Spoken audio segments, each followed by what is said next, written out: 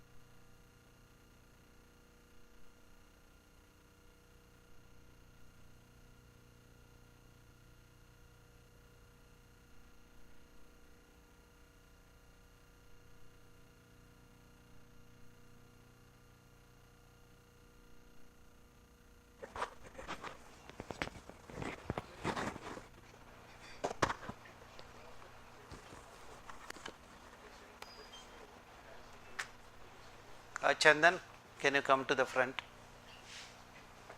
I think last row has always a disadvantage. Whoever sits there, no, they will keep talking.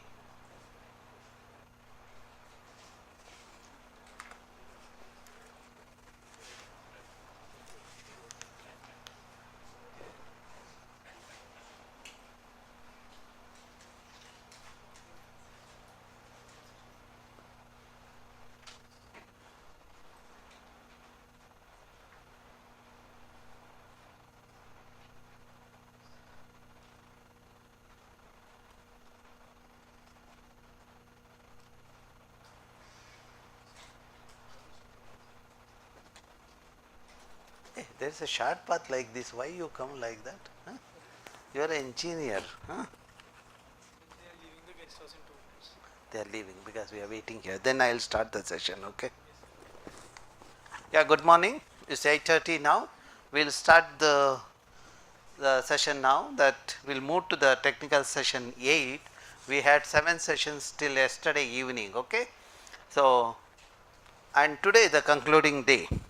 So please leave your footprint in a good way so that we all should remember, which means that under the mask don't speak, okay, don't sleep. These are all the things you have to follow, okay. In fact, I will share that some of the photographs in the last session today, because our surveillance camera has given me very good input, okay. So it gives this one how each one was in the classroom, okay.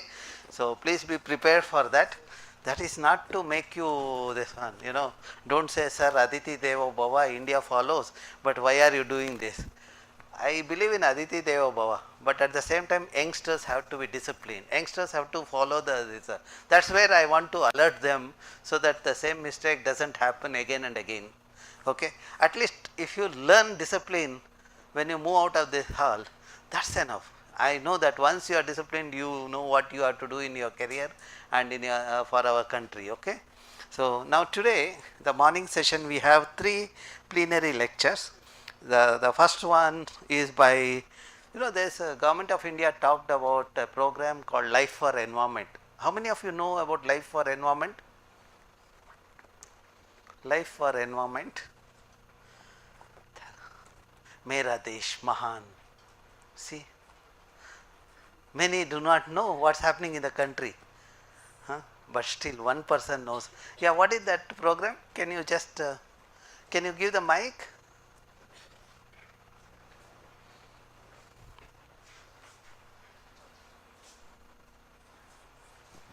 So if I am not wrong, it was in the Hindu editorial which I read about it. Pancha, our Prime Minister, he gave some 5 points in Samarkand, if I am not wrong. Pancha Tantra, something like Panchashi. Panchasutra. So I just knew about. Anyone? I was happy when you said you read Hindu editorial. I was happy to know that youngsters of today still read newspaper, because I thought newspaper people have stopped reading. So, anyone else? Okay, teachers, the program Life for Environment. Okay. So that means ruling this country is very easy, because most of the people are ignorant. So when the ignorance prevails, the people can take the undue advantage. But that should not happen in the democratic system. People should know, people should take part in the governance. But none of you responding to that is slightly worrying thing for all of us. So anyway, now today morning, I think Dr. Anandi has come here. So we will start the session. So there are 2 parts are there. Morning, before tea break, we have 3 lectures. Then after that, we have a special session on Life for Environment. It is in the open auditorium. You would have seen open air restaurant and all. Like that, we have open auditorium. You don't have to go very far to see open auditorium. It is just adjacent to this room. So there, the 12 experts will sit and they deliberate, because they have been asked by the Government of India to give the some input on that program Life for Environment, and the people who are going to take part in the that session, which will be coordinated by Madam Anandi Subramanian or Professor Kumar Swamy, Professor M.D. Subhash Chandran, Professor M.N.V. Prasad, then Professor E.V. Ramaswamy, Professor Deepika Shetty, Professor Rajshekhar Murthy, then Professor Aruna and Professor Netravati from Maharani Ammani College. I suppose you have told teachers about that. I forgot to tell them. Huh? Any one of you have told? Who has said? You are sure you have told? Because when I called in the morning, they said we are not aware. Yesterday only you told. Okay. Then our Chandan will be there in the room, and Dr. Durga Mata Mahapatra will be there. So, to give the input, which can be slightly confusing, make you to think. So, that is why I put Durga Madhav to be in this one. Then any other person, if they are interested, might chip in depending on the work here, like Bharat and Nagratna, they might chip in depending on the space availability in that open air auditorium, they will chip in. Now, with this, we will start the session, and we have with us the from CE, Center for Environment Education, the organization which are actively involved in the environmental education at a school level. You know, they have a very innovative program, Green Teachers and School, this one wonderful work they have been doing for the last 2.5 decades. So, the teachers who are taking part should talk to Rajini and Rijulal about the ongoing program and also the plans they have, so that you will be benefited with some of those, the capacity building program. In fact, when I was young, I used to look at CE for the input. Okay, that is where the people like Shailaja and all were there. So, now Rajini has taken over the young blood. I am sure that she is doing wonderful job. So, now we will listen to the Rajini about the life for environment. You know what is low carbon, the lifestyle, how you can reduce the carbon footprint, okay, whether you take food or your dress or this one, how you can do it. Okay. So, yes, Rajini.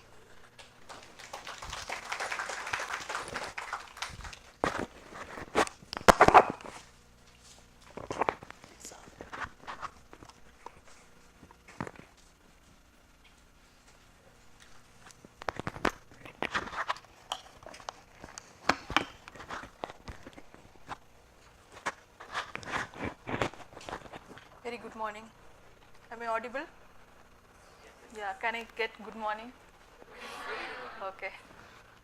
Yeah, so so we are almost come to that last day. We can't say it's the last day. We are come to that concluding day of this great event, and going forward to the great new year. So, like in the fresh hour, like I supposed to be the second speaker, pre-pond. So, I am again taking this as opportunity. So, we all grateful for our own life, right? So, like here, we are going to talk about life, which is lifestyle for environment. So, one of the student rightly said, I think she read somewhere. So, don't get offended like you didn't read or you didn't come to know about this, but it is not late. So, be attentive.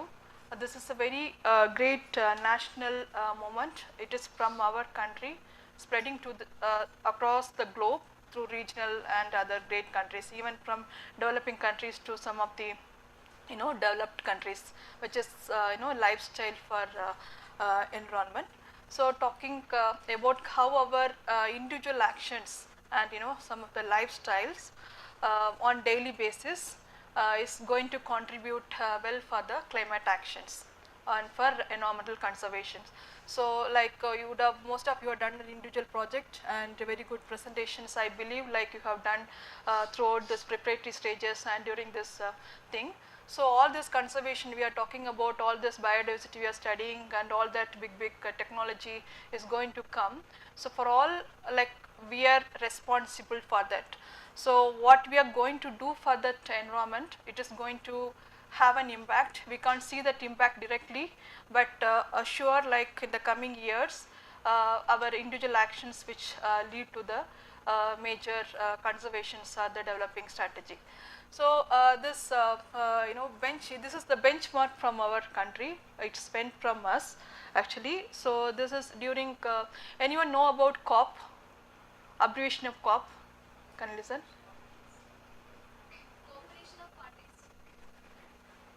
Yeah. Cooperation of parties. Okay. Someone else? It's called Conference of Parties. So every year, delegates from policy makers, people from different departments, people from institutions like IISC and other eminent institutions, people from CSOs come together, and they agreed upon this global issue, which is climate change, and what that particular country can do. So this is like a sharing what is happening across the globe in their respective regions and the respective countries, and taking the learning from other countries and agreeing some common action points, and taking from coming back to the respective countries and executing that action plan at the national level. So like every year it happens. Last year it is called COP26, which is the 26th meeting. It is happened in Glasgow at United Kingdom. So our eminent Prime Minister declared that during last 2 decades, especially in this 20 and close to the 30 years, which you see, policy and reforms for this climate change, it is very vast, and there is like tremendous implementation, and there are a lot of policy reforms happening at all level. So wherein our Prime Minister put that when we are targeting on that huge policy, and that expecting that implementation at higher level, all individual and citizens should participate in this event, wherein he put that concept of lifestyle. So our lifestyle is directly contributing for the environment, and each one of us is responsible for combating the climate change. So wherein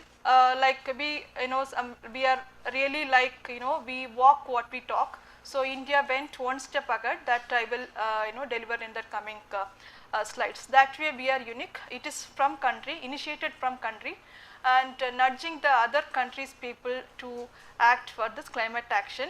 It is purely from individual, community and institutions. So that way it is unique. So when we say individual actions and environment, I think everybody will agree with me and with us, there is a huge connection between the human, especially human development and environment. So this change in climate change and environment, it has direct impact on human being, also to the development. So when there is a prerequisite, and requisite actions is declared from all level. If you are failed to take that, and this assumptions say in another during 2050, almost 3 billion population will go and will experience chronic water scarcity due to the temperature rise and due to drought. So at the same time, the solution is in our hand, it is with us, and 1 billion people out of the global population of 8 billion people can take this lifestyle as a challenge. It's their individual actions. We should be able to combat that global carbon emissions by 20%. So at the same time, means rather than more than for past 30 or 40 years, now human wield that power of planet ever before. And when you see this during the wake of this pandemic, we see that escalation and sudden fall in the temperature, that is the highest evident, and it become the point that where we have to redefine what we so called progress, wherein our carbon footprints are, it's no longer hidden, it is very much evident. So keeping that in view, there's almost developed countries are more into coming with the technology and this policy.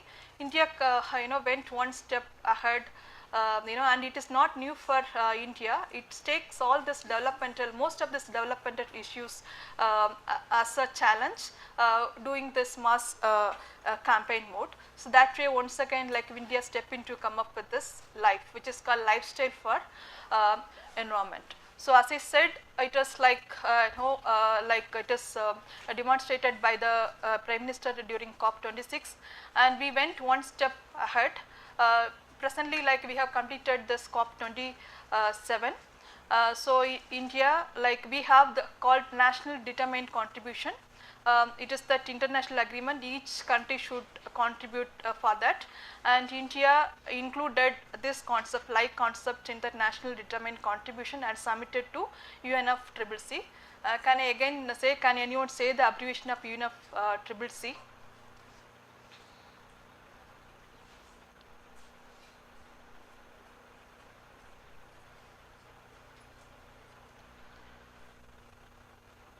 Okay, this is United Nations Framework for Convention for Climate Change. This is again an international governing body. Almost 196 countries are part of that. India is also part of that.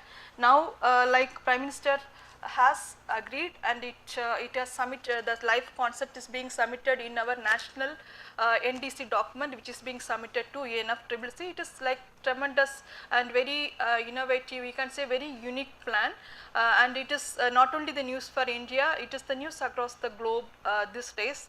Because it is going from India, also it is like very acceptable and very doable at international level. And like the our life concept in this NDC document says this way: India will put forward and further propagate a healthy and sustainable way of living based on traditions and values of conservation and moderation, industry, through a mass movement of lifestyle for environment as a key to combat climate change. So this lifestyle is directly contributing to combat the climate change. This is the idea, and this is not new for us. India, like we have a very enriched with traditional practices, which is environmental friendly and sustainable in a way. And when you take this like carbon emission, like our per capita CO2 emission are 1.8 tonnes, significantly it is lower than global average, which is 4.5 tonnes. So which says like we are already this is like some concept we are borrowing from the past, also like operating in the future, focusing on future actually. So this is like most of our lifestyle, when you take from when you sit back and you can talk with your like grandparents and your parents, like you will know like how that actions and that lifestyle change over the means generations to generations. So some of the aspects are really inherent, and India is not new to that. So this figure shows us like we are like anciently, and we inherent that quality. And like Indian civilization, one amongst the ancient civilizations, because our day-to-day and livelihood activities are very much related to nature. So also like India, as I said, take all this development issues take as a campaign mode. We success in many of the plans. For example, like recently we have this Catch the Rain campaign, like wherein Prime Minister is like inculcating and trying to insist all that institutions and individuals take part in this campaign. When you say like there is the campaign for Swachh Bharat Mission, so which is like demonstrated 500 million like toilets across the country, which is directly contributing to the open defecation, which has huge impact in the global data, which also covers other natural issues and conservation. So how the mission of life, which is say translating this vision of life into measurable impact. Anything without measurement, what we need to do, what impact it is going to give on the human life, what impact it is going to have on the environment, biodiversity, it will not be taken well. So this mission of life, which is aiming to translate this vision into measurable impact. How are you going to do? Thus, it has taken this 5-year period, starting from this 2022, 2023 to 27 to 28, in a paced manner. It is aiming that like 1 like billion populations out of 8 billion population from India and across the country will take this lifestyle, daily basis lifestyle, environment friendly lifestyle will be inculcated. And like India, again we we were so determined, and like it is calculated that at least 80% of like rural and urban populations will aim to become environmental friendly by 2028 when we are ending. So how this phase work? First, creating the change in demand, next to supply, and then the third stage at the policy. So we are in the first stage, which is demand. Demand in the sense when all we are, for example, like each of us are inculcating some two quality, like I am taking the example of plastic, like you are like determining this when you step out from this auditorium, already like some of you could have practicing that, not using the plastic in any form. Any form it will be difficult, at least in the two daily activity form, like you are determined to get rid of that action. So what will happen collectively, like 100 and lakh people are taking that decision. Definitely that demand will have the impact on the supply in the next stage actually. So like market and industry people, based on that driven demand, they have to tailor and they have to modify their production. So it will have the change in that production. So when we have that huge change in that demand and supply, ultimately there will be like developmental and policy change will happen at market and market, industry and government level. So this is the pathway, it's really doable. And as I said, like when you begin, it is like unforeseeable, like we can't see the impact, but definitely if you see at a collective impact, definitely it will have that impact on supply and next to the policy. This is how it is planned. And India, like this year we have completed the 75th years of independence. Like they have come up with 75 lifestyle actions at daily basis, grouping into 7 categories. You may please Google Life Vision, you will get to know. Just like open call, we no need to wait for any invitation, it is open call. The citizen, right? We are all part of the citizen, it's open call, anybody can participate in that. Right now it is going to campaign, and like certain states are coming forward, take streamline it, having a separate plan and actions.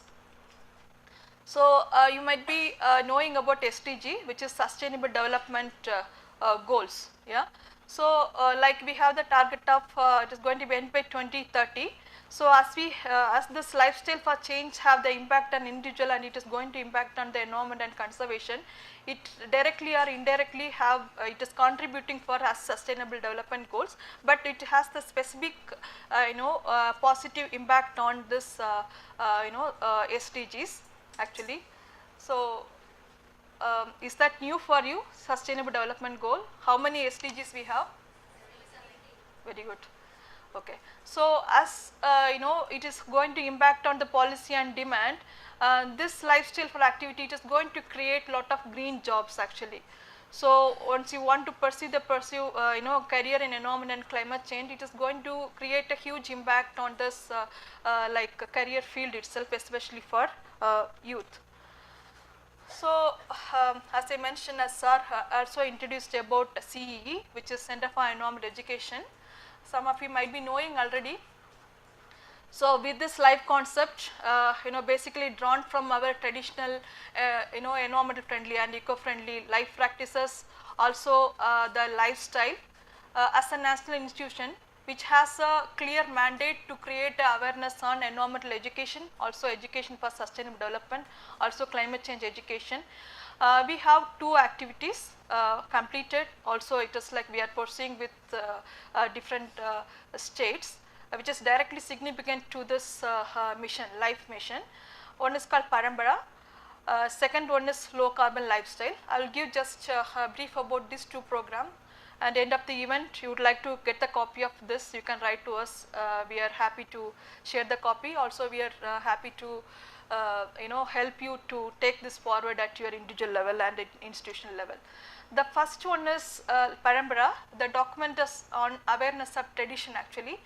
As I said actually, to combat the climate change, or to mitigate that environmental degradation, we no need to wait for any technology. Some miracle can happen, someone come up with a solution. It is not like a technology driven solution. So we have everything in place. Actually we need to borrow from our past. So this Parampara catalog is that all traditional eco-friendly practices which is contributing for climate mitigation and climate adaptation, which is doable at individual level. It is practicing about traditional, starting from that food storage practices, traditional like water conservation practices, even like the clothing, the kind of dye we used earlier. So this was like not documented. So this CE has taken this step for Ministry of Environment and Forestage, documented this eco-friendly climate mitigation and adaptation measures in nearly 7 categories, starting from agriculture to energy. Again, like our country is really creating a benchmark in that. During 2015, during the Paris agreement, our Prime Minister has declared and presented this Parampara document in the conference. It is well accepted and well utilized and scaled up.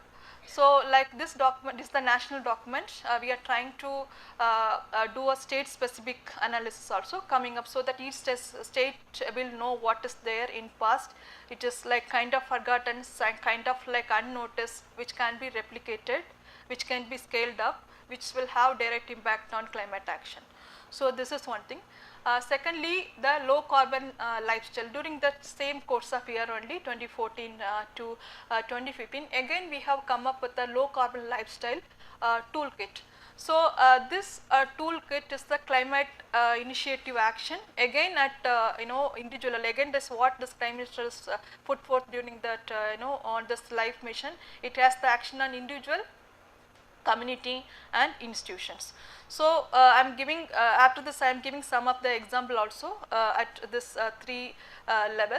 So by doing that activity, like everyone will have the question, what actually my friends are doing this, I have to quit this activity or I need to adapt this activity, what impact I am going to get, what is that actually? That question actually prompt us. So to fulfill that actually to clear the doers, like annual CO2, by doing that simple activity, how much of CO2 emission can it is occurring over the period of annual CO2 emission reduction, and by doing that how much cost we are like saving, and also like by doing that actually the CO2 emission reduction is equivalent to that number of trees can be like planted. So this like formula being arrived at each sector wise, and it is India specific. So such a way like this toolkit is being arrived.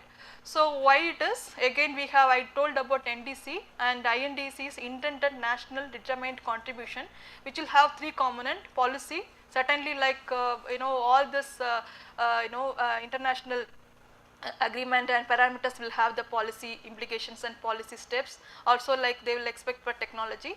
And the third crucial point is the action. So it is directly this low carbon lifestyle is contributing for the action, which is very much practical and micro like emission level. Also it is contributing to cost saving, and also like each one is responsible where you are working on that particular area at your home or at your, for your life itself we are doing, you are responsible for that, and it is not going to change.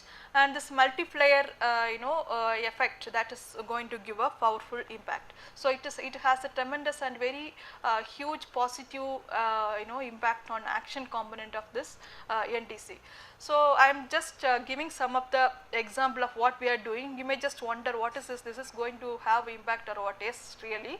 So for example, the family of 3 or 4 eating food together, especially in night, like everybody would like to have food in hot only, even it is the pre-prepared food also, like we to heat is right. If you like have the food together, like otherwise like we need to every time your mother has to heat it, or if you are making a dosha, she has to, your siblings, your brother or sister will come after you or before you, and she has to do it at your own time, she has to fulfill that. But instead like if you are having together and see the impact on that, if you are here they have taken the example of this thing microwave, like use the microwave just for 5 minutes. If you halt that, it has the it will reduce the 30 kg of CO2 emission per year actually, and maybe also it has that reduction in the electricity bill. So it is not just one house, and likewise like you have the friends, so you just take the example of your school or colleges, all your families, you are taking that, you know, we are having the food together means like this is the impact you are having collectively. Similarly, like wherever possible we can avoid that flight charges, wherever possible and doable, if you take that bus or you know, train, this is the impact actually. So here they can taken the example of Delhi to Jaipur, but you can take the distance like, you know, avoiding the you know, taking the train travel of 250 kilometer, have the emission reduction of nearly like 2000 plus you know, kg per year. Similarly, like 1050 kilometers. So again you know, carpooling.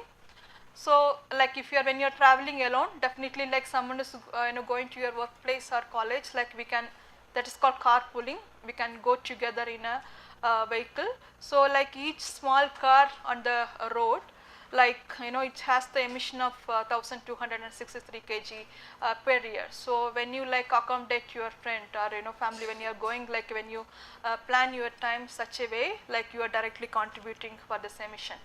At the same time, using the stairs actually, here it is giving the example of using down floor to, you know, third floor, and again using the stairs, it has the impact on health also. And if we are all are like, I think you know, wellness freaks, and you know, all would like to be fit, like there is other impact, and it has impact on you know, our environment as well. By halting this 50 leaves moves, it has the you know, CO2 emission of you know, up to like 1221 kg per year. Again, like textbooks we can't avoid, it is part and parcel of our lifelets. What are we doing after you know, passing the year actually? And just imagine you are going to the second year, or how many of you like, you know, suggesting, or so many of you opting to get the books from your seniors actually? Good to know that actually. So otherwise when you will go, like you just put to the kabdiwala, correct? Or else like, are you doing the practice of you know, gathering your books? Are you seeing that it is going to the recycling unit directly? So this has the huge impact, as you all know, where from paper comes, and we can be responsible for our you know, like textbooks, and seeing the result in front of you.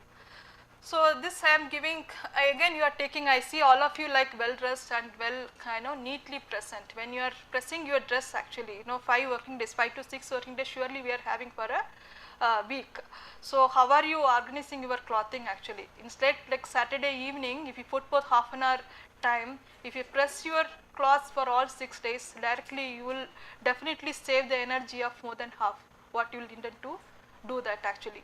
So while saying that, I am saying for myself itself. Instead, if you are pressing cloths every single day, every single morning in a hurry-burry, definitely you will consume double the energy. At the same time, like when you definitely you will use geyser when you are getting ready, like you can plan amongst yourself in a home. If you like very in a half an hour time, if you all are getting ready, definitely like energy saving through geyser we can attempt, instead of like, you know, like taking bath or getting ready on their you know, respective and different time. So this is what, you know, I would like to encourage.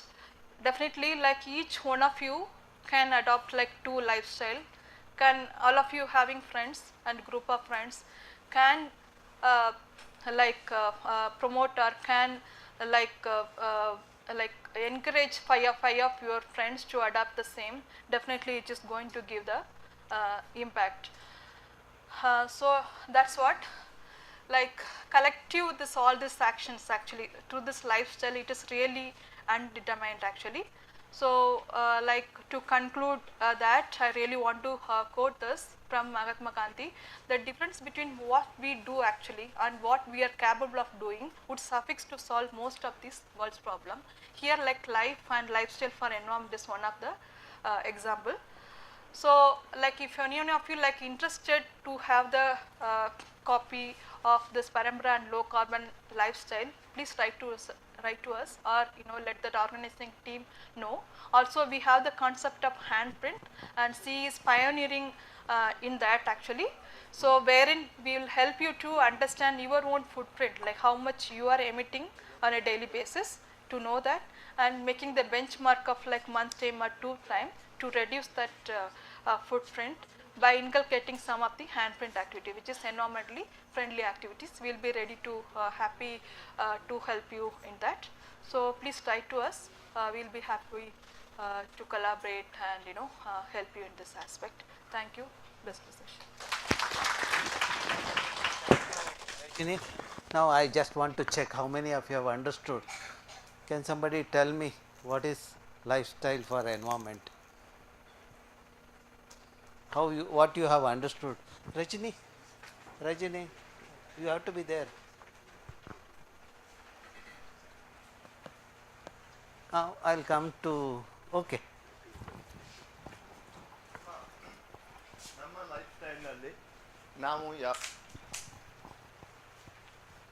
ನಮ್ಮ life ಸ್ಟೈಲ್ನಲ್ಲಿ ನಾವು ಯಾವುದರಲ್ಲಿ ಬದಲಾವಣೆ ಮಾಡಿಕೊಳ್ಳುವುದರ ಮೂಲಕ reducing the carbon footprint ಮಾಡಬಹುದು ಹೇಳುವುದನ್ನು doctor Rajani madam ಅವರು ತಿಳಿಸಿಕೊಟ್ಟಿದ್ದಾರೆ. ನಾನು summary ಮಾಡಕ್ಕೆ ಹೇಳಿಲ್ಲ, ನೀವು ಹೇಗೆ ಕಾರ್ಯಗತ ಮಾಡ್ತೀರಾ ಅನ್ನೋದು ನಾನು ಕೇಳಿದ್ದು. ನಿಮ್ಮ ಲೈಫ್ ಸ್ಟೈಲಲ್ಲಿ ನೀವು ಹೇಗೆ ಇದನ್ನು ಕಾರ್ಯಗತ ಮಾಡ್ತೀರಾ? ಮೇಡಮ್ ಅವರು ಹೇಳಿದ ಹಾಗೆಯೇ ನಮ್ಮ ದಿನನಿತ್ಯದ ಊಟಗಳಲ್ಲಿ ಒಬ್ಬೊಬ್ಬರಾದಮೇಲೆ ಒಬ್ಬೊಬ್ಬರು ಊಟ ಮಾಡುವ ಬದಲಿಗೆ ಒಟ್ಟಿಗೆ ಊಟ ಮಾಡುವ ವಿಧಾನ, ಮಕ್ಕಳಿಗೆ ಬುಕ್ಸನ್ನು ವರ್ಷದಿಂದ ವರ್ಷಕ್ಕೆ ಅದನ್ನೇ ಟ್ರಾನ್ಸ್ಫರ್ ಮಾಡ್ತಾ ಬುಕ್ಸ್ ಪರ್ಚೇಸ್ ಮಾಡುವುದನ್ನು ಉಳಿಸುವುದರ ಮೂಲಕ ಈ ರೀತಿಯಲ್ಲಿ ಸ್ಮಾಲ್ ಚೇಂಜಸ್ಗಳನ್ನು ನಾವು ನಮ್ಮ ಲೈಫ್ ಸ್ಟೈಲ್ನಲ್ಲೇ ಮಾಡಿಕೊಳ್ಳುವುದರ ಮೂಲಕ ನಾವು ಕೊಡುಗೆಯನ್ನು ಕೊಡಬಹುದು. So according to teacher from Uttara Kannada, the two things, one is having food together, okay. Second thing is, instead of buying book every year, transfer the book to the next the juniors. So that is the thing. Then youngsters, yes, Manoj, you take the things.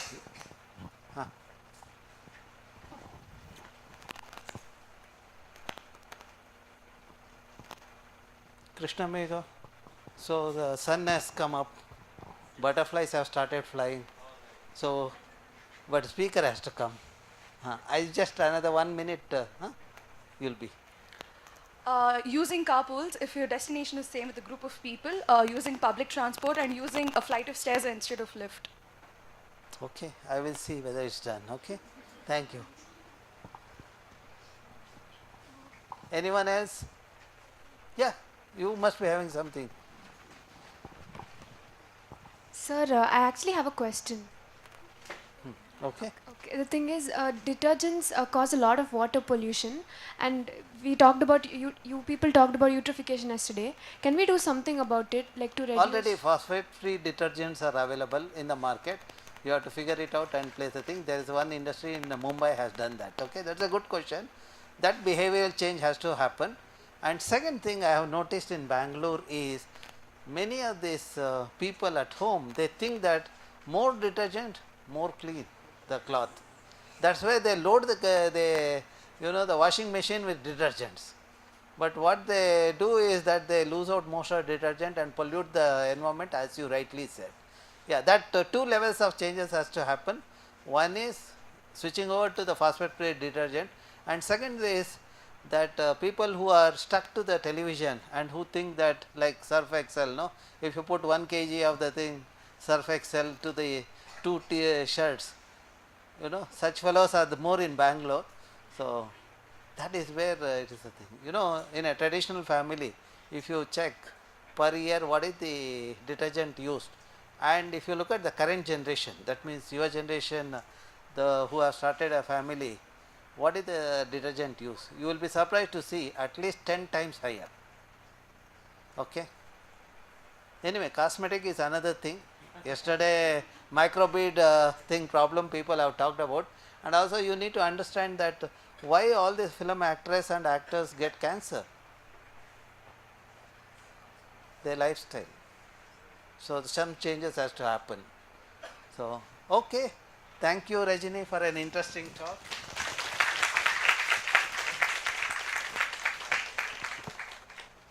Now Bharat, you got Krishna Megha's thing?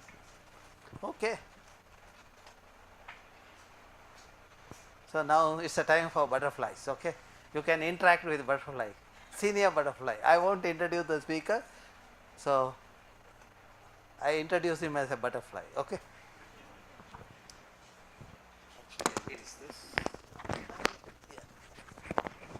Put it slightly up so that. Okay, good morning everyone. I'm not normally apologetic, but I'm going to start with an apology today because I cannot speak Kannada. I understand Kannada. If you use any bad words, I will know. But I understand Kannada, but I can't speak Kannada. I'm not a Kannadiga, but I live in Bangalore and I'm trying to learn. So maybe next time I'll be able to speak in Kannada. And I start with this apology mainly because I know there are lots of students and you may be more comfortable in Kannada than in English, but because I'm still learning, I'll give today's talk in English, and I know your students are your teachers are around, so if you don't understand certain things, you can ask your teachers, or I can see you later in a more informal setting where maybe I can explain things a little bit better. Yeah. So with that, I'll start my talk. There's still too much light here. Can we try to switch off these front lights so that you can see the slides a little bit better? Butterflies, of course, are very colorful, and therefore we should see them in all their glory. Okay, so I'm going to speak about butterfly ecosystem health and climate change.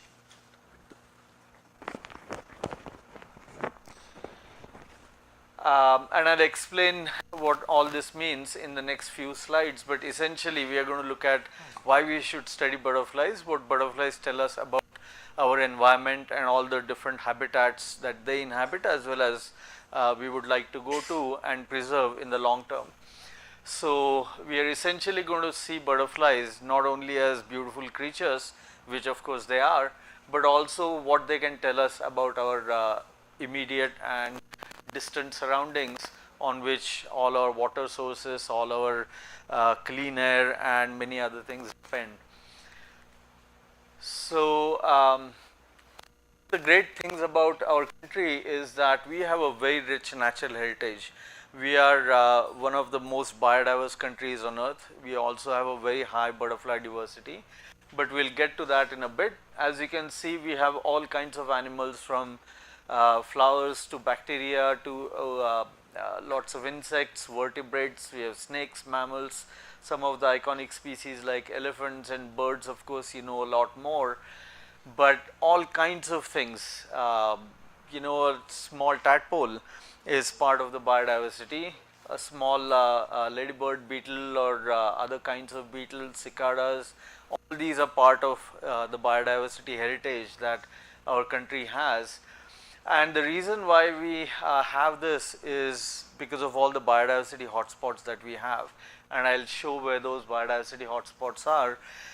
But among those 4 biodiversity hotspots, even if India has only 2% of the land mass of the world, we have about 8% of the world's biodiversity, which is pretty significant. So if you look across different groups of animals and plants, you have global species numbers here, Indian species here, and then percentage in India. So bacteria and protists, which are among the most neglected groups of organisms, elements of biodiversity I should say, there are only 31,000 named species, named meaning they have a scientific name with genus and species, but there are many more species. Only 31,000 are known. Probably there are several million species of bacteria and protists out there. So this is a very underrepresented group of biodiversity. In India, we have about 8% of the species in India compared to the global number.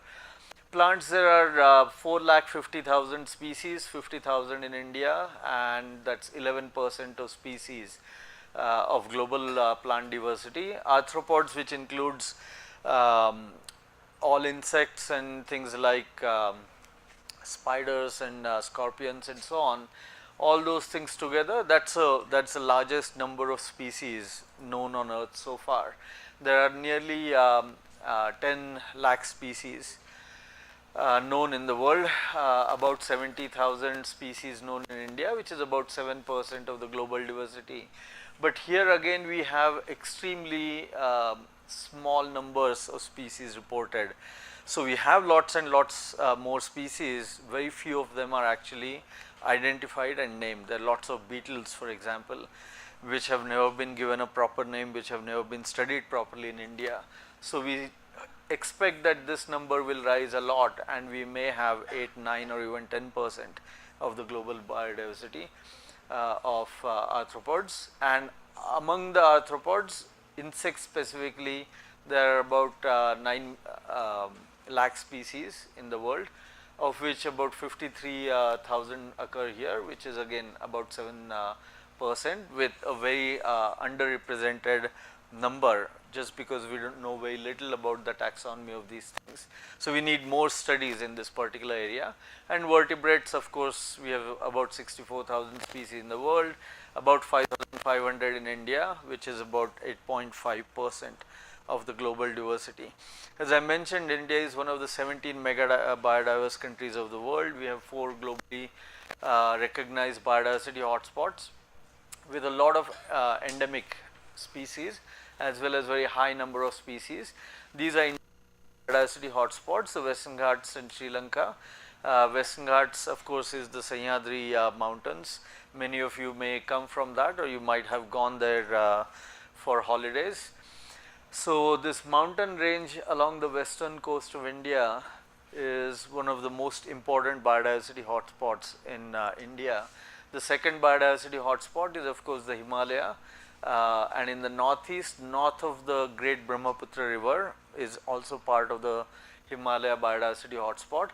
South of the Brahmaputra river, as well as Andaman Islands, you have the Indo-Myanmar or Indo-Burma biodiversity hotspot, which extends a lot further actually, and covers most of what we call Indochina and Southeast Asia. And then you have Sundaland, which again covers large parts of Indonesia, but also cover Nicobar Islands. So even if Nicobar Islands belong to India, their species affinities, meaning the relatives of most of the species which occur in Nicobars, are actually similar to what you see in Java, Sumatra and all those islands in Southeast Asia. So what India essentially has done over geological times is draw species from all kinds of neighboring biodiversity hotspots. In Andaman Nicobar Islands, they have drawn species mostly from these areas in Southeast Asia. In the Himalaya, they have drawn species largely from Europe and Asia, as well as from Northeast India and Southeast Asia, and part of that has trickled into Western Ghats, which has given rise to lots of endemics in the Western Ghats. So the number of species is relatively small in the Western Ghats of butterflies and several other groups of organisms, but the endemism is high, meaning that species which occur there, a large proportion of them occur only there. So with that, we'll get to butterflies. Butterflies, of course, beautiful and diverse. Everybody loves butterflies because how colorful they are and how cool they appear. But today I'm going to tell you that butterflies are a little bit more than that. They are, of course, objects of beauty and therefore admiration in our minds, but they are also a great study system to understand the health of the ecosystems and habitats around us. So butterflies are essentially indicator taxa, and that is because they are diverse. There are 1400 species of butterflies in India, about 19,000 in the world. Many species are endemic as biodiversity hotspots, meaning they will occur in those hotspots and nowhere else. They have a high proportion of species that are habitat specialists, meaning they will occur only in a very narrow range of habitats. They won't occur anywhere else. Here is a butterfly, it's called Malabar tree nymph. It occurs only in low-lying evergreen forests of the Western Ghats, and especially in central and southern Western Ghats. It won't occur so much in the northern Western Ghats in Maharashtra, but from Goa southward all the way to Thiruvananthapuram, in all the forest areas, it is common, but only in certain kinds of forests. They don't like disturbance of any kind. They like prime evergreen forests, which are their typical range is from about sea level to 500 or 600 meters. They don't go above that. Yeah, and they are really common in a particular swamp forest, which is where its lavalose plant is really common. So it's a very narrowly specialized butterfly which likes only a certain habitat, is endemic to central and southern Western Ghats, and it also feeds on only 2 species of lavalose plants. So if you don't know this, most butterflies feed on plants, of course, as caterpillars. In adult stages, they will feed on nectar and many other sources. But larval host plants, meaning plants on which the caterpillars feed, is a very narrow range of species for every single butterfly species. Many species will feed on only a single species or 2 species of plants. If you feed them anything else, they will not eat that plant. If you try to starve them and try to feed them on anything else, they would rather die but eat any other kind of plant. They are that specialized. Yeah? So when they are that specialized, you can use them as indicator taxa to find out whether the plants are doing well, and then of course the forests are doing well. So this is a species which does not like any kind of disturbance to forest, is a narrow habitat specialist, and it also is a habitat specialist. And many species also thrive on a narrow range of temperatures, altitudes and other climatic envelopes. And by that we mean that there is a very narrow range of climatic conditions that they can tolerate. A climatic envelope is a term that we use to encompass all kinds of climatic factors that determine life conditions in a particular zone. Yeah? And that is where I am going to bring you these two, bring to your attention these 2 butterflies. This is called Scare's jester, and this is Kaisari hen. So this is actually named after India. Yeah, this is king of India is what that name essentially means. So Kaisari hen is, all these species by the way are also legally protected in India. If people ask you why should we care about butterflies, there are lots of ecological reasons why we should care about butterflies, but there are also legal reasons why we should care about butterflies. Yeah? Legally we are bound to protect these butterflies just like we are bound to protect tigers and elephants and snow leopards and all the other animals and plants. So fortunately Indian legislation has recognized that biodiversity is important and that we should protect it. So all these are legally protected species. This is a Schedule 1 species, meaning that it has as much protection legally in India as the tiger and the snow leopard. And these 2 are Schedule 2 species, slightly lower level but still pretty high. And this particular butterfly, the Malabar tree nymph, also has international protection. You cannot transport this butterfly from any one place outside of India without going through a long permit process. So we actually have a responsibility to protect these butterflies. That's another reason as well. But anyway, the reason why I brought these 2 butterflies in for this particular point is that this butterfly occurs only in a narrow band of habitats in the Himalaya. It won't occur anywhere else. And if you disturb that climatic envelope where it occurs, or if you disturb forest where that species occurs, then that species is going to be gone. And this is a very, actually both these are very rare species. Even if this is a Schedule 1 species highly protected in India, for nearly 70 years it had never been reported. The last records of this butterfly were from 1930s, 1920s. After that, for many years it had not been seen. Maybe there were some reports in the 1940s or 50s, but those are not very well reported. And then in 2007 I saw this butterfly in Sikkim. That was a rediscovery of that species. And since then we have realized that there is a narrow range of habitats and altitudes in which this species occurs, and only certain kinds of valleys in which it occurs. It is widespread, unlike Malabar tree nymph for example. This occurs from western Arunachal Pradesh all the way to Myanmar. So, a little bit more widespread and also has many more populations, but in each population it is a much rarer species compared to many other species. So, because of all these features, butterflies are very good indicator taxa. Just by knowing whether butterfly occurs in a certain area, you can guess what kind of habitat is there, what kind of climatic envelopes are there, and by monitoring the number of butterflies you can show how that particular habitat is, not only for these species but also generally for invertebrate biodiversity. And then each species depends on a narrow range of larval host plants. I made that point. Here unfortunately we do not know the plant species on which caterpillars of the scarce jester feed, but we do know larval host plants of the Malabar tree nymph and the Kaisari hin. Kaisari hin feeds on a single species of plant. It is a tree, a magnolia tree.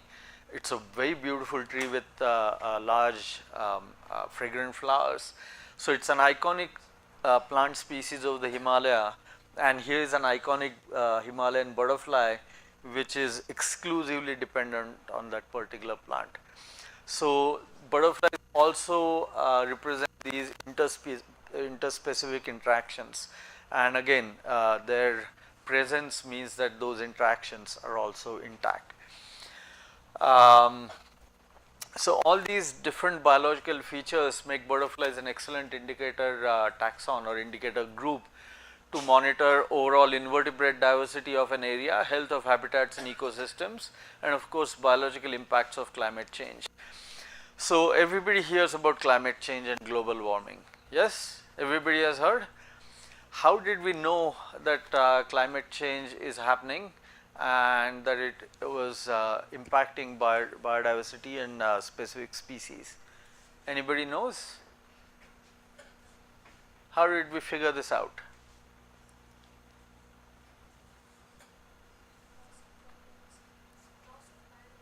Loss of biodiversity. Loss of biodiversity happens from many other factors, a lot more prominently in shorter term, for example, if you cut down forest. But that is not how we learnt about climate change. Anybody else? Morphological changes, temperature changes. Okay, so first thing, how did we know that climate change itself was happening? That is because of course there are weather stations all over the world, and from about 1960s onward climatic scientists started noticing that the global temperatures were rising. They were just ticking up every single year along with the amount of carbon that you have in the atmosphere. So, from 1960s onwards scientists started showing that the amount of carbon dioxide, and carbon dioxide is one of the greenhouses gases, it traps heat in the Earth's atmosphere. So, because the carbon dioxide proportion in the atmosphere was rising, it was trapping more and more of this solar heat which reaches Earth, and that was raising the temperature. So, that correlation was shown. Yeah, so that was the first piece of the puzzle from which we learned that climate change was happening. What used to be much more earlier known as global warming, but now we know that warming and cooling are both effects of climate change, and of course a lot more unpredictable variations in the climate are also a part of climate change. So, we call it climate change rather than global warming now. But the reason why we know the biological impacts of climate change is because of crazy naturalists. So, there are lots of people in the world who will go out and count butterflies and birds and that kind of things. Yeah, there is no particular reason why they do this except that they really like it. Yeah, it is their passion to go out and count these things year after year and decade after decade. So, from 1930s, 40s onward, people especially in England and North America and parts of Europe had started counting butterflies, and over these several decades they started noticing that certain butterflies were becoming rarer and rarer every single year, and not because their habitat was particularly disturbed. they also started noticing that butterflies started appearing in places where they had never been known, those particular species had never been known. So, in parts of Europe and parts of North America, as well as some mountainous regions in South America, people started noticing that some butterflies were beginning to appear both northward towards the polar regions and upwards in the mountains where it used to be really cold. So, it used to be so cold that butterflies of those particular species couldn't really survive in those areas. And then from 1960s, 70s, 80s onwards, biologists started noticing that butterflies were appearing in places which were too cold for them earlier, but which had become a little bit more tolerant to these butterflies. So, essentially we learnt about the biological impacts of climate change because of these crazy naturalists who would go out and watch butterflies and count butterflies, and birds and butterflies were the two groups which were pioneering, which were, because of the pioneering studies on them, revealed that biological communities are being affected by this uptick in global climate. Yeah. So, that is how we discovered all of this. So, when I say butterflies are an indicator taxon, this is how important they have been in our understanding of what is going on in the world. And all of this has been done by monitoring their populations in the long term, several decades in Europe and North America, and we are now trying to do that in India. I will get to that towards the end. So, I am going to tell you two stories of what we know about butterflies and climate in India and health of ecosystems. I am going to tell you these stories just to show you that even students can have very interesting studies done, and they can provide some very good insights into the environment. You do not have to be a big scientist, you do not have to be exceptionally brilliant as a scientist to contribute to solid understanding of what is going on in our environment, especially with our biodiversity. And the reason I am making this point is that both these studies were done by young students. Yeah. So, not as young as you are, they were masters and MSc and PhD students, but still younger compared to slightly older scientists like me. And but I used to be young at some point. Yeah. And in fact, I started watching butterflies when I was probably younger than you. What is the average age of students in this? 20? 18, okay, all right. Then I was much younger than you when I started watching butterflies. Ah, okay, okay. Okay, good. So, those school kids will be how old? 7th standard, great. About that much is, I was about that old when I first went on a nature camp. Okay, okay. So, I was actually in the 6th grade when I went on my first nature camp to Andamans, and that just changed my life. I was so fascinated. I grew up in Pune. All I had seen were Pune again didn't used to be so crowded as it is now. Be a lot more quiet and sparsely populated, but still it was basically essentially a city. And then I was this little kid who went to a forest for the first time, and I just looked at those tall trees of whom I couldn't even see the crowns, and I was just hooked onto nature and biodiversity from that time onward. So anyway, since that time I have been studying butterflies. Yeah? So I started watching butterflies seriously from 11th or 12th grade, and I did my first scientific study without too much help from anybody else, actually, starting from my first year of college. So that is how students can, that is how young students can be and still make an impact in doing a scientific study and furthering our knowledge of butterflies and biodiversity.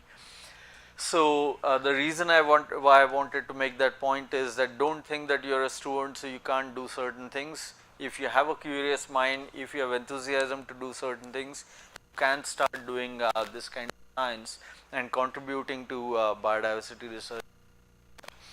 Anyway, so these two stories that I am going to tell you were led by my students.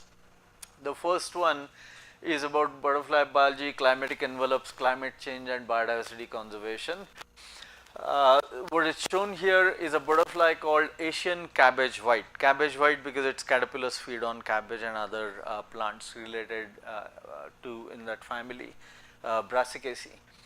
So this is a Himalayan butterfly. There is one or actually several small populations in the Western Ghats. If you go to Ooty or near Coimbatore, but high elevation 1500 meters upward, you will see this butterfly too, but most of the populations occur in the Himalaya and further north in Asia.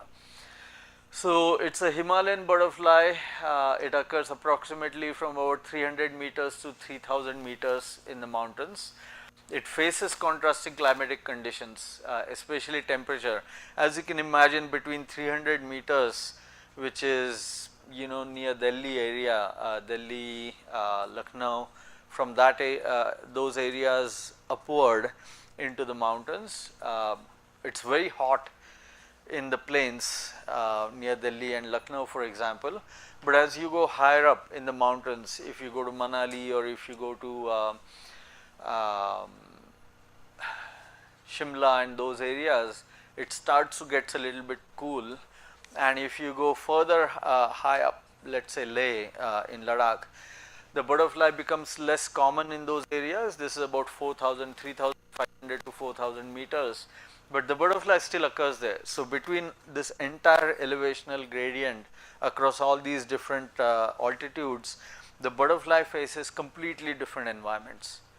Yeah, and this makes a very interesting ecological setting in which this butterfly has evolved to deal with this entire elevational gradient and all the heat and cold that this butterfly faces across different seasons and elevations. It has to adapt in certain way, and the way this butterfly has adapted is by varying the amount of black coloration or dark coloration it has. So butterflies are cold-blooded organisms. They have to depend on ambient temperature to be active. If it gets too cold, then they will not be able to fly. They will just be too cold and they will just sit on the ground, perhaps in vegetation or out in the open, and then they will be very, very cold and they will sit there like that until it warms up a little bit. If it becomes too hot, then they can't cool off on their own. So again, they will have to sit in shade and wait there until it becomes okay to move about. So that restricts the amount of temperature range in which they can be active. Yeah, and the way they do that is choosing where they fly, but there is a small trick that they can use, which is by varying the amount of melanization, varying the amount of darkness that they have on their wings. They can still regulate the temperature a little bit, yeah, not too much, but a little bit. And the way they do this is,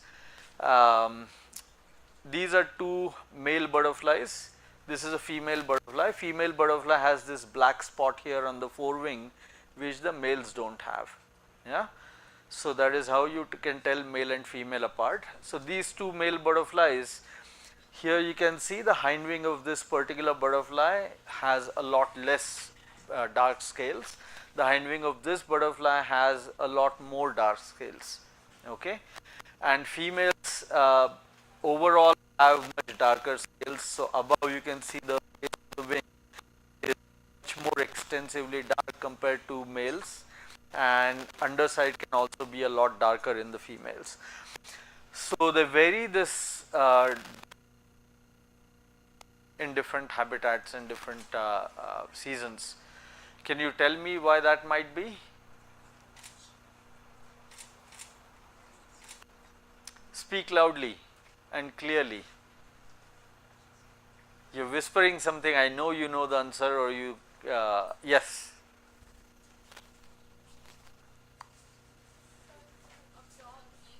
To absorb heat, exactly. Darkness, black coloration, or generally dark pigmentation is absorbing heat, right?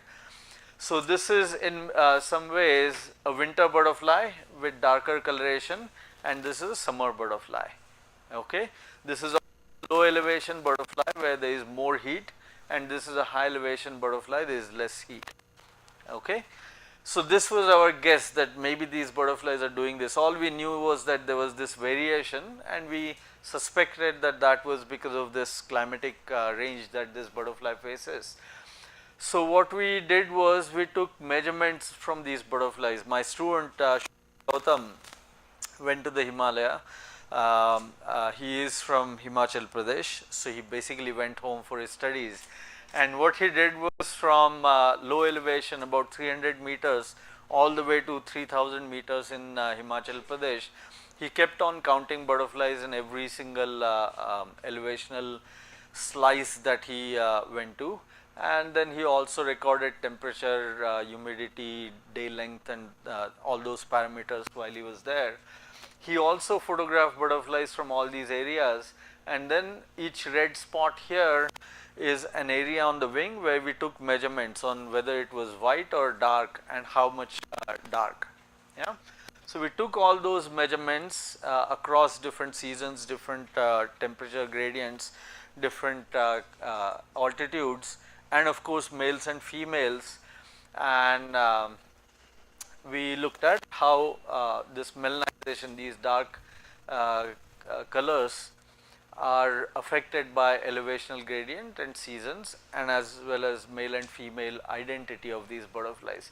And this is what we find. This is elevation from 3000 meters to 300 meters to 3000 meters, and this is wing melanization. This is amount of melanin, amount of darkness on the butterfly wing. How this is measured, don't worry about it. Lower numbers mean it's more white, higher numbers mean it's more dark. That is all you need to know. And what you see here is blue is winter, orange is summer, dashed line is male, solid line is female. Okay. So essentially what this means is that these are summer males, these are winter males, and these are winter females, and these are summer females. Okay. So from every single butterfly that we measure, each dot is a single butterfly that we have measured. Filled circles are males and plus signs are females. Yeah. So this is a female, that is a male, that's a male, that's a female that we measured. Okay. And what these things are the patterns that are estimated from the actual data that we have. So each spot is the actual data plotted, and those lines show the general trend that you get from those spots. So what is shown here is that the winter butterflies are much darker compared to summer butterflies, but females on the whole are much darker compared to males. Okay. So these are summer males, these are summer females. As you can see, females are much darker compared to males. These are winter males, these are winter females, females are much darker than the males, but overall winter butterflies are darker than the summer butterflies, and so on and so forth. This is only the upper hind wing of the butterfly, so only this part. If you look at the under hind wing, that pattern is similar, that females, so there are two patterns, the sex related pattern, meaning male versus female. Females still are much darker, and winter butterflies are much darker compared to summer butterflies and males. Okay. So that pattern is even stronger, and there is now a more prominent positive trend in this. Here the lines are flat, meaning that no matter what elevation you go to, you will see differences between males and females, and low versus high elevations, summer and winter, but according to elevation you do not see much change, whereas here according to elevation also you see change. As you go higher in elevation, the darkness increases a lot more compared to at lower elevations, and that pattern is true for males, that pattern is true for females.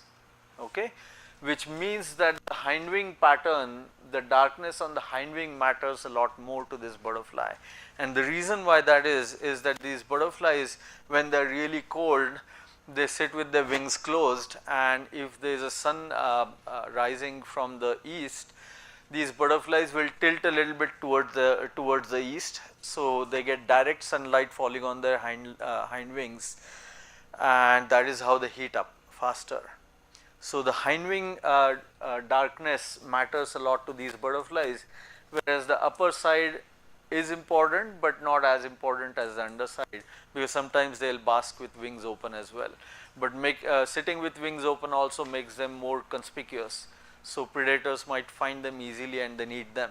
Whereas when they are sitting with wings closed, you can see that this pattern is much harder to spot when they are sitting on ground or in vegetation. So they prefer to bask with wings closed, and therefore that pattern is a lot more important for them for basking and raising their body temperatures than any other wing surface. So this is something that we found out. Shubham Gautam was the name of the student who did this study. Very, very nice study. I am going to stop now because Dr. TVR tells me that I should stop, it's time. But what I will mention before I stop is that we have done this kind of study across India in different parts of India for all the species that we have encountered. So we keep counting butterflies wherever we go, and here is another common species called common grass yellow.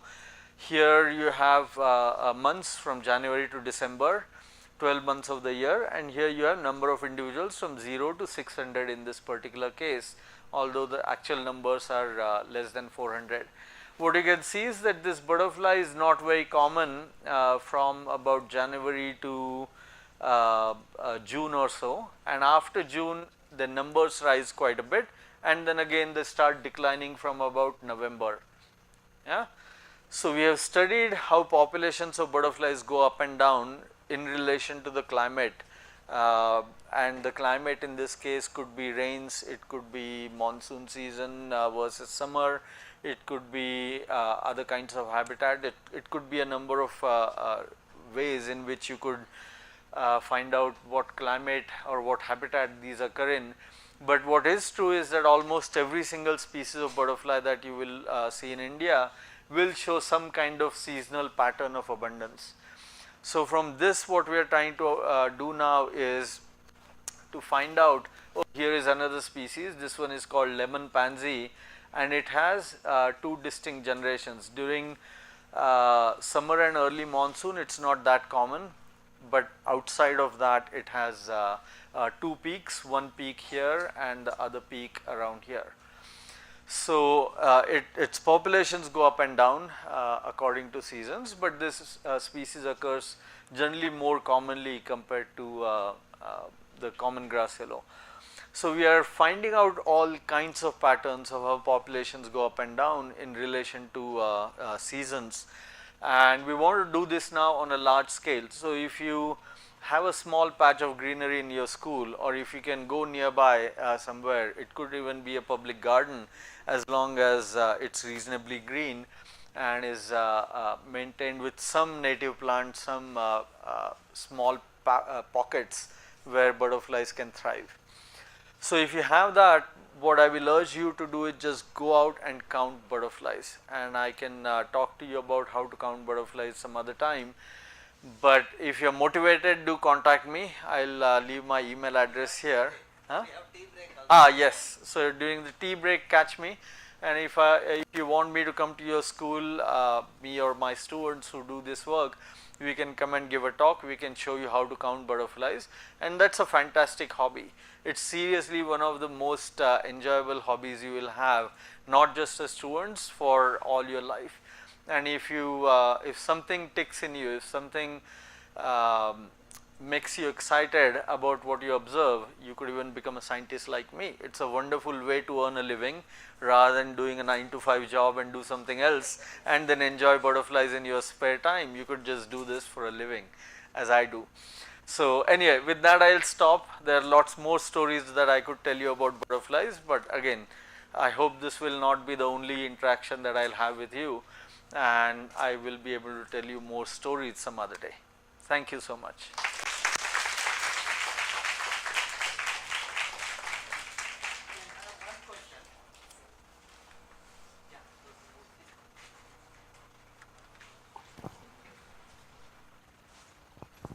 What is the average life cycle of these? What is the average life cycle? This has somehow vanished. Let me see. Okay, all right. I'm going to put this up while I answer the question, because that's my lab website where you can get information about research work that we do. This is Butterflies of India website, ifoundbutterflies.org, if you want to know about Indian butterflies. And then we have our collections website, which is again where you can learn more about our research, but there is Indian Butterfly Monitoring Scheme, ibms-network.in. So you can go to these websites for more information. And then coming back to your question, what is the average lifespan of a butterfly? Actually, I think you said life cycle. Yeah. So life cycle of butterflies has 4 stages: egg, caterpillar, pupa, and adult butterfly. And if you look at across all these stages, butterflies, small butterflies live shorter lives compared to large butterflies. Small butterflies will take about 2 to 3 days, 4 days sometimes to hatch from the egg, and then from the caterpillar stage, early caterpillar to pupation stage, they might take 2 to 3 weeks, and then pupal stage can be from week to 10 days, and adult butterfly can live for maybe a week or 10 days max. Larger butterflies can take twice that amount. But again, that depends a little bit on their biology. When butterflies migrate, and some butterflies do migrate, you might actually see large swarms of these beautiful yellow butterflies in Bengaluru sometime, especially at the beginning of the monsoon. And unfortunately, you will see clouds of these butterflies flying over Bellary Road, the airport road, and they get hit by vehicles, and many of them die too because of this. But that cloud of butterflies flying over this highway is a spectacle, which I hope you will get to see sometime. But if you go to other areas, rural areas, you will see these swarms of butterflies fly in the distance, sometimes hundreds of butterflies together. So it's quite nice. So when these butterflies migrate, at that time they go into what we call reproductive diapause, meaning that they will stop breeding, they will stop making eggs, and live for several months even. So it depends on what they are doing too, but mostly they will live from about a week to 2 weeks, 3 weeks, 4 weeks sometime as adults, and total lifespan about a month. You know, butterfly likes outdoor, okay? So 10 o'clock when we go out, you can interact with him. Certainly. So, okay, now we have Niti Aayog presentation. That's why not like this. Thank you.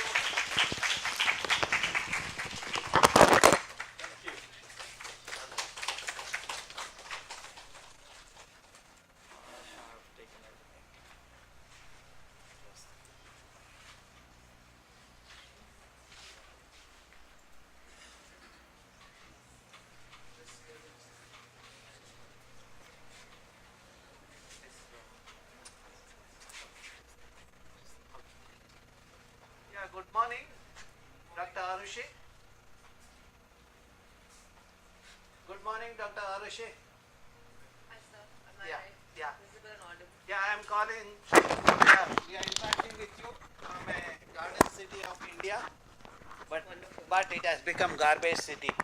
We are trying to change the behavior of the people to get back to the garden city. And I'm sure it's better than Delhi, sir. I am working out of Delhi and I can assure you that it's miles worse over here. That is true. Parvata or Ramya, no? When you are far, everything looks pleasant, okay? So, and today we have about 290 youngsters with us. You know, about wonderful. 60 are in the high school kids are there.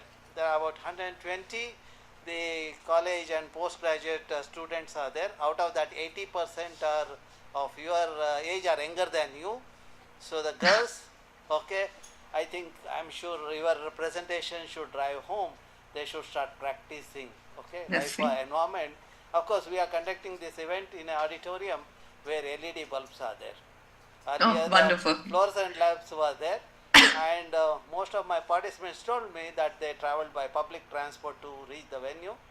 Okay, and yesterday, one of the boy assured me he was having junk food, the Coca-Cola carbonated drink. He said after realizing the implication of that, he said that he will change. So how? That's wonderful to hear. Yeah, that's wonderful to hear. Yeah. So that is where I was saying that's wonderful to hear. Yeah. That's where we need the mentors to do the job. So, and now we look forward to your presentation to learn more about the Life for Environment program, mooted by the Prime Minister of India. Sure. And of course, Niti Aayog is actively involved in that. Okay, Arushi, is now for you. You have unmute yourself and speak. Okay. Yes. Sure. Just give me about 2 seconds. I'm just going to share my screen. Yeah, please share the so I can show my. Just give me 1 second. I hope my screen is visible to everybody. We Wonderful. see the slides of Niti Aayog. Okay, wonderful. Okay. I'll just quickly get started. So I think, sir, I think everybody in your university is kind of already aware of what life is and why it's important. But I'll just quickly take you through what we're doing here. And I want to talk about 2 things that are very relevant. One, of course, is life. What is it? And the second is the Life Global Call for Ideas and Papers, which I think is a wonderful vehicle for youngsters in the world to really be a part of a larger global discussion on climate change, because it is they who are going to be most affected. I'll also quickly take everybody through the application process and what this entails. So, excuse me, I'm slightly under the weather, but starting off, what is life? Very simply put, it is lifestyle for environment, which is being launched as a larger global mass movement on action against and for climate positive behaviors. This is in addition to what policymakers are already doing, or at least attempting to do, which is working with larger corporations and other industry bodies, but also life then looks at what we can do as individuals, households, and communities for larger sort of collective action. So life and lifestyle for environment was introduced by the PM in COP26, and that's sort of been like our vision for a larger life.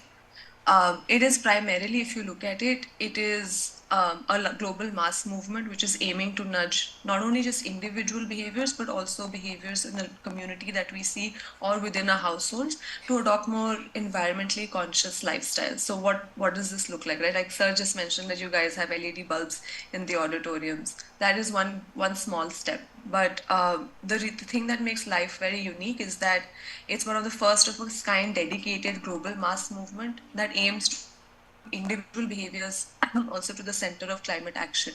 It recognizes that collective action is necessary to have a more comprehensive approach to climate change. It's not just, I think, supply side or policy change that can fully promote climate positive behaviors. It recognizes that we as individuals, as households and communities play a very key role. So life has a whole range of components that we are working with. There's of course life being implemented in the country. There's also, we're working with multiple partner countries to implement life in their countries as well. But I think the component that is most interesting for all of us over here is the Life Global Call for Ideas and Papers. So what is this Life Global Call for Ideas and Papers? So under Life, we launched on World Environment Day the Global Call for Ideas. We were joined by Bill Gates, Nick Stern, who's a leading climate economist, Cass Sunstein, and heads of World Bank, UNDP, and UNEP. And the focus here, honestly, was to highlight and put the spotlight on scientific, innovative, and practical solutions that can promote sustainable lifestyles.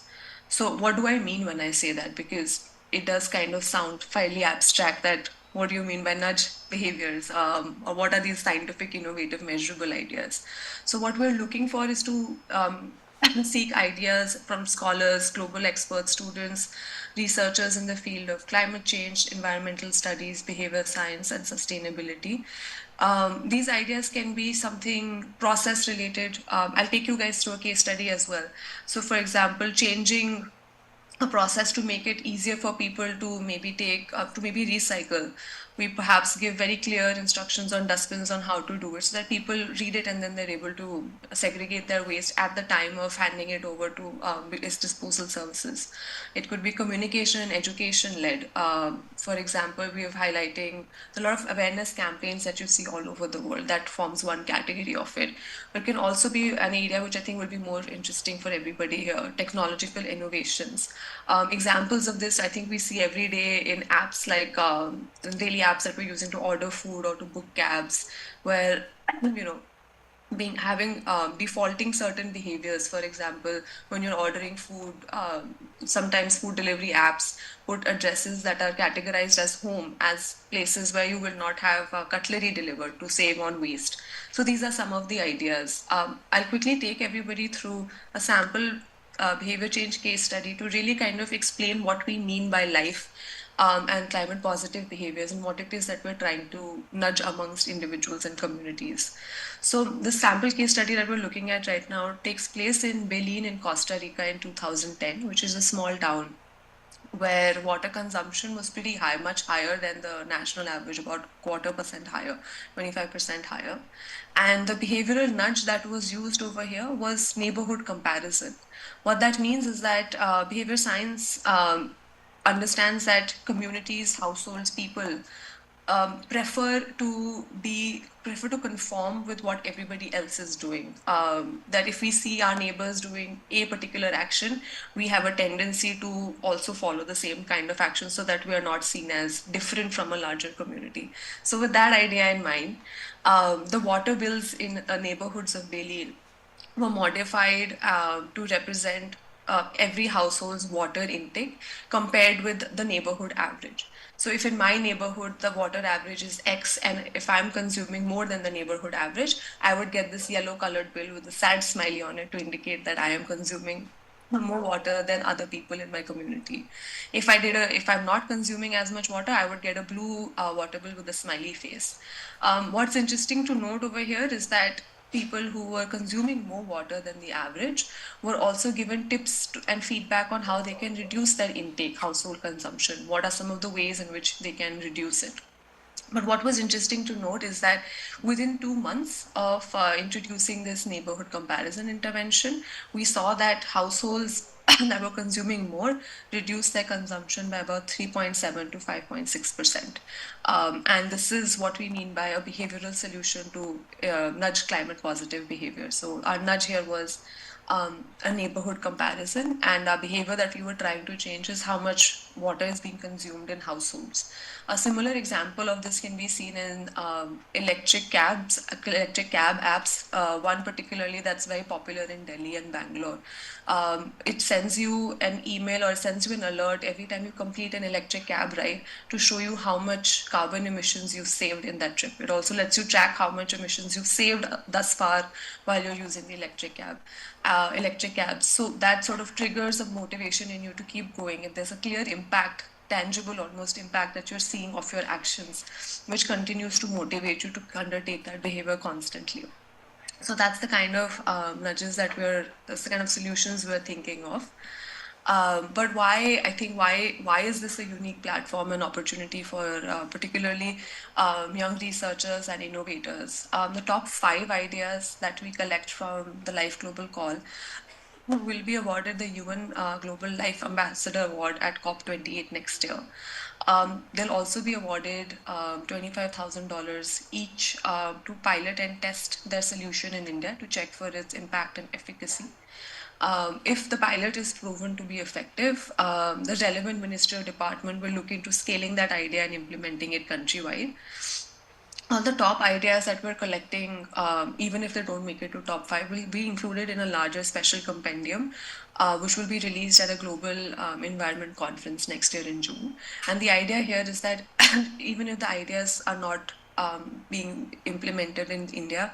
Some of these solutions are very much relevant for other countries or other organizations to pick up as well. So we'll be closely disseminating these solutions with other universities and organizations. So I'll just quickly take everybody through what the application process looks like. I think I've explained the what of this, and now I want to quickly move into how. So right now our application process is broken down into two phases. Our first phase, which is ending soon, is only collecting ideas. So what is the broad thought or broad contours of an idea that you have? If we look at the previous case study example, your idea could be something as, color coded bills that indicate your consumption and comparing it with others. So right now we're collecting simply just your ideas and team details through a Google form. I'll show you the link just in the end. Submissions are closing on 31st December. But ideas that are shortlisted and moving on to the second round will be expected to submit more details in a slightly longer proposal format. We may provide RA support if needed, and at the end of this, the output that you will deliver to us is almost like an academic proposal that can be published in a global journal almost. So, like I think I just mentioned, the application form in itself for phase 1 is pretty simple. We only have about questions, and it should take 10 minutes to complete, not a very complex form. You can see the questions already here. All of this guidance is also included on the Google form. So what behavior are you thinking of changing that individuals adopt public transport and not private transport? So people who have cars switch over to public transport methods. How do you plan on encouraging these behaviors, which is the crux of your idea? Is, every time a person takes designing an app that, maybe tells private car drivers how much emission they save if they switch over to public transportation. Just a brief idea. And lastly, how would you know if your idea is successful? How would you think of capturing the key impact of your ideas if you were to test it? So I'll pause here, sir. That's the end of my presentation. At the end, you can see that we have a slide QR code if you guys are if anyone here is interested in applying. I know the timeline is pretty short. Our last date is 31st December, but it'll be wonderful if you get taken this as an opportunity to see what are some of the ideas that you guys have on encouraging climate positive behaviors. And these ideas don't have to be limited to just an individual. It could even be looking at farmers, segments of citizen groups, so farmers, or if you're looking at women, if you want to look at urban workers, daily wage workers, urban corporate workers who go to offices. So ideas can be for any kind of segment. The QR code, if you scan over here, it'll take you directly to the form. You can even check out our website, niti.gov/life. You'll be able to find all the information over there. And if you have any questions, we're available at life-niti@gov.in. I'll pause here, sir. That's it from me. Thank you. Can you go back to the previous slide?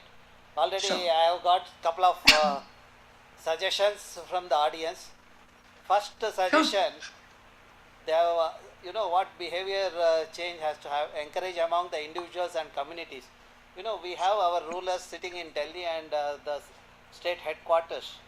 We want the Western Ghats, ecologically sensitive region, to be conserved. That is because Western Ghats sequester the carbon to an extent of 36 million ton every year. So two things has to happen.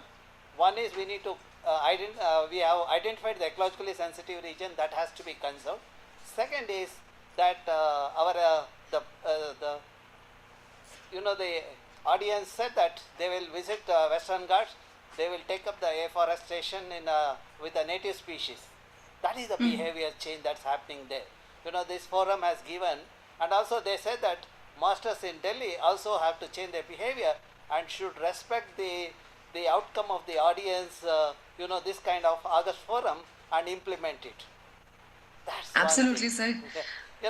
You are sitting in Niti Aayog, please convey this to this forum's suggestion that eco-sensitive regions in Western Ghats and other parts of India has to be conserved at any cost, and the masters at Delhi should not listen to the small masters in the state headquarters and dilute the environmental norms. Okay.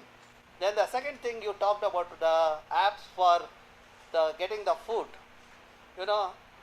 My youngsters tell me that they don't want to get the food through the thing, they will cook at home, and the behavior change, they said that instead of eating cereals, they will have the pulses and millets, because pulses and millets have the lower carbon footprint as well as the water footprint. You know, these are the changes that happens, and this kind of suggestions comes when youngsters from rural area, when the rural India, they give that. Otherwise, the people who are sitting in state headquarters and urban area, they think only of the apps, and in the process, when they get the food, packed food, they are also creating a mess of solid waste with the plastic, etc. So that's where I think the ideas what we get from the youth, especially from the rural India, certainly should be implementable, and it will help the country in the long run. The color codes and such other suggestion might only help the elite section of the society, because they look at the color but they don't practice it. I do want to highlight that Belin is not an urban area where the case study was implemented. Well, I just, but I see your point. Wonderful suggestions. If there are any specific questions, I'm happy to take them. Okay, are there any questions? Anyone?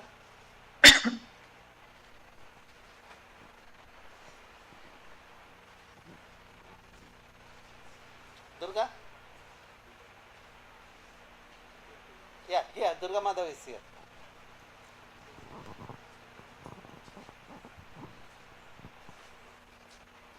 Yeah, Durga Madhav is talking about the wastewater treatment. You know, the wastewater. I'm not able to hear the question.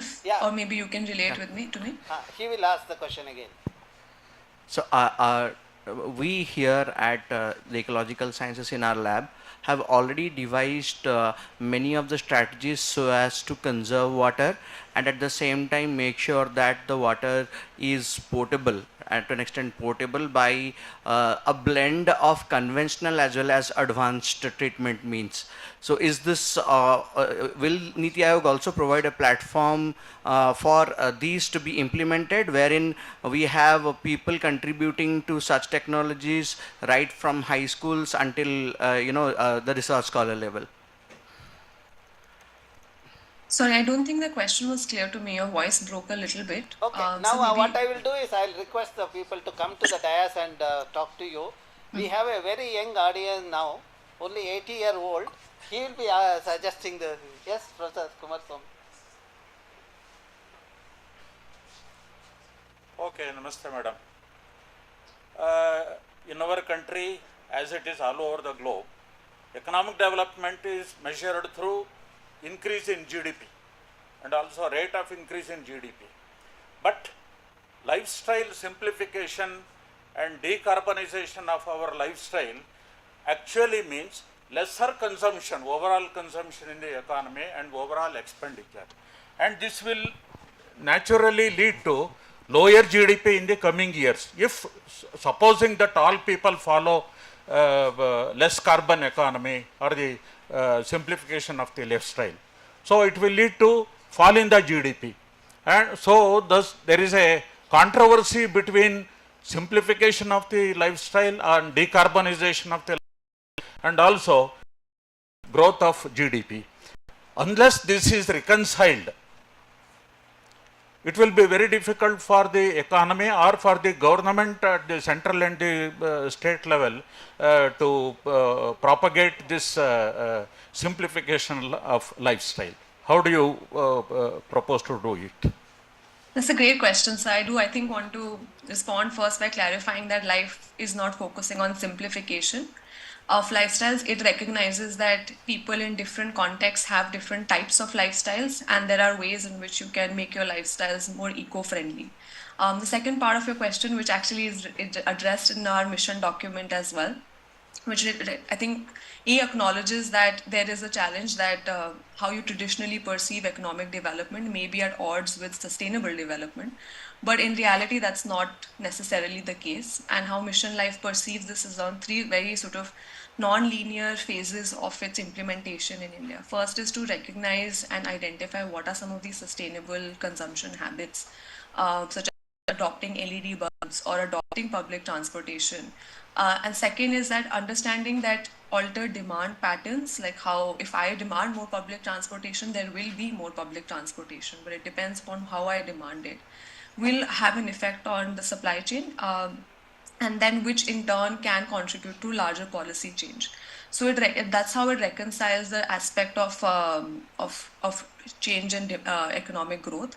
But I do want to clarify that lifestyle for environment doesn't mean just simplification. It means, I think, also recognizing our consumption patterns and production patterns, and whether or not the technology, for example, that we're using right now, if that in itself is sustainable. Because a lot of, and I'm sure this is something that your university institution has seen a lot of, is how can we make one process more eco-friendly versus another. Then this can look like anything.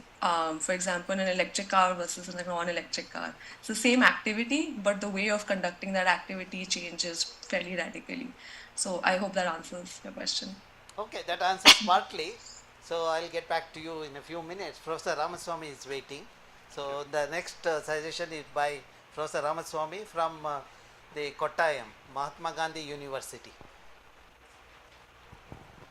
Very good morning, madam. This is Professor Ramaswamy. I am working at Mahatma Gandhi University, Kottayam. I am teaching environment science. I have two questions to you. One is that I work with contaminant of emerging concern. There's a big class of contaminants. I work with microplastics. Thing is that none of these emerging contaminants have any standards, even globally. So is there any idea to introduce it in India? Like yesterday, Dr. Ramachandra has said that the primary microplastics put in the personal care products should be banned. Many European countries have already banned. You know, some of the toothpaste, some of the facials, this thing, when we wash, a lot of microplastic goes into the drain. One. Number two, most of the discussions are on climate change. It is very good. You also said that carbon reduction, all that. But there is a bigger issue of resource consumption, total overall resource consumption. As per the literature of 2011, we have already crossed all the limits. If we go business as usual mode, we need 3 planet Earths. Here Dr. Ramchandra has kept so many planet Earths, 3 planet Earths to feed the 9 billion people which is expected by 2050. So what is the idea? How do we meet this, the demand of resources? What is that way we are going to, how do we going to manage it by 2050? These are the two questions. Thank you, sir. I cannot speak, I can try and answer the first one to the best of my ability. I cannot speak for what I think regulatory action the government is planning, but I am fairly aware that there are oftentimes regulations take time to catch up to scientific discoveries. So I'm guessing that that gap will close sooner than later. It's also a question of us also understanding what are some of these emerging trends. And I think one behavior change solution that we can think of is how do we make a society, particularly policymakers, more aware or more accepting or more pliant towards scientific news and education that comes up. Oftentimes it's hard for laymen to maybe understand and comprehend what some of these scientific sort of trends are. The second one, sir, which was on the resource requirements, I think that's precisely why that LIFE has also been launched in parallel to kind of recognize and acknowledge that our limits are kind of reached the demand, sort of reached an end. There's only so much that the earth can produce. But also I think it highlights two very important trends. One, that the usage of resources is fairly lopsided right now. While even within India, you can see that divide between what our carbon footprint is. But it is the fact that the demand and the usage of resources remains lopsided. This LIFE is an attempt to acknowledge and try and rectify that.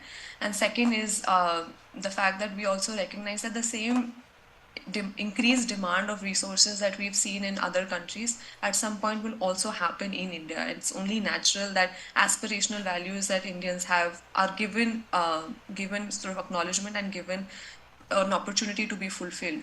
But how can we reconcile aspirational demands for development with sustainability? I think that's what LIFE is seeking, and is seeking to understand from a lot of the youngsters and researchers within your institution on what are some of these brilliant ideas that we can use to preemptively change our consumption patterns, or sort of relook and reflect at our consumption patterns to sort of try and proactively make that change rather than making that change like 5 years down the line. So that's what LIFE is kind of looking to do. Thank you, madam, and then I'll be writing to you. In fact, we will Thank you. continue discussing on that. Thank you, sir, for the opportunity. Sounds good. Okay, anyone else? Okay, there's one more suggestion. How to change the behavior of the masters to put an end to the unplanned developmental activities which are leading to the land degradation and deforestation in ecologically sensitive regions throughout the country. Great question. Bureaucratic behavior is actually a fairly niche area in behavior science. It's something that even in the space, a field of behavior science, people like to explore, because we tend to see behavior as very isolated actions. We don't often recognize that in addition to our own internal motivations and abilities and capabilities that we have, our behavior is also influenced by those that are around us, not just people, but also processes and the institutions, formal and informal, that regulate and almost direct our behavior. So I'm be interested to see what some of the bureaucratic behavior ideas you guys have. It'll be interesting to see that, but it is a possibility. There is a lot of research that goes into understanding and changing bureaucratic and policymaker behaviors. But I do want to highlight that this global call can also look at some of those systemic behaviors that you're referring to. But there's a lot of literature to kind of focus on that as well. No, to be more specific, what they meant was, when they talk about smart cities, most of the bureaucrats do not know what smart cities means. They need to understand that. That means before launching any of this program, there should have been an orientation program for the bureaucrats, and there should have been accountability as far as the smart city program implementation is concerned. The fund utilization is not the criteria, it is how the basic amenities and infrastructures are improved through the smart cities program. This is one of the suggestions they have given. So there are many more suggestions. I think many have. Be great to share them. Yeah, you can send them onto our form as well. Yeah, many have scanned your code, and I think they will start sending it. I have not allowed them to use mobile in the room. After that, they will do that. Okay, and hopefully before 31st. And for your information, yes, thank you. Immediately after this, we have a session, the brainstorming session, involving the about 12 experts, chaired by Dr. Anandi Subramanian. You know, she was in the Ministry of Environment and Forest, the statistical advisors and senior son. Okay, so she is coordinating that program. I am sure she will also be in touch with you as far as these the suggestions are concerned. And whatever, what is the guarantee that this will be implemented? That's another young boy of 7th standard asked, yes, all these are good, we give the suggestion, but we don't see that being implemented. How to make that to happen? So the implementation here actually is dependent on the impact that it shows. So top 5 ideas, like I said, will be tested. So if you've given an idea and it's shortlisted as the top 5, you will be given a grant of $25,000 to test it, to pilot it in India. And if your idea, however you've imagined it, shows an impact, like so if your key outcome indicator was whatever, and then there is an impact that you have foreseen, then we'll work with you to see how it can be scaled up. But it's very dependent on whether on the impact that it shows. So that's, I hope that answers the question. Yeah. In fact, already there are 5 suggestions from this forum. One is switch out to the LED, okay, which will reduce the electricity by about 60%. And also, though it's initially expensive, but over a long time, 9,000 hours versus 1,000 hours of the incandescent or the fluorescent lamp. And also how to implement it.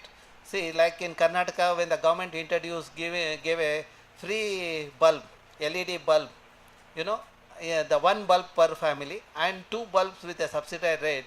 Now today, most of the families in Karnataka have the LED bulbs. So that's how we need to implement it. Second is the solar water heating. Again, subsidy, soft loan, and some kind of the encouragement will make the people to switch over to that. And many people want to do it. It's an economic incentive they are looking for, because Indian population looks for always subsidies and compensation. That is what I will disagree. I will disagree over there, sir. But sure, please do complete your point. But that is true also. It's important, sir, I think the 2 points you've highlighted about LED bulb adoption and solar water adoption. Yeah, and the third thing I'll tell you, the public transport. The improving the public transport, many of the youngsters say that if public transport is economical and secure, we prefer to travel by public transport than going by auto or our own private vehicle. See, there is a condition, that is the change that has to happen in the system, then automatically the people will start doing that. For example, metro in Absolutely. Bangalore is quite popular, but only the thing is last mile connectivity is a problem. You know, those are the bottleneck. If they remove it, probably that we can silently transform the system, okay? Absolutely. So I think the last point you made is speaking to what I was earlier trying to say to you, is that in order to adopt, it's not merely sufficient to just look at giving just economic incentives. It's also important to look at what is the reason why people are not adopting a behavior. Like you said, in the case of public transportation, it's not affordability is one aspect, yes, but also security makes a huge difference for, especially for women who take up public transportation. The quality of the transportation also makes a huge difference. It's important to have a more comprehensive outlook whenever we're looking at any action, whether if it's policymakers or whether if it's daily citizens who take up the action of littering in the presence of a dustbin. Why do people litter even if a dustbin is there? Why do people smoke when they know it's not good for their health? These are interesting behavioral questions. They don't have a simple let's ban it kind of a let's ban it approach is not always going to yield the results. So it's helpful to understand what motivates an individual to take an action and what would motivate them to not take an action, especially at a larger community level. So it'll be interesting to see some of these suggestions and how they can sort of trigger long-term behavior change so that no further interventions are required for people to conduct that behavior. Yeah, and another thing, the young group from Maharani Ammani College came up with this, the way the milk sachets are cut, most of the families cut at the corner, the 45-degree angle. In the process you have the plastic waste in the system. They, the Tejaswini Anand Kumar from Bangalore suggested how to cut it. It has become a popular thing. That's another behavioral change. The most of the middle income families. If you put it on the packet, it will be great. Yeah, if you put it on the packet itself. No, in the social media also, because these are the mistakes done by the people who are addicted to the social media, and they have put it on the social media also, so that they are hoping, and also the policy level we will see that it is printed on the sachets also. Okay, like this, many of these things youngsters have given. So, and I am sure they individually also will come up. Thank you very much for your interesting presentation. I am sure there will be a lot of suggestion comes to the Niti Aayog. But finally, they say that it has to be implemented. It should not be one more program with banners and all those things with individuals standing in that banner. It has to be implemented in true spirit in our country, so that we have sustainable development happening in the country. Absolutely. Thank you so much, and good wishes for the new year to everybody. I'll step out now. Thank you. Okay, bye-bye. Thank you. Well, it's 10:30. I think Surabhi Malhotra's time is taken away by Arushi Malhotra, not Mehrotra, Malhotra. That is the thing. Okay, we will get back to you. There is a slot for you. I'll this one. Okay, we'll have tea now. The reassemble, because there is a Professor Uttam has come. So we'll have that session. At the end of that, we will have your presentation also. Since you are with us, I took this as a flexible thing. Okay. Huh?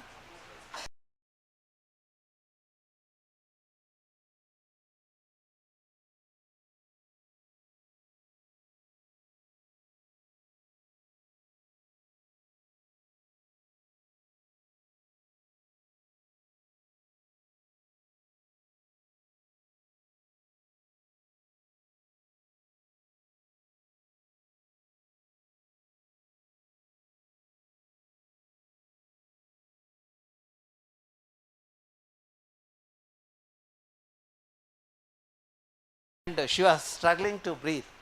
The presence of mind of the youngsters in IISC is so evident. These youngsters saw that they are not part of this forum, but they saw her struggling. Immediately they alerted the security, and the security called the ambulance, and these three went in the ambulance. That is the hope. I see on the Bangalore street, people struggling, nobody helps. But for me, my own students at IISC are the hope. I didn't ask for it, but they have done it. I salute them for their timely support, and of course our team members also. This one, okay. Of course, we face crisis. It is because of this kind of youngsters we come out of the crisis, and I thank them for, because I was worried about the thing. Then within half an hour I got the message saying that she is out of danger, there is no crisis, and she came and had dinner with me, you know, that she was asking question in this forum, actually very active, you know. Can you guess who was that? Huh? No, she will come at 11 o'clock, she said, that is this one, okay. So, do you know who are the active person missing in the room today? Huh? She asked, yes, she used to sit there, urban forestry, she was asking this one, okay. Yeah, that's correct, sure.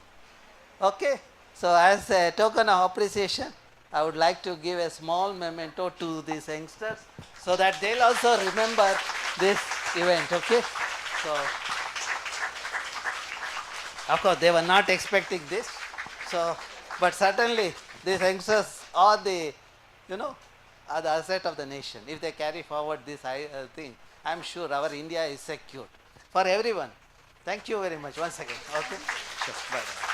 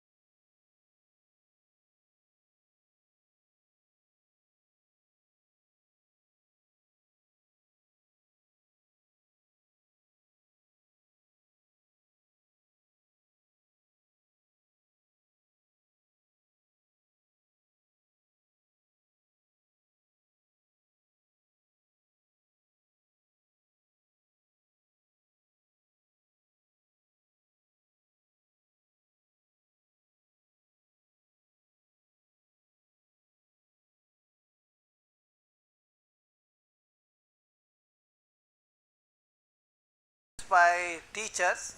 You know, you have to go back to your school days. Enjoy the presentation by teachers, okay? So, yeah, first presentation is by Mahadev. So,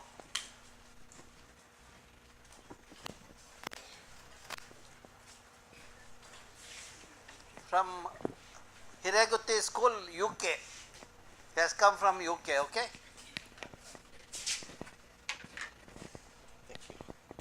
But he will speak in Kannada. Okay. That's the power of Kannada.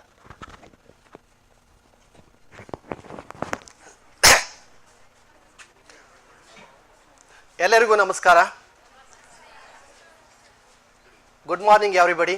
Myself Mahadev Bommugowda, science teacher, secondary high school Hiregutti, Kumta, Uttar Kannada.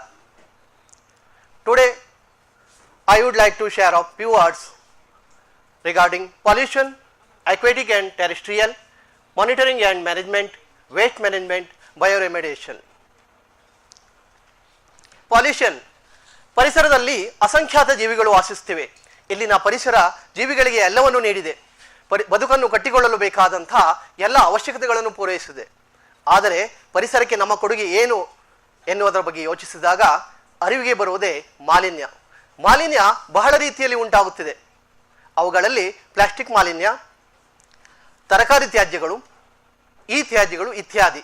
ಅವುಗಳಲ್ಲಿ ಮುಂಚೂಣಿಯಲ್ಲಿರುವಂಥದ್ದು plastic ತ್ಯಾಜ್ಯಗಳು. Plastic ಮಾಲಿನ್ಯ, ಸಂಶ್ಲೇಷಿತ plastic ಉತ್ಪನ್ನಗಳು ಪರಿಸರದಲ್ಲಿ ಸಂಗ್ರಹವಾಗಿರುವುದರಿಂದ ಅವು ಜೀವಿಗಳಿಗೆ, ಅವುಗಳ ಆವಾಸ್ಥಾನಗಳಿಗೆ ಮತ್ತು ಮಾನವನುಗಳಿಗೆ ಸಮಸ್ಯೆಗಳನ್ನು ಸೃಷ್ಟಿಸ್ತಾ ಇದೆ. 1907ರಲ್ಲಿ ಬೆಕೆಲೈಟ್ ಆವಿಷ್ಕಾರವು ವಿಶ್ವ ವಾಣಿಜ್ಯ ಕ್ಷೇತ್ರಕ್ಕೆ ನಿಜವಾದ ಸಂಶ್ಲೇಷಿತ ಪ್ಲಾಸ್ಟಿಕ್ ರಾಳಗಳನ್ನು ಪರಿಚಯಿಸುವ ಮೂಲಕ ವಸ್ತುಗಳಲ್ಲಿ ಕ್ರಾಂತಿಯನ್ನು ಉಂಟು ಮಾಡಿತು. ಆದಾಗ್ಯೂ 20ನೇ ಶತಮಾನದ ಅಂತ್ಯದ ವೇಳೆಗೆ ಪ್ಲಾಸ್ಟಿಕ್ಗಳು ಮೌಂಟ್ ಎವರೆಸ್ಟ್ನಿಂದ ಹಿಡಿದು ಸಮುದ್ರದ ತಳಭಾಗದವರೆಗೆ ಅನೇಕ ಪರಿಸರ ಗೂಡುಗಳಿಗೆ ಮಾಲಿನ್ಯವನ್ನು ಉಂಟು ಮಾಡಿದೆ. ಪ್ರಾಣಿಗಳು ಆಹಾರವೆಂದು ತಪ್ಪಾಗಿ ಭಾವಿಸಿ ತಿನ್ನುವುದು ಮುಂದುವರಿತಾನೇ ಇದೆ. ನೋಡ್ತಾ ಇದ್ದೀರಿ ಪ್ಲಾಸ್ಟಿಕ್ ಮಾಲಿನ್ಯಗಳು. ಇವತ್ತು ನಾವು ಪ್ಲಾಸ್ಟಿಕ್ ಯುಗ ಎಂದು ಕರೆದರೂ ತಪ್ಪಾಗಲಾರದು. ಮಗು ಹುಟ್ಟಿದಾಗಿನಿಂದ ಸಾಯುವವರೆಗೆ ಪ್ಲಾಸ್ಟಿಕ್ ಬಳಸದ ದಿನಗಳಿಲ್ಲ. ಒಂದು ಅಂದಾಜಿನ ಪ್ರಕಾರ ಮಕ್ಕಳ ಲಂಗೋಟಿಗಳ ಮೇಲ್ಪದರ ಪ್ಲಾಸ್ಟಿಕ್ಗಳು ವಿಶ್ವದಾದ್ಯಂತ 100 ಮಿಲಿಯನ್ ಕೆಜಿ ಎಂದು ಅಂದಾಜಿಸಲಾಗಿದೆ. ನಾವು ಬಳಸುತ್ತಿರುವಂತಹ ಬಾಟಲ್ಗಳು, ಪ್ಲಾಸ್ಟಿಕ್ ವಸ್ತುಗಳು ಇವೆಲ್ಲಗಳು ಸೇರಿ 15 ಬಿಲಿಯನ್ ಕೆಜಿ ಎಂದು ಅಂದಾಜಿಸಲಾಗಿದೆ. ಅಂದರೆ ಸರಾಸರಿ ಪ್ರತಿಯೊಬ್ಬ ವ್ಯಕ್ತಿ ಪ್ರತಿ ವರ್ಷಕ್ಕೆ ಸುಮಾರು 90 ಕೆಜಿಯಷ್ಟು ಪ್ಲಾಸ್ಟಿಕ್ ಬಳಸುತ್ತಿದ್ದಾನೆ. ಹಾಗಾದರೆ ಈ ಪ್ಲಾಸ್ಟಿಕ್ಗಳು ಎಲ್ಲಿ ಹೋಗಬೇಕು? ನೀರು, ನೆಲ ಮತ್ತು ಹವೆಯಲ್ಲಿ ಇರಬೇಕಲ್ಲವೇ? ಹೆಚ್ಚಿನ ಪ್ರಮಾಣದಲ್ಲಿ ಅದು ಸಾಗರದಲ್ಲಿ ಸೇರಿದೆ. ಇವತ್ತು ನದಿಗಳು ಪ್ಲಾಸ್ಟಿಕ್ ಅನ್ನು ಗುಡಿಸಿ ಸಾಗರಕ್ಕೆ ಸೇರುವ ಹಾಗೆ ಹೈವೇಯನ್ನು ಸೃಷ್ಟಿಸಿಕೊಂಡಿದೆ. ಅಕ್ವಾಟಿಕ್ ಆನಿಮಲ್, ಅಪಾಯದಲ್ಲಿರುವ ಕಡಲಾಮೆಗಳು ಅಂದರೆ ಟಾರ್ಟಾಯ್ಸ್ಗಳು. ಈ ಚಿತ್ರವನ್ನು ಗಮನಿಸ್ತಾ ಇದ್ದೀರಿ. ಈ ಚಿತ್ರದಲ್ಲಿ ನೋಡ್ತಾ ಇದ್ದೀರಿ. ಇವತ್ತು ಸಮುದ್ರ ಅಂತ ಹೇಳಿದರೆ ಸಾಮಾನ್ಯವಾಗಿ ಅದು ಮೀನುಗಾರಿಕೆ. ಇಲ್ಲಿ ಮೀನುಗಾರಿಕೆಯ ಕ್ಷೇತ್ರಗಳಲ್ಲಿ ಈ ಸಾಮಾನ್ಯವಾಗಿ ವೇಗದ ಒಂದು ಗಾಳಿಗೆ ಮತ್ತು ಬೀಸುವ ತೆರೆಗಳಿಗೆ ಅಲ್ಲಿ ಹಾಕಿರುವಂತಹ ಬಲೆಗಳು ಹರಿದು ಸಮುದ್ರವನ್ನು ಸೇರ್ತಾ ಇದೆ. ಜೊತೆಗೆ ಮೀನುಗಾರರು ಸಹ ಸಾಮಾನ್ಯವಾಗಿ ತಮ್ಮ ಹರಿದ ಬಲೆಗಳನ್ನು ಸಮುದ್ರಕ್ಕೆ ಎಸೆಯುವುದು ಸಾಮಾನ್ಯವಾಗ್ತಿದೆ. ಇದರಿಂದ ಜಲಚರ ಜೀವಿಗಳಿಗೆ ಇದೊಂದು ಕಂಟಕವಾಗಿ ಪರಿಣಮಿಸಿದೆ. ಈ ಚಿತ್ರಗಳನ್ನು ಗಮನಿಸ್ತಾ ಇದ್ದೀರಿ.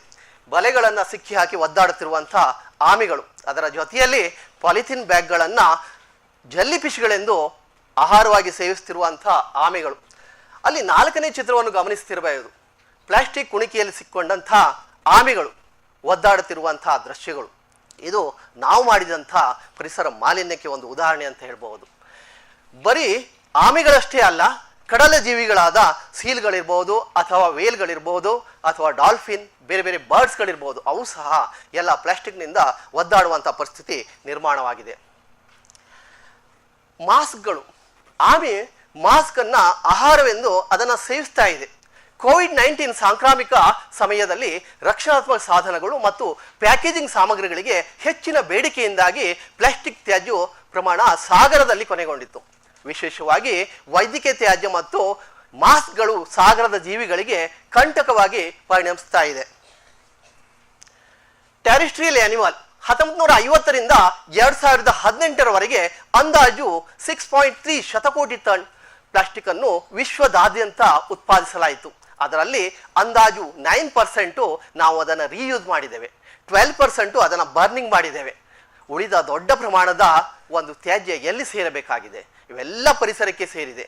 ಉದಾಹರಣೆಗೆ 90% ಸಮುದ್ರ ಹಕ್ಕಿಗಳ ದೇಹವು ಪ್ಲಾಸ್ಟಿಕ್ ಅವಶೇಷಗಳನ್ನು ಹೊಂದಿದೆ ಅಂತ ಹೇಳಿ ಒಂದು ಅಧ್ಯಯನ ವರದಿ ಮಾಡಿದೆ. ಎಲ್ಲ ಜೀವಿಗಳು ಸಹ ಭೂಮಿಯ ಮೇಲಿದೆ. ಮಾನವನಿಗೆ ಭೂಮಿ ನೆಲೆಯನ್ನು ಒದಗಿಸಿದೆ, ಹಾಗೆಯೇ ಸಕಲ ಜೀವಿಗಳಿಗೂ ಸಹ ನೆಲೆಯನ್ನು ಒದಗಿಸಿದೆ.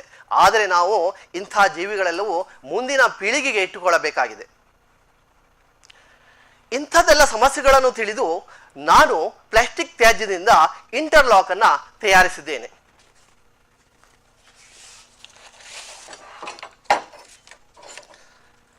ನೀವಿಲ್ಲಿ ನೋಡಬಹುದು, ಇದೊಂದು ಪ್ಲಾಸ್ಟಿಕ್ ತ್ಯಾಜ್ಯದಿಂದ ತಯಾರಿಸಿದಂಥ ಇಂಟರ್ಲಾಕ್.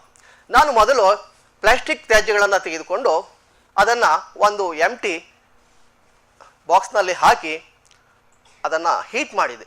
ಆನಂತರ ಅದು ಕರಗ್ತಾ ಬಂತು. ಅದರ ಜೊತೆಗೆ ಸುಮಾರು 300 ಗ್ರಾಮ್ ಅಷ್ಟು ಸ್ಯಾಂಡನ್ನು ತೆಗೆದುಕೊಂಡು ಮಿಕ್ಸ್ ಮಾಡಿ ಅದು ಕಪ್ಪು ಬಣ್ಣಕ್ಕೆ ಬಂತು. ಹಾಗೆ ಮೊದಲೇ ತಯಾರಿಸಿದ ಅಚ್ಚಿನಲ್ಲಿ ನಾನು ಅದನ್ನು ಹಾಕಿದಾಗ ಸುಮಾರು 3 ತಾಸುಗಳ ನಂತರ ಈ ರೀತಿಯಲ್ಲಿ ಇಂಟರ್ಲಾಕ್ ತಯಾರಾಯಿತು. ನಾನು ಅದನ್ನು ಮತ್ತು ಉತ್ತಮಗೊಳಿಸಬೇಕೆಂಬ ಉದ್ದೇಶದಿಂದ ಸ್ವಲ್ಪ ದೊಡ್ಡ ಪ್ರಮಾಣದಲ್ಲಿ ಈ ರೀತಿಯಲ್ಲಿ ಅದನ್ನು ತಯಾರಿಸಿದೆ. ಇದೊಂದು ಉತ್ತಮವಾಗಿ ಬಂತು. ಹಾಗೆ ಇದನ್ನು ಪರೀಕ್ಷೆಗೆ ಒಳಪಡಿಸುವ ಒಂದು ಪ್ರಯತ್ನವನ್ನು ಸಹ ನಾನು ಮಾಡಿದೆ. ಇದು ಭಾರವನ್ನು ತಡೆದುಕೊಳ್ಳಬಲ್ಲದೆ ಅಥವಾ ಉಷ್ಣತೆಗೆ ಕರಗಬಲ್ಲದೆ ಎನ್ನುವ ಯೋಚನೆ ನನಗುಂಟಾಯಿತು. ಹಾಗಾಗಿ ನಾನು ನಮ್ಮ ಶಾಲೆಯಲ್ಲಿರುವಂತಹ ಕಾರುಗಳನ್ನು ಹತ್ತಿಸಿದ್ದೇನೆ. ಹಾಗೆ ನಮ್ಮ 90 kg ತೂಗುವಂಥ ಒಬ್ಬರು ಶಿಕ್ಷಕರ ಮಿತ್ರರಿದ್ದರು, ಅವರ ಜೊತೆ ಒಂದು ಬೈಕ್ನಲ್ಲಿ ಅದನ್ನು ಟೆಸ್ಟ್ ಮಾಡಿದ್ದೇನೆ. ಹೀಗೆ ವಿವಿಧ ರೀತಿಯಲ್ಲಿ ನಾನು ಟೆಸ್ಟ್ ಮಾಡಿ ಇದು ಪರಿಸರಕ್ಕೆ ಪೂರಕವಾಗಿದೆ ಅಂತ ತಿಳಿದುಕೊಂಡು ಸಮಾಜದಲ್ಲಿ ಉಪಯೋಗಿಸಬಹುದು. ವೈಜ್ಞಾನಿಕವಾಗಿ ಇನ್ನೂ ಉತ್ತಮವಾಗಿ ತಯಾರಿಸಿದರೆ ಖಂಡಿತವಾಗಿ ಇದು ಸಮಾಜಕ್ಕೆ ಉಪಯೋಗಿಸಬಹುದಾಗಿದೆ. ಸರಿ, ನೀವನ್ನು ಟೆಸ್ಟ್ ಮಾಡು ಸಹ ನೋಡಬಹುದು. ಈ ರೀತಿಯಲ್ಲಿ ನಾವು ಪ್ಲಾಸ್ಟಿಕ್ ತ್ಯಾಜ್ಯದಿಂದ ಇಂಟರ್ಲಾಕ್ ತಯಾರಿಸಿದರೆ ನಾವು ಸ್ವಲ್ಪ ಪ್ರಮಾಣದಲ್ಲಾದರೂ ಸಹ ಪರಿಸರವನ್ನು ಉಳಿಸಬಹುದು. ಇದೊಂದು ಪರಿಸರ ಸ್ನೇಹಿಯಾಗಿದೆ ಮತ್ತು ಪ್ರಾಣಿಗಳು ಪಕ್ಷಿಗಳನ್ನು ಉಳಿಸಬಹುದು ಎನ್ನುವುದು ನನ್ನ ನಂಬಿಕೆಯಾಗಿದೆ. ಇದರ ಹೊರತಾಗಿ ನಾವು ಪ್ಲಾಸ್ಟಿಕ್ ಬದಲಾಗಿ ಪೇಪರ್ ಬ್ಯಾಗ್ಗಳನ್ನು ಉಪಯೋಗಿಸೋದನ್ನು ನಾವು ವಿದ್ಯಾರ್ಥಿಗಳಿಗೆ ತಿಳಿಸಬೇಕಾಗಿದೆ.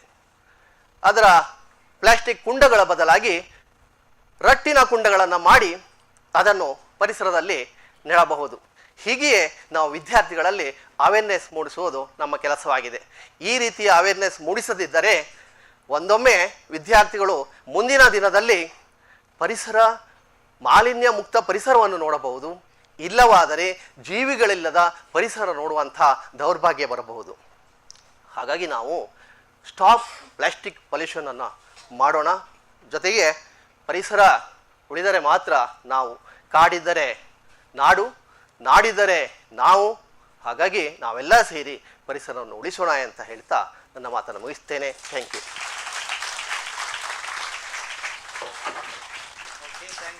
Thank you, sir. Thank you.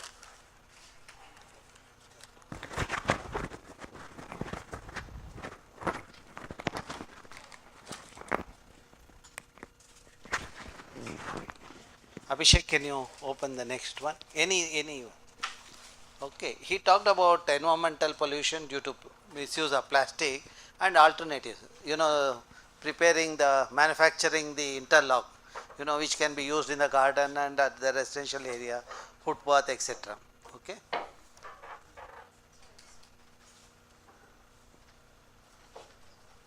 Okay, Deepthi or Shetty, yeah, please come. Sorry? No questions. This is a competition. You can talk to them later. I don't have time for questions, okay?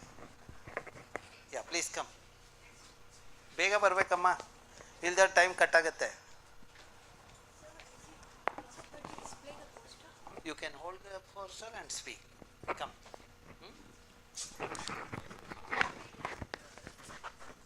ಇದೆಯಲ್ಲ poster ಇದೆಯಲ್ಲ. No need, because the same thing you have, no? If you want, you can zoom it and see. You know that, no? As a youngster, you will know that.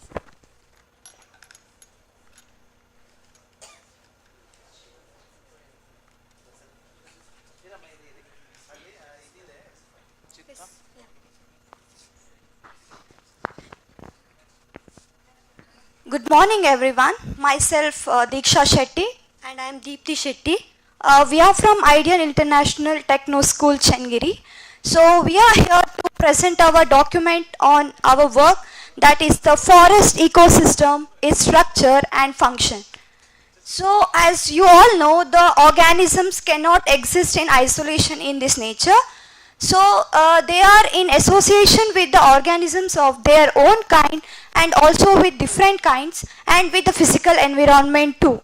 So this interaction of the organisms and habitat results into an integrated functional unit that is called as the ecosystem. One such ecosystem is the forest ecosystem. The forest ecosystem, it involves the group of plants. So these plants have different kinds of, it involves herbs, shrubs, and coming to the animals, we have from birds to the microorganisms. So to comprise an ecosystem, the structure is important. So the structure can also be called as the component.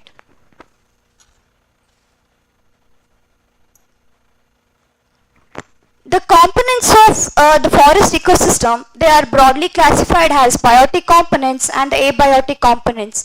The abiotic components, which are the non-living part of the ecosystem, which involves the soil environment and the aerial environment. Soil environment, that is the edaphic factors, whereas the aerial environment, which we call the climatic factors.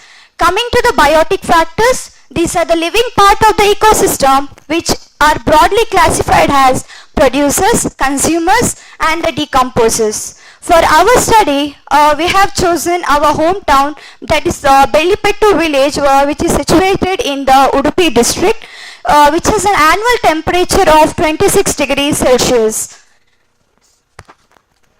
As you mentioned before,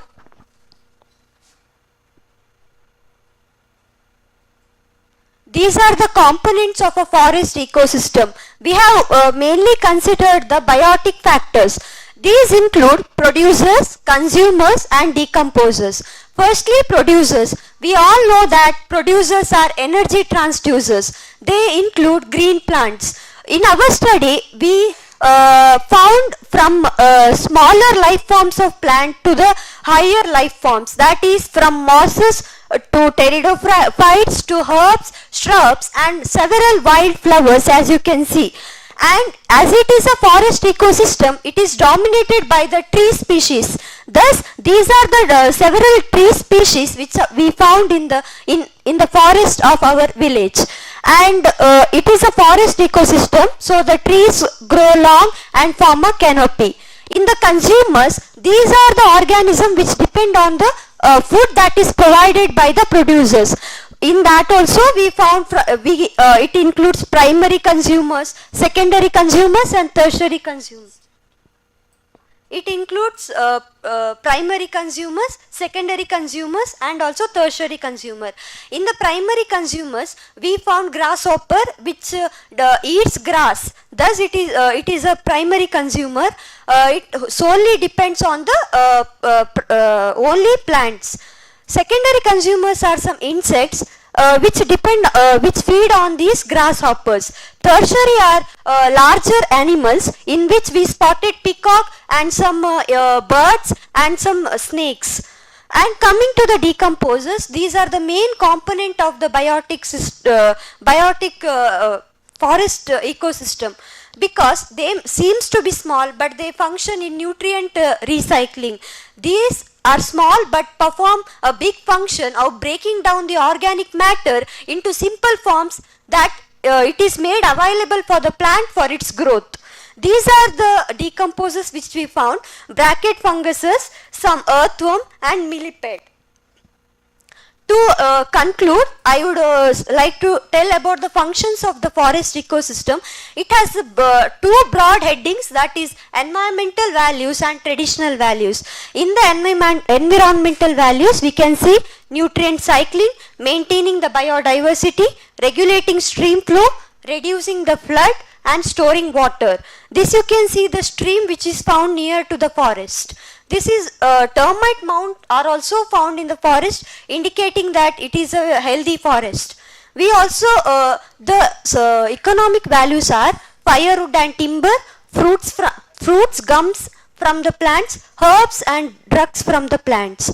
To conclude my presentation, I would say that in an ecosystem, organisms are present in a balanced way. So when we human beings interfere in them, in their life, it will be like their structure and functioning will be altered. One such example we can give is deforestation. While doing deforestation, there will be a habitat destruction also. And another is invasive species or foreign species.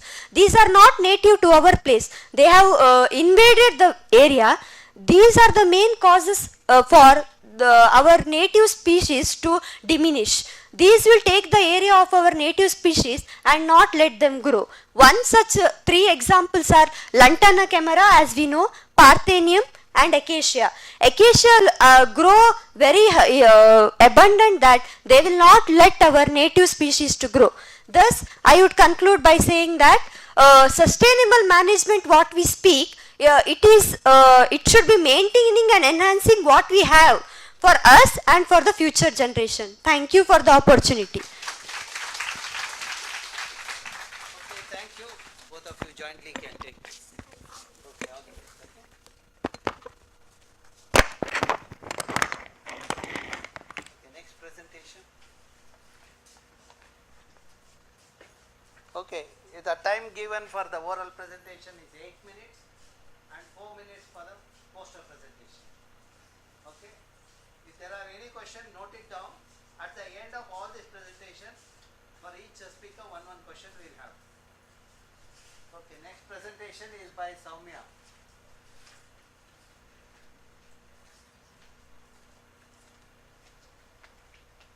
This is also poster, 4 minutes.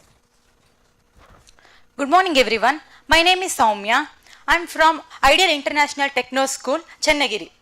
My topic is hydroelectric power generations, merits and demerits. Hydroelectricity means it's a conversion, refers to the conversion of flowing water into that means electricity.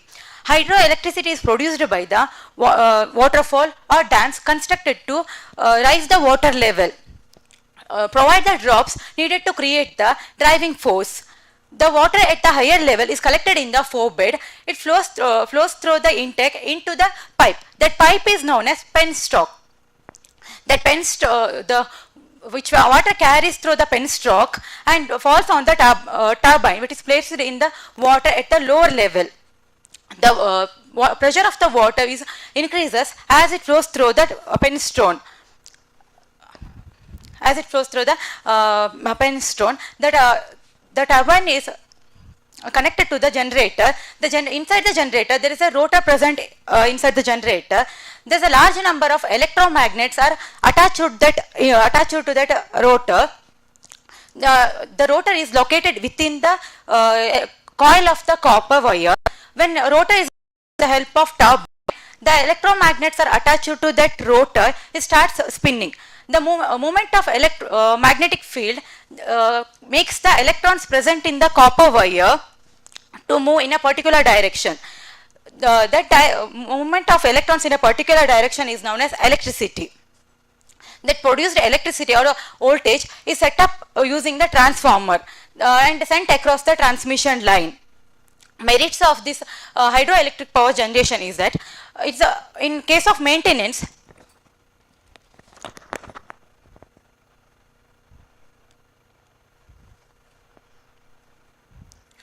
in case of maintenance, it is less expensive because once its infrastructure is constructed, less maintenance is required, and it does not require any fossil fuels to generate the electricity. So it does not produce any harmful radiation to the harmful gas to the atmosphere, and it also is a reservoir created by this hydroelectric project. It provides the recreational places. And demerits of this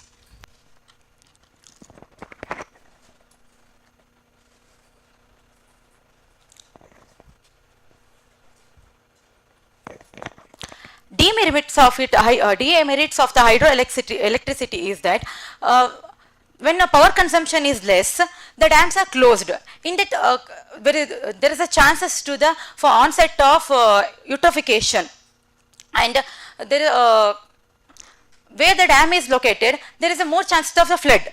So in that, the people who are living near that area, there is a chances to they are displaces to another places, and they are suffering from the business, and they suffer from the life. They changes their lifestyles and all, and the fish population depends on the parameter of the aquatic habitat.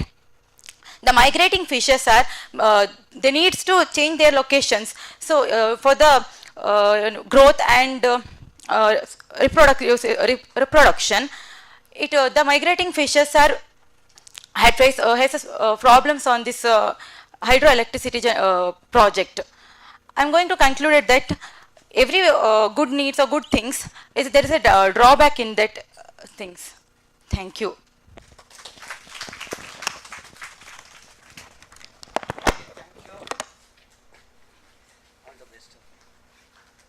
Next presentation by Arun.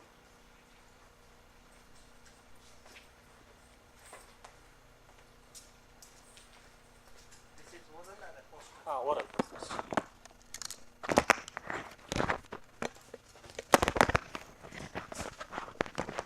Good morning, one and all. My name is Arun from Ideal International Techno School, and my partner Soumya Kumari. She could not be able to attend the conference because she is taking care of a baby. She is 2-year-old. So in her absence, I would like to present my paper like the community-based perspective of renewable source of energy, a case study on solar energy in and around Channagiri. So, renewable source of energy. This renewable source of energy is the source of energy that is obtained from the nature, and it is obtained from the nature, and they are replenished at the higher rates than they are consumed. It means that these sources of energy, they are obtained in the nature, in the natural form, and they are restored in the nature in the natural form, and they are restored every day. Say for example, solar energy, wind energy, hydroelectric powers, oceanic current, tidal energy. These are some of the examples of these renewable sources. They are replenished or they are restored in the nature at the higher rate than they are consuming. So some of the examples of these renewable source of energy are like solar energy, wind energy, water energy, current from the oceans. Now I am going to explain about the advantages of solar energy as a source of sustainable source of energy. Solar energy is like any kind of energy, radiant heat and light energy, which is obtained from the sun, and that can be harnessed by using so many technologies. Like we can harness this by using photovoltaic cells and solar heater cooler system. We can harness by using so many systems. So, and one more definition for solar energy is any kind of energy which is obtained from the sun, and it can be harnessed, as I told earlier, it can be harnessed by using so many techniques. So objective of my project is to create awareness among the rural minds of Channagiri about the uses of renewable source of energy. And next thing is to create awareness among the management, students and the users of Ideal International School about the advantages and disadvantages of this solar energy. Next thing is, this is my main objective, to recommend the management, our management members are sitting here, to recommend the management for installing suitable capacity photovoltaic cells in our school campus. So make the campus eco-friendly. So related to materials and methods, study site. So like this is the village Machanakkanalli, which is located for about 2 kilometers from Channagiri. Channagiri is located in district headquarters Davanagere. So with so this Machanayakanalli, the people of Machanayakanalli are installed with a good number of solar panels. So methods we conduct, so the study was carried out from October 2022 to December 2022, and survey was done 2 times in a week. So we are using some techniques. They are like informal discussion with the people who are installed the solar panels, as well some questionnaires we prepared, and photographic methods. These are the methods we follow to present this research paper. So some statistical analysis is done by using the Microsoft Excel formula, and price per watt is total cost of the solar panel divided by capacity of the solar system in watt. In India, the average price of 1 watt is on an average of 22 rupees per 1 watt, which is obtained from the solar panel. So results and discussions. Now the study set. So we conducted survey of the 57 houses where 37 number of solar panels are installed in the Machanayakanalli village. So present study of 17 families have installed the 1 kilowatt capacity of solar panels, whereas 10 houses are fitted with the 2 kilowatt capacity of solar panels, and 4 houses are connected with the 1.5, and remaining 6 houses are connected with the 3 kilowatt capacity of solar cells. Sorry. So this table shows the top 5 states that shows the highest solar energy, that produce highest solar energy from the solar panels in the year 2021. So Rajasthan, which produces 14.45 gigawatt, and Gujarat 7.7 gigawatt, Karnataka 7.5 gigawatt, whereas Tamil Nadu 5.5 gigawatt and Telangana 4.5 gigawatt. This is the following graph which depicts the people who are installed their solar energy, whereas some of the people in Machanayakanalli, they are well financially well, but they are unaware of this renewable source of energy, and they are not installed this, and some are aware but they are not financially well, and some are unaware about this. This graph will shows the the number of solar panels which are installed and those who are capable but they are not installed. So, and this is the percentage, that pie graph. 65% of the people in Machanayakanalli, they installed these solar panels, whereas 7% of the people are unaware, 10% of the people are unaware, somewhere they are financially not well. So some of the 18% of the people are potential but they are not installed because lack of knowledge about the renewable source of energy. So now our recommendation is to recommend the people who are capable but unaware to install solar panel for their houses, keeping in mind solar energy meets the sustainable development goals. And next thing is to create awareness about the solar energy as a source of sustainable energy among the teachers of Ideal International Techno School. And this is the main thing.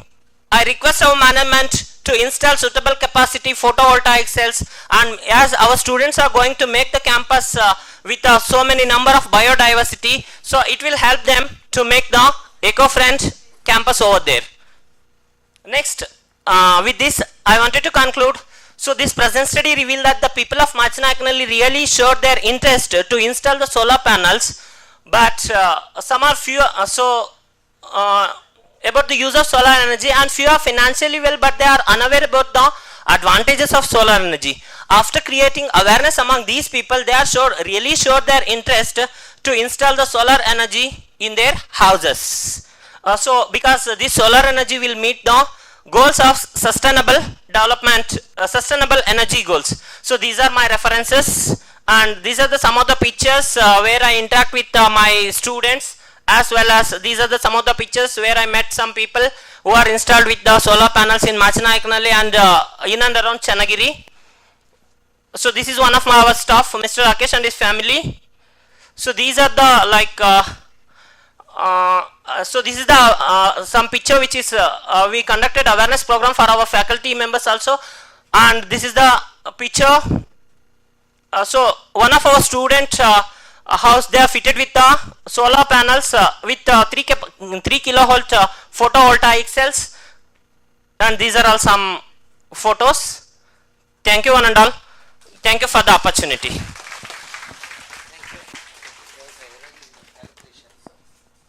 Electricity rupees per watt. It is always kilowatt hour. There is an error. Okay, it cannot be 22 rupees. It is 2 rupees 54 paisa. Sure, sir. I'll make this. Please. Shall we move to the next presentation?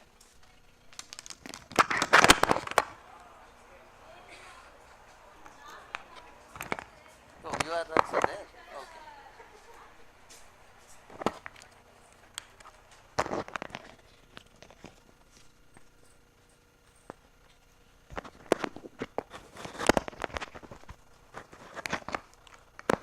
Am I audible now?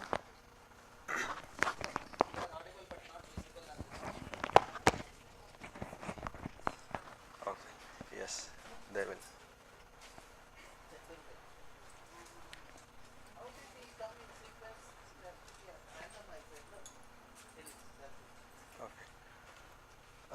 Good morning, respected juries, my dear faculties and beloved students and trustees, board of directors. I am Chaturved. I am here to present a small topic, explore, experience and explain faunal diversity of Channagiri Taluk, which belongs to the Davangere district administratively, and this is a baseline data of selected fauna. So in and around our school campus, and Channagiri is not only a land of areca nut, it is also known for several lakes, involving our students, parents and faculties. I have done a small work with respect to fauna. Next slide. Okay. As I said, Channagiri is a town in Davangere district in the state of Karnataka, and this is called as land of areca nut. And you can see our school campus is also amidst the areca farm. It's like Peninsula campus, 3 sides we have areca farm, and in center we have our beautiful close to 2 acres plus campus. My main objectives, first and foremost, this year I have moved to Channagiri all the way from Bangalore. So I have started documenting fauna in Channagiri from May to December, that is like almost 6 months. I am fortunate enough to document 2 seasons like monsoon and post monsoon. Next, to involve student community in documenting of fauna and creating awareness and involve them in our wildlife conservation, as I believe our observation, documentation will definitely lead to conservation. Third, to suggest the management in setting up of an eco-friendly campus. As I said, our secretary is very kind enough to support all the faculty students, and he will definitely oblige to set up a different butterfly garden, odonate pond and also some eco-friendly activities in our school campus.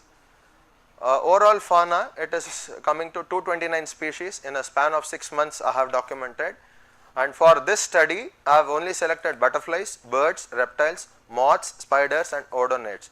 This is my expertise and I can identify these many taxa. Butterflies of Channagiri, totally I have documented 63 species, and crimson rose is one of the brightly brilliant red colored butterfly, narrowly endemic to peninsular India or South India they say.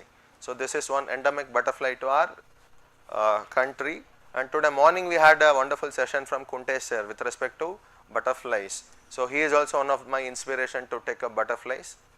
And next, ape fly. The beauty of, and all these photos, images I have clicked only in Channagiri, and those photos only I have used for my presentation, so that even students will get one motivation and they will be inspired looking at these tiny creatures.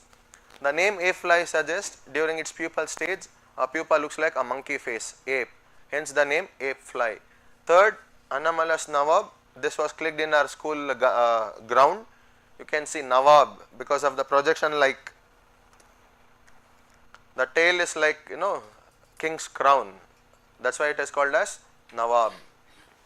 And if a spot varies here, the species varies. We have common Nawab, Indian Nawab, Andaman Nawab, so many Nawab species are there. When it comes birds, I have documented 104 species, and I am very happy to tell few of birds which I have not photographed earlier. I was possible to click all those wonderful bird pictures. This is grey hornbill. I have always seen hornbills only flying. These are one of the main keystone indicating species, and all our ficus and other trees are depending on these for seed dispersal, and these are called as creators of forest. They are they eat all the fruits, they defecate the seeds, and they are very good seed dispersal.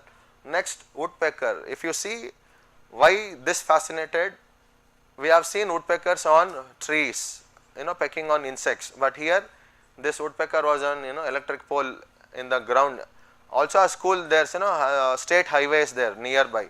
So our school is in outskirts and we have a highway also. In highway, in one of the electric pole, it was sitting there watching for some insects to fly, or was making to find some poles or moths which are already in this electric pole. Next, black-winged kite, and this is black eagle. First time I am very happy that I clicked its photo, because they always fly, soar very high in the sky. So with my small camera I could zoom and click, and after its critical keen observation I could make out because of the beak and the yellow leg. That was not a normal kite what we think generally when we see, oh, that's one kite. But after detailed study of its feathers and pattern, I could make out that it's a black eagle. That was a first sighting for me also. So I am very happy that I could see something new what I have not seen in Western Ghats or in Bangalore or in Goa. Next, coming to birds, I have done also IUCN status to know how globally they are important. Some birds are threatened because of habitat loss and various other reasons. Luckily, all the birds are documented, like 100 species are least concern. That means their population are in good terms, not only Channagiri wise, Davangere wise, also globally, even in India national level also. Then near threatened we have 3 birds, 3 species. One is oriental darter, we also call it a snake bird. That was threatened, near threatened. What this near threatened status is? Next, if we do not pay attention, they turns to vulnerable. And one species, river tern, though it is very common, river terns are vulnerable according to IUCN status. Then migratory status of birds in Channagiri, during my 6 months observation, like 4 migratory local birds. Migratory status is again classified as migratory local, migratory long distance and resident. 97 birds are resident, they are like permanent citizens of Channagiri.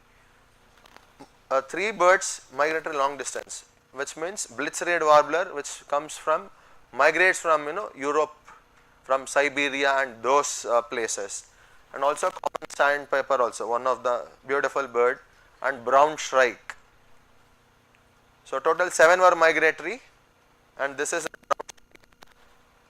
exactly opposite to our school campus. This bird was there during my lunch break. I just came out to see what kids are doing, and that time I was happy to click this photo. I have seen other 2 shrikes, but not this shrike. So this is also again addition to my own personal count, brown shrike. This is the one common sandpiper. Very close to our school, we also have several lakes. So along with students, I also visited a few lakes, and I was fortunate enough to click this international visitor.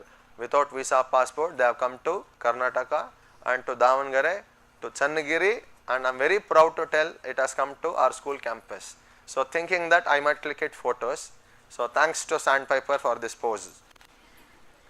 Then reptiles of Channagiri, totally 9 species are documented, and we also have beautiful friends, Russell's viper. As I said, we have Areca farm and cornfields next to our campus. Where there is a field, we have 2 permanent clients. So one is Russell's viper and spectacled cobra. These 2 are snakes which comes in big 4 of India, which more number of deaths have happened because of snake bites, and these 2 are the toppers, and top 2 snakes I could photograph in our school campus. Then night time, during some events, occasions, I will have to extend my working hours, and at that time I have clicked this wolf snake, and also this is variegated kukri, or Russell's kukri was its old name, and then red sand boa. We were very happy that students came running, sir, there is a snake. So that is what, once you start showing them, they keep troubling us. They will not know that I am in class, I am engaging, they will come, sir, there is a snake, please come. sir, there's a butterfly. So that is the beauty. Once you involve, inspire, definitely we can experience. Moths of Channagiri, 18 species, and this moth is first moth for me. I had not seen this earlier, and I am very thankful to our school secretary. He called me personally, sir, allon chitte nodi sir. So during night, and I still remember the date because we were working late night on account of Kannada Rajyotsava celebration and preparation. At that time I saw this moth, and you can see it has eye-like markings. These small rings, marks, they confuse predators, saying that they are eye-like patterns. And also we have leaf moths, and this was also on school wall, and we are hosting a good number of moths, and I request our management to have a moth trap which is friendly in a way. Night we will have to set a trap, see, document, and then switch off lights. No harming, no killing. Then spiders of Channagiri, 99% of spiders are insectivore, that means they feed on all sorts of insects, and we could also host few spiders. And I have not done a detailed study for spiders or moths.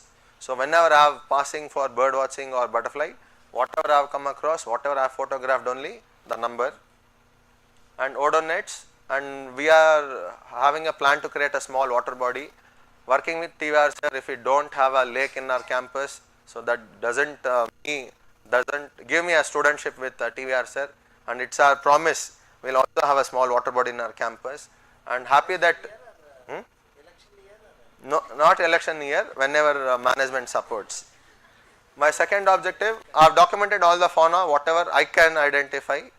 And next, involving student community, I have always taken them for field works whenever they are free, whenever I am free, and all were happy.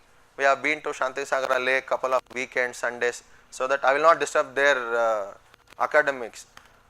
Managing students is fine, convincing students is fine, management is fine, but telling to parents, sir, why do you take our students on Sundays? At least leave us to sleep peacefully, they tell.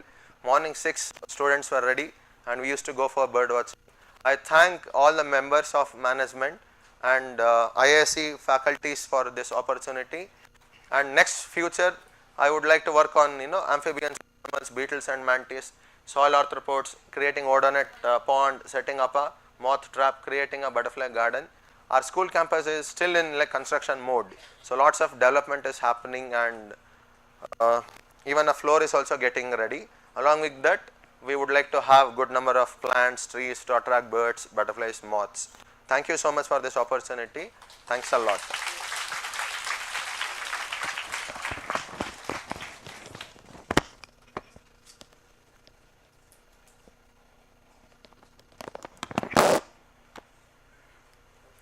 Thank you so much, sir. Thank you so much.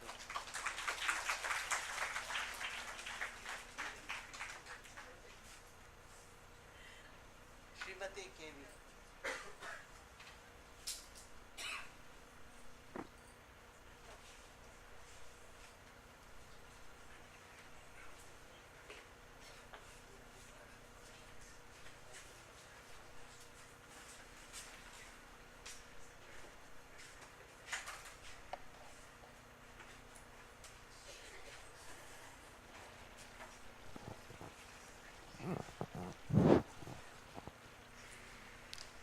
ಎಲ್ಲರಿಗೂ ನಮಸ್ಕಾರ.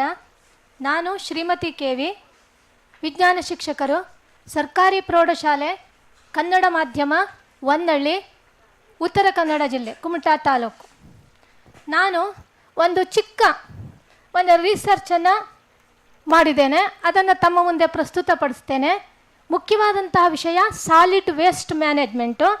ಅದರಲ್ಲಿ recycling of cement floor waste ಅಂತ. ಇಲ್ಲಿ ಮನುಷ್ಯನ ಮೂಲಭೂತವಾದಂತಹ ಅವಶ್ಯಕತೆಗಳಲ್ಲಿ ಮನೆಯೂ ಕೂಡ ಒಂದು. ತನ್ನ ಕನಸಿನ ಮನೆ ಹಾಗಿರಬೇಕು ಹೀಗಿರಬೇಕು ಅಂತೆಲ್ಲ ಯೋಚನೆ ಮಾಡ್ತಾ ಇರ್ತಾನೆ. ಕೆಲವರು ತಮ್ಮ ಜೀವಿತಾವಧಿಯಲ್ಲಿ ತಮಗೆ ಅಗತ್ಯವಾದಂತಹ ಮನೆಯನ್ನು ನಿರ್ಮಾಣ ಮಾಡಿಕೊಳ್ತಾರೆ. ಇನ್ನು ಕೆಲವರು ಇರುವಂತಹ ಮನೆಗಳನ್ನೇ ರಿನೋವೇಟ್ ಮಾಡಿ ನವೀಕರಿಸಿ ಅವರು ತಮ್ಮ ಅಗತ್ಯವನ್ನು ಪೂರೈಸಿಕೊಳ್ತಾರೆ. ಈಗ ಮನೆಯನ್ನು ರಿನೋವೇಟ್ ಮಾಡುವಂತಹ ಸಂದರ್ಭದಲ್ಲಿ ಅಪಾರ ಪ್ರಮಾಣದ ಸಾಲಿಡ್ ವೇಸ್ಟ್ ಅಂದರೆ ತ್ಯಾಜ್ಯ ವಸ್ತುಗಳು ಉತ್ಪತ್ತಿ ಆಗತ್ತೆ. ಒಂದು ಸಿಂಪಲ್ ಎಕ್ಸಾಂಪಲ್ ಕೊಡಬೇಕು ಅಂತಂದರೆ, ಈಗ ಇದು ನಮ್ಮ ಶಾಲೆಗೆ ಸಂಬಂಧಪಟ್ಟಂತೆ ಶಾಲೆಯ ಒಂದು ಕಾಂಪೌಂಡ್ ವಾಲ್. ಅದಕ್ಕೆ ನಾವು ಟೈಲ್ಸನ್ನು ಕೂರಿಸುವಂತಹ ಒಂದು ಸಂದರ್ಭ ಬಂತು.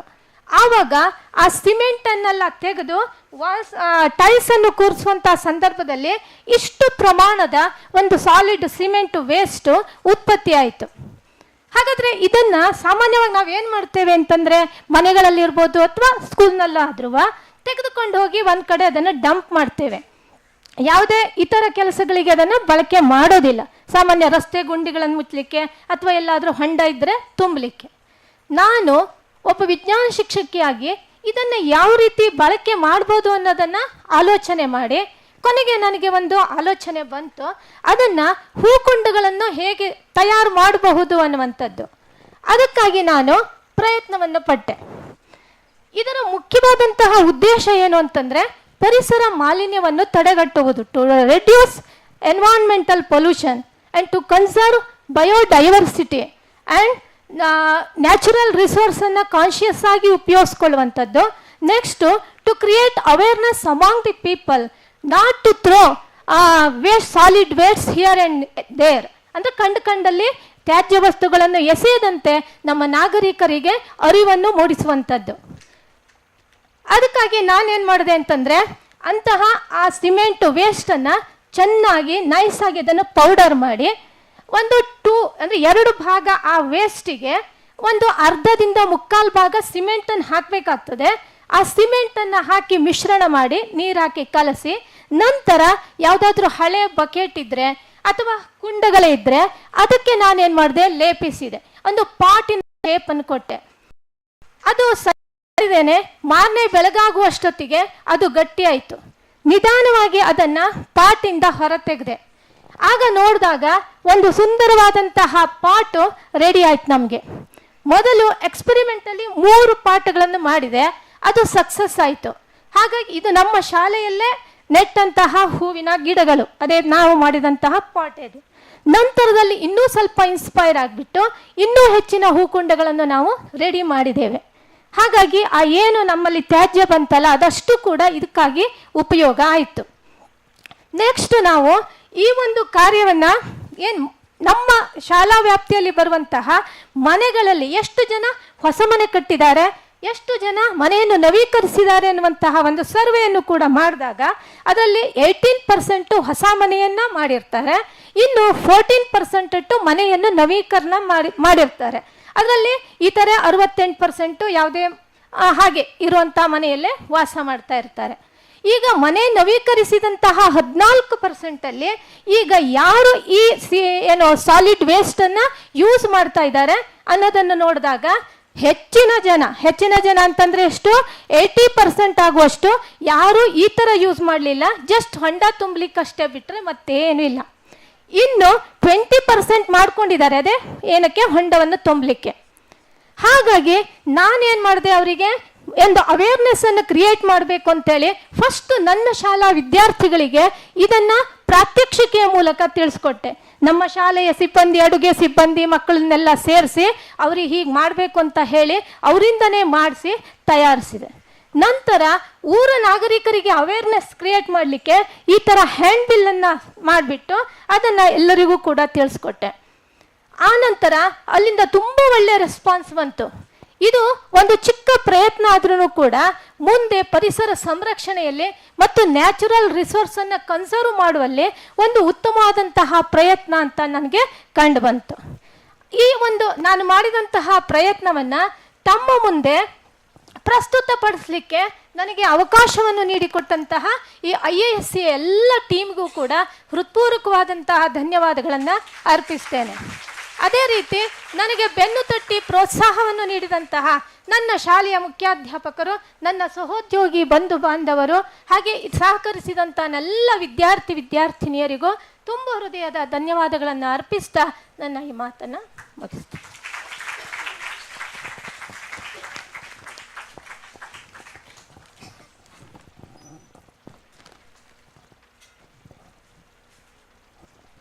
Essentially, she talked about how to convert that construction demolition waste into the useful products.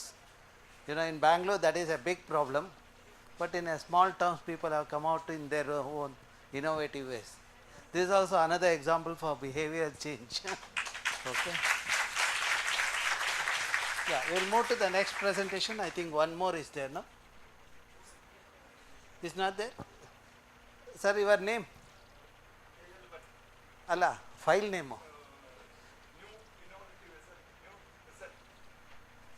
Hey, help maado teacher ge.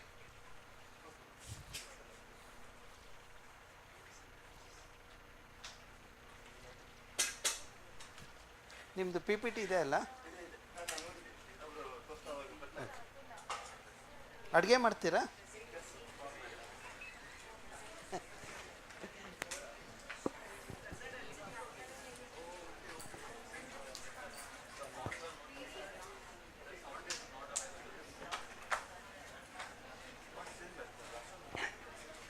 Convert to PDF. ಒಂದು ನಿಮಿಷ ಇರಿ, ಅವ್ರು ಇದು ಮಾಡ್ತಾ ಇದ್ದಾರೆ, ರಿಮೋಟಲ್ಲಿ ಮಾಡ್ತಾ ಇದ್ದಾರೆ. ಇದು ಹಾಕ್ಬೋದು ರೆಡಿ.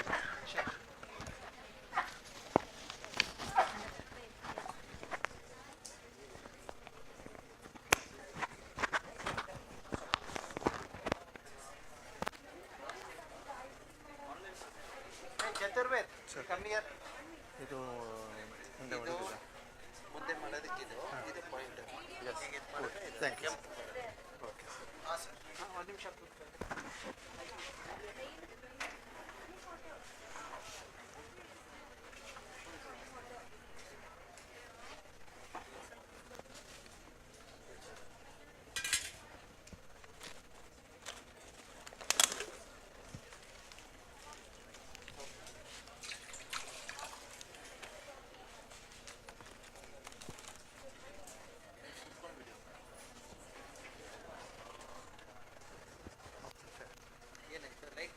ಫ್ಯಾನ್ ಫ್ಯಾನ್ ಆಫ್ ಮಾಡಿ ಕೆಳಗಡೆ ಸ್ವಿಚ್ ಮೇಲಿಂದ ಇದು ಆನ್ ಅವರು ಆಟೋಮೆಟಿಕ್ಲಿ ಮಾಡ್ತಾರ, ನಾವು ಮಾಡ್ಕೊಳ್ಬೇಕು. ಮಾಡ್ತಾ ಇದ್ದಾರೆ. ಮೈಕ್ ನಿಮ್ಗೆ ಅದು ಬೇಕೇ ಬೇಕಾ? ಹಾಗೆ ಮಾತಾಡಿ, ನೀವು ಚೆನ್ನಾಗಿ ಮಾತಾಡ್ತೀರಲ್ಲ. ಬೇಕಾದಾಗೆ ಅದು ಒಳ್ಳೆಯವರಿಗೆ ಕೇಳಿಸ್ಬೇಕಲ್ಲ ಅವ್ರಿಗೆ. ಕೇಳಿಸುತ್ತೆ, ಮೈಕ್ ಕೊಡ್ತೀವಿ ಅಲ್ಲ. ಪ್ರೊಜೆಕ್ಟರ್ ಬೇಕಾ ಅಂತ ಕೇಳಿದ್ದು, ಸ್ಲೈಡ್ಸ್ ಬೇಕಾ ಅಂತ. ಹೌದು, ಕ್ಯಾಲ್ಕುಲೇಷನ್ ಚಾರ್ಜ್. ಯಾಕಂದರೆ ನಿಮ್ಮ ಫಾಂಟ್ ಇಲ್ಲ ಅದರಲ್ಲಿ. ಸರ್ ಮಾಡಿದ್ದು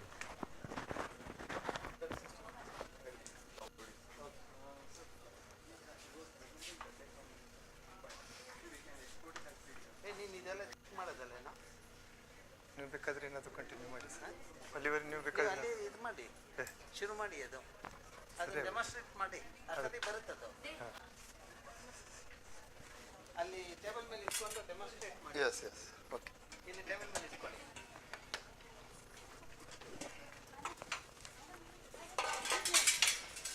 ಹಾಂ, ಅಲ್ಲಿ ಇಟ್ಕೊಳ್ಳಿ.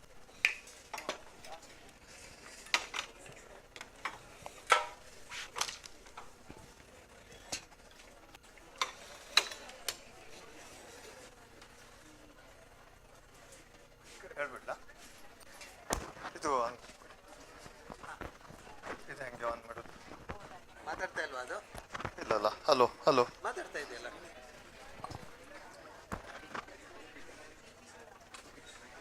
ಅಲ್ಲ, ಅವರು ಯು ಸ್ಟಾರ್ಟ್ ಡೆಮಾನ್ಸ್ಟ್ರೇಟ್ ಮಾಡಿ, ಆಮೇಲೆ PPT ಮಾಡ್ಬೋದು. ಆಮೇಲೆ ಬನ್ನಿ. ಸರಿ ಸರಿ.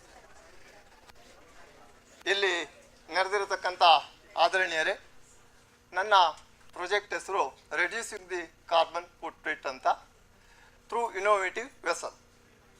ಅಂದರೆ ಇಂಧನವನ್ನು ಉಳಿಸುವ ಒಂದು ನಾವೀನ್ಯ ಪಾತ್ರೆ ಅಂತ. ನಾನು ಇಲ್ಲಿ ಮಾಡಿರ್ತಕ್ಕಂಥ ಒಂದು ಪಾತ್ರೆಯ ರಚನೆ ತಮಗೆ ತೋರಿಸ್ಲಿಕ್ಕೆ ಇಲ್ಲಿ ಇಷ್ಟಪಡ್ತೇನೆ.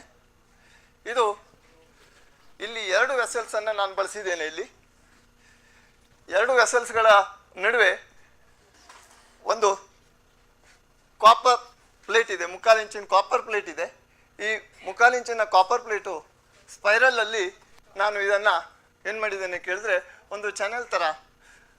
ಈಗ ಡ್ರೈಯರಲ್ಲ, ನಮ್ಮ ಮಲೆನಾಡಲ್ಲೆಲ್ಲ ಡ್ರೈಯರ್ ಇರ್ತದೆ, ಏಲಕ್ಕಿ ಅಡಿಕೆಗಳನ್ನು ಒಣಗಿಸುವ ಡ್ರೈಯರ್, ಅದು ಸುತ್ತ ಹೀಗೆ ರೊಟೇಟಿಂಗ್ ಆಗುತ್ತೆ. ಸೊ ಆ ಥರದಲ್ಲಿ ನಾನು ಇಲ್ಲಿ ಮಾಡಿದ್ದೀನಿ. ಇದು 1/2 ಇಂಚಿನ ನಂತರದಿಂದ ಸ್ಟಾರ್ಟ್ ಆಗಿದೆ. ಅಂದರೆ ಸಾಮಾನ್ಯವಾಗಿ ಫ್ಲೇಮ್ಗಳು ಇಲ್ಲಿಂದ ಮೇಲ್ಗಡೆಗೆ ಅಪ್ವರ್ಡಲ್ಲಿ, ಪಾತ್ರೆಯ ಪಕ್ಕದಲ್ಲಿ ಅಪ್ವರ್ಡಲ್ಲಿ ಹೋಗ್ತಾ ಇರಬೇಕಾದ್ರೆ 180 to 200 ಡಿಗ್ರಿ ಸೆಂಟಿಗ್ರೇಡ್ ಸೆಲ್ಸಿಯಸ್ನ ಹೀಟ್ ಇರ್ತದೆ. ಆ ಹೀಟು ಅದು ಹೋಗಬೇಕಾದ್ರೆ ಹೀಗೆ ಡಿಫ್ಯೂಸ್ ಆಗಿ ಸ್ಕ್ಯಾಟರ್ ಆಗಿ ವೇಸ್ಟ್ ಆಗ್ತದೆ ಪಾತ್ರೆ ತಾಗಿದ ನಂತರ. ಹಾಗಾಗಿ ನನ್ನದೊಂದು ಯೋಚನೆ ಏನು ಬಂತು ಅಂತ ಕೇಳಿದ್ರೆ, ಆ ಸ್ಕ್ಯಾಟರಿಂಗ್ ಆಗಿರ್ತಕ್ಕಂಥ ಗಾಳಿಯನ್ನು ನಾವು ಯಾಕೆ ಪಾತ್ರೆಗೆ ರೊಟೇಟ್ ಆಗಿ ಎಕ್ಸಿಟ್ ಆಗೋಂಗೆ ಮಾಡಬಾರ್ದು ಏಕೆ ಅಂತ. ಆ ಪ್ಲಾನಿಂಗಿಗೆ ನಾನು ಫಸ್ಟ್ ಮಾಡಿರುವಂಥದ್ದು PPT ಆನ್ ಆದಾಗ ತೋರಿಸ್ತೇನೆ. ಫಸ್ಟ್ ಒಂದು ಶೀಟ್ ಕಟ್ಕೊಂಡು ನೋಡಿದ್ದೆ. ಆಗ ನನಗೇನು ಬಂತು, ಸ್ವಲ್ಪ ಸಮ್ ಅಮೌಂಟ್ ಆಫ್ ಎನರ್ಜಿ ಒಳಗಿನ ಪಾತ್ರೆಗೆ ಏನಾಯಿತು, ಜನ್ರೇಟ್ ಆಯಿತು.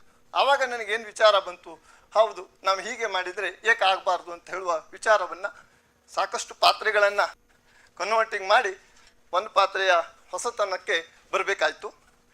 ಸೊ ಇಲ್ಲಿ ಏನಾಗುತ್ತೆ ಅಂತ ಕೇಳಿದ್ರೆ, ನಾವು ಹೀಟ್ ಮಾಡಿದವಾಗ ಹೇಗೆ ಹೋಗುತ್ತೆ ಅಂತ ಹೇಳುವುದನ್ನು ನನಗೆ ತೋರಿಸ್ತೇನೆ ಈಗ ನಿಮಗೆ ಇಲ್ಲಿ.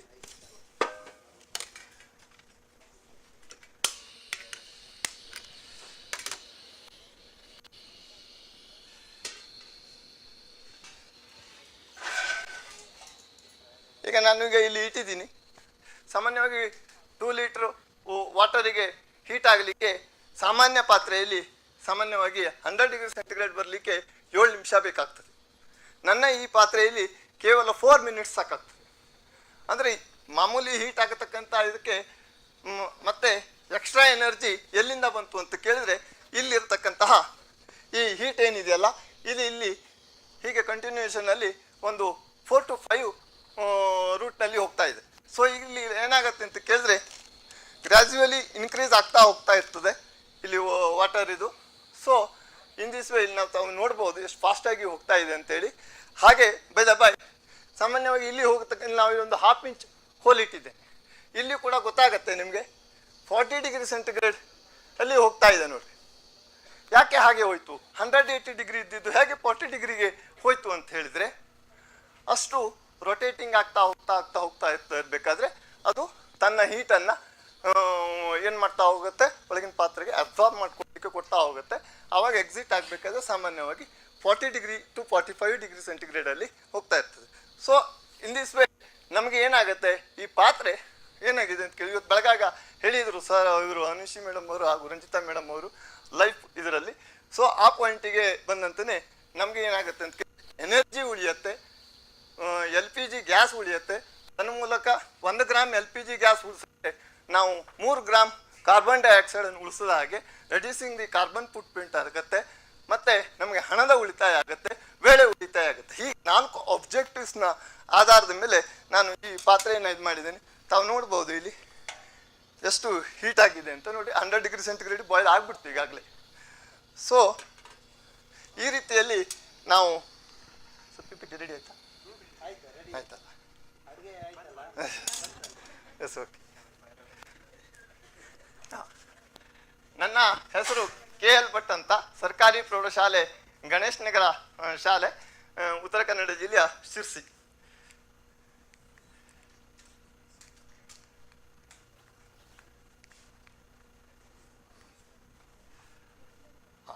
ನನಗೆ ಬಂದಿರತಕ್ಕಂಥ ಮೊದಲ ಯೋಚನೆ ಅಂದರೆ ಇದು. ಪಾತ್ರೆಗೆ ಒಂದು ಶೀಟನ್ನು ಕೊಟ್ಕೊಂಡ್ಬಿಟ್ಟು ನೋಡಿದ್ದೆ, ಈಗಾಗಲೇ ಹೇಳಿದ ಹಾಗೆ. ತದನಂತರದಲ್ಲಿ ನಾನು ಸ್ಟ್ರಕ್ಚರ್ ಹೀಗೆ ಮಾಡಿದ್ದೆ. ಇಲ್ಲಿ ಸ್ಪೈರಲ್ ಅರೇಂಜ್ಮೆಂಟ್ ಇದೆ. ಈ ಸ್ಪೈರಲ್ ಅರೇಂಜ್ಮೆಂಟ್ ಇದೆ, ಅದರಲ್ಲಿ ಇನ್ನರ್ ವೆಸಲ್ಸು ಔಟರ್ ವೆಸಲ್ಸ್ ಇದೆ. ಔಟರ್ ವೆಸಲ್ಸನ್ನು ನಾನು ಏನು ಮಾಡಿದ್ದೀನಿ ಅಂತ ಕೇಳಿದರೆ ಕತ್ತರಿಸಿದ್ದೀನಿ. ಇಲ್ಲಿ 2 ವೆಸಲ್ಸ್ಗಳು ನನಗೆ ಕಂಜಾಯಿಂಟ್ ಆಗತಕ್ಕಂಥ ವೆಸಲ್ಸೇ ಬೇಕಿತ್ತು, ಆ ಥರದಲ್ಲೇ ತೊಗೊಂಡಿದ್ದೀನಿ.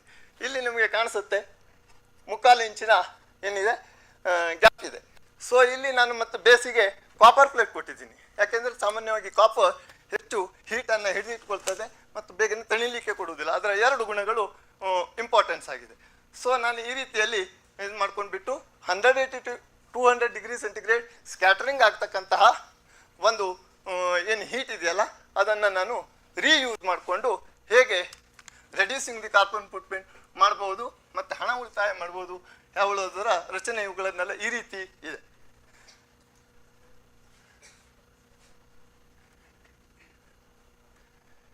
ನಿಜ ಕ್ಯಾಲ್ಕುಲೇಷನ್ನಿಗೆ ಬರ್ತಾ ಇದ್ದೀನಿ. 40 ಡಿಗ್ರಿ ಸೆಂಟಿಗ್ರೇಡ್ನಲ್ಲಿ ಹೀಟ್ ಆಗಬೇಕಾದ್ರೆ ನಮ್ಮ ಆರ್ಡಿನರಿ ವೆಸಲ್ನಲ್ಲಿ 1.5 ನಿಮಿಷ ಬೇಕಾದರೆ ನನ್ನ ಈ ನಾವೆಲ್ಟಿ ವೆಸಲ್ನಲ್ಲಿ ಕೇವಲ 1 ಮಿನಿಟ್ ಸಾಕಾಯಿತು.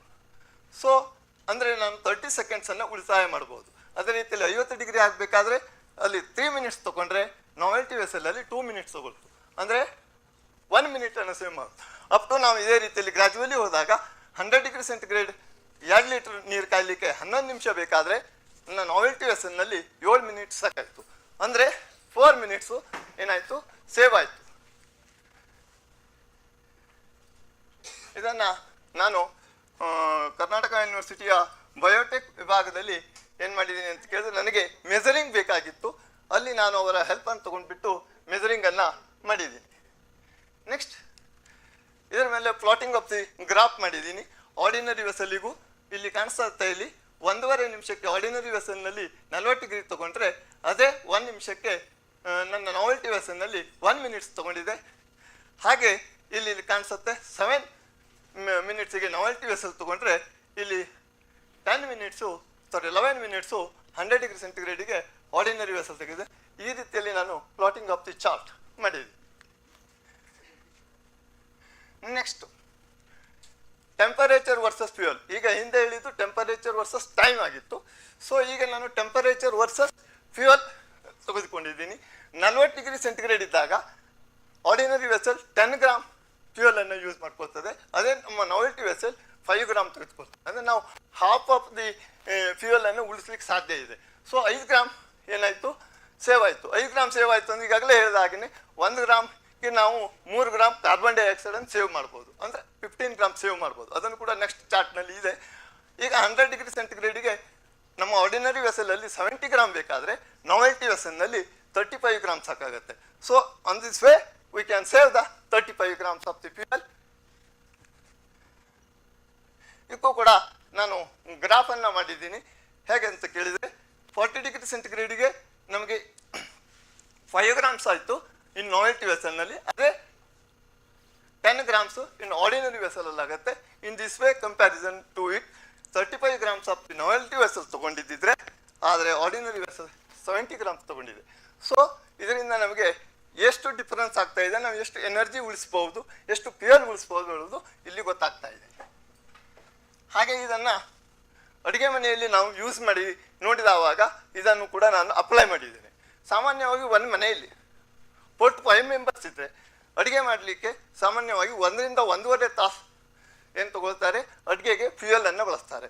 ಅಂದರೆ 400 to 450 ಗ್ರಾಮ್ ಏನಾಗುತ್ತೆ LPG ಯೂಸ್ ಮಾಡ್ತಾರೆ. 400 to 450 ಗ್ರಾಮ್ LPG ಯೂಸ್ ಮಾಡ್ತಾರೆ ಅಂದರೆ 14 kg ಸಿಲಿಂಡರಿಗೆ ಕಾಸ್ಟ್ ಇವತ್ತಿನ ಇದರಲ್ಲಿ 850 ರೂಪಾಯಿ.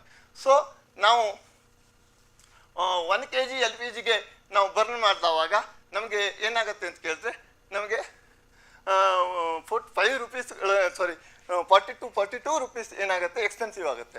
ಸೊ ಇದನ್ನು ನಾನು ಇಲ್ಲಿ ಚಾರ್ಟಲ್ಲಿ ನಿಮಗೆ ತೋರಿಸ್ತಾ ಇದ್ದೇನೆ.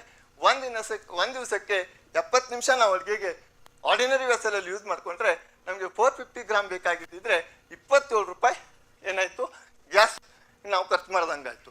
ಆದರೆ ಅದರಲ್ಲಿ 380 ಗ್ರಾಮ್ ಏನನ್ನು ಯೂಸ್ ಮಾಡ್ದಂಗೆ ಆಯಿತು, ಫ್ಯೂಯಲ್ ಯೂಸ್ ಮಾಡ್ದಂಗೆ ಆಯಿತು. ಸೊ ನಾವು ನಾವೆಲ್ಟಿ ವೆಸಲ್ನಲ್ಲಿ ಏನಾಗುತ್ತೆ ನೋಡಿ, ಅಲ್ಲಿ 70 ನಿಮಿಷ ಇತ್ತು, ಇಲ್ಲಿ 55 ನಿಮಿಷ. That's difference. ಸೊ ಹಾಗೆ 380 ಗ್ರಾಮ್ ಬದಲಿಗೆ ನಾವು 380 ಗ್ರಾಮ್ ಯೂಸ್ ಮಾಡಿದ್ವಿ ನಾವೆಲ್ಟಿ ವೆಸಲ್ನಲ್ಲಿ, ಅಂದರೆ 70 ಗ್ರಾಮ್ ಉಳಿಸ್ದಂಗೆ ಆಯಿತು. ಹಾಗೆ ಇಲ್ಲಿ ಆರ್ಡಿನರಿ ವೆಸಲಲ್ಲಿ ನಾವು 22 ರೂಪಾಯಿ ಖರ್ಚು ಮಾಡಿದ್ದಿದ್ರೆ ನಾವೆಲ್ಟಿ ವೆಸಲ್ನಲ್ಲಿ 22 ರೂಪಾಯಿ ಆಯಿತು. ಅಂದರೆ 4 ರೂಪಾಯಿ 20 ಪೈಸೆ ಉಳಿತಾಯ ಆಯಿತು. ಹಾಗೆಯೇ ನಾವು ಇಲ್ಲಿ 380 ಗ್ರಾಮ್ ಇದರಲ್ಲಿ ನಾವು 380 ಗ್ರಾಮ್ ಮತ್ತು ಅಲ್ಲಿರ್ತಕ್ಕಂಥ 450 ಗ್ರಾಮಿಗೆ ವ್ಯತ್ಯಾಸ ಮಾಡಿ ನೋಡಿದವಾಗ ನಮಗೆ ಗೊತ್ತಾಗುತ್ತೆ ನಾವು ಎಷ್ಟು ಗ್ರಾಮನ್ನು ಉಳಿಸ್ಬೋದು, 70 ಗ್ರಾಮ್ ಫ್ಯೂಯಲನ್ನು ಉಳಿಸ್ಬೋದು. So in this way 70 gram into 3 212 ಗ್ರಾಮ್ನಷ್ಟು ನಾವು ಒಂದು ದಿವಸಕ್ಕೆ ಏನು ಮಾಡ್ಬೋದು, ಒಂದು ಅಡುಗೆಯಲ್ಲಿ ನಾವು ಏನು ಮಾಡ್ಬೋದು, ರೆಡ್ಯೂಸಿಂಗ್ ದಿ ಕಾರ್ಬನ್ ಫುಟ್ಪ್ರಿಂಟ್ ಮಾಡ್ಬೋದು ಅಂತ. ಸೊ ಇದೇ ರೀತಿಯಲ್ಲಿ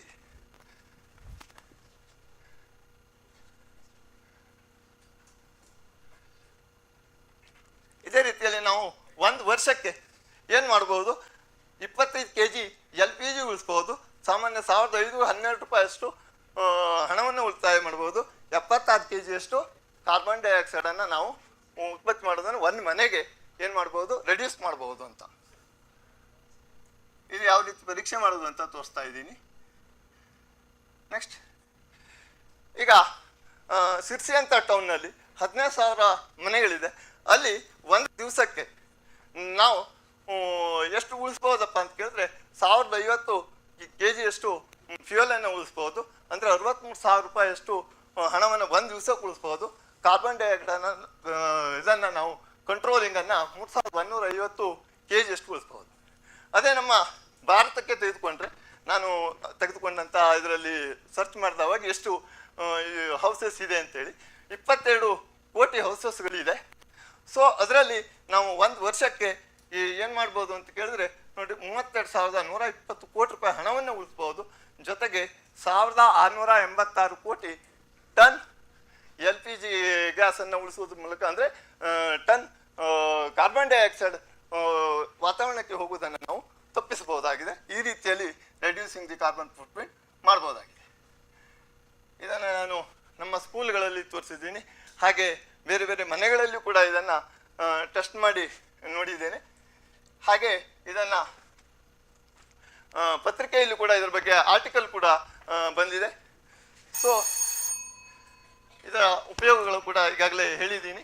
ಈ ರೀತಿಯಲ್ಲಿ ನಾವು 4 ಆಯಾಮಗಳಲ್ಲಿ ಇವುಗಳನ್ನು ಉಳಿತಾಯ ಮಾಡಬಹುದಾಗಿದೆ ಎಂದೇನುತ್ತಾ ಇದನ್ನು ನಾನು ನನ್ನ ಒಂದು ಭಾಗ್ಯ ಅಂತ ಹೇಳ್ಕೊಳ್ಬೇಕು. ಹೈದರಾಬಾದಿನ ರಿಸರ್ಚ್ ಸೆಂಟರ್ KVRS ಸೊಸೈಟಿ ಇವರು ನಮ್ಮ ಆರ್ಟಿಕಲ್ ಆಧಾರದ ಮೇಲೆ ನನಗೆ ಇದನ್ನು ಪ್ರಾಜೆಕ್ಟನ್ನು ಇನ್ನೂ ಇಂಪ್ಲಿಮೆಂಟೇಷನ್ ಮಾಡಿ ಇದನ್ನು ಅಪ್ ಟು ಪೇಟೆಂಟ್ ಲೆವೆಲ್ಗೆ ಆ್ಯಂಡ್ ಮಾರ್ಕೆಟ್ ಇದಕ್ಕೆ ತೆಗೆದುಕೊಂಡು ಹೋಗೋದಕ್ಕೆ ಇನ್ವೈಟಿಂಗ್ ಮಾಡಿದ್ದಾರೆ. ಅದು ನನ್ನ ಸೌಭಾಗ್ಯ ಅಂತ ತಿಳಿಸ್ಕೊಳ್ತಾ ತಮಗೆಲ್ಲರಿಗೂ ವಂದನೆ.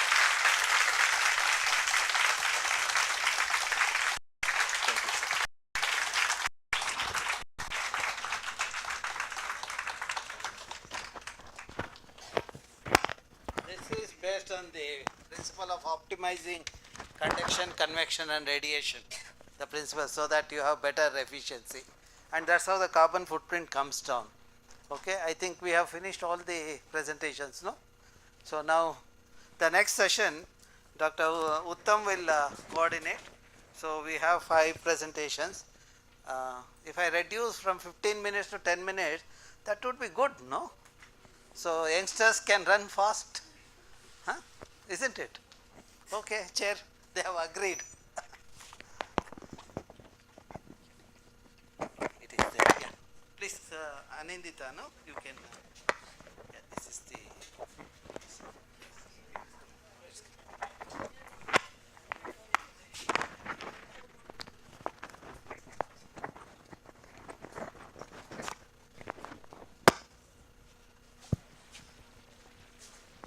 Good afternoon. Good afternoon, all of you. So I am fortunate to be here again, and I have been associated with this department for almost 20 years now, and it's great to be back again and again in every lake. Although I do not get opportunity to visit very often. So currently I am at IIIT Bangalore, and we have an active group of researchers working in different areas of GIS, remote sensing, spatial computing, machine learning, deep learning, and so on. So we have an interesting series of talks lined up for all those people who are fascinated by the term information technology, and we have 5 great speakers, 4 great speakers excluding me, and we will be trying to cover a wide range of topics that will, I'm sure, will align to your interest. So we will begin, since we are already delayed, without much ado, let's begin with the first presentation by Anindita Das Gupta on assessment of changes in LST during the last 2 decades, urban transformation. So she worked with TVR sir for almost 5 years when I was a student, and later on she did her MTech from Indian Institute of Remote Sensing and got a good number of publications, and then she joined for the PhD program at IIIT Bangalore. Currently she is in her 3rd year of PhD. So let's give a chance to her and listen to her topic on impact of increased urbanization on surface temperature. Hello all.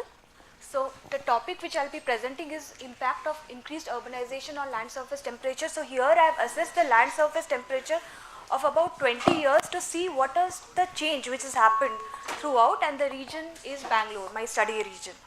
So just the introduction of the talk, that we actually know that in 1900 13% of the global population was urbanized, but now it's, in this particular century 50% of the world population is urbanized, is living in urban areas. And because of the urbanization, there are also problems which are related to social tension, congestion, most of air pollution, which is emissions from the vehicles. Then there is a lot of solid waste generation, and there is a inefficient consumption of energy and materials. We can conclude that cities are the major drivers of climate change and global environmental degradation. That is why city planning is more important nowadays. It should be more planned in order to save our environment. So India's population is projected to increase about 600 millions by 2030, and we are seeing how in most of the Indian cities are getting urbanized and what are the consequences of those urbanization process.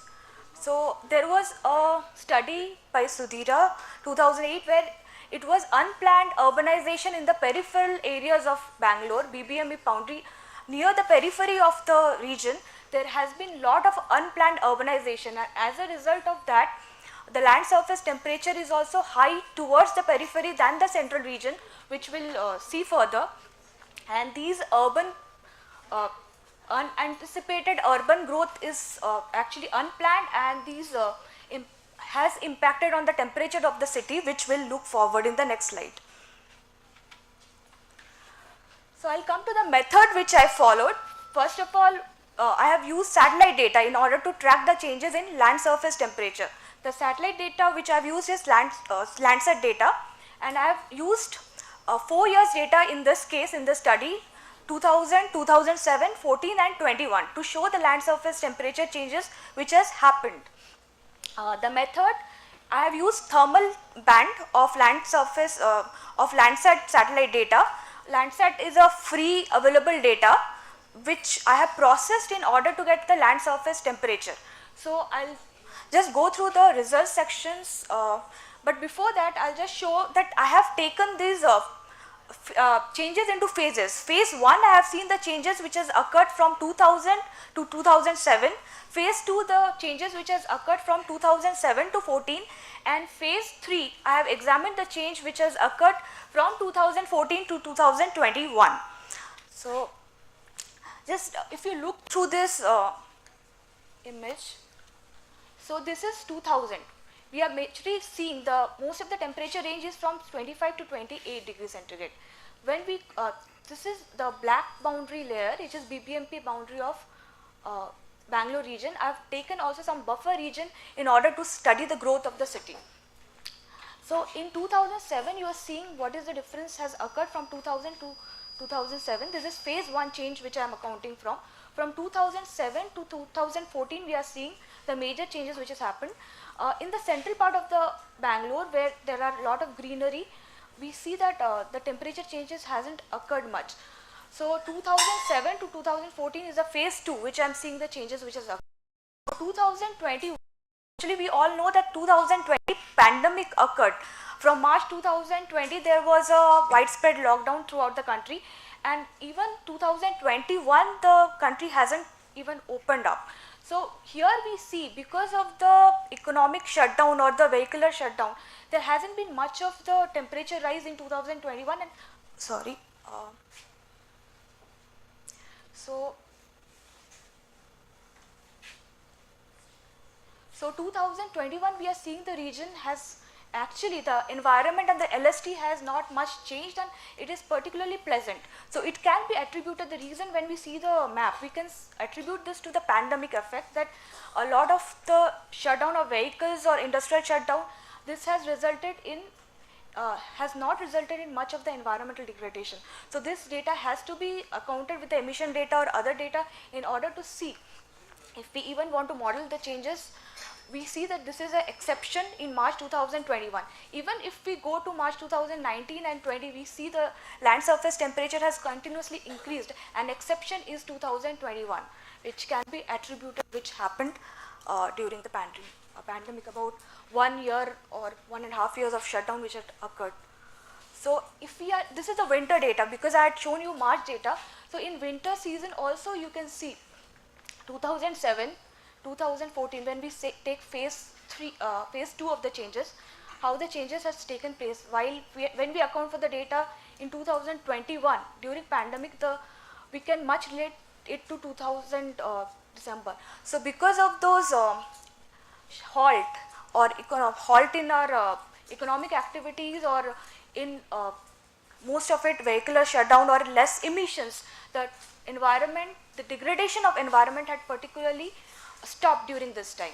Even if you look at 2019 and 2020 data, you cannot see such a change which has occurred 2021, which is exceptionally different, which can be attributed to different reasons during pandemic.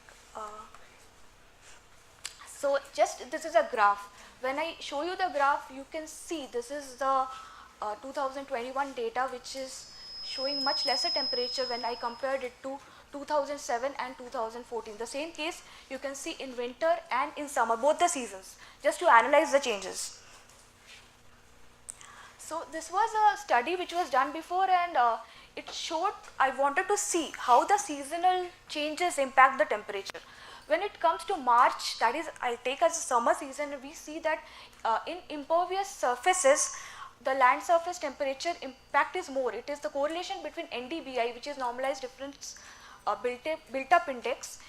There is a correlation of 0.63 to the LST, land surface temperature, in summer season. While in winter, the correlation between NDBI, built up index, and LST is 0.28. So this study concluded that during summer season, the impact of urban heat island effect is more than in the winter season. Seasonal study has to be conducted in order to see how the LST affects in different seasons, how the changes are taking place. And of course, pandemic is a different exceptional case which can be studied in order to see how the environmental degradation stopped, and how the exceptional year it is in terms of less emission, or how it can be quantified, or the reasons can be attributed to. There has been study which I have done just in order to see the spread of the data. Here when we see this one, so here the variation is less in summer month in NDVI and NDBI, while the variations are more in winter season. We can see a lot of spread in the data. It's just to see how the built up or vegetation reacts in LST. What are the impacts of vegetation and built up to the land surface temperature? So this study was done for March 2020. Actually, the results and discussion here, it is that which of the land use land cover classes has more mean LST than others. So we know that impervious surfaces has more mean temperature than vegetation or and water. Others are bare soil and other categories taken here, which has more temperature than the built up surfaces, than impervious surfaces. And here we can also say, to combat with the urban heat island changes, there should be more vegetation, so urban greenery should be more promoted, and even blue and green spaces should be promoted in the wards or areas which is having less, and where peripheral region where the LST is more than other regions. I'll go through the index, which is Urban Thermal Field Variance Index. So this index was computed in order to know where, in which ward there is thermal comfort compared to the others, in order to know the distribution of temperature in Bangalore wards. So after the computation of this index, all of the urban ward map of Bangalore was divided into 6 zones, and 6 zones where we could actually zone it into excellent, good, normal, bad, poor, or very poor. So the region which you can see here, these are good regions, center of the city where there are more vegetations and blue spaces, and the bad ones are, very poor ones are in the peripheral region. I had told you before also there has been unplanned growth of the city in the peripheral region, and here we also see the temperatures are more in this region rather than the central part, which has some excellent distribution here. So there is a quantification also here that at least in April 2021, 50% of the area had a good index distribution. This can also be combined with humidity study, because not only temperature but humidity of the area also gives us a good impact of how comfortable the part is. So it can be combined with other data sets also to come to a good conclusion. So I'm just giving here the name of the ward which has actually highest LST, of course, which can be seen in the peripheral region here in this map. Just look at this region, and also the good which has good ecological comfort, and we are showing here. And there are two wards, ward number 35 and ward number 90, which has the lowest LST. Other peripheral, even industrial regions where Pinia industrial region, Jakuri and Attaru industrial region has a little higher temperature, which has been shown to you in the earlier map. I'll just look at the area and just you know where it is higher temperature and where there is a comfortable temperature in the city. So now I had told, I've given some maps before where you see that during pandemic time actually how the city was more comfortable. So when you come to the pandemic time and see the temperature differences, you also know that you have to account with the emission, vehicular emission or industrial emissions in these areas. So when the emissions are less, when there has been economic shutdown, the temperature was much more comfortable than in other years. So what can be the planning techniques so that we have more comfortable years, or how can the emissions of vehicles can be little reduced so that we ecologically sustain the city? It's more comfortable for us to live in. So these are my references. Thank you. Thank you, Anindita. And we can have the questions at the end. Let's go ahead with the second presentation. Okay, thank you, Anindita.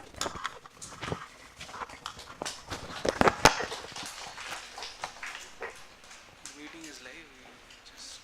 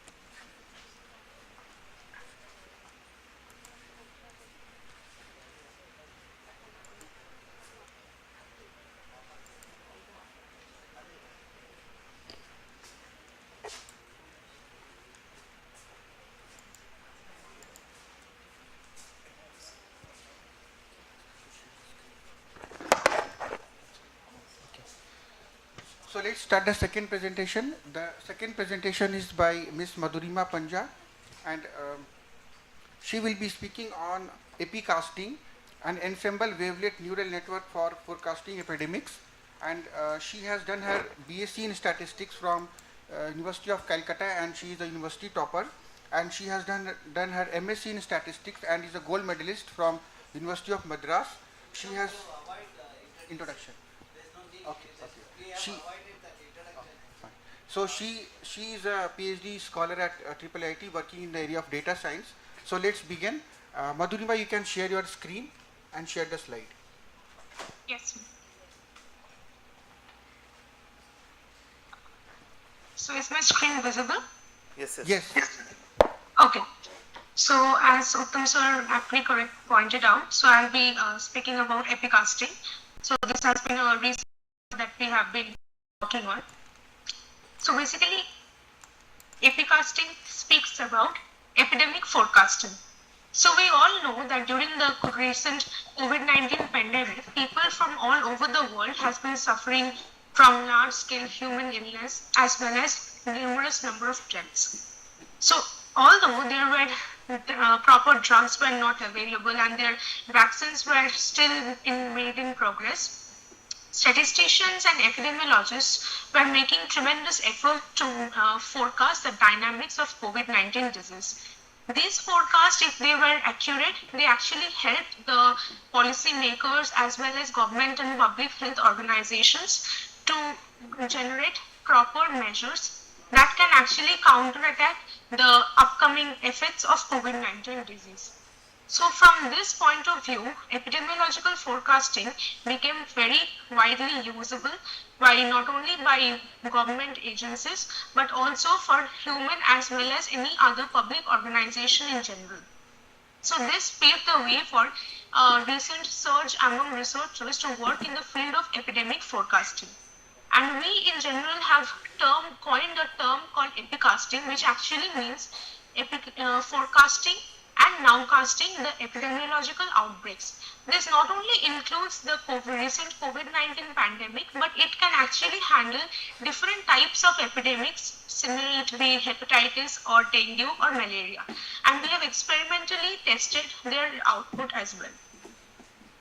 So talking about epidemiological forecasting, one very vital measure that we have to consider is epidemic data sets. So in our study, we have considered different kinds of epidemic data sets ranging from different diseases as well as from different regions, so that we don't have to restrict ourselves to a single region. So based on the different characteristics that we have studied in our experimental analysis, we have seen that in general, epidemic data sets are really complex and noisy in nature. So predicting the epidemiological outbreak only by using certain characteristics or maybe previous time series models becomes a difficult job. In general, we have seen that epidemic data sets exhibits non-stationarity. So basically, stationarity is a very important property that is desired by various statistical models of time series. And also, the data sets are non-linear. Their trajectories do not exhibit any linearity in them. And there exists some long-term dependency, and they are also seasonal in nature. So using the long-term dependency, we thought of using some sort of temporal dependencies or time series data set, and the process also includes some long memory. So the rate of decay that depends on the statistical dependence, it's actually handled with different time series or temporal models. So for the experimental part, we have considered data on hepatitis of China. Influenza disease data sets has been considered for different regions like Australia, Mexico, Japan. Dengue data set has been considered for India, Peru and Colombia. And the malaria data set has been considered for Colombia as well as Venezuela.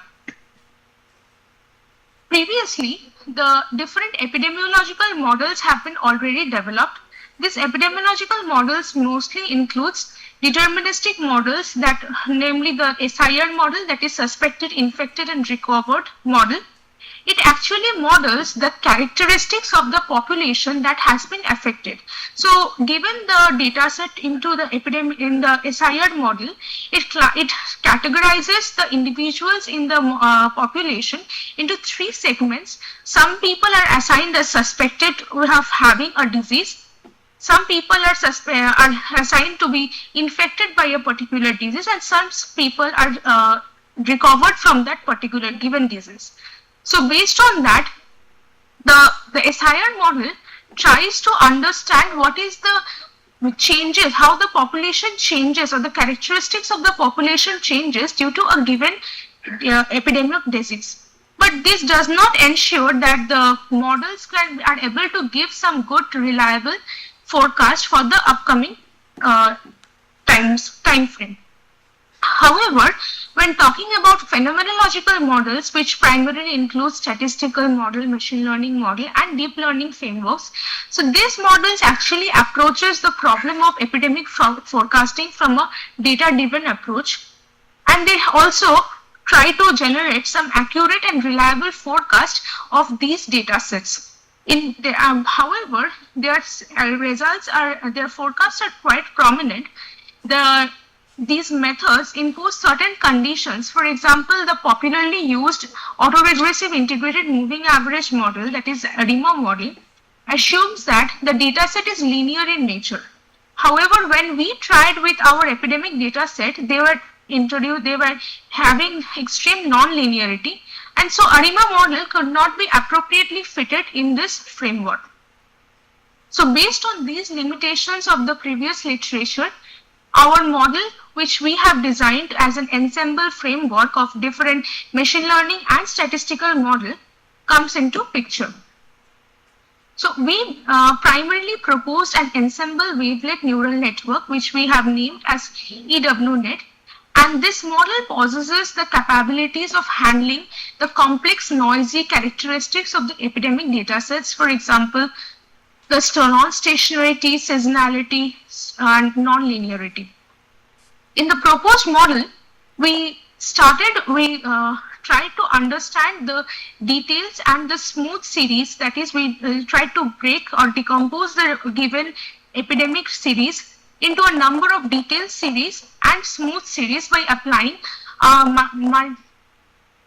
maximal overlapping version of the discrete wavelet transformation. The wavelet filter actually allowed the appropriate extraction of signal from the noise, and by modeling the signal with some autoregressive neural network in a stable architecture, we finally produce some reliable and accurate forecasts. So mathematically, our model had two primary parameters. One was the number of nodes in the input series, and the other was the number of nodes in the hidden series. Usually, the number of nodes in the input and the output layers of the neural network varies, but we tried to make our model as stable as possible. So we fixed these numbers with certain mathematical values. So pictorially, we can describe our model as this. So given the original series, we applied a MODWT transformation, which decomposed it into a number of details and smooth components. And then we applied the autoregressive neural network to each of these smooth and detailed series. And finally, after getting the output or the forecast for each of the smooth and detailed series, we applied an inverse MODWT transformation finally to generate the ensemble output of the final forecast. This ensemble technique provided us better forecast than the individual results. From a theoretical viewpoint, we tried to understand the learning stability, geometric ergodicity, and the asymptotic stationarity of the associated Markov chain. For generating the learning stability of the EWNet model, we fixed the number of nodes in the hidden layer to be a pre-specified value. And this value was also achieved mathematically based on its learning stability and geometric ergodicity. And moreover, based on certain proposition and theorems, we could finally theoretically explain that in the long run, the model will not be giving forecast that will diverge in nature. Moreover, it will be converging in nature. For the experimental evaluation, we tried to forecast 15 publicly available data sets and we compared our model with 16 popular forecasters.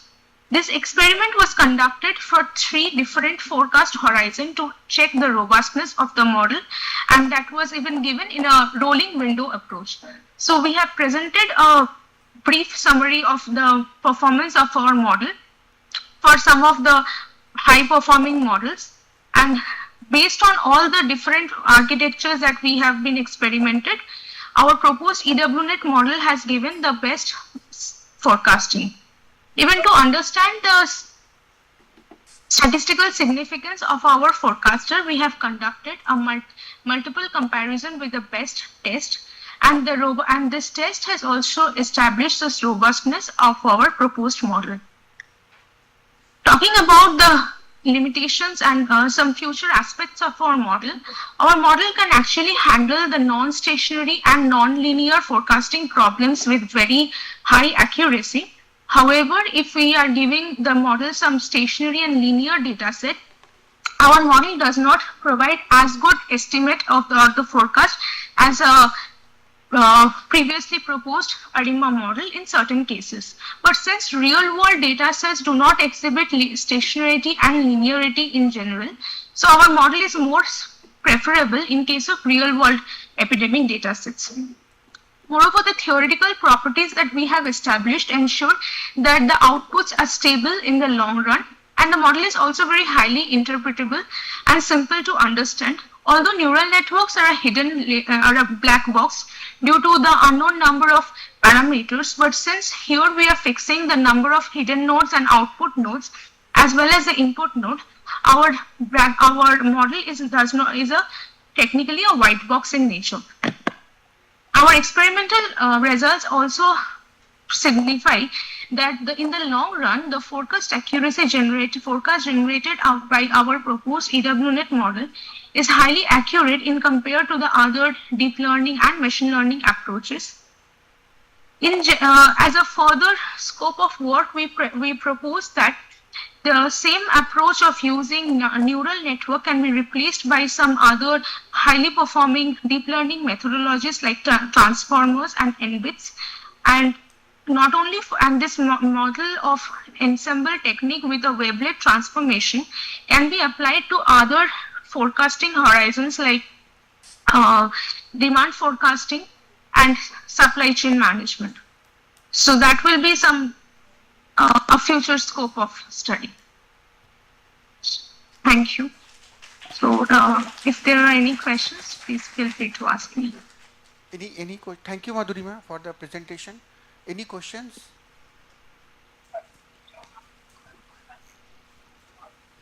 Okay, then we shall move to the next presentation.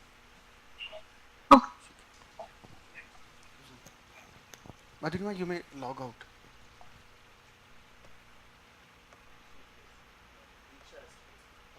Madhurima, you can log out.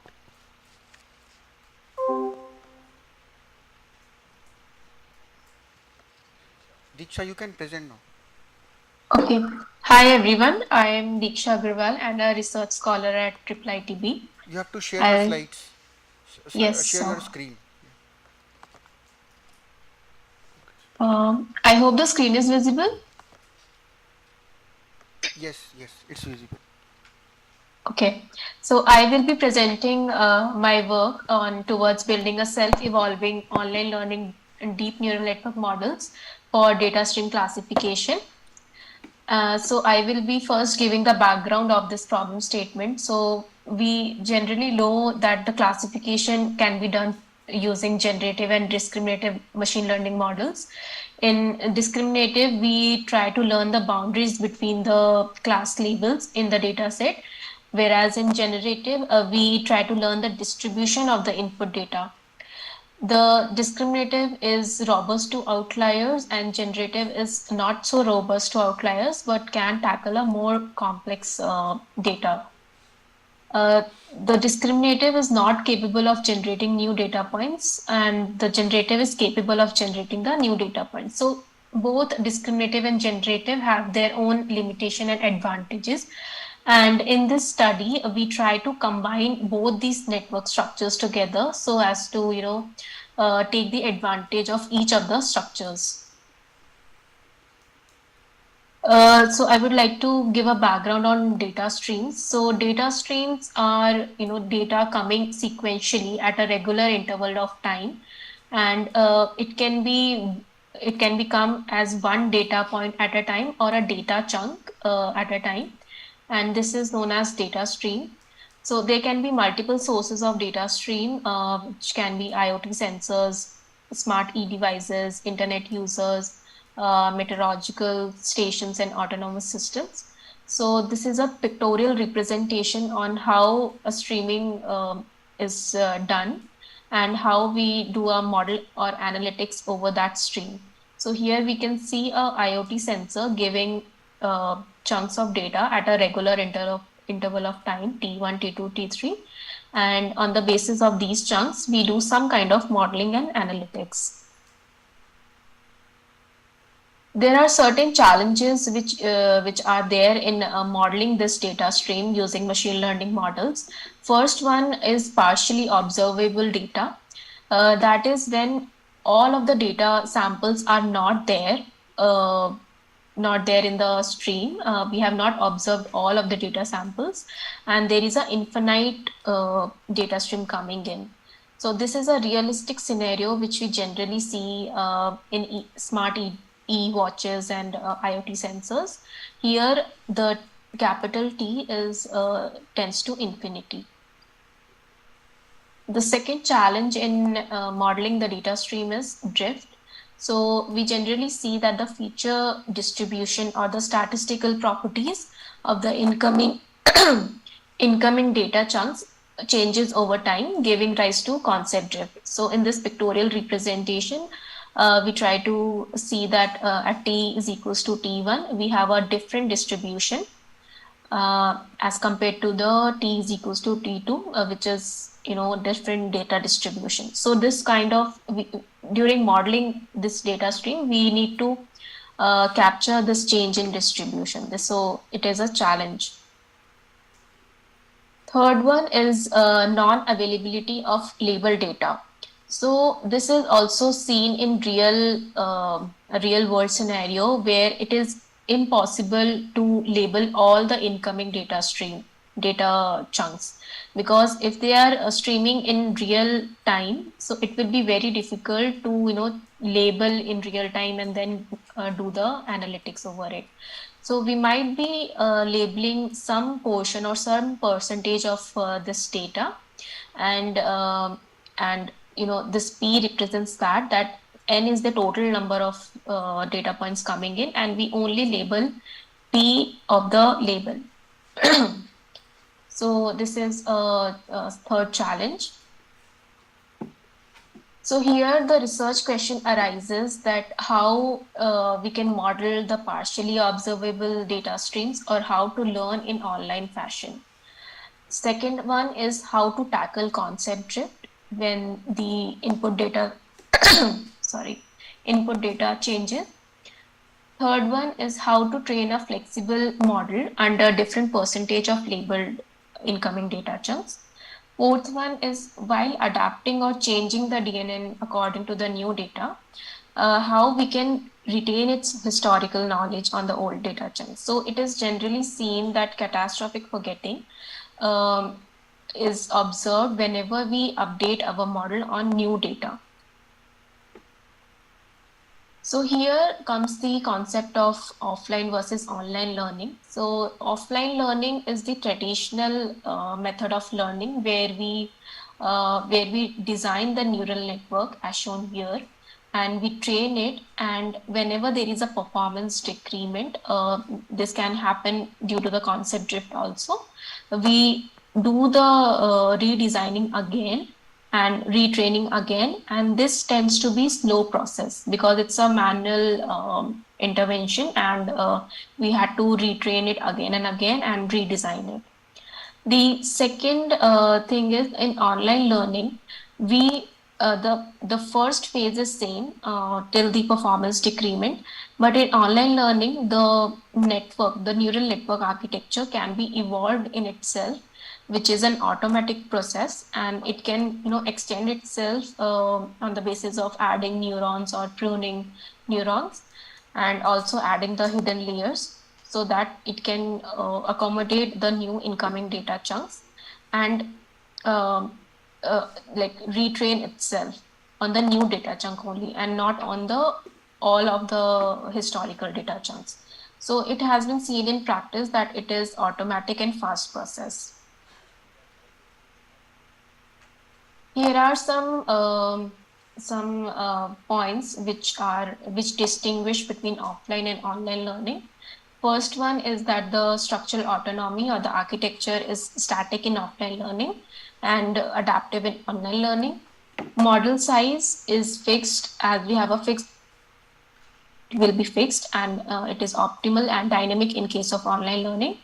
The catastrophic forgettings in offline learning, as the weights are overwritten, it will be observed if we retrain it on new data chunks. Whereas there are some mechanisms and algorithms embedded in online learning architecture which tends to retain the memory. Drift handling is not there in offline, but yes, it is there in online learning. Storage requirement is high because we tends to retrain the network on all of the data, and we have to store all of the data in offline learning. Whereas in online learning, we only update our neural network on the new data chunks. So based on these parameters, we have done some literature survey and we found some research gaps in the already existing literature. So there are 3 research gaps which we found, like majority of the models are not fully evolving in nature.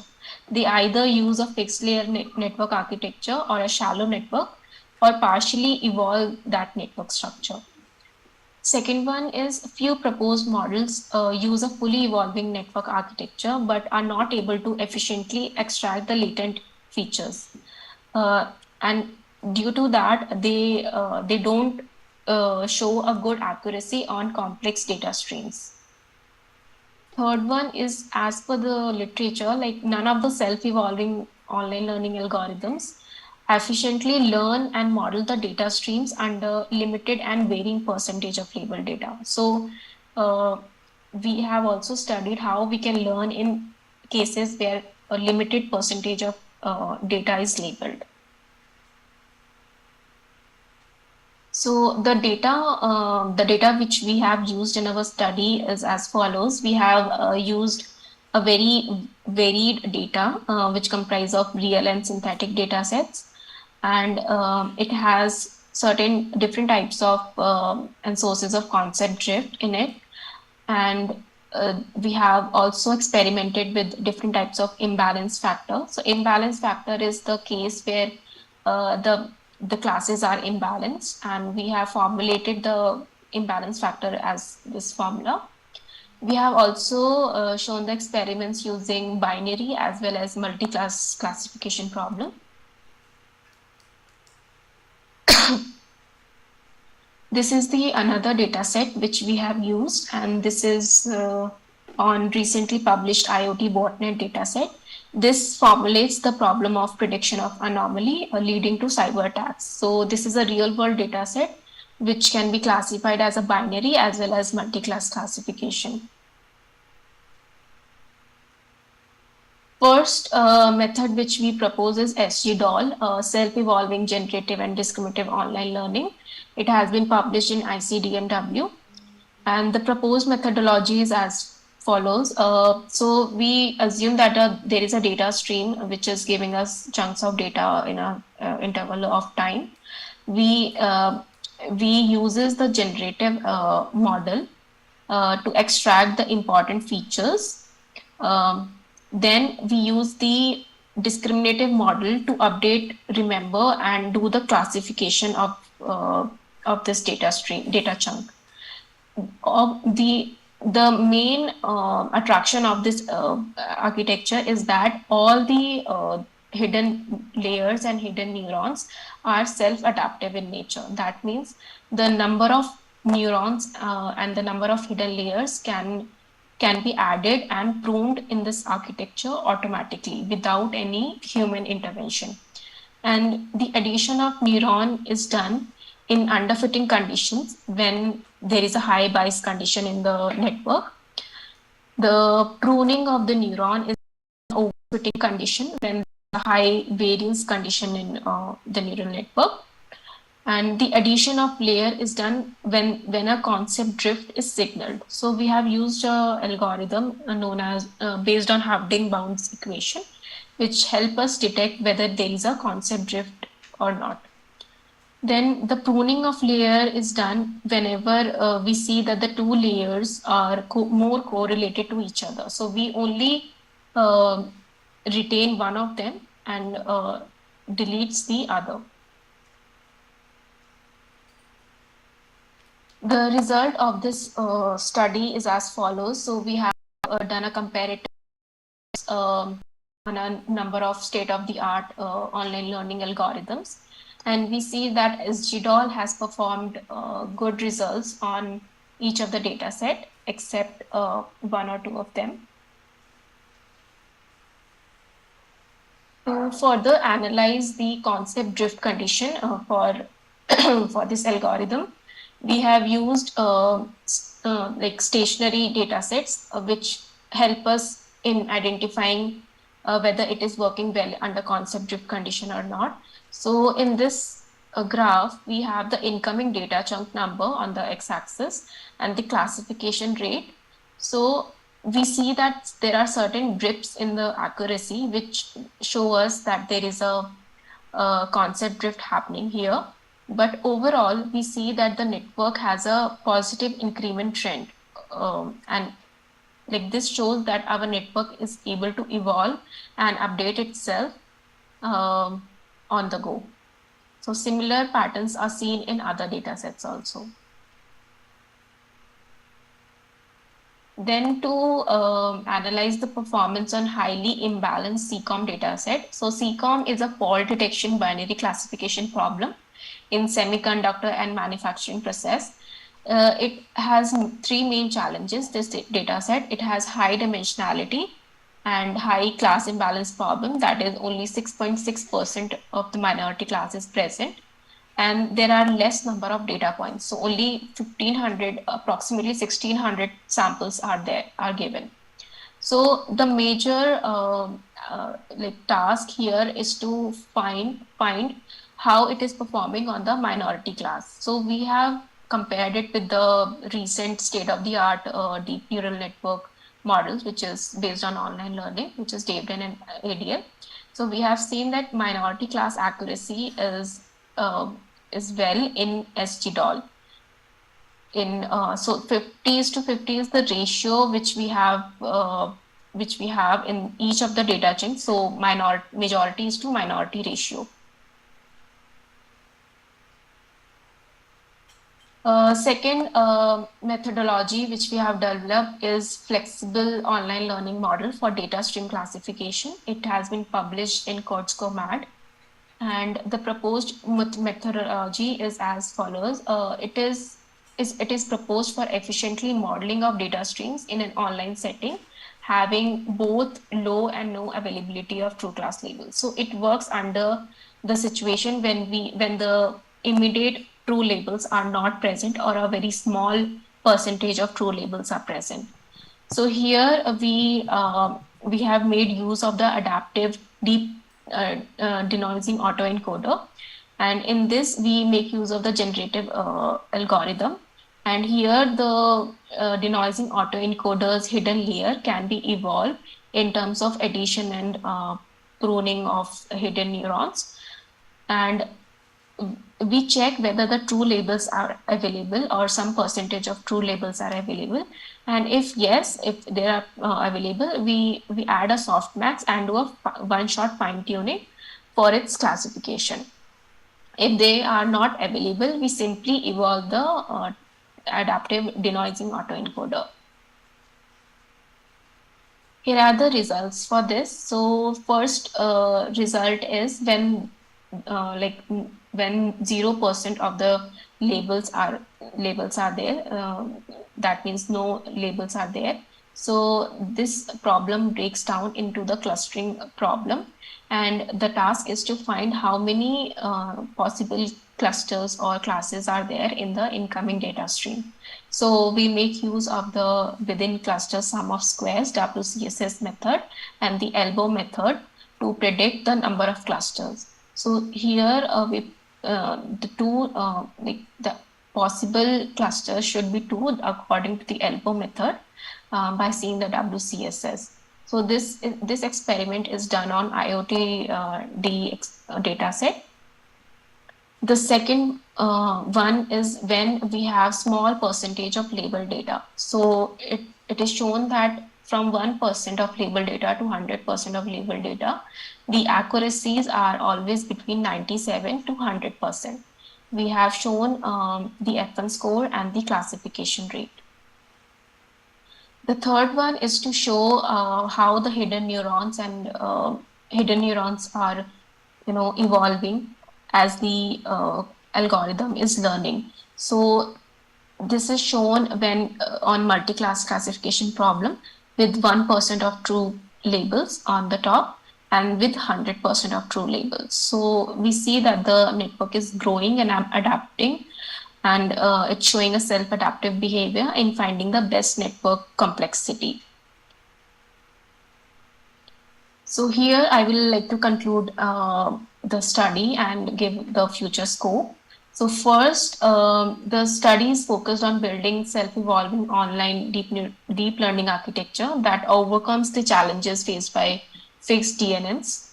And in the view of that, 2 methodologies are proposed, SGDOL and FSDAE.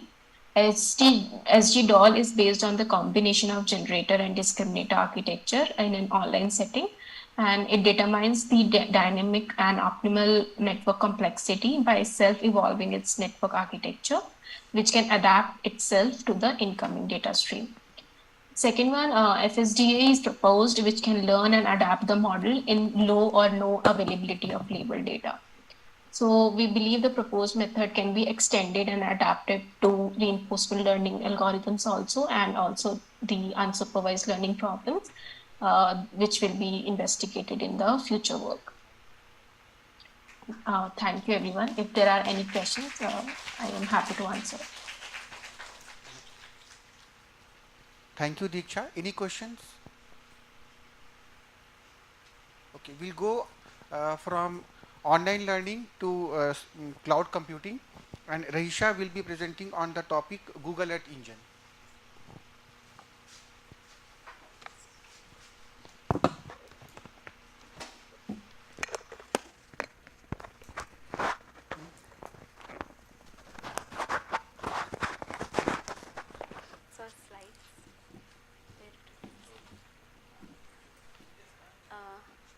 Not from people. Can I come? Sorry. There are 4 files. So only Rahisha. Yeah, but only one file you can open. PPT.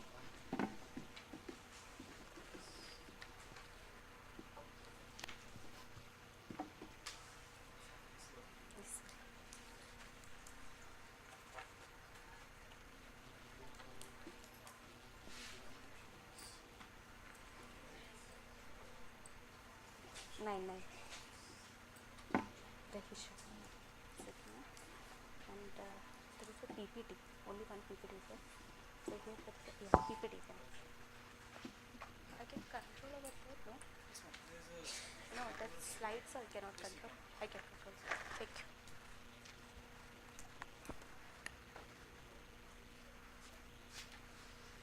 you. Yeah, good afternoon, everyone.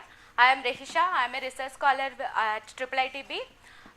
So for today's presentation, title is Cloud Computing for Big Geospatial Data Analysis with Google Earth Engine. That is a highlight here. And I'll be talking more into urban research applications, okay? You can think about your problem, how to solve it in Google Earth Engine, okay, fine? So whenever you see big data, you have to remember 3 V's. That is, first one is volume, how rich, how huge your data set is. The second V comes to velocity, how frequently the data sets are enriching with the database. Or the third V comes to variety, from where, which are the different data sources. Okay, fine. So these are the major outline my today's presentation. I'll start with the introduction on Google Earth Engine, how the Google Earth Engine comes into the, how you can, Google Earth Engine can be used to resolve real world problems, and more into urban research applications. Then what are the major options for my study area, methodology, results and conclusion. So you may be familiar with the Google Earth. Anyone used Google Earth before? Yes. So that means it is targeted for everyone. This is not into a particular domain. If you want to see your location, if your house in a high resolution, then you can use a Google Earth here. Okay. Then you can see your location or your study area in the three-dimensional view also. And there is a historical time periods also. Anybody explored historical imageries of your city? No. You have to, because this is complete, both are completely free, but this is targeted for everyone who want to see your city or your location in past, maybe in 1980s, how your cities looks. You have to explore. This is completely free, of course. You have to download Google Earth and just see the location, just how it looks. You can just verify it, okay? But you cannot do any kind of research or any kind of further analysis by using Google Earth. This is how Google Earth Engine comes. Any kind of remote sensing problem, the biggest challenge is data collection. So we have to find out what are the different kinds of data, remote sensing satellite imageries are available at free of cost, publicly available, because we don't want to spend a huge amount to buy something from some organizations, okay. What are the remote sensing like satellite imageries are available at free of cost. That is the important task, right? And which domain you are using. Maybe through literature you will get to know that what are the historical data available and which can be used for, or which applications you can use for, okay. So that is how Google Earth Engine comes. This is completely cloud based platform. It nothing to worry about your storage capacity, your system capacity, nothing, because everything will be in a cloud. You can just consider as some kind of a big server in Google. So you can take, just give an account, you can sign up with the Google Earth Engine, and you can do data collection, data pre-processing, analysis, everything on cloud. Nothing to worry about your storage space or computation facility or a complexity of computation. They have a very huge computational infrastructure as well.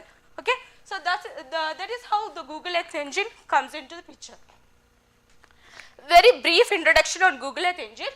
It's all deal with a big data, huge amount of data with considering geospatial data. Whenever geospatial concept comes, you can think about satellite imageries in the form of a raster format, or it can be a vector format, or vector in the sense just administrative boundaries you can consider, that is a vector format.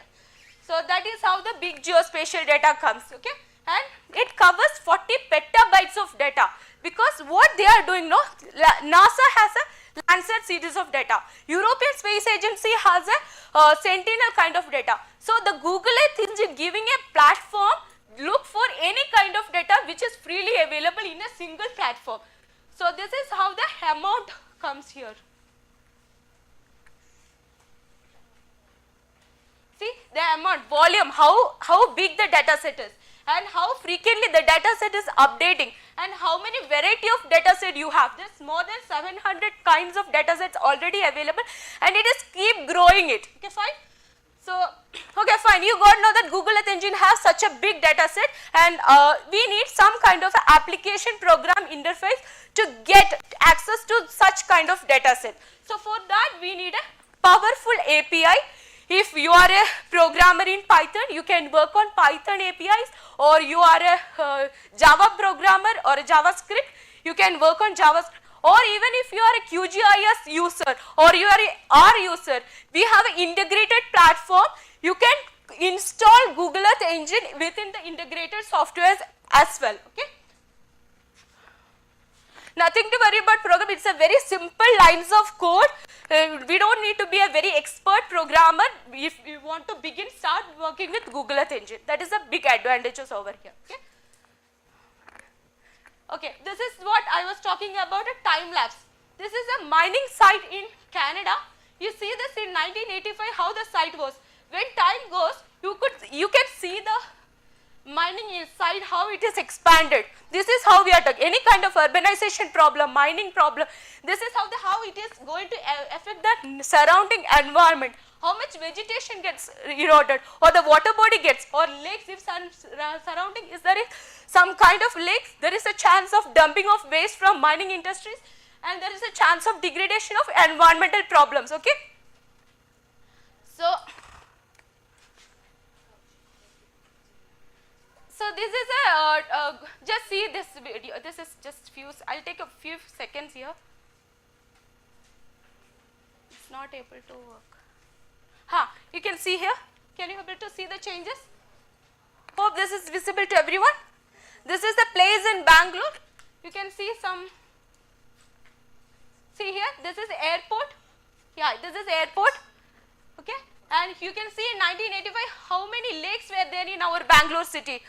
But this is how you can see the changes, geo-visualization of your real world. That is how this is, okay. But you cannot analyze this. You can just view it. To analyze, you need a satellite imageries. Okay. For that, Google Earth Engine will help. Google Earth Engine, just keywords is, it's a big data. You have a very computational infrastructure, and you have a API, that is a application program interface to get such data, to get access to those data set, and we have a browser based development environment. This is when you open Google Earth Engine, this is how it looks. Okay, so nothing to worry, you just need a account in Google, that's all. So you have all the data set here, and this is the code editor. Okay, this is called a code editor. You can just write a script over here, and here you will get all the statistics. When you want to do some kind of project or a research, the outcome will be some kind of a statistical research or a maps or some kind of a charts, how the time series or a change detection. So that you will get it here. Maps you can visualize over here. It's clear? So this is the overall picture of Google Earth Engine. So this is how request you can send through any kind of a JavaScript or a Python or QGIS or any kind of software. You can send the request here. Everything will go to your cloud. You can do a classification, regression, or you can just see the changes, or you can see everything. You can do it in the cloud based. Then this is kind of a parallel computing, and you will get the result here. Okay. So this is how the Google Earth Engine work. You can work on environmental problem here, any kind of water resource management, waste management, any kind of problem here. But right now I am focusing on urban research applications. So I don't want to spend a lot of time on what is urbanization. You heard a lot of things from our TVR sir, and yesterday Chandan sir also were discussing about how the Indian cities has changed and what will be the urban growth model and all, so that you know, you are familiar. So what is the, why we are doing such kind of studies? We want to look for some kind of a sustainable development. We don't want to degrade our environment or earth. So with that in mind, I have considered my, my talk will be split into two parts. The first part of my study will be understanding of how the urban dynamics happen in, by using Google Earth Engine. Okay. So here, I have used a machine learning classification called random forest classification, just a classification algorithm to discriminate what is urban, what is non-urban, only binary classification, only two classes will be there. Okay. So for that I have used a Sentinel-2A imageries from a European Space Agency that will give a 10-meter resolution. Fine. Then this is, you may be familiar, this is BBMP watt, we have a 198 watts here. So watt level comparison with a two period like 2018 and 2020, how the urbanization happened or which are the watts got affected. So these are the research questions, Sentinel December 2018 and 2020 2-year period. It's a very short period, but still, so So this is the Google Earth engine, how I can collect the, because when we want to do any kind of classification, we want some kind of a training sample. We cannot paint all the pixel in urban and non-urban. Instead of that, we are taking few training samples, like expert will find out which are the pixel will goes to urban and which are the pixels are non-urban. So few samples we will be collecting it, and these samples we are using for a classification algorithm, and the computer or a machine will give a classified image in the form of entire image. Okay, fine. So this is how the 2018 and 2022 binary classification will look like. But seeing this two imagery, we can't find any changes, right? If it is a 1970 or 2020, we could find a lot of changes. But when we do a micro level analysis in the detailed statistics, we could see these changes. Most of the word has changed within 2 years. You should keep it in mind, within 2 years, every word has, most of the word, 87% of the word has got an increasing trend in urban pixels. That means urban area is increased. But see the statistic here, when we see few specific word, see this is, sorry, see this is Dodda Bida, sorry for my pronunciation because I am not from Karnataka, the village names I feel very hard to pronounce.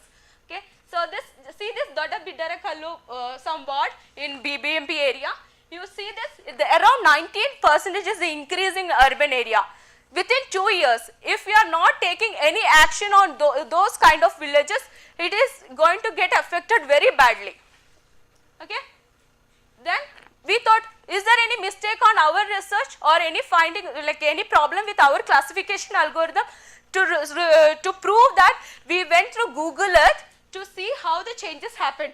We went through 1918, 2020, we could see a lot of, due to the time constraint, I have put only few slides here. You can see A here, it was a field before. Within 2 years, a lot of buildings has happened here.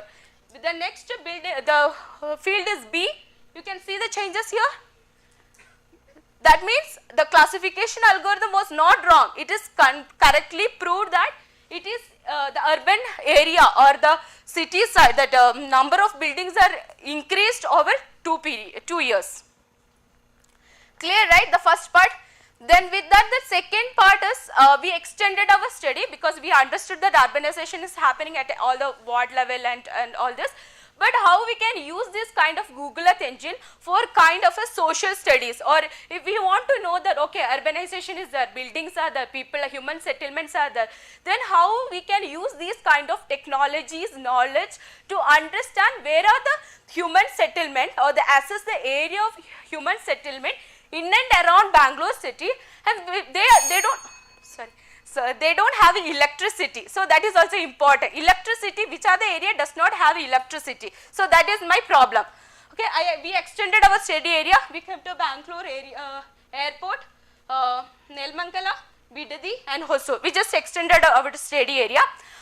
Few kind of more features that we have used to improve our classification algorithms. So I'll just come to result part. Okay, this is how Google Earth engine will help. Just 2 to 3 lines of code, we can extract only water bodies from a Google Earth engine, and we can add these features into the classification algorithm to improve your classification accuracy.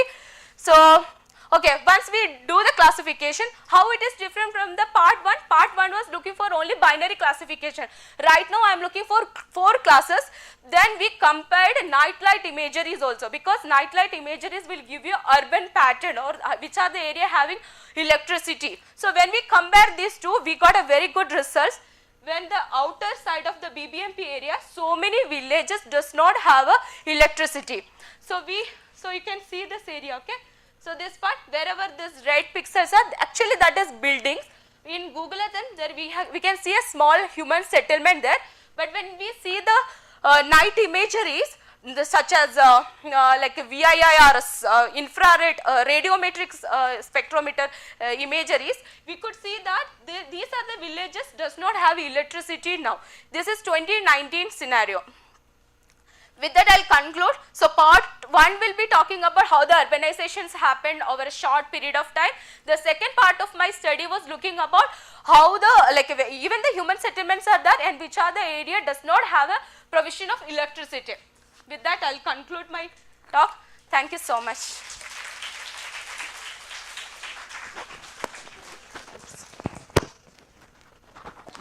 Thanks. Any questions? Any questions to Rahisha? Okay, so I am the last speaker, and I know that I have less time to speak. We'll try to finish as soon as possible because we are all waiting for lunch.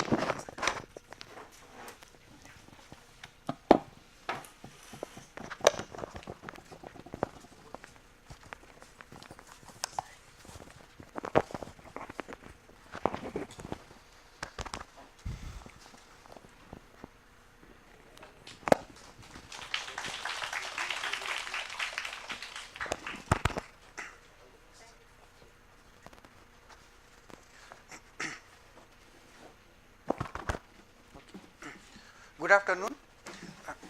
Today I will be presenting two of our papers from the group who have worked on tree canopy detection and classification, and another paper which has focused on plant disease detection using deep learning. So before I proceed, moving on to the footsteps of Professor Ramachandra, I would like to give a brief accountability of what the lab has done in the last 2 years from the late 2020.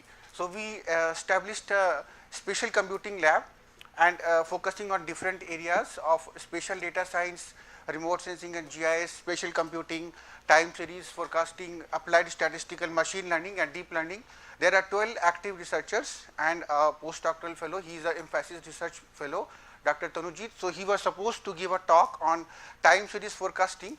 Somehow he is not well. So we had another speaker from the same group. Currently we have projects from emphasis, CSIR, the Bangalore Printing and Publishing Company, and we have some projects ongoing from Indian Army and some startups. So we have been in talking terms with few companies who are ready to sponsor projects in this area.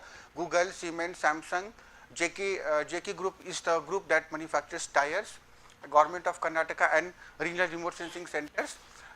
15 MTech have graduated in the last 2 years, 2 MS students have graduated, 1 MS is ongoing, and we have currently 6 PhD research scholars working in different areas of GIS, remote sensing and machine learning. 36 people have already graduated and are in different places around the country. There were 9 lab interns from different institutes, and we published 28 papers in conferences and journals and 13 book chapters. So these are glimpses of few pictures from the campus. One of the lakes very close to the main building, and here are a few photographs of the lab that we have set up. So recently we had our first Viva Voice offline after the COVID pandemic, and then there was a conference at NIAS which we had done together, and this is one of the latest visit by Professor TVR and Settur in the campus. So I felt that it's too good to be put in the slide. Okay. So with this I will like to go ahead and present one of the papers where we discuss about tree canopy detection and extraction from UAV images. So this paper was presented at CVIP at IIT Ropar, and let me get into the problem statement. So detecting trees and especially the tree canopy is not easy because of the sheer volume of data that is required by any machine learning or deep learning algorithms. And we already know that tree canopy detection has wider applications in many areas, including orchard management, forest surveys,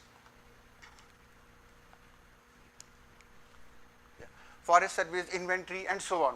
So to overcome this limitation of data, essentially the training data, we have tried to develop a method, okay, so that we are able to automate this process of tree detection. So why this process is difficult? One is because of the large volume of data, and second is because of the irregular shapes of the trees from the top view. It is too difficult to annotate every single tree. Okay. So we, in this particular paper, we have proposed a two-stage classification that is essentially a semi-supervised approach for detecting, and then in the second step for extracting the tree canopy, that is the mask. So the objective is to detect trees from the UAV images and to extract individual tree canopy. Data were collected from a UAV, that is a drone, which was flown over an agriculture land. I will show the picture in the next slide. And then each scene was cropped and cropped into tiles, several tiles of 400 cross 400 pixels. So this is essentially to meet the hardware requirements that we have. And then bounding boxes were drawn on the trees, on the tree canopy, through a free and open source label IMG tool. This is the graphical tool. And then we had finally 57 such tiles with around 120 tree canopies, where 80% was used for training and 20% was used for testing. So ground truth of the particular data, for this data for evaluation, was used for this unsupervised segmentation output, and this was generated using a VGG image annotator tool. So this is the tool through which you can digitize the canopies or any object for that matter and give a label to that. So these are a few examples of some drone images where you can see tree canopies from the top, and the overall goal is to develop a model to detect canopy boundary for individual trees and count the number of trees in those particular scene. So this particular slide gives an overview of how this whole process was carried out, and it is divided into two stages, stage 1 and stage 2. So in stage 1, we first use a RetinaNet model. The purpose of this model is to automatically detect the tree crowns. Okay, and this will ease our job because we will use these outputs from RetinaNet as input to the further processing that will detect and extract the tree canopies exactly with the boundary. So since RetinaNet is a pre-trained model, we use it along with our input UAV data, okay, and then finally get the ROIs, that is region of interest. In the second part, we use a few different already established techniques. Okay, for example, EXGI, which is called Excessive Green Vegetation Index, SLIC, which is a segmentation technique, and unsupervised segmentation using backpropagation neural network. Okay, I will skip some of these parts because I have few more slides to show you how this particular methodology works. Okay, so in stage 1, what we do is we want to detect individual tree canopies. RetinaNet is a popular model, popular network architecture, and along with deforest package, we are used on this particular data set that I have shown to detect the individual trees. So when these trees are detected, it will be shown up as a kind of a square bounding box, and within that bounding box, you can then locate the trees. So now these tiles were the input to this particular model, and then finally all the region of interest were obtained. Okay. Now we move to the second stage of pre-processing. In the second stage, what we do is the output that we have obtained from stage 1, that is the output from the RetinaNet model, is used as an input, and then we perform an unsupervised segmentation. This unsupervised segmentation is performed to extract the green pixels, that is the pixels that belong to the tree canopy or leaves. Okay, and this is done using an index called excess green index, in short EXGI. So on a 8-bit RGB image, we compute a small RGB, and here this is the expansion using equation 1. So R star is R divided by Rm plus Gm plus Bm, where RGB star for a given pixel is actually a normalized value for the 3 channels. Using equation 1 and 2, we now derive RGB, these 3 images, and then these 3 images from equation 3 are then used in this particular formula to compute EXGI. So when you apply a zero threshold to get a binary map, Okay, so the non-green pixels are automatically eliminated. So you end up getting only the green pixels.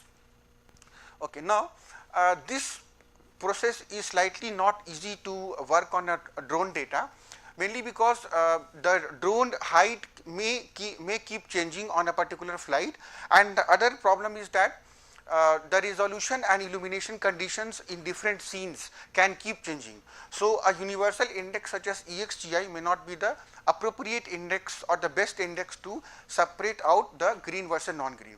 So therefore, as an alternate to EXGI, we use another method called super pixel clustering and CNN based segmentation to separate out green versus non-green trees.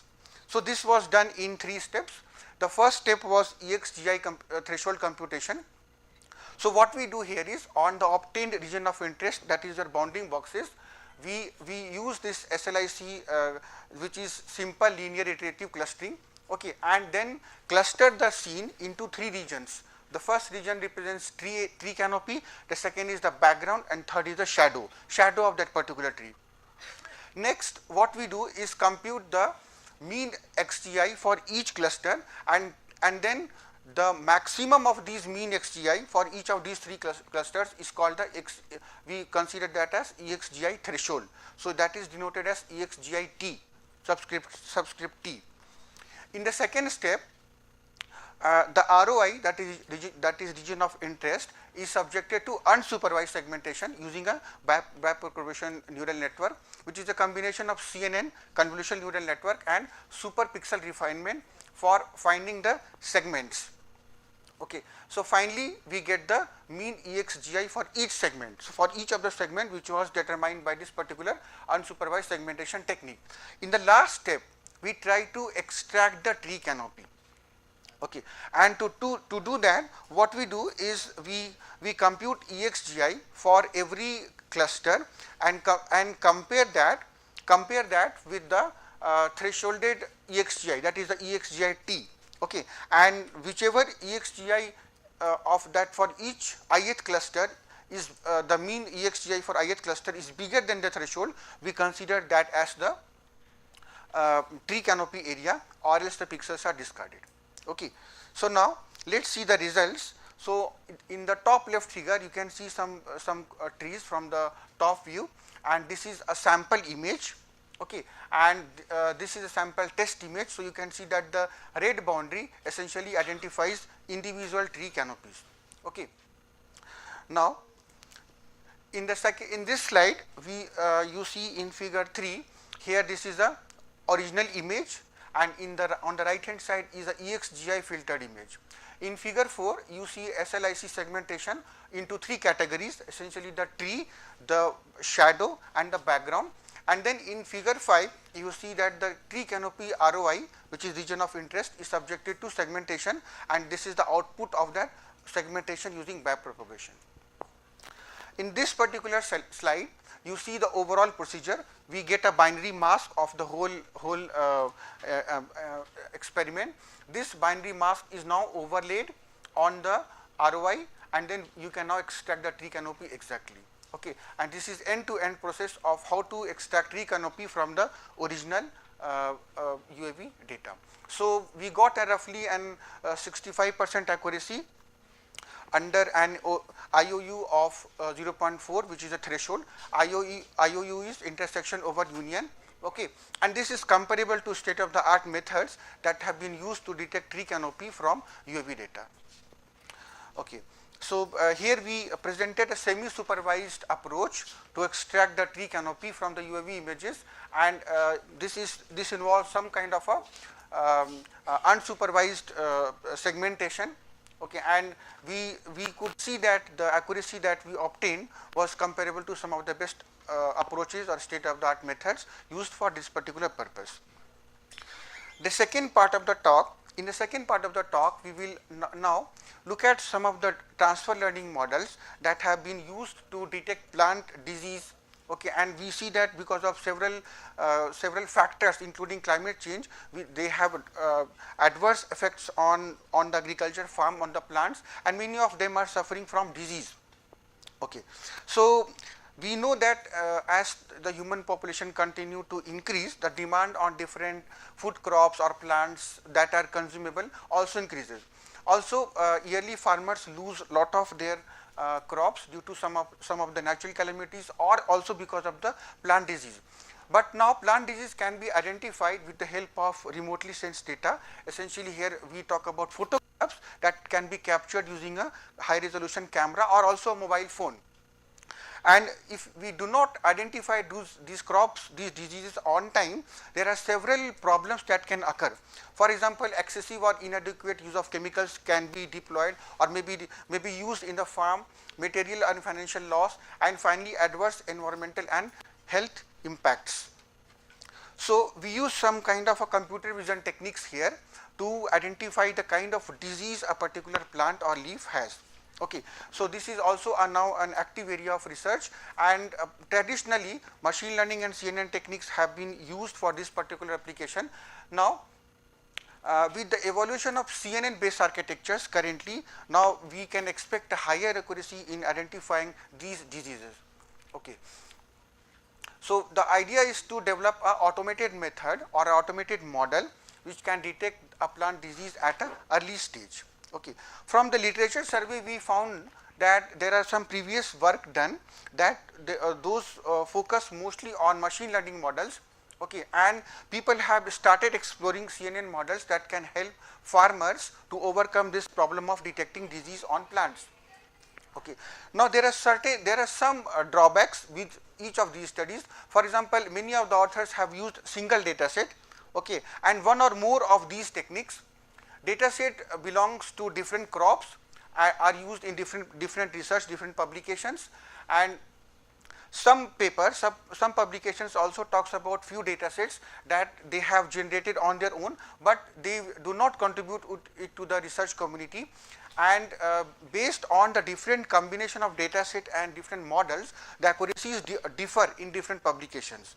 So motivated by these drawbacks, we wanted to see some of the state of the art architectures in transfer learning that can be used to detect plant disease on multiple data sets, and this would essentially help the farmers to identify disease at a much early stage. So here we assess some of the transfer learning techniques such as GoogleNet, VGG16, ResNet50 V2 for plant disease detection and classification. 3 benchmark data sets which are publicly available were used: plant village data set, new plant village data set, and plant pathology data set. And the idea was to see which model, which state of the art model currently available in deep learning can be used to identify these diseases in the crops. So these are the data set details. New plant disease data set has around 88,000 RGB images covering 14 crops, and these are categorized into 13 different classes, which includes healthy and diseased leaves. The plant village data set has 20,600 RGB images covering 3 different crops, and they are categorized into 15 classes including healthy and diseased, and this is one of the most popular data sets that is used by the plant pathologist. The third data set, which is the plant pathology data set, has 3,645 RGB images, and it only covers apple crop. Okay, these images are categorized into 4 classes including healthy and disease. All these data sets are available freely in public domain, essentially in Kaggle, and they were divided into 80-20 ratio for training and testing. Here are few samples of images from plant village data set. So this is a healthy pepper leaf, and this is a leaf with bacterial spot here, and the third one is a tomato leaf with late blight disease. This is a sample image from new plant disease data sets. This is healthy cherry, this is potato leaf with late blight disease, and this is strawberry with scotch disease, and this is an example from plant pathology data set, healthy apple leaf. This is a leaf with multiple diseases, and this is the apple leaf with scab disease. These are the 3 different models, their architecture. This is AlexNet, this is VGG16, this is ResNet50 V2, and this shows how the layers convolve and how do we finally reach the output classes based on the data set. So here we have applied the ReLU normalization and pooling, and these are the different stages in ResNet50 V2. This is a summary of the results for the 3 different data sets, and we see that among the existing state of the art models, VGG16 happens to perform better among the 4, and it outperforms all other architecture in terms of accuracy, overall accuracy, F1 score, recall and precision. So the accuracy is not a very small not by a small margin, but it is significant high in almost all the 3 cases as highlighted in the yellow color. So the takeaway message is that as of now we have not come across any publication where multiple state of the art models have been compared to detect plant disease, and therefore we wanted to carry out this research to see which model could be more appropriate. All these data sets are publicly available for us to download and use, and in this study we found VGG16 to be best out of the 3-4 models that we have seen. Parameter tuning is essentially very important because that can significantly increase the overall accuracy of the classification, but the training and testing of course takes a lot of time in deep learning problems. There are a lot of scope for future work, okay, and one great point to mention here is that all the data sets have been collected in lab controlled environment, so we are not really sure so these data sets generally give very high accuracy, so we are not really sure how these models will perform on real world data set when you have a real world data from a normal camera or a smartphone. Lot of data are not available, we have limited options to work with because contribute to the public domain, hence there is a great scope of collecting or generating these data sets and making it available to the other researchers. Problem of multiple disease on a single leaf or plant is not easy to detect by any of these models, so this actually requires new models to handle the problem. And the last future work that we can particularly plan is development of something like a mobile based platform that can have a camera, and this can be used on the fly to detect the plant disease and suggest for the appropriate measures to the farmers. So I would end my talk now, and these are the references, the papers that were referred, and thank you for the attention. I hope I have finished on time. I am delayed by 10 minutes. If any questions, I am ready to take.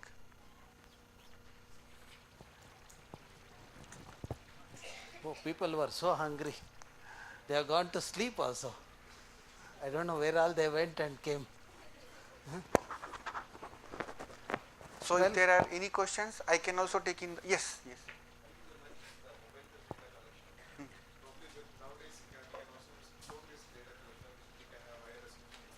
Yes, you can do that, yes. But this would be just a first step towards analyzing the drone based data.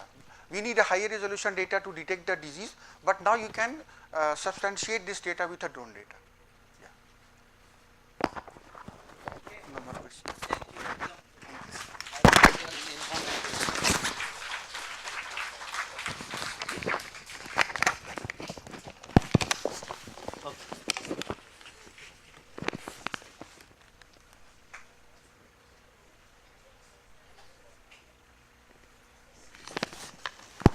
You know, the reason for my group doing good science or a good publication, it was because I was fortunate to have students like Dr. Uttam Kumar, Sudhira, Bharat, all these people, you know. So, okay, now we will take a break, we will have lunch and we will try to come back by 2 o'clock. Next session is at 2 o'clock, okay? Try to have quick lunch.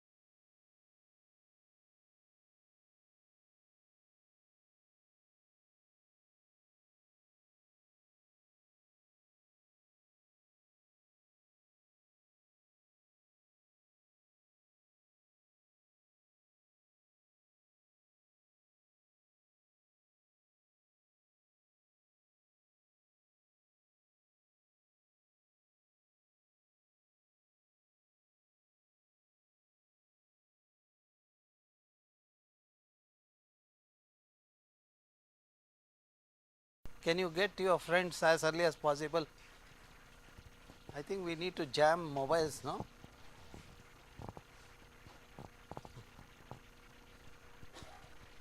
Bharat, how many presentations are there? How many PPTs?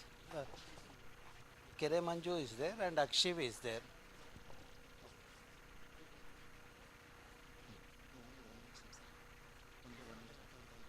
Kere Manju is there. Kere Manju is there. And Akshiv is there.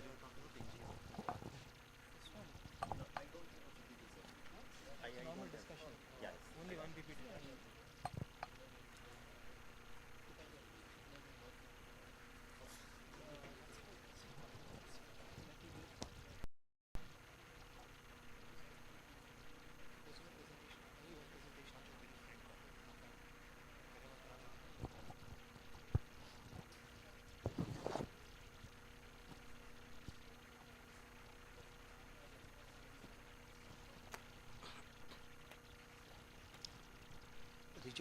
You be here when this when the presentation starts, you switch on that.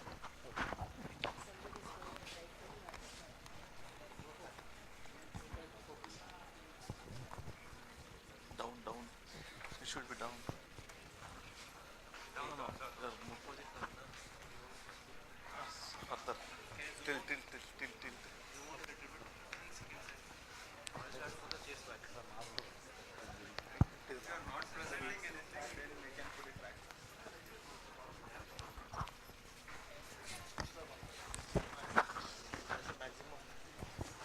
Well, chair ಸ್ವಲ್ಪ ನಾವು ಹಿಂದೆ ಇಡ್ಬೋದಾ cover ಆಗಲ್ಲ ಐದೇ chair cover ಆಗ್ತಿರೋದು ಅವ್ರು ಮಾತಾಡ್ತಾರಲ್ಲ ಇಲ್ಲಿ ನಿಂತ್ಕೊಂಡು ಚೂರಿಂದ ಇಟ್ಟರೆ 6 ಚೇರ್ಸ್ ಕೂರಿಸ್ಬೋದಲ್ಲ ಅದಕ್ಕೋಸ್ಕರ 6 ಚೇರ್ಸ್ ಹಾಕೋದು it's okay. We'll just put closer, that's all.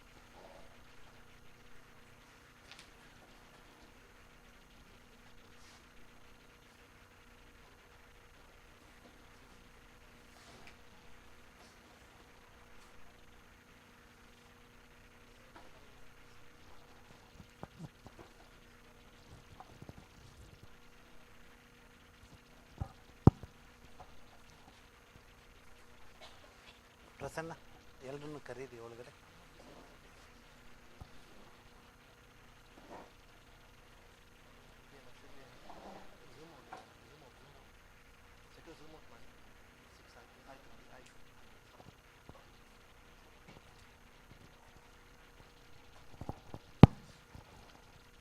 Well, good afternoon to everyone. So let us start the next session, which is going to be quite interesting. There are, the media has been doing a very good job as far as the Karnataka is concerned. That way I am quite fortunate to have the journalist who does the unbiased reporting. That's what is required in our system. And second thing is without fear. I remember way back in 98, one of the leading newspaper had interviewed me, but to publish that, they called me and said their boss has refused to accept my views. Then I said that, okay, if that is the thing, then you should not come to academicians and talk to them, because we always talk without any fear. Okay. Now today, we thought that we will have a dialogue so that the way they were reporting and what is their views on this one, what is their success rate, because when I look at because I also work in National Green Tribunal sometime, the media reporting has helped the judiciary. That's where the positive reporting has always helped the thing. Wherever the conflicting signals comes, then we have to intervene, experts have to intervene and tell what is correct or what is wrong. So that is what happened. But by and large, I saw that whether it's a tree in Bangalore or lakes in Bangalore, judiciary has taken the reporting from the press in a positive sense. Okay. Now, I will not speak much. The people who have been doing, I think they should do the job today. So I will not introduce anybody, because our forum, we do not introduce people. I always say that the work should speak. So that is the one, and that is what has happened for the last 2.5 days. You can ask any experts, the people are the senior people, but their work, when they presented, everyone came to know what they have done and how they have been quite successful in communicating. After doing the job, we need to communicate. That also they have done that. Okay. Now, we have the varied age group with a lot of experiences in this panel. So I request my colleagues to come to the dais. So Akshiv Thakur, Boske Khanna, yeah, please come. Siraj, yeah, please.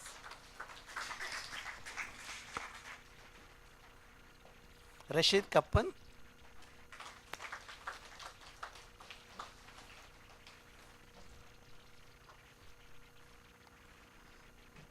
and Kere Manjunath.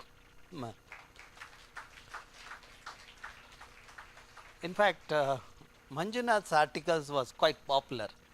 He used to visit each lake and do the reporting of that lake in Prajavani. And we used to read that, and in our college and all, we used to, whenever I go to some school or college, they used to tell that there was a report on the lake, particular lake. And the children used to get excited if the report is from their lake. So that is this one. So, and probably that we may have to revisit that. We may have to redo that because the bureaucrats have changed and also decision makers have changed. We need to tell them that how to conserve the lake. Now probably at the end I will make this one. Before that we will start the thing. And since Kere Manjunath has the PPT slides, we will have that first presentation, and then we will they have the dialogues. Okay, it's a open this one. We can have as far as the conservation of lakes are concerned, we will deliberate. Okay, so you can come here, and people sitting here can see from there. No, not required. You can see from there. No, there is a.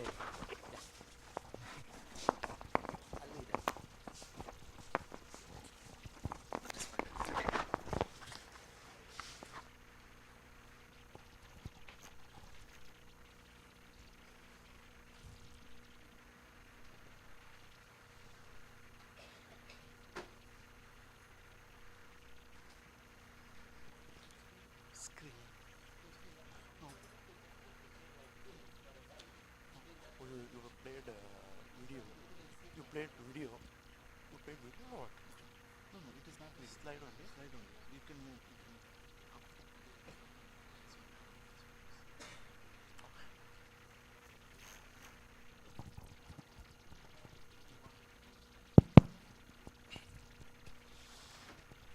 Good afternoon, everyone. Just I want to present one. Sir.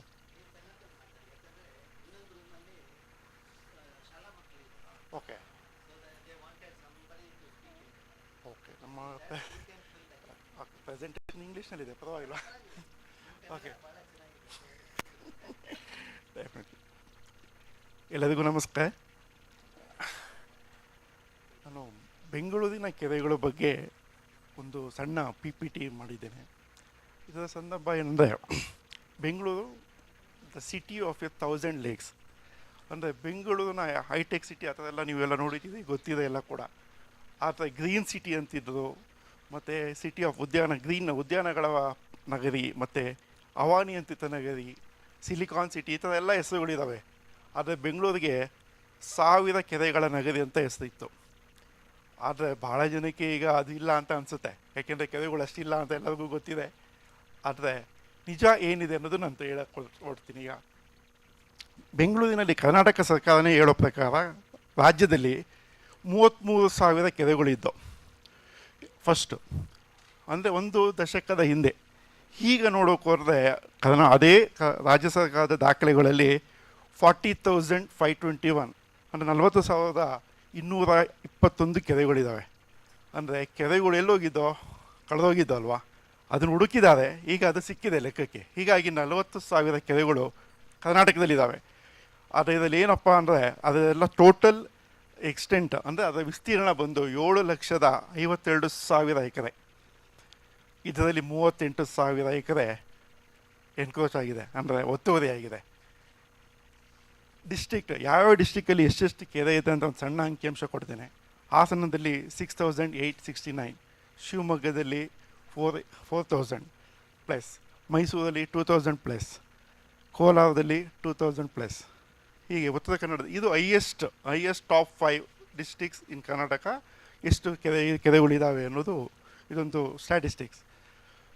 ಎಲ್ಲಿ ಅತಿ ಹೆಚ್ಚು ಒತ್ತುವರಿ ಆಗಿದೆ ಅಥವಾ encroach ಆಗಿದೆ ಅದು Bengaluru rural ಅಂದರೆ ಗ್ರಾಮೀಣ ಪ್ರದೇಶ, ಬೆಂಗಳೂರು ಗ್ರಾಮೀಣ ಜಿಲ್ಲೆಯಲ್ಲಿ 6,252 ಎಕರೆ ಕೆರೆ ವಿಸ್ತೀರ್ಣ ಒತ್ತುವರಿ ಆಗಿದೆ. ನೆಕ್ಸ್ಟ್ ಬೆಂಗಳೂರು ಅರ್ಬನ್ ಡಿಸ್ಟಿಕ್ 4,551 ಎಕರೆ ಇಲ್ಲಿ ಒತ್ತುವರಿ ಆಗಿದೆ. ನೆಕ್ಸ್ಟ್ ಚಿಕ್ಕಮಗಳೂರು ಬರುತ್ತೆ, ಶಿವಮೊಗ್ಗ ಮತ್ತು ಮೈಸೂರು. 28,264 ಎಕರೆ ಬೆಂಗಳೂರಿನಲ್ಲಿರುವ ಕೆರೆಗಳ ವಿಸ್ತೀರ್ಣ, ಒಟ್ಟಾರೆ ವಿಸ್ತೀರ್ಣ. ಹಾಗೆ ಕರ್ನಾಟಕ ಪಬ್ಲಿಕ್ ಲ್ಯಾಂಡ್ ಕಾರ್ಪೊರೇಷನ್ ಹೇಳೋ ಪ್ರಕಾರ ಬೆಂಗಳೂರಿನಲ್ಲಿ ಹೈಕೋರ್ಟ್ಗೆ ಅದು ಸಬ್ಮಿಟ್ ಮಾಡಿದೆ ಆ ಲಿಸ್ಟ್ನ. 837 ಕೆರೆಗಳಿದ್ದಾವೆ.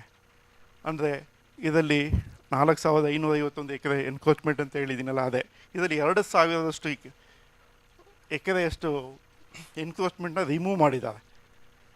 ಓಕೆ, ನೆಕ್ಸ್ಟ್ ಆವಾಗಲೇ ಹೇಳಿದೆ ನಿಮಗೆ 1000 ನಗರ ಕೆರೆಗಳ ನಗರಿ ಅಂತ, ಅದಿದೆಯಾ ಅಂತ? ಖಂಡಿತವಾಗ್ಲೂ ಇದೆ. ಇವತ್ತು ಕೂಡ SSLR ಡಿಪಾರ್ಟ್ಮೆಂಟ್ ಅವರೇ ಒಂದು ಸರ್ವೆ ಮಾಡಿ ಅಥವಾ ಡಾಕ್ಯುಮೆಂಟ್ ಪ್ರಿಪೇರ್ ಮಾಡಿದ್ದಾರೆ. 837 ಸೇರಿದಂಗೆ ಅದು ಪ್ಲಸ್ 837 ಪ್ಲಸ್ 171 ಇಟ್ ಇನ್ಕ್ಲೂಡ್ಸ್. ಅದರಲ್ಲಿ ಕಲ್ಯಾಣಿ, ಕುಂಟೆ, ಗೋಕಟ್ಟೆ, ಕಟ್ಟೆ ಇವೆಲ್ಲ ಸೇರಿದಂತೆ ಈಗ 1,008 ಲೀವಿಂಗ್ ವಾಟರ್ ಬಾಡೀಸ್ ಇದೆ. ಲೀವಿಂಗ್ ವಾಟರ್ ಬಾಡೀಸ್ ನಾನು ಹೇಳ್ತಾ ಇರೋದು ಅಂದರೆ ಎಲ್ಲಿ ಯಾವುದ್ಯಾವುದೋ ಬಿಲ್ಡಿಂಗು ಅಥವಾ ಇದಕ್ಕೆಲ್ಲ ಮುಚ್ಚೋಗಿದ ಕೆರೆಗಳನ್ನ ಬಿಟ್ಟು ಈಗಿನ calculation it is living thanks. ಬೆಂಗಳೂರಿನಲ್ಲಿ 837 ಕೆರೆ ಇದೆಯಲ್ಲ, ಅದೆಲ್ಲ ಕೂಡ ಪೊಲ್ಯೂಟೆಡ್. ಬಹುತೇಕ ನೀವು ಅಲ್ಲಿ ಚಿತ್ರದಲ್ಲಿ ನೋಡ್ತಾ ಇರ್ಬೋದು, ಬಹುತೇಕ ಹಂಗೆ ಇದ್ದಾವೆ ಕೆರೆಗಳೆಲ್ಲ, ಎಷ್ಟು ಡೆವಲಪ್ಮೆಂಟ್ ಆಗಿದ್ದು ಕೂಡ.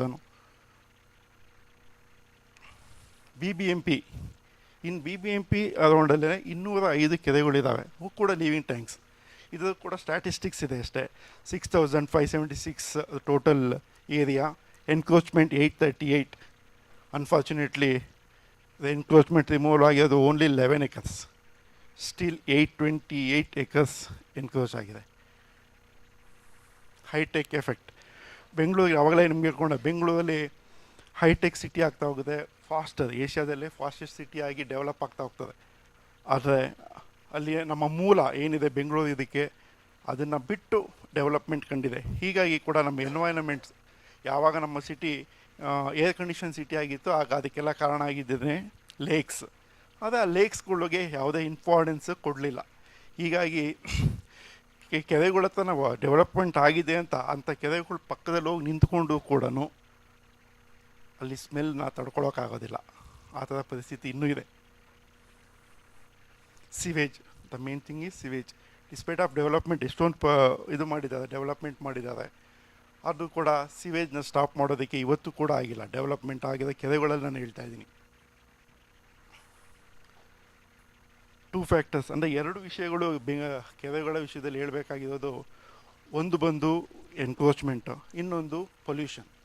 ಈ 2 ಪೊಲ್ಯೂಷನ್ಗಳು ಬೆಂಗಳೂರಿನ ಕೆರೆಗಳ ಅಭಿವೃದ್ಧಿಗೆ ಮುಖ್ಯ ಸಮಸ್ಯೆ ಆಗಿದೆ ಅಥವಾ ಮುಖ್ಯ ಸವಾಲಾಗಿದೆ. ಎನ್ಕ್ರೋಚ್ಮೆಂಟ್ ತಿಳಿಸೇನು ಬೆಂಗಳೂರಲ್ಲಿ, ಕರ್ನಾಟಕದಲ್ಲಿ ಅಥವಾ ಬೆಂಗಳೂರಿನಲ್ಲಿ ಕೆರೆಗಳ ಅಭಿವೃದ್ಧಿಗೆ ಹಣದ ಕೊರತೆ ಇಲ್ಲ. 2009-10 ಗೌರ್ಮೆಂಟ್ ತುಂಬ 100 ಕೋಟಿನ ಪ್ರತಿ ವರ್ಷ ಕೊಡ್ತಾಯಿದೆ ಕೆರೆ ಡೆವಲಪ್ಮೆಂಟ್ ಮಾಡೋದಕ್ಕೆ. ಆದರೆ ಆ ಕೆರೆಗಳು ಅಭಿವೃದ್ಧಿ ಆಗ್ತಾ ಇರುವಾಗ ಎನ್ಕ್ರೋಚ್ಮೆಂಟ್ ಮಾತ್ರ ಆಗ್ತಿಲ್ಲ. ಯಾವುದೇ ಕೆರೆ ಇದ್ದರೆ ಅಲ್ಲಿ ಎನ್ಕ್ರೋಚ್ಮೆಂಟ್ ಕಾಮನ್ ಅಥವಾ ಅದು ಸಹಜ ಅನ್ನೋ ಪ್ರಕ್ರಿಯೆಗೆ ನಾವು ಬಂದಿದ್ದೀವಿ. ಹಾಗೆ ನಡೀತಾನೂ ಇದೆ. ಗೌರ್ಮೆಂಟ್ ಫಸ್ಟ್ ಅಂದರೆ ಸರ್ಕಾರ ಕೆರೆಗಳ ಒತ್ತುವರಿಯಲ್ಲಿ ಮೊದಲಾಗಿದ್ದು ಗೌರ್ಮೆಂಟ್, ಅದನ್ನೇ ಫಸ್ಟ್. ಧರ್ಮಾಂಬುದಿ ಕೆರೆ ಇಲ್ಲಿರೋಗಿ ಎಷ್ಟು ಜನಕ್ಕೆ ಗೊತ್ತು ಹೇಳಿ ನೋಡೋಣ. ಯಾ ಎಸ್, ಅಲ್ಲಿ ತೋರಿಸ್ತಾ ಇದ್ದೀನಿ, ಅದೇನೇ ಹೇಳ್ತಾ ಇದ್ದೀನಿ. ಅಲ್ಲಿ ಮೇಲಿದೆಯಲ್ಲ ಅದು ಧರ್ಮಾಂಬುದಿ ಕೆರೆ.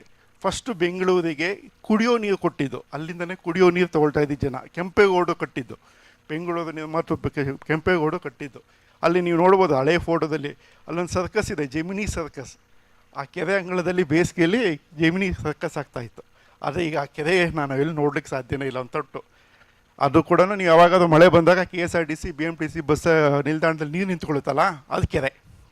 ಆದರೆ ನೀವೇನು ಹೇಳ್ತೀರಾ, ಓ ಬಸ್ ನಿಲ್ದಾಣ ಕೆರೆ ಆಗೋಗ್ಬಿಟ್ಟಿದೆ ಅಂತ ಹೇಳ್ತೀರ ಅಲ್ವಾ? ಇಲ್ಲ, ಅದು ಕೆರೆಯಲ್ಲಿ ಬಸ್ ನಿಲ್ದಾಣ ಆಗಿರೋದ್ರಿಂದ ನಾವು ಈಗ ಅದನ್ನು ಮತ್ತೆ ವಾಪಸ್ ಹೇಳ್ತಿದ್ದೀವಿ, ಬಸ್ ನಿಲ್ದಾಣ ಈಗ ಕೆರೆ ಆಗೋಗ್ಬಿಟ್ಟಿದೆ ಅಂತ. ಹಾಗಾಗಿ ಇದೇ ಲೆಕ್ಕದಲ್ಲಿ ಬಹಳಷ್ಟು ಕೆರೆಗಳು ಹೋಗಿದ್ದಾವೆ. Football, hockey, indoor clubs, roads, layout construction, ಇದಕ್ಕೆಲ್ಲ ಕೂಡ ಕೆರೆಗಳು ಆಹುತಿ ಆಗಿದ್ದಾವೆ. ಆಮೇಲೆ ಪ್ರೈವೇಟ್ ಎನ್ಕ್ರೋಚ್ಮೆಂಟ್ಸ್ ತುಂಬ ಜಾಸ್ತಿ ಆಗಿದೆ. ಇದನ್ನು ಕ್ಲಿಯರೆನ್ಸ್ ಮಾಡೋದು ಡೆವಲಪ್ಮೆಂಟ್ ಆದ್ರೂ ಕೂಡ ಆಗ್ತಾಯಿಲ್ಲ. ಪೊಲ್ಯೂಷನ್ ಆ್ಯಂಡ್ ಸೀವೇಜ್, ಬೆಂಗಳೂರಲ್ಲಿ ಸುಮಾರು 80 ಕೆರೆಗಳು ಡೆವಲಪ್ ಆಗಿದ್ದಾವೆ. VBMP ಮಾಡಿದೆ, ಸುಮಾರು 500 ಕೋಟಿ ವೆಚ್ಚ ಆಗಿದೆ. ಎಲ್ಲ ಹೈಟೆಕ್ ಡೆವಲಪ್ಮೆಂಟ್ ಏನು ಬೇಕೋ ಎಲ್ಲ ವ್ಯವಸ್ಥೆಗಳು ಆಗ್ತಾಯಿದ್ದಾವೆ. ಆದರೆ ಸೀವೇಜನ್ನು ಮಾತ್ರ ಇವತ್ತು ತಡೆದಿಲ್ಲ ಅವರು. ಅದನ್ನು ಒಬ್ಬೊಬ್ಬರು ಒಂದೊಂದು BWSSB ನನಗೆ ಬರೋದಿಲ್ಲ ಅನ್ನತ್ತೆ, BBMP ನನಗೆ ಬರೋದಿಲ್ಲ ಅನ್ನತ್ತೆ. ಹೀಗಾಗಿ ಡೆವಲಪ್ಮೆಂಟ್ ಮಾಡ್ತಾ ಇದ್ದಾರೆ ಕೆರೆಗಳು, ಸೀವೇಜನ್ನ ಒಳಗಡೆ ಹೋಗೋದನ್ನು ತಡೆದಿಲ್ಲ. ಎಲ್ಲವೂ ಕೂಡ ಲೇಕ್ ಕೆಳಗಡೆನೇ ತುಂಬ ಪೈಪ್ಸ್ ಹೋಗಿದ್ದಾವೆ ಸೀವೇಜ್. ಅದು ಯಾವಾಗ ಅದು ಡ್ಯಾಮೇಜ್ ಆದರೆ ಏನು ಡೆವಲಪ್ಮೆಂಟ್ ಆಗಿದೋ ಅಷ್ಟು ಸೀವೇಜ್ ವಾಟರ್ ಕೆರೆಗಳಿಗೆ ಹೋಗುತ್ತೆ. ಹೀಗಾಗಿ ಸುಮ್ಮನೆ pollution and development not industrial waste. ಹಿಂದೆ ಒಂದು ಲೇಕ್ ಫೋಟೋ ಇದೆ, ಯಾವುದು ಅಂತ ಗೆಸ್ ಮಾಡ್ಬೋದು, ಎಲ್ಲರಿಗೂ ಗೊತ್ತಿದೆ ಈಗ. ಎಸ್, ಇದು ಈಗಿನ ಪರಿಸ್ಥಿತಿ. ಈಗ ಏನಾಗೋದು, ಭಾಳಷ್ಟು ಕೋಟಿ, ರಾಮಚಂದ್ರ ಸರ್ ಗೊತ್ತಿದೆ, NGT ಆರ್ಡ್ರು ಎಲ್ಲ ಆಗಿ ಬೆಳ್ಳಂದು ಕೆರೆನಾಡಿ BDA 230 ಕೋಟಿ ವೆಚ್ಚದಲ್ಲಿ ಡೆವಲಪ್ ಮಾಡ್ತಾ ಇದೆ ಅಂತ. ಇನ್ನೂ ಕೂಡ ಅದರಲ್ಲಿ 10% ಕೂಡ ಕೆಲಸ ಇನ್ನೂ ಆಗಿಲ್ಲ ಸರ್. ಹಾಗಾಗಿ ಹಾಗೇ ನಡೀತಾ ಇದೆ ಈ ಥರ ಲೀಚೆಟ್. ಇನ್ನೊಂದು ಸಮಸ್ಯೆ ಇತ್ತೀಚೆಗೆ ಸ್ಟಾರ್ಟ್ ಆಗಿದೆ ಕೆರೆಗಳ ಪಕ್ಕ, ಡೆವಲಪ್ಮೆಂಟ್ ಆಗಿರೋ ಕೆರೆಗಳ ಪಕ್ಕ. ಏನಂದರೆ ಅಲ್ಲಿ ಗಾರ್ಬೇಜ್ನ ಸೆಗ್ರಿಗೇಟ್ ಮಾಡ್ತಾರೆ. ಅಂದರೆ ಸೆಗ್ರಿಗೇಟ್ ಇನ್ ದಿ ಸೆನ್ಸ್, ಆಟೋದಿಂದ ಬರೋ ಗಾರ್ಬೇಜಸ್ನ ಕಾಂಪ್ಯಾಕ್ಟರ್ಸ್ಗೆ ಫಿಲ್ ಮಾಡ್ತಾರೆ. ಆ ಫಿಲ್ ಮಾಡುವಾಗ ಕಾಂಪ್ಯಾಕ್ಟರ್ಸಲ್ಲಿಂದ ಎಲ್ಲ ಕೂಡ ಲಿಚೆಟ್ ಈಚೆ ಬರುತ್ತೆ. ಆ ಲಿಚೆಟ್ ಫುಲ್ ಎಲ್ಲ ಕೂಡ ಡೆವಲಪ್ ಆಗಿರೋ ಕೆರೆಗಳು ಹೋಗ್ತಾಯಿದೆ. ಈಗಿರೋ ಇದು ಮೇಜರ್ ಥ್ರೆಟ್.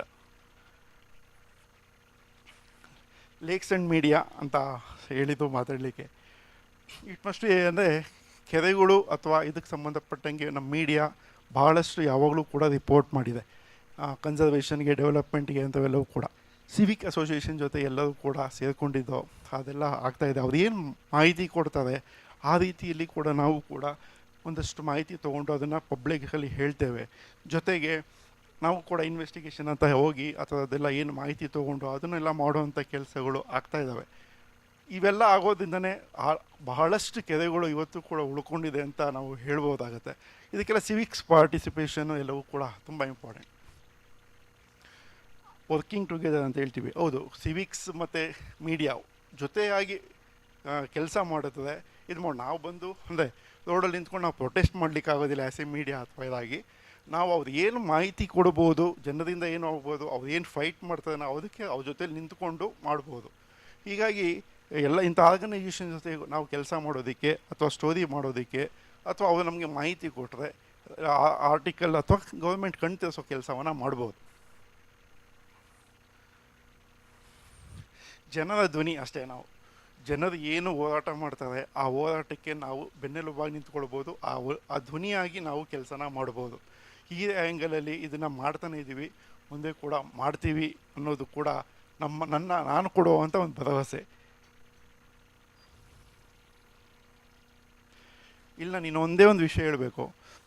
2008ರಲ್ಲಿ ನಾನು ವಿಜಯ ಕರ್ನಾಟಕದಲ್ಲಿದ್ದಾಗ ಬೆಂಗಳೂರಿನ ಕೆರೆಗಳ ಸ್ಥಿತಿ ಬಗ್ಗೆ ಬದಲಿಕ್ಕೆ ಹೊರಟಿದ್ದೆ. ಆಗ ನಾನು ಭಾಳ ಎಲ್ಲ ಡಿಪಾರ್ಟ್ಮೆಂಟ್ನೂ ಕೂಡ ಭಾಳಷ್ಟು ಡಿಪಾರ್ಟ್ಮೆಂಟ್ನ ಕೇಳಿದ್ದೆ, ಮಾಹಿತಿ ಕೊಡಿ ಕೆರೆಗಳು ಎಷ್ಟಿದ್ದಾವೆ ಏನು ಅಂತ. ಇಲ್ಲ, ನನಗೆ ಸಿಗಲೇ ಇಲ್ಲ. ನನಗೆ ಆವಾಗ ಬಹುತೇಕ ಸಿಕ್ಕಿದ್ದು 80 or 81 ಲೇಕ್ಸ್ ಅಷ್ಟೇ. ಹಾಗೂ ಕೂಡ ನಾನೇ ಎಲ್ಲ ಫೈಂಡ್ ಔಟ್ ಮಾಡಿದಾಗ 108 ಕೆರೆಗಳ ಒಂದು ರಿಪೋರ್ಟ್ ಮಾಡಾಗಿತ್ತಾಗ. ಅದು ನಮ್ಮ ವಿಜಯ ಕರ್ನಾಟಕದಲ್ಲಿ 35 days ಕಂಟಿನ್ಯೂಸ್ ಆಗಿ ಬಂತು. ಹಾಗಾಗಿ ಅದನ್ನು ನಮ್ಮ ಮುಂದೆ ನಡೆಸ್ಕೊಂಡು ಹೋಯಿತು. ಅಂದರೆ ಈಗ ನನಗೆ ಹೆಮ್ಮೆ ಆಗ್ತಿದೆ, ಬೆಂಗಳೂರಲ್ಲಿ ನಿಜವಾಗ್ಲೂ ಕೂಡ ಇಷ್ಟೊಂದು ಕೆರೆಗಳಿದ್ದಾವೆ ಅಂತ ಗೌರ್ಮೆಂಟ್ ಡಿಪಾರ್ಟ್ಮೆಂಟ್ ಹೇಳ್ತಿದ್ದಾವೆ. ನಾನು ಆವಾಗ 1000 ಕೆರೆಗಳಿದ್ದು ಅಂತ ಬರೆದಾಗ ಯಾರೂ ನಂಬಿರಲಿಲ್ಲ. ಅದು ಇನ್ಫ್ಯಾಕ್ಟ್ ನಮ್ಮ ಗೆಜೆಟಲ್ಲಿ ಇದೆ, ಎಲ್ಲವೂ ಇದೆ, ಗೆಜೆಟಿಯಲ್ಲಿದೆ, ಎಲ್ಲವೂ ಇದೆ, ಅದು ಯಾರೂ ನಂಬಲಿಲ್ಲ. ಈಗ 108 ಲೀವಿಂಗ್ ಟ್ಯಾಂಕ್ಸ್ ಇದೆ ಅಂತ ಹೇಳೋದಕ್ಕೆ ನಿಜವಾಗ್ಲೂ ಹೆಮ್ಮೆ ಆಗುತ್ತೆ. ಇದನ್ನು ಎಲ್ಲ ಉಳಿಸ್ಕೊಂಡು ಹೋಗಬೇಕಾಗಿದ್ದ ಜವಾಬ್ದಾರಿ ನಿಮ್ಮಂಥ ಯುವಕರ ಮೇಲಿದೆ. ಇದನ್ನು ನೀವು ಮಾಡಬೇಕು. ನಿಮಗೆ ಏನು ಸಹಕಾರ ಬೇಕೋ ಮೀಡಿಯಾ ಮೂಲಕ ಅದನ್ನು ನಾವು ಕೊಡೋದಕ್ಕೆ ತಯಾರಿದ್ದೀವಿ. ಧನ್ಯವಾದಗಳು.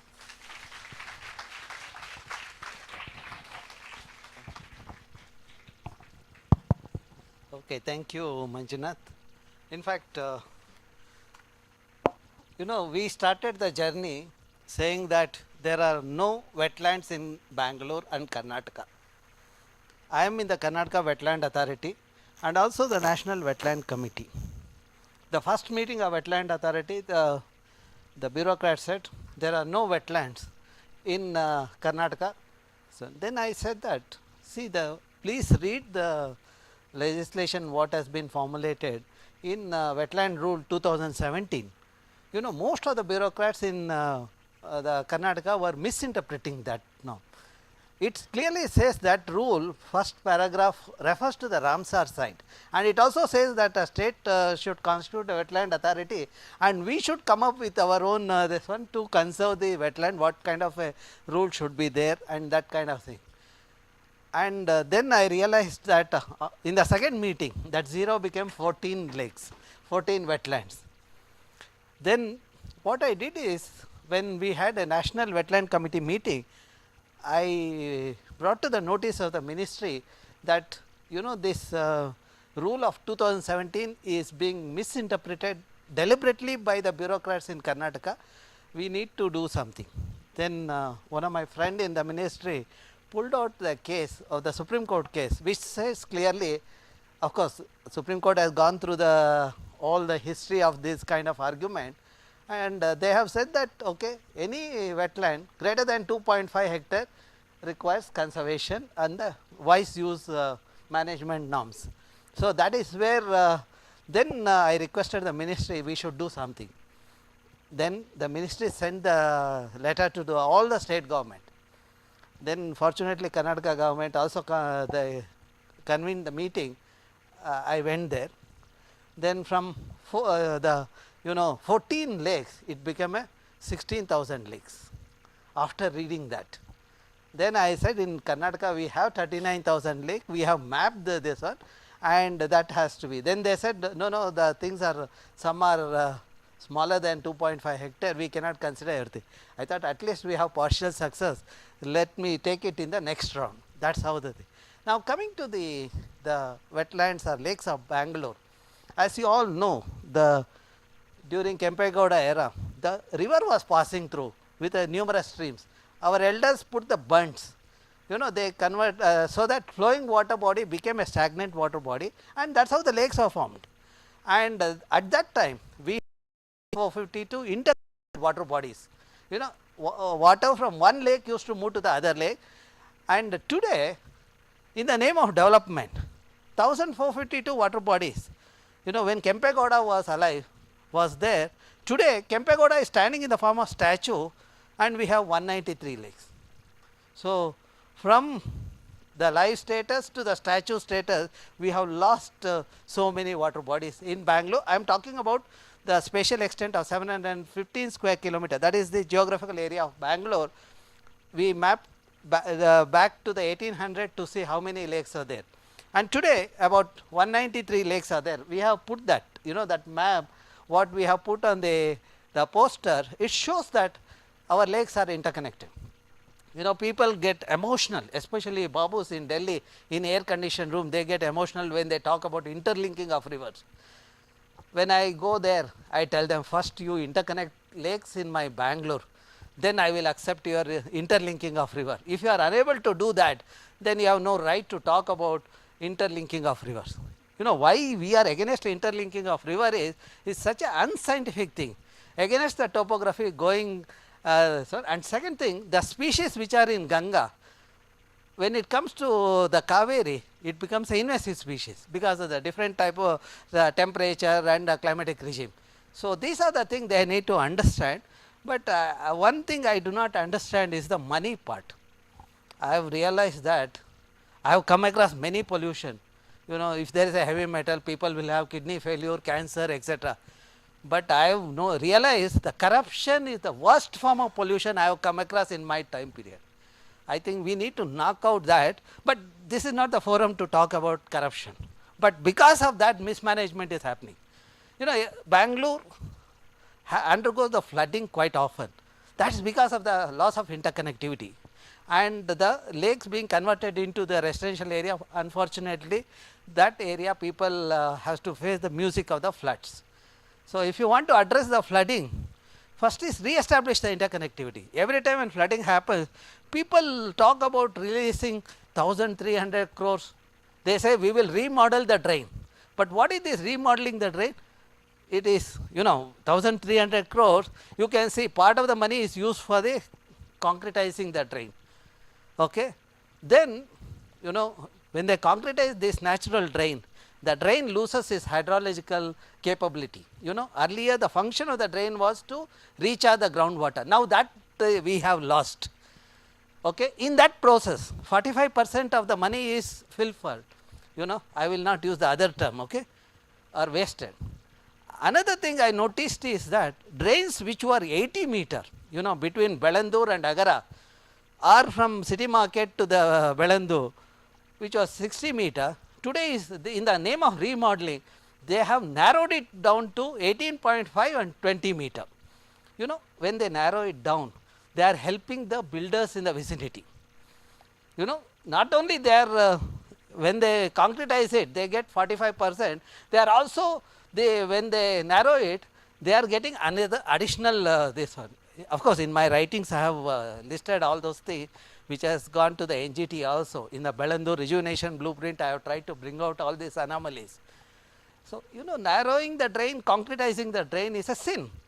I met Chief Minister of Karnataka when Deccan Herald convened a meeting, when Rashid invited me, I talked about it and I gave the report to the Chief Minister of Karnataka. I said, if you want to address the flooding, please do this one, you know, don't allow the remodeling of the drain. We need the interconnectivity to be established and it does not require money. He said, I will go through the report, I will get back to you. It is almost 8 months now, nothing has happened.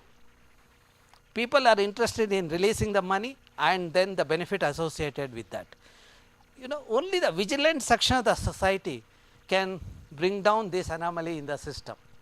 You know, otherwise things won't work. That is what the next session we will be talking about. You know, when the NGO come, how the vigilant section of society was instrumental in bringing some changes, okay, not to the complete extent, but at least some changes in some of the localities. That is what is required. And second thing is the media. When media reports, I have noticed everyone takes it seriously. The other day when I was in the Western Ghats, the early morning meeting was in the Chief Minister's Krishna. At that time, the Chief Minister was going through all the papers, you know, Kannada paper, Prajavani, Vijay Karnataka and all. And he asked, what is the report on the environment today? Then I realized that, okay, I should make sure that media people also report properly so that things will reach the destination. And today, if Belandur and Vartur seeing the rejuvenation, I would give the credit to the media as well as the civic agencies. You know, the citizens, you know, citizens are the responsible for that and the media. That is where I realized that we have to, all of us have to go together. If we have a fragmented approach, bureaucracy will have the major say in the system. So we need to curtail that. So now probably we will listen from the people who have been responsible for doing some changes. You know, when Rashid writes the points black, you know, it was quite a interesting and very powerful thing. In fact, I used to see people going through the newspaper, you know, whenever that comes. Or if somebody asks me, then I will say, no, you see this report of Rashid on such and such a day. And it was such a wonderful reporting, and it was quite scientific also, very accurate facts used to present, and that is where he was communicating. I think it is better to listen from Rashid now about his this one, and also his effort in conserving the lakes in Bangalore and what needs to be done as a journalist. See, we might not have succeeded 100%. If you have succeeded 5%, we should feel satisfied. because with a limited power what we have, 5% is a big number. Okay, Rashid, you will speak from there only. Okay.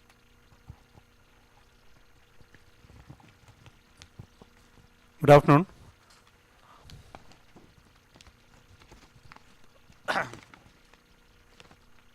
Usually we are in the audience, and it's quite strange that we are sitting in the, on the dais. And thank you for your kind words, Dr. Ramachandra. And he has been a great source of information and inspiration for a lot of people in Bangalore, a lake activist. So.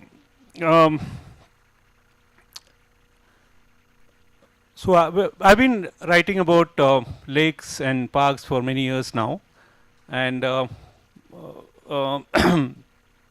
so the topic of today's discussion is media's role in conservation of vital ecosystem. I would like also to, because we have other colleagues from different newspapers, and now I am an independent journalist, I can speak a little more broadly and independently, right?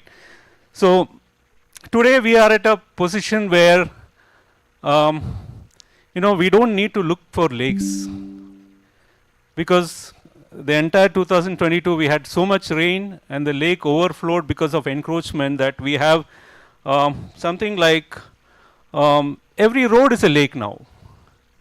Who says that lake is not developed?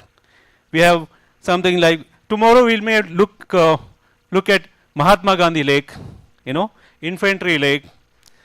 Close to you, C.V. Raman Avenue Lake. Never know, So the lake, so we have had governments, they have denotified lakes, converted lakes into bus stops and bus stands and stadiums and all that. We didn't realize that day that one fine day we'll start looking back and seeing that these could have been lakes, So that's why I call many of these governments as caretaker governments. Not caretaker. They didn't care. So how do we ensure that every lake is better lake than ever? How do we ensure? So as a media, we have been writing stories about lake rejuvenation. Of course, Kere Manjunath put it clearly in his presentation. So the focus has been on boosting biodiversity instead of just beautification. So there is a media's role in educating the public, the readers, NGOs and residents' welfare associations around it. They feel that, okay, there is a lake, we want a walking path and everything is done. So beyond that, so I realized when some of them told me in Varthur Lake, so Varthur Lake uniquely they tried something like a biodiversity, boosting biodiversity, bypassing the sewage to the next lake and other rivers leading to Tamil Nadu. So because of so many years of conservation, we have hundreds of migratory birds, some of them traveling 11,000 kilometers from Russia, Europe, coming there after 20 years. They were saying this is the real transformation of a lake. When do we Bangaloreans realize that this is the real rejuvenation? So we need to educate whether the lake is a small lake or a big lake. It is not just about walking. So, and also for many years I was seeing the Bellandur Lake, one entire part which later I realized is part of a wetland, was construction debris was being completely dumped. If you go to Bellandur, there's a lake, there's a road going through that. One side you have the lake, a so-called lake, and the other side now we have big builders having their tech parks coming up. Once upon a time it was a wetland sustaining the Bellandur Lake. Now we can't go back, right? Because it is all in legal dispute. Okay, so we journalists have a tendency, because we in the morning we might be covering a garbage issue, afternoon we might go to the assembly, evening we might be covering a sports assignment. So there's no way that we have a sustained coverage. So what we do, if there's a lake fish kill there, we just go report it, next day we've forgotten and we wait for the next fish kill to come there. So we need to look at the macro picture, So luckily, fortunately, when I was in Deccan, they gave me a full. So I had enough space to actually draw out, illustrate, graphically represent the lake's chain. For instance, the Manyata Tech Park sits on an entire lake chain. The entire Manyata, completely breaks that chain. And we are seeing the results, right? Every monsoon, the entire place is flooded. And people are asking why. You don't need to search much. You go to Google Earth image, you can slide it to 2000 and see when the Manyata was not there, there's a green, uncut link. So we need to ask these questions, and I did put up some of the stories showing this in graphic thing, because today's people don't have time to read newspapers in detail. At least show them the maps through graphic representation. Okay, so this is another thing. As a media's role, I also think that we look at the symptoms today. We get outraged. So what? So we need to look at solutions. We don't look at solutions for the next 5 years. We need to look at for next 25, 50 years, next generation, the second generation after that. So what do we do today? We need to discuss this and write it in a very chatty, informal, interactive way. So we need to demystify, deconstruct many of this. I know splendid research is happening in many of the institutions in Bangalore. So as a media, we can write in very layman's language, in a very simple English language. We don't need to be using highfalutin language. So it has to be accessible to everybody. And today with multimedia, I do podcasts, we can do videos, we can make it very interesting even for the school kids, right? You can use animation, you can use newspapers as a medium to teach in classrooms. It should be that simple.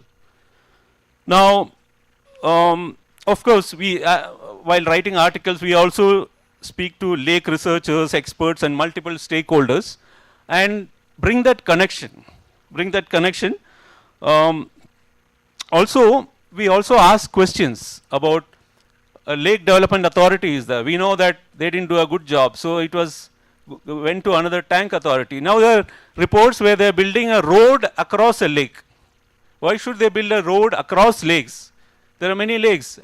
So you're splitting the lake into two parts, and one part actually becomes, it will become a park, and slowly it will shrink in area, and one fine day it will disappear.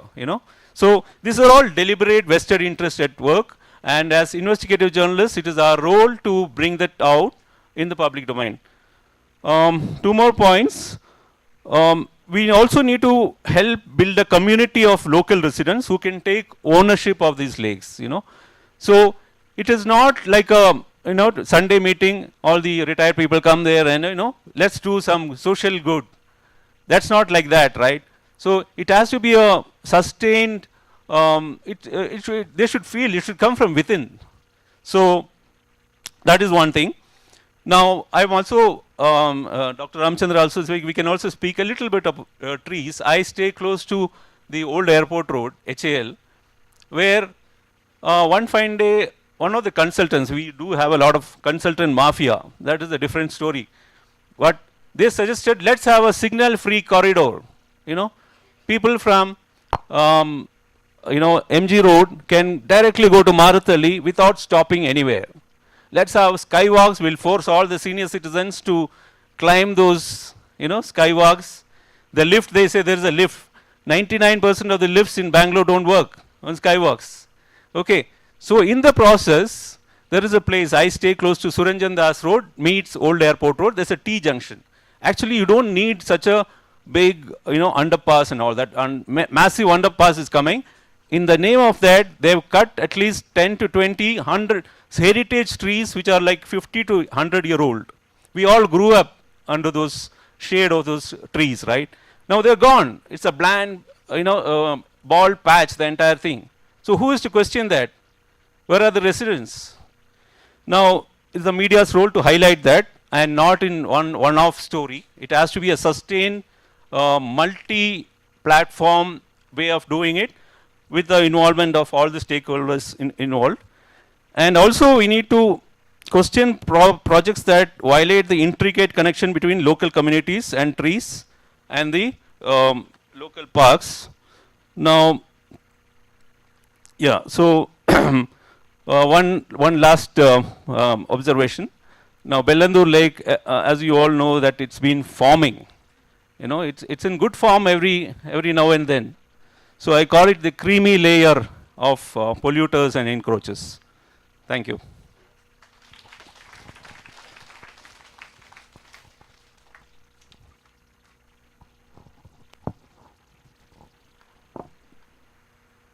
Well, thank you, Rashid.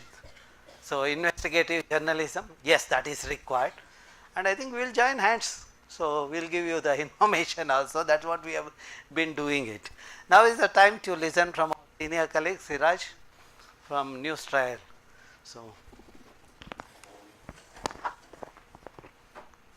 I was when the main editor met me, I said that we should have a column in News Trial. The reporter should go to a lake and talk to all stakeholders and report it, so that every day we should keep reporting, then the government will realize, yes, lakes are there, it has to be conserved. Okay, once the report comes, it's easy for us also to handle the city. Sure. Yeah, yes, sir. Good afternoon. It's quite an amazing audience. I never expected that so many people would be interested and would be listening in rapt attention. Oh, great. Okay. So Rashid has thrown light on the status of media reporting about the lakes and the environment in the cities. This city was known as a green city, city of parks, city of lakes. Today it is known as IT city, Silicon Valley. And we are left with only 200 lakes. Professor Ramachandra said it has come down to 193. Perhaps my numbers are quite old. It's about 2014. I used to report for the Hindu. I reported on environment and the city civic affairs for about 11 years, from 2010 to 2021. And there were many occasions when I had to visit lakes, Puttanahalli Lake, Yadiyur Lake, Jakkur Lake, as well as this Chikbanavar Lake. Nobody talks about it. Mr. Raghuram Rajan's cousin, first cousin, Mr. Vardarajan, took me and he said that you must write about this Chikbanavar Lake, which is about 175 acres. And it has come down to maybe about 125 acres now. And when we look at the tall statue which has come up near the airport of Kempegoda, who is the father of this city, or the founder of this city, we also should remember his mother's words. His mother had instructed the son, Keregalam Kattu, Marangalam Nedu, which means build lakes and plant trees. This was the instruction of Kempegoda's mother to the son. And what we have done with our lakes today, as very well pointed out, the two major reasons which have been identified is pollution and encroachment. And today we see that a survey was conducted in 1830. For instance, records close to about 20,000 water bodies in the surrounding Mysore region around Bangalore. Today we are left with only 200 of them. What happened? 20th century, it was a century of disaster for the city of Bangalore. Economy made a shift from industry to, from farming to industry and services. Most lakes gave way to infrastructure. Between 1960 and 2000, lakes were filled to build a majestic bus stand. Perhaps many of us who are as old as me would remember that when we used to ascend the steps, climb the steps of the KRS Bangalore City Station, we used to see the reflection of the city lights in the Kampambuddi lake, which was just next to it. Similar was the condition of Cantonment Station, where we used to have Miller tank, and now it is the whole tank bed has been converted into the offices of the Sports Association and NGOs. So even within the city, we know there are many depressions like Kantirwa Stadium, which used to be a lake. No, Domlur, Koramangala, JP Nagar, all these were lakes up to about 40 years ago. And those which could not be filled were encroached from all sides and strangulated to death. Farmers too found the sale of land quite remunerative, and they sold the land to the builders, and builders also put the debris into the depressions and the former lakes and encroach and grab that land as plain land. So this is the century which spelled disaster for the Bangalore city, and today we see that all lakes are disappearing. In 2002, we had this Lake Development Authority, a new idea which was given during the Chief Ministership of Mr. Krishna, and though it was dismantled later in 2014. But we saw that many of these lakes were handed over to the industries and for resorts, and it was a privatization of lakes, and it was commercialized. But a PIL was launched by Environment Support Group, and that is how the lakes were reclaimed, and LDA was dismantled and shuffled during 2014. Present day, when we come down to the present day, we see that only 167 of them are in the BBMP custody. And of these, only 65 have been developed. Despite the progress, things are far from ideal. About 13 different agencies are looking after these lakes. 13 different agencies. Some of them are by the Fisheries Department, some of them by BBMP, some of them by some other authorities. No, and Bangalore used to be a large. Its topography was such that it used to be like a large Mughal garden. From the northern plains uplands to the southern, Bangalore used to have a descending type of topography, from which the waters spilling out from the northern lakes used to go to the southern lakes. And when we look at them, water from the 901 meter high Alsur Lake flows to 875 meter Belandur Lake. From there it flows to Vartur Lake, which is 865 meters. And these lakes, as Mr. Ramachandra has pointed out, were joined by the interstices or Raja Kalue canals. Raja Kalue canals, which have been, of course, they have been canalized, and lot of land has been encroached. No, and they run up to about 850 kilometers. There are primary canal, Raja Kalues, secondary and tertiary, but the primary and secondary itself, they run up to a length of about 850 kilometers. So today, when we look at Bangalore, it is highly built. Ramachandra has been highlighting how the green areas have been shrinking, and how the red areas have been increasing across the city, and it is no longer a green city. We need to think about pollution as well.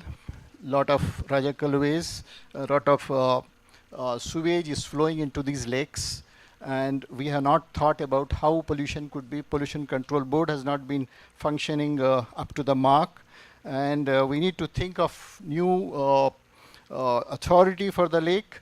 There are overlaps between the jurisdictions of different authorities. There are fuzzy goals and lack of transparency, absence of participation of citizens. All these are major problems.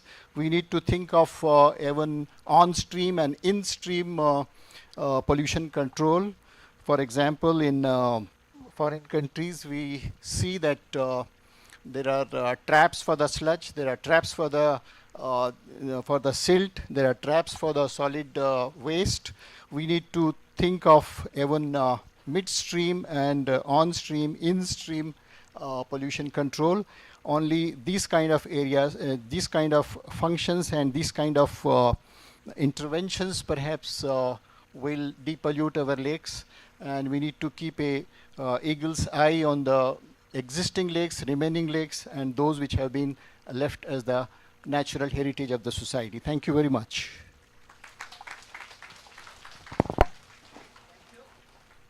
In fact, too many parastate agencies, fragmented governance, and lack of coordination.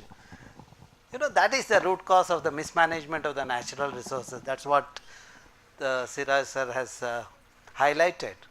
You know, this is where the citizens have to start questioning the government. When we start questioning the government, we can see changes are happening.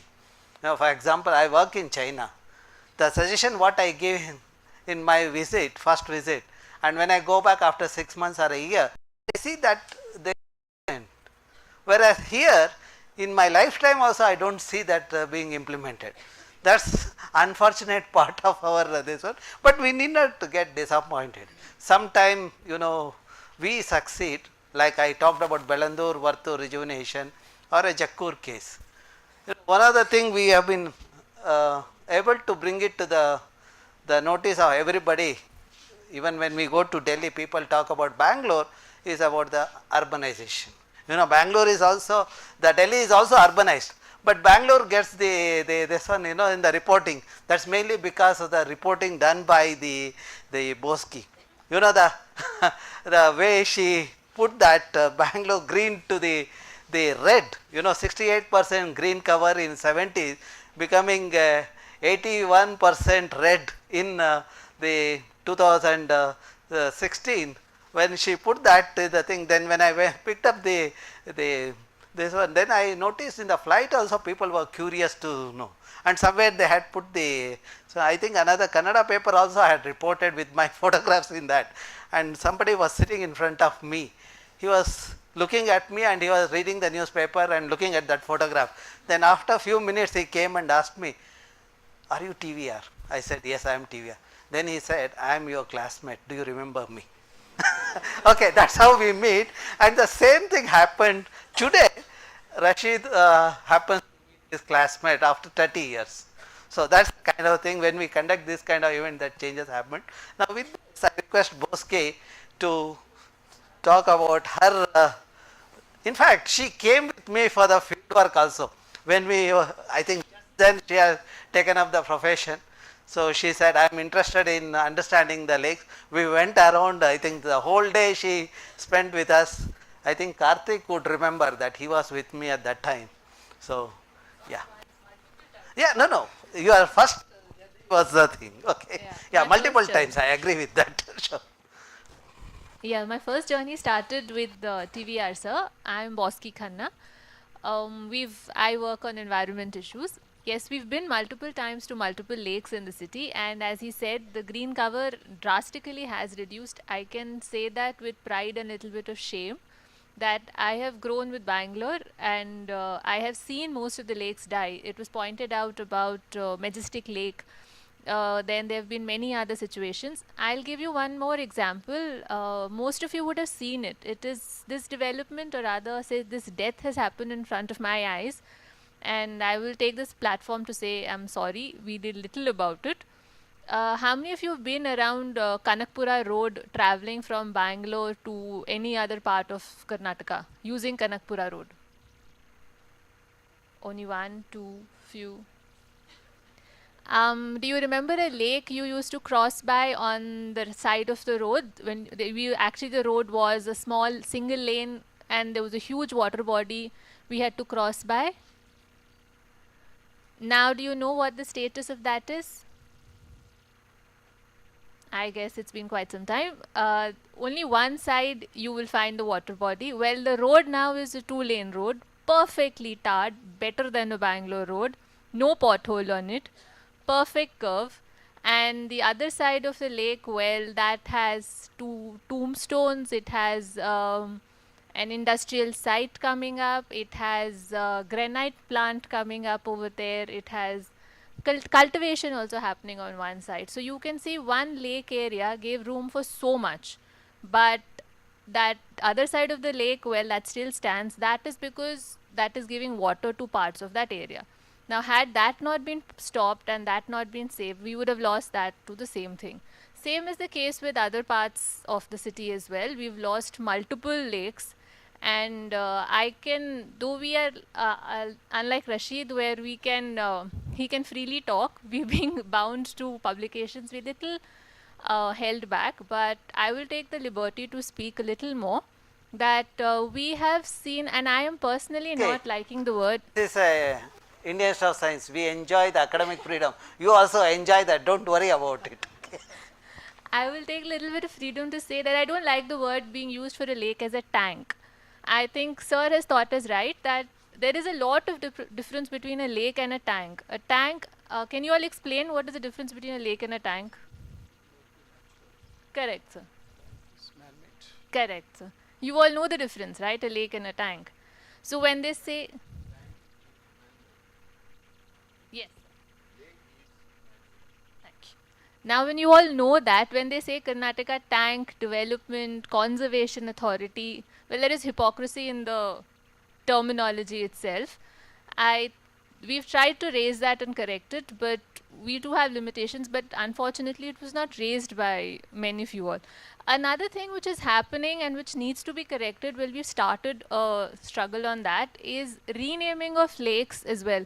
Now they're trying to make a lake with a park. The recent example would be this Chelikere Lake is now going to be called as Sangoli Rayana Udyanavana. It's a park.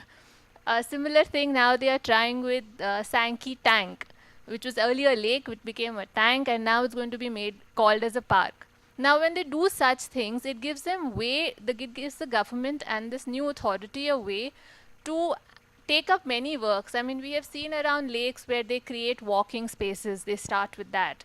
Then they create amusement area for children. Now, both are required because both the generations are very important. Walking spaces are required. Bangalore doesn't have walking spaces. Well, Bangalore doesn't have footpaths as well. Then we need amusement spaces because, well, when we don't have a lake, we hardly have any place for children to play. How many of us can take our children to Kaban Park or Bal Bhavan every weekend or every evening to play? We can't do that. So we need spaces for that also. But why use a lake area? Now, when they use a word as a park, they start bringing in all these things. This has already been done in many parts of the lakes. Madiwala was there. It started with that, and then there have been many others. Now, when they use the word a park with that instead of a lake or a tank, then all these things start to come in. Now, we are trying as media to stop it. We would want you all also to raise your voice, to bring it to us so that we can put in more efforts and stop it. Now, as Rashid pointed out, we are not everywhere to do everything and to take up every issue. We have multiple things to cover. And we are just your voices. So we request you all to give us information, give us inputs on time, at that time, so that we can put it out and make it more stronger. And yes, media voice is heard, but the action has to be taken by you all. Only when you all raise it stronger and multiple times before the government, then efforts are put in and things change. And we've seen that change happen as well. Another thing I would want to highlight is there are issues where road works do come up around water bodies. They say it is for development, and we are sitting here and we are all called as anti-development. Well, I have been also termed as anti-development because I do cover environment. And each time we talk about an issue of protecting the forest areas or protecting lakes or anything, we're termed as anti-development. But how many of you have seen the movie Frozen? There is a line which is very famously said, water has memory. It does reclaim its space. Now when it rains, water does show the government that, boss, this was my area, you've taken up my area.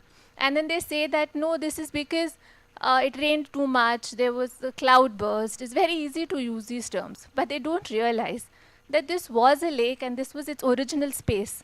We have taken it up. So when such things are repeatedly highlighted, when people memory is short, water memory is not short. So we should use that thing to constantly keep highlighting to the government, and only then can works happen. And another thing I would want to point is every lake is an individual. Now, each one of us, when we have a problem, we don't, a collective solution for each of us does not work. Each one has to have a different solution. Same thing is with the lake. Every lake is an individual. Every solution has to be individual based for every lake. Now, you cannot say, the government usually uses this. Standard thing to revive a lake is desilt it, connect it, and let it rain, or let stormwater flow into it. It'll fill up over. No. Every lake has a different problem. Every lake has a unique solution to be given. Now, the biggest problem in government solution is when they're doing lake rejuvenation, they don't do the work of drain works together with it, silt work together with it. It's all done individually. Now that becomes a project which can take 2 years to finish, or say 6 months to finish. It takes 6 years to do because they don't do it together. That thing they do individually, but what has to be taken individually is not taken individually. So that needs to be corrected. We're trying to point it out. But if you all also constantly keep pointing it out to the government, then that can become faster and we can collectively work to protect the water bodies. This is all I had to say. Anything you all want to ask us, we are open. We'll take up that end of the everybody's this one, okay. Now let us listen to Deepika about her journey in reporting the environmental issues. So, okay, in Hindu. You know, what I have noticed in Bangalore is one section of the society reads Deccan Herald, another section reads Hindu, another section Indian Express. That's where we also have to approach the newspapers. And now I have a Bangalorean newspaper at all. They are not worried about lakes at all. So that is the situation we have reached. Okay. So, yeah. Good afternoon. First of all, thank you to Dr. Ramachandra for organizing this. He's tired of taking questions from us. We've bombarded him with emails and calls over the years. So this is, I think, a welcome change for him as well. You know, all of us have been drawing from personal experiences. I'd like to do the same. There's been so much talk of Belandur Lake today. Somehow it's become the poster child of Bengaluru lakes. So I'm assuming all of you have heard of Belandur Lake. How many of you have heard of Kagdaspura Lake? Yeah, that's just like two hands raised, probably like fewer than 5. Now, drawing from my personal experience, I stay close to Kagdaspura Lake, which is upstream of Belandur Lake.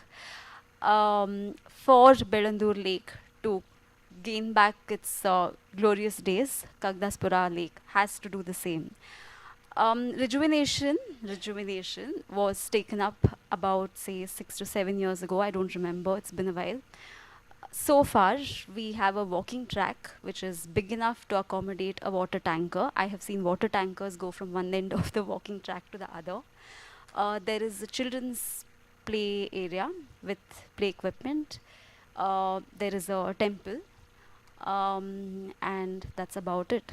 We don't know where the lake is because it was dewatered, then sewage entered. I can see one abandoned bounce scooter inside. I can see tractors at work. It's been several years. You know, people have, I think, given up, apartment dwellers around the lake. I don't live exactly close to it, so it's a 5-minute walk. But several years later, we still don't know where the lake is. So, you know, drawing from whatever the other panelists said, lakes, I think, are very micro issues. Like Bosky pointed out, each lake has its own set of problems. Macro level planning for the same does not work.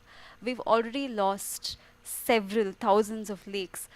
Old timers talk about how they saw Kempegowda bus stand actually being a lake.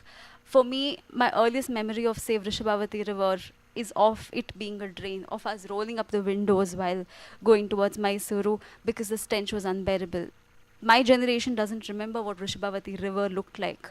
You go talk to farmers there, generations will recall how, you know, ನಮ್ಮ ತಾತ ಹೇಳ್ತಾ ಇದ್ರು, ಈ ನದಿಯಿಂದ ಕುಡಿತಾ ಇದ್ವಿ ನೀರು.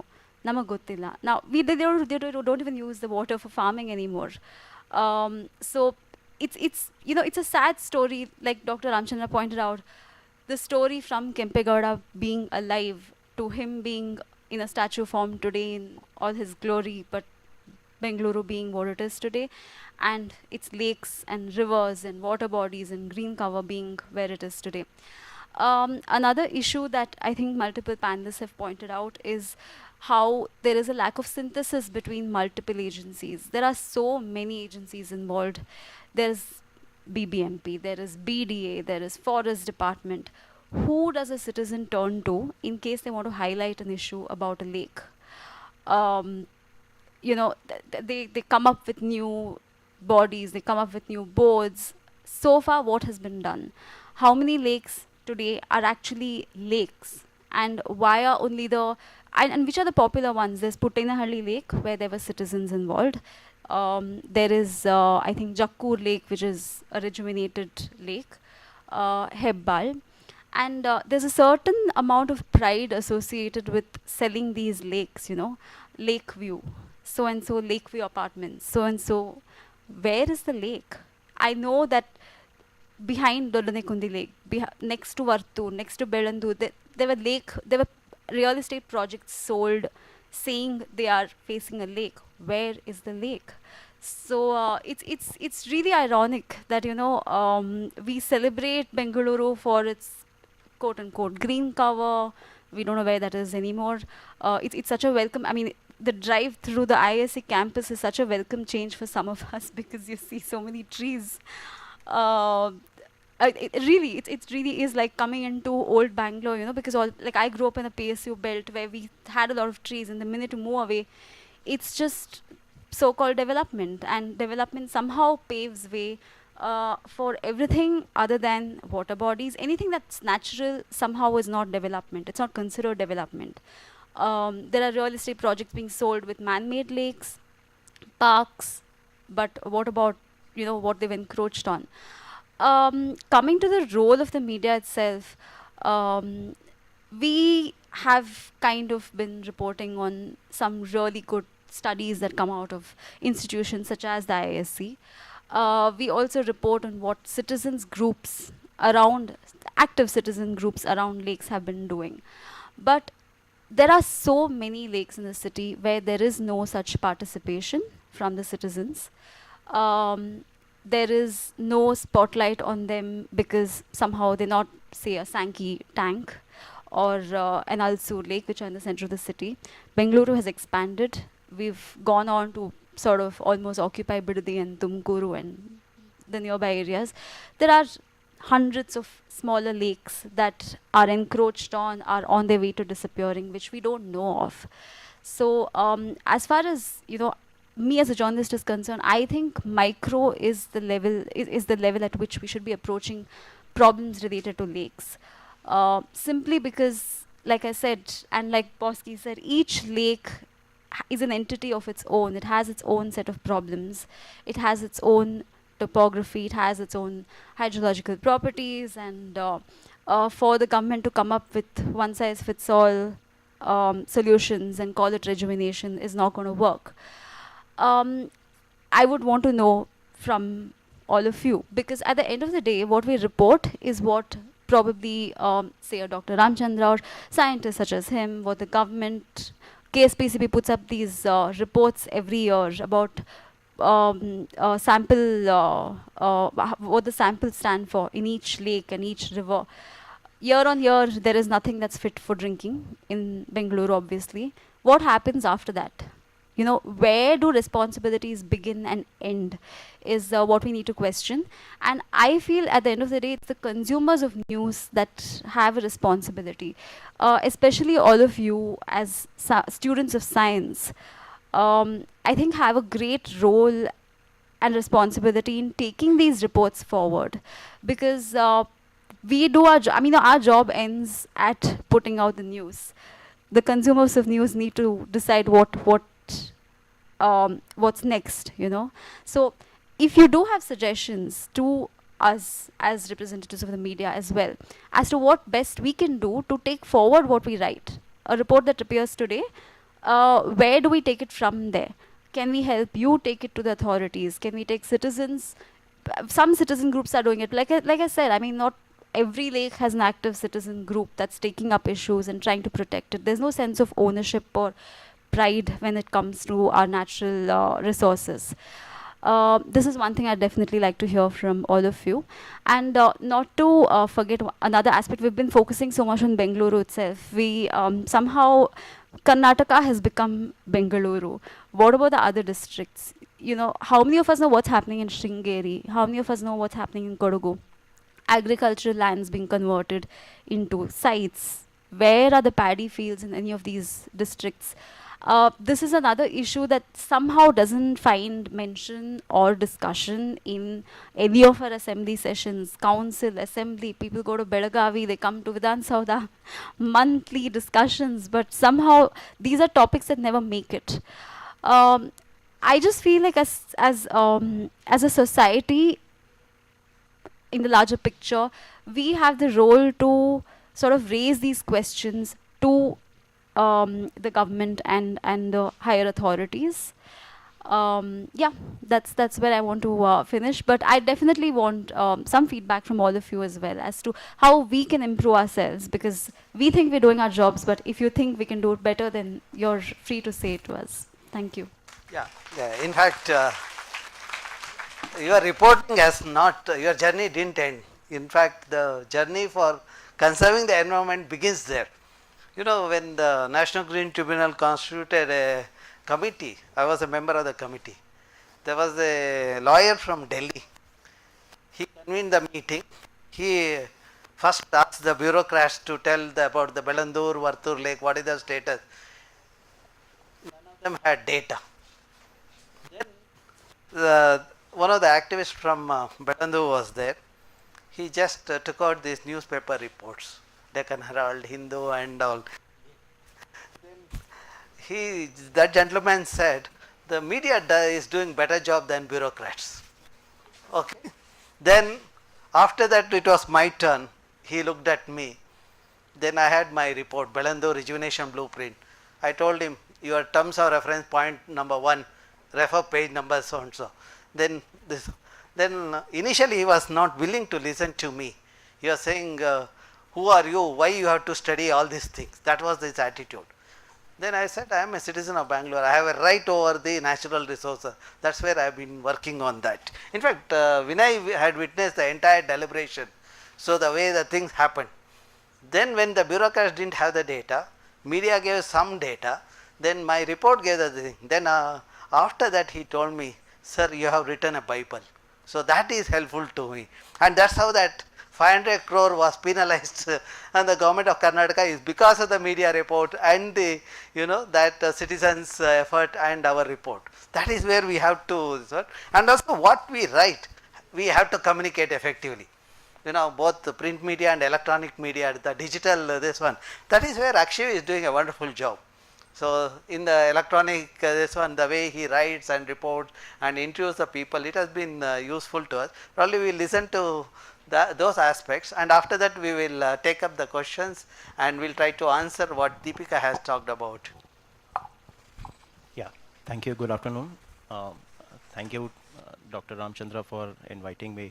Initially, I was very apprehensive of coming here because we have to be bound with certain rules and regulations, and I end up being very unpolitical while speaking. So I would like to state initially that environment itself is a very a non-parochial term.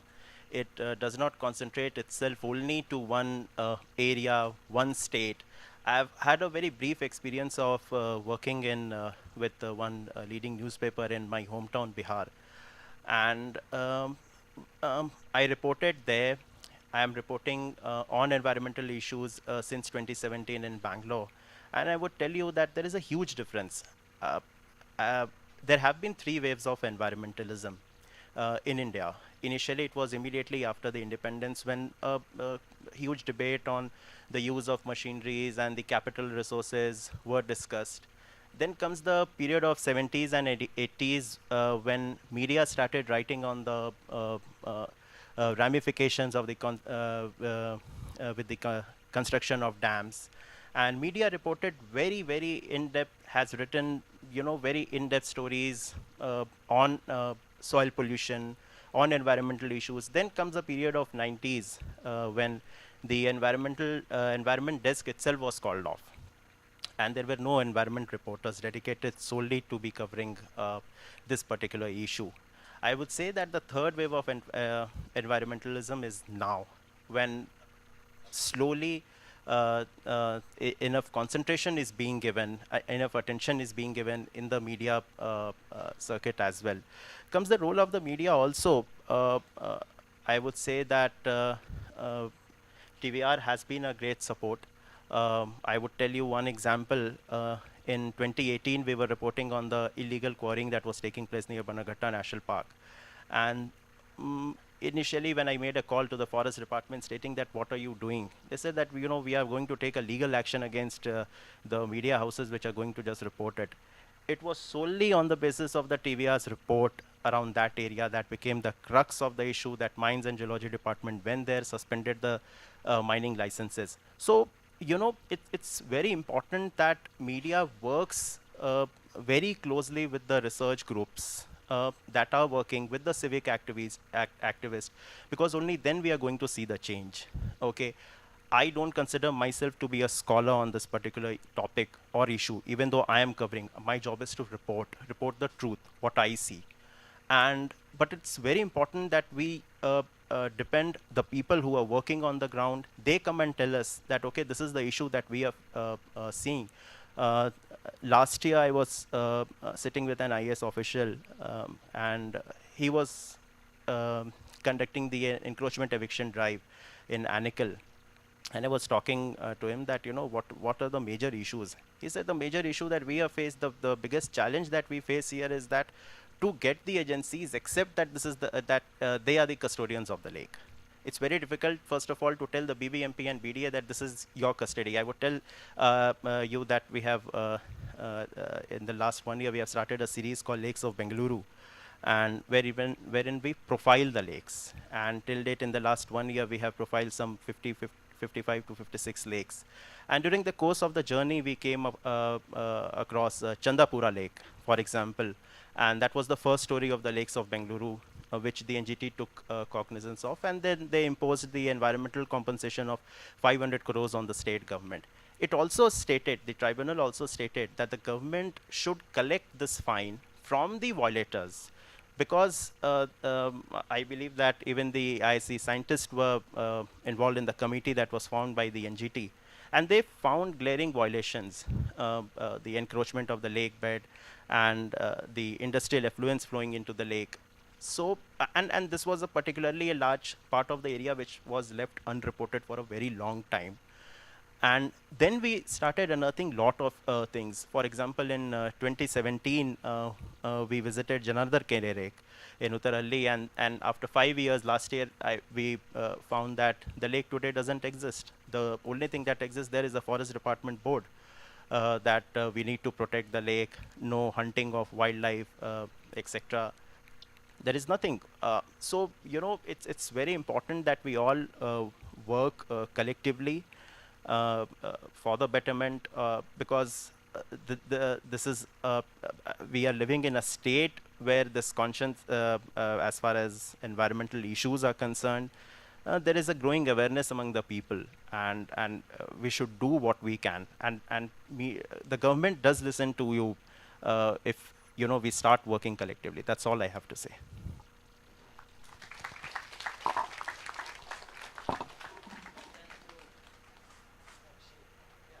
Pura Lake really made a difference for the Bangaloreans. Yeah, now I think we'll take up a couple of questions, and probably the response to what Deepika said. If anyone wants to respond to that, you are most welcome to do that. The mic is there, no? Give the one with blue. Oh.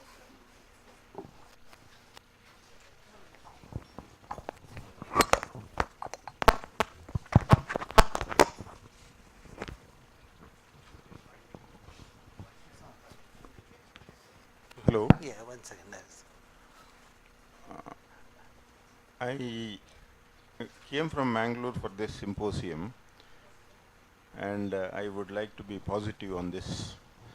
How is the media will take up the matters in the future, whether it will be in the remote corner or will it be in the front page? Basically, lake preservation and maintenance.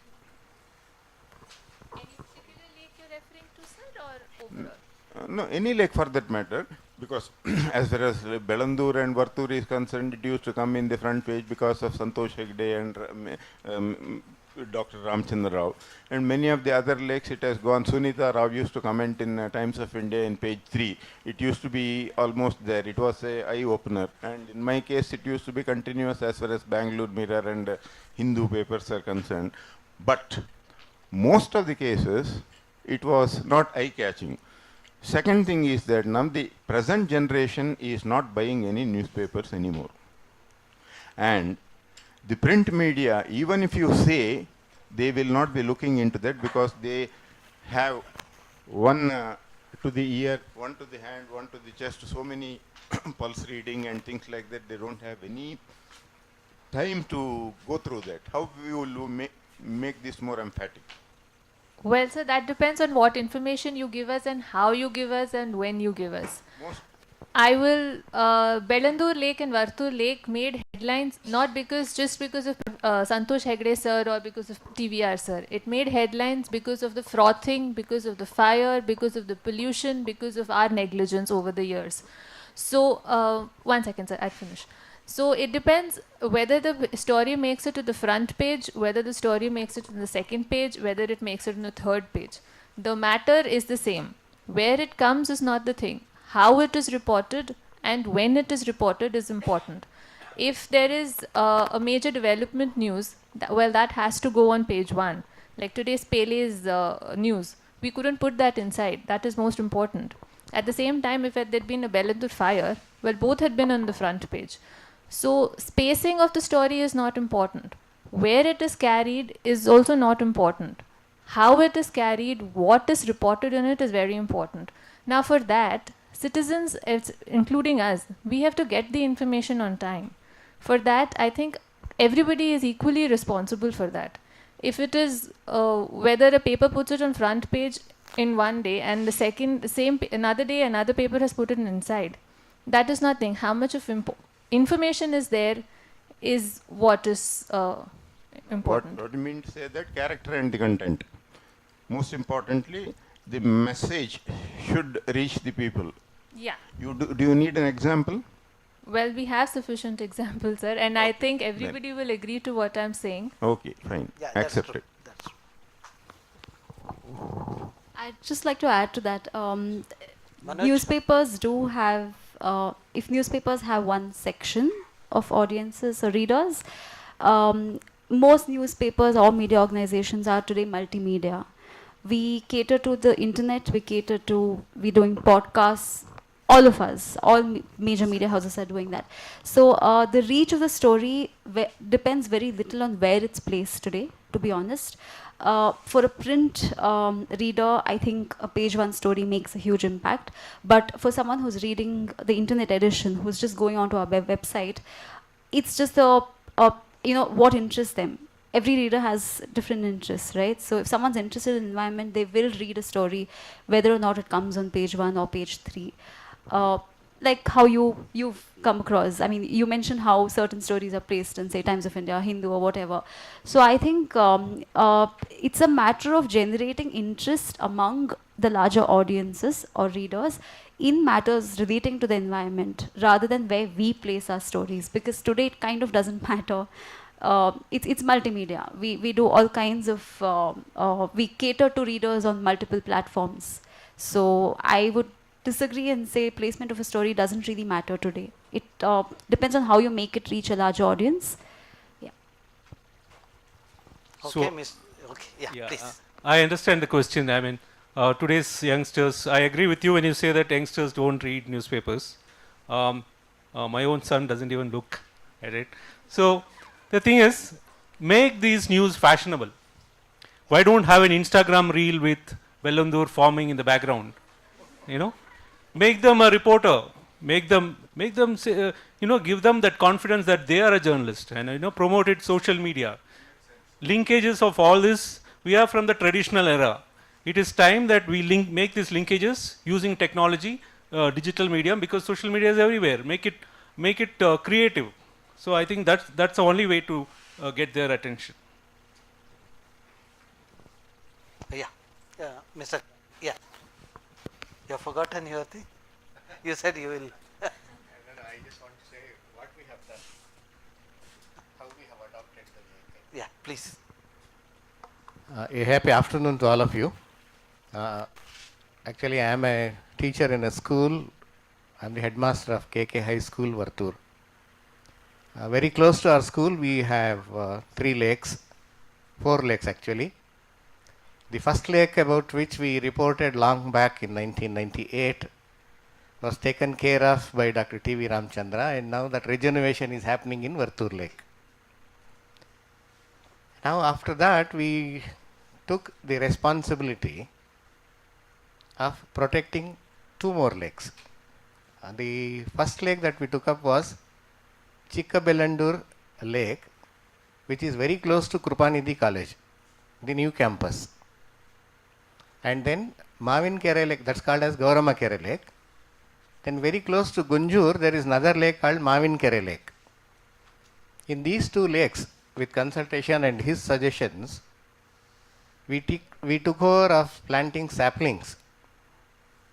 And I am very proud to tell you that in these 2 lakes, we have planted 13,500 saplings. And they have grown like a forest.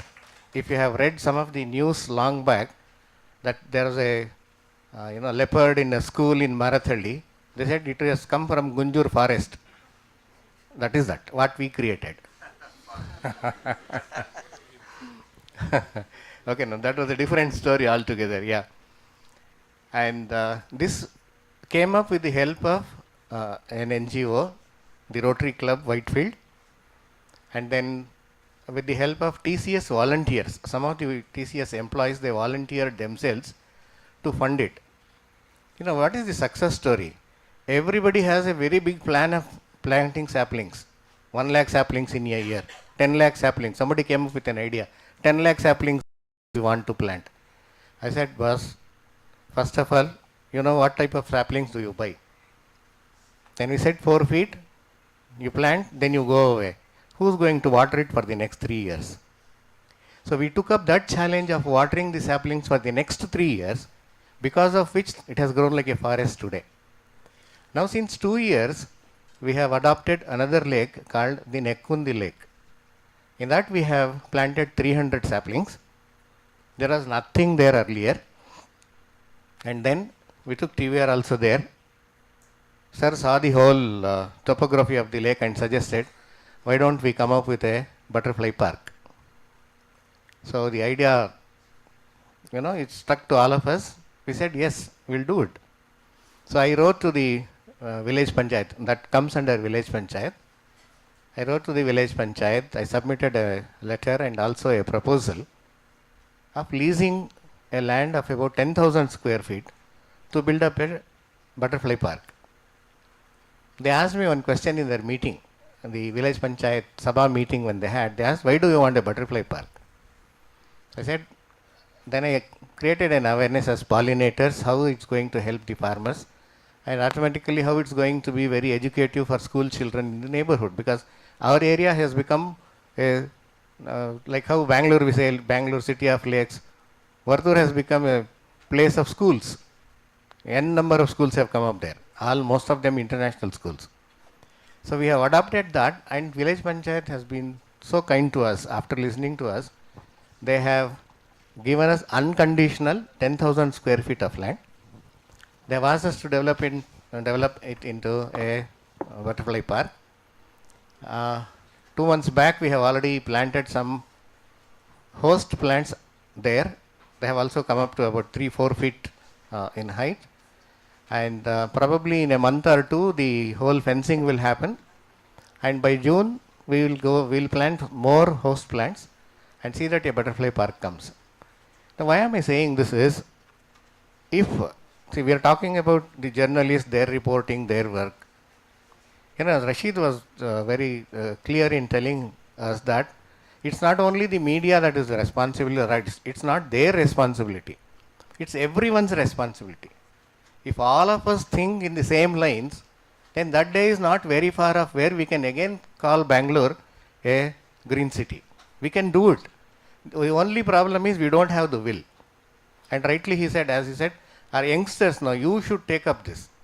So you should come forward because it's you who have to live for more years here in Bangalore. And think of your next generation. If you don't, and then the whole generation that are going to come up next will be cursing you. You will not be safe in the heaven. So therefore, they are already being cursed. So therefore, please take it as individual responsibility. We can do it. Only thing is we need some commitment. See, one Saturday half day you may have to spend. One Sunday half day you have to spend. If you want to live healthy, you want to be good, and if you are proud, to be proud of doing something for the society, then please think about it. Take time out. Once in a month or once in 2 months you can do it.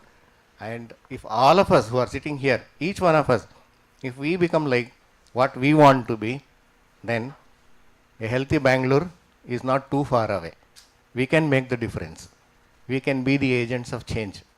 That only depends on our commitment.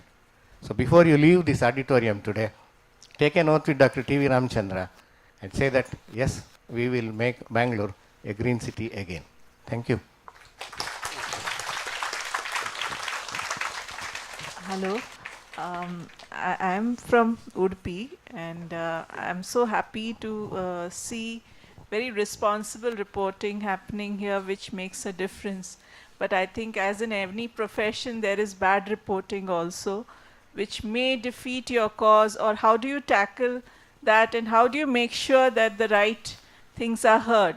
Because it's there in all profession, not trying to corner you. But also in social media, like last session, wrong posts are there. Before, like you said, there is a responsibility of the reporter to check or value from the source that what you're getting is the valid data. Now, because everyone has become a reporter, and kind of, how do you counter it, and how do you authenticate the right thing? Like, how do you fight this false and true sides of the good cause? Because it may defeat the purpose and counter whatever efforts the good people are putting. So that's...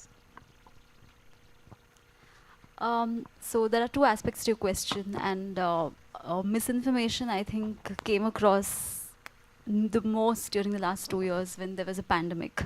I think the importance of news organizations came to the fore during the last 2 years, because everyone, like you said, became a reporter, and there's I think over information.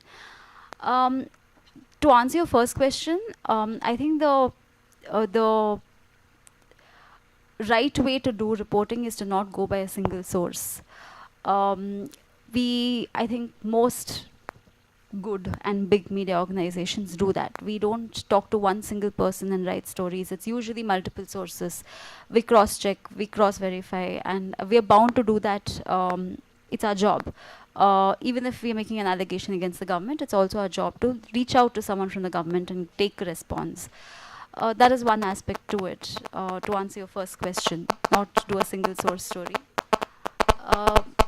Your second one was how we differentiate between misinformation, wrong and right information, right? Well, I think that's only due diligence on part of a reporter. I don't know what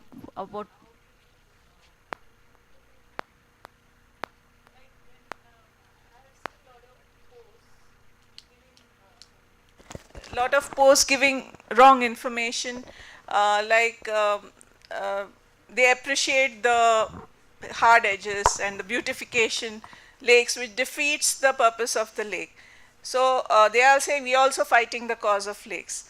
But actually they are defeating the purpose of the lakes itself, and some are calling them tanks, and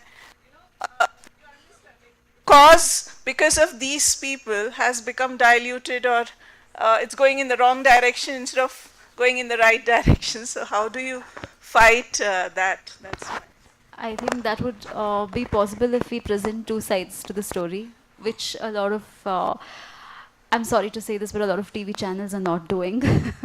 I think print media, by and large, does present two sides of the story, which I think, no, I don't have network over here. Yeah, so I think that would be resolved. Look, as readers and as consumers of news, I think it's also your responsibility to choose who you consuming news from.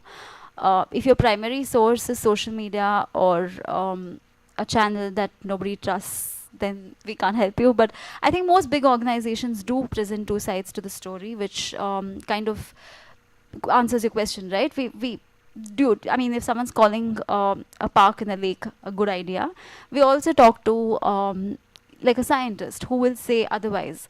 So yeah, that I think most big organizations are doing. Yeah, when you spoke about fake news and all that, it's very interesting because fake news and journalists, of course, there are many consultants who try to sell a product. Like, I'm going to, there was consultant approaching journalists saying that I can completely change the face of Belandur Lake within a week, you know. So how do you trust them? Now, let me, because I am an independent journalist, I can talk a little more freely. Now, all journalists are supposed to get special stories, right? The chief reporter says, get me special story every day.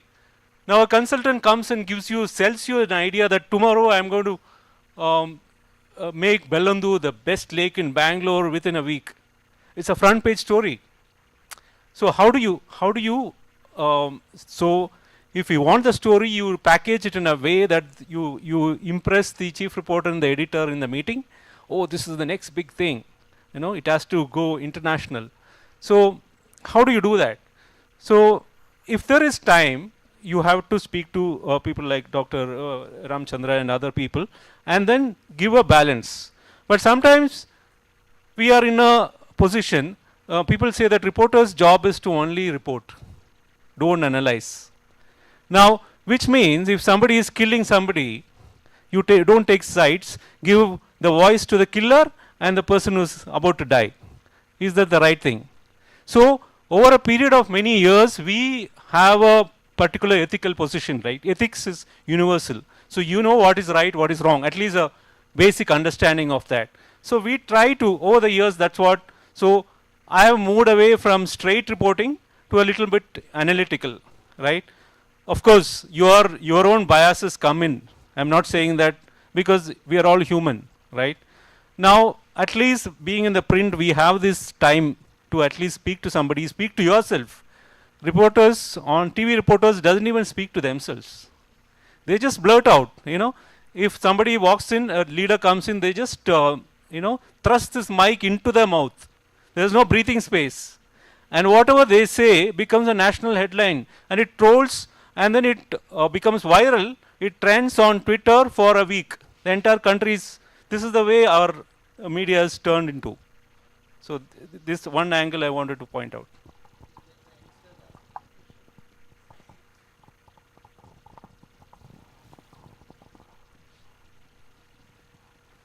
My heartily good afternoon to everyone. So it's more like a suggestion, like we have a Water Conservation Act where we talk a lot about rivers, Nama Gange, Save Kaveri, Save Yamuna, and we see lakes as a very secondary level. So why we can't we request or we put this in front of higher authorities to give lakes also a similar important. It is not just about Bangalore, it's about whole India. because as Indians we should see lakes as an important entity as we see. There's no Mic for you.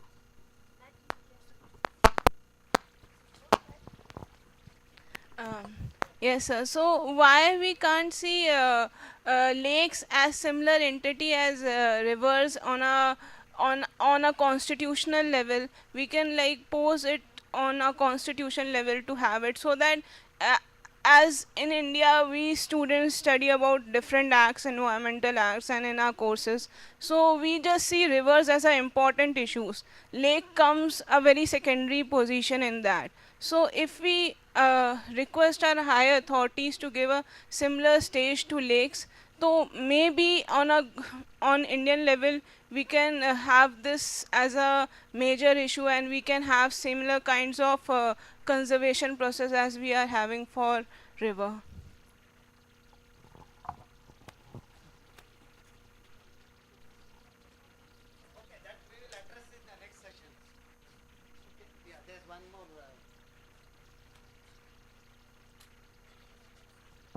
Good afternoon, panelists. I'm Shreya.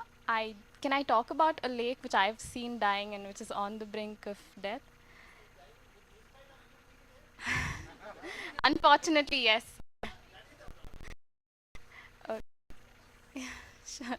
So I studied about this lake. It's called Arekere Lake. It's on Bannerghatta Road, on the Bannerghatta Road itself.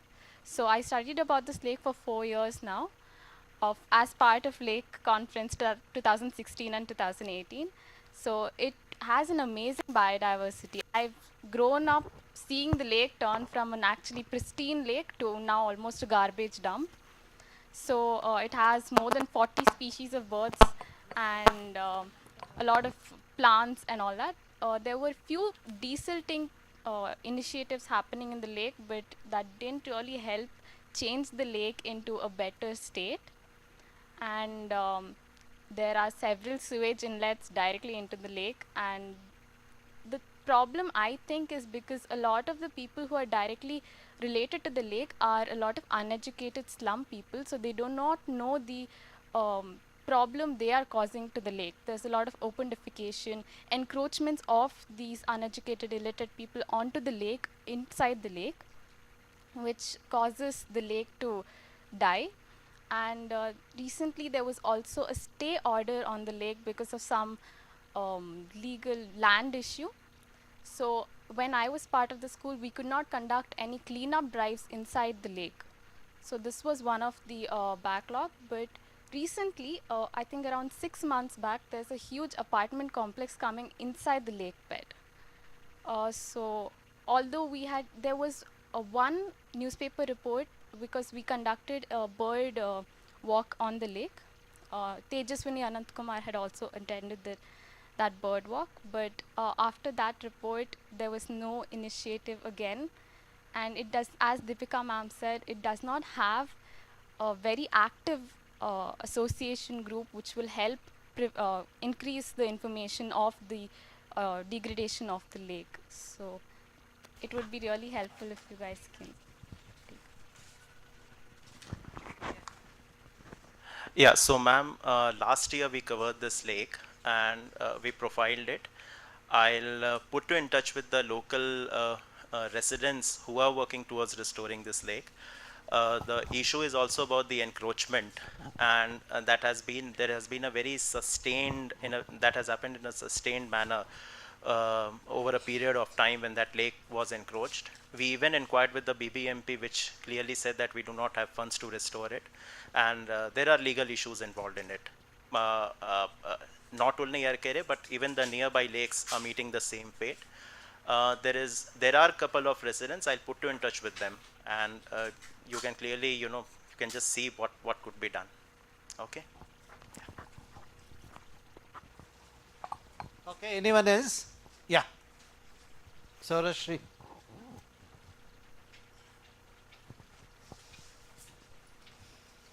Thank you. So thank you for a wonderful discussion. So we were just talking about different contradicting information. What we also need to understand as citizens that we are also amidst information bubble. So we are gradually moving into information isolation where Deepika said, right, we are only choosing the kind of information we want to read. First question is that how can we actually move out of it? I mean, how can we be conscious enough to get out of the information bubble we are creating for ourselves? One. Second is how we as budding researchers can communicate to the media on a regular basis if it's possible. How is it a way?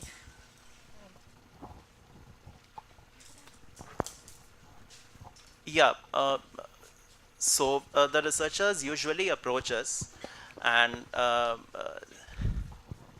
yeah. So the researchers can directly approach us. As far as the information inflow is concerned, we are living in the age of social media, definitely, and this is a challenge even for the reporters. It depends on reporters to reporters. It's even a challenge, to identify the source of the information which is correct.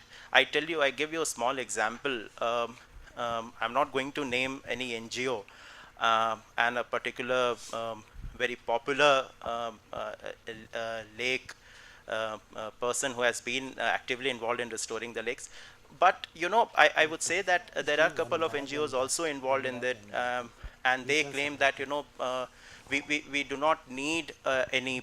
The law of the land in Karnataka clearly states that any lake that has to be restored, the detailed project report needs to be approved from the KTCDA. But I can tell you that there are several lakes in Anekal which have been approved without the approved DPR, and today they are in a very, very bad state. Okay, so it's very important even for us to identify the source of the information which is coming. And as far as the researchers are concerned, you can directly approach us. I don't think that has been an impediment for any researcher while before communicating it to the media about their work. Myself, Dr. Ramachandra from Jain University. I just seeing that. It's fine. He's G.R. Rao, Ramachandra Rao. Yeah. There are three. Okay. So actually, I'm basically a plant taxonomist. So I travel throughout Western Ghats, Western Himalayas, working on plants. So I have more of the holistic picture of the different forest areas, wilderness, like that.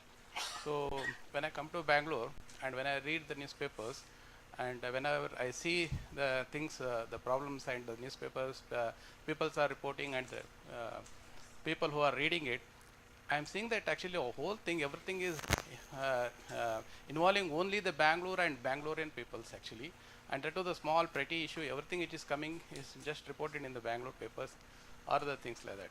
But when I just go out of the Bangalore and travel throughout Western Ghats and many things, I see that every day there are not more than actually 100 acres of the forest are encroached, are being brought down. And how many of you people know that one of the sacred grove, that is Puttatimba, sacred grove, it is a nearly 600-700 acres. It was just burnt in front of so many people's eyes.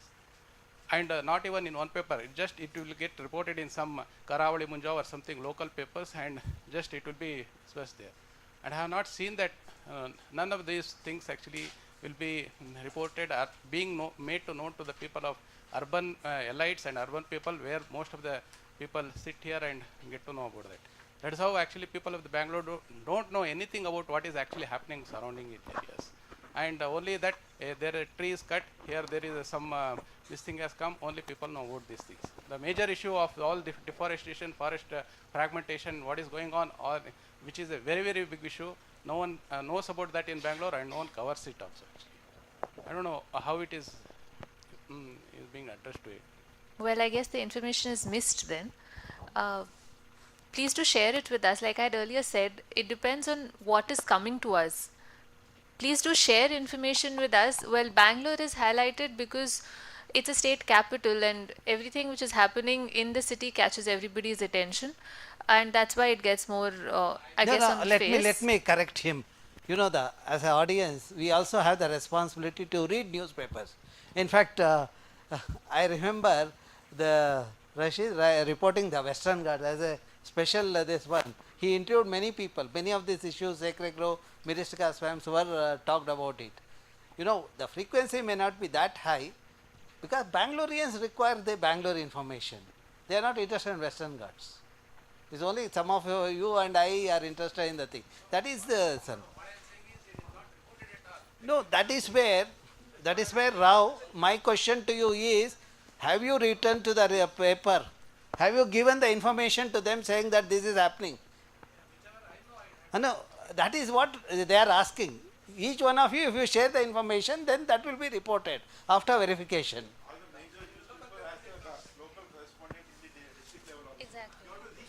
Should not reach only Bangalore reporter or anything. All the major newspapers and the publications as local representatives, correspondents. Even though in Kannada we have in taluk level the correspondents, you can reach them. But news has to reach them, no. Otherwise, they can't know everything by sitting one place or nothing. They have to get the news. There is another, you need to understand how the media works, right? So, so you know that if you spend some time with the public relation agencies, how different ways, one thing is, of course, I mean, this is on jocular, we might even don't understand when is our wedding anniversary, the PR people will just wish us, okay, keep us in, you know, so that's another different part, but you should see what constitutes news, you know, that definition has changed over time, right?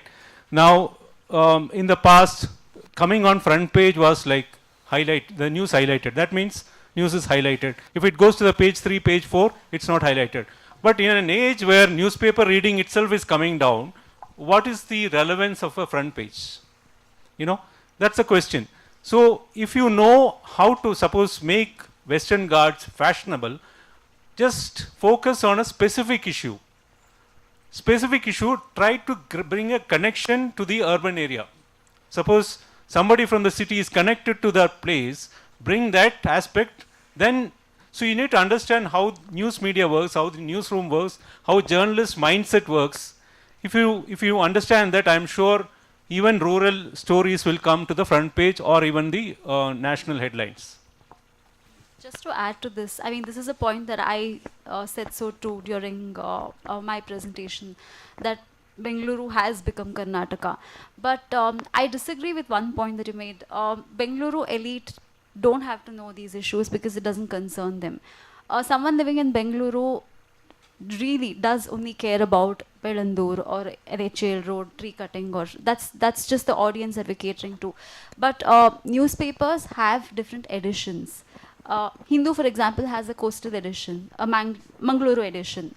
I'm sure if you brought it to the notice of our correspondents there, like Mr. Manjunath mentioned here, they'll gladly take it up. Western Ghats on the whole has been a very big issue that has been covered by national papers. Anything that I've written on the Western Ghats has gone in our national papers. I'm sure Dr. Ramachandra agrees. So if it's micro-local, I would say it's better that you make the immediate audience over there aware, because that has more impact than bringing it to the notice of someone sitting in the city who genuinely really doesn't care. Unless it's something, say, like a threat to the Kaveri, which directly affects us because we get our drinking water from Kaveri. We need to, I mean, our hands are tied too, right? Media organizations are not exactly social organizations. We're not claiming to be NGOs. We have our limitations too. I would say making the immediate local population aware would be more rewarding as far as this issue is concerned. That works in the case of Bangalore, like we mentioned. Like Pelandur, I think citizens around the lake were active. Like sir over there mentioned about how they took up lakes in their vicinity. I think that is the way to go forward. No, I was just saying that, like she pointed out, Deepika pointed out, we have correspondents everywhere. each publication is widely networked, and we do have every district, every area is widely covered. So if you share information, tell, like you said, you've given it to some of the people you knew. Had you told everybody, I'm sure it should have been covered everywhere. And the other thing Madam pointed out as to how to break the information bubble. Well, today, if information pleases you, it's good. If it doesn't pleases you, well, we are doing the wrong reporting. So it's the time of pick and choose. If it suits you, it's very good. So how you break your information bubble is up to you. What we do as journalists is try to bring everything together. Well, I think I'll speak for everybody. Normally politicians don't like our coverage because they'll say that we are doing anti-news, we are against the government, anti-government news. But they don't read the sentence where, despite we're trying to contact them, they're not talking to us, or government opinion is there, but they're not taking note of it. It's only because they're pointed, they've remembered that part. So giving correct news is what we are doing. Ethically, we are doing correct. We are covering all sides of the news, but you will choose only the para which you want to read because, well, that pleases you, and you will not read the para which you don't want because it's not pleasing you. So how you break your information bubble, how you look at the news we are giving it to you is individual based. I think there are letters column, you can as well write letters. No? Then many newspapers, they carry the email addresses of reporters, you can write to them. No, as far as Western Ghat is concerned, we have covered it very extensively, very elaborately. First the Gadgil report came and the press came out with it, and then Kasturi Rangan report, which reviewed and perhaps diluted it down, we covered it in newspapers. So there are many channels available for reaching out to the newspapers. You can, many of the stories they also cover, they carry the email addresses, email IDs of the newspaper. You can always respond to them and they will cover it. They only believe, they always are looking or identifying for the credible sources from where the credible information will be coming up. No, as far as social media is concerned, there is a lot of media inflation. All kinds of people, they have started YouTube channels, they have started websites, email, Instagrams and all that. So there is a lot of fake news passing into through the popular media or social media, but you should always try to get to the newspapers which have a elaborate system of scrutinizing the news. It passes through different editors, reporters, sub-editors, and then only it gets into the hard print. Well, I know this will go on for, if I give 24 hours also, we'll continue to discuss this away. But I should acknowledge one thing. The press in Karnataka is reasonably good, and they have been doing, and we have been successful to some extent is because of their the positive reporting, and it was useful whether it's in judiciary or in other committees meeting also, it was useful. So thank you all for doing a wonderful job and sharing your experience and this one. So always we are on that side and you used to this side, and today it is nice to see all of you on the other side also. So you please continue your journey of reporting, and we should get benefit of that. Don't worry about people who are not reading, but people who read certainly matters, and they are the one. In fact, after the newspaper reports anything, the number of phone call I get itself tells that there are people who, there are people who matter. Okay, so that means these reports are relevant, and so we'll we all for taking active part. And next session is by the, there is a lecture by a professor from Bhopal. We should learn how the Bhopal lakes are managed, or she will be this one. After that we will have the dialogue by the NGOs, non-governmental organizations, the way they have been, Professor Bhatt is there, and Ilangovan has come, and Vinod is there, so we can listen to them. So before you go,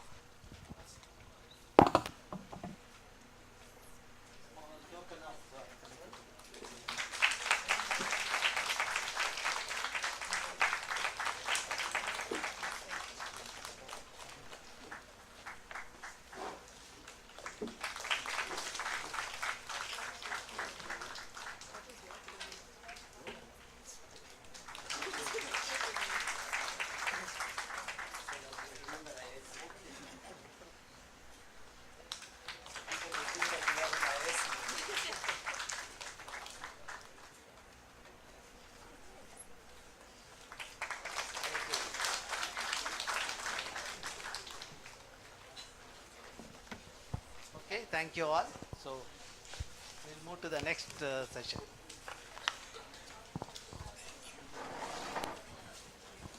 Yeah, next. No, we'll have presentation and she is waiting from morning.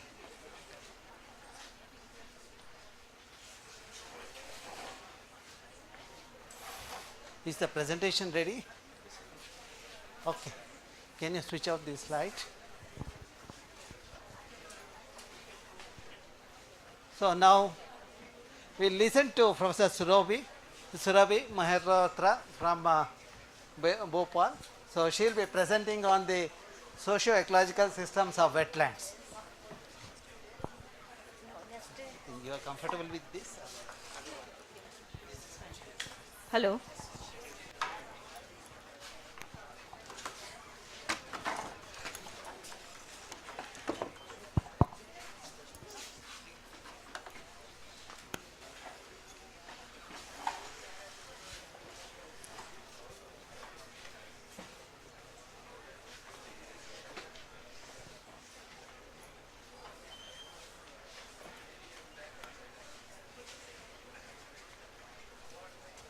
Very good afternoon to everyone. Good.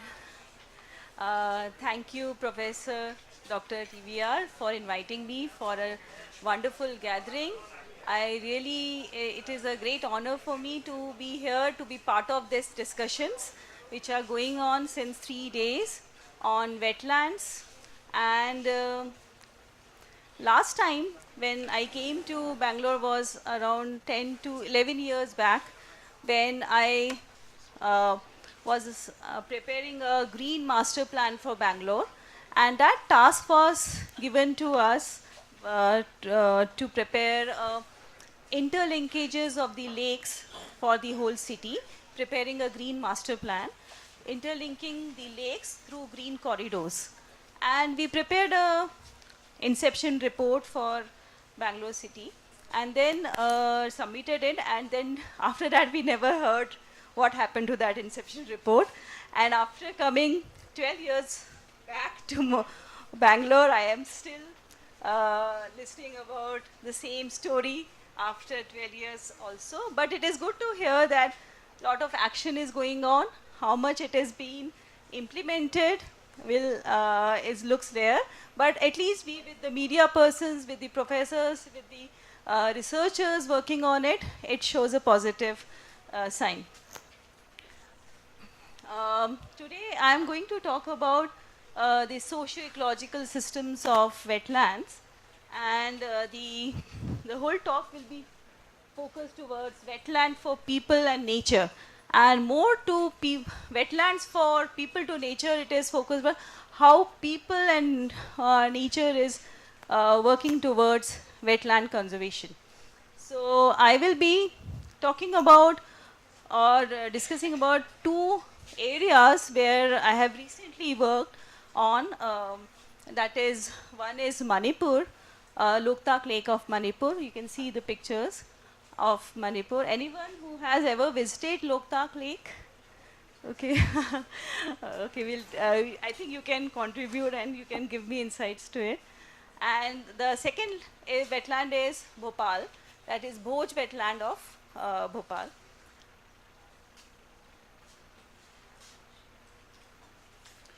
So why we call it a socio-ecological systems? I think since 3 days we have been discussing about it. There is a complex linkages between a water body, a wetland, the social connections to it, and the ecological aspects to a wetland. So, and how there are the overall global factors like climate change, then national policies which work into this complex system, and then there are local environment and local people who are connected, forming it as a socio-ecological system. So we all know lakes are lifeline for local communities. Here we are talking about more about people, communities, and how they are so closely associated with lakes. Lakes are also commonly cited as sentinels of climate change. Here we mean it that whatever changes are happening are immediately reflected in lake, in their physical characteristics, their thermal structure, as well as the complete functioning of the lake ecosystem. And what strategies to suggest so that we can have those management strategies to manage this socio-ecological system, which is already so complex. So coming to this case where we were working. So earlier I have been known to, like I was part of National Wetland Committee, where we were invited for a workshop where we had worked on how to bring participation in this whole lake conservation, wetland conservation, and wise use of wetlands. And then after, I was also part of an expert advisory committee to LDA who were working on Loktak lakes. And the whole issue of Loktak Lake Manipur is that it is the, it is called the Aima, or the mother of Manipur. As you can see, it is centrally located in Manipur. It is the biggest freshwater lake. It is unique because of its Fumdis formation, that is the floating mass of vegetation, which is spanning around 40 square kilometers. And it was under Ramsar Convention in 1990, and immediately after in 1992, it came into Montreal Accord, which indicated that it is a threatening or degrading ecosystem. So this is what, after having a unique ecosystem, it is degrading, and which is still the lifeline of Manipur. So looking into the characteristics of, and if you look at the land use of the Loktak and its surrounding, you can see that over the years, the settlements have been increasing, agricultural areas has been increasing, whereas the Fumdis, which are the thick biomass, its unique characteristics have been decreasing. And also its character is decreasing. So otherwise, the Fumdis are thick vegetations which float on the surface of this wetland. Its 1/5 part is on the above surface of the wetland, and the 4th part is below the surface of the water, and which is slowly thinning. So we'll look into it, what is happening. So what happened here was, in the Loktak Lake, in 1983, there was a commission of hydroelectric power project. And wetland, as you all know, it is inundation of water, and it does not have a defined boundaries. Its water level increases and decreases seasonally. It has variations. So it is very difficult to define the water boundaries, surface boundaries, as well as the it is shallow.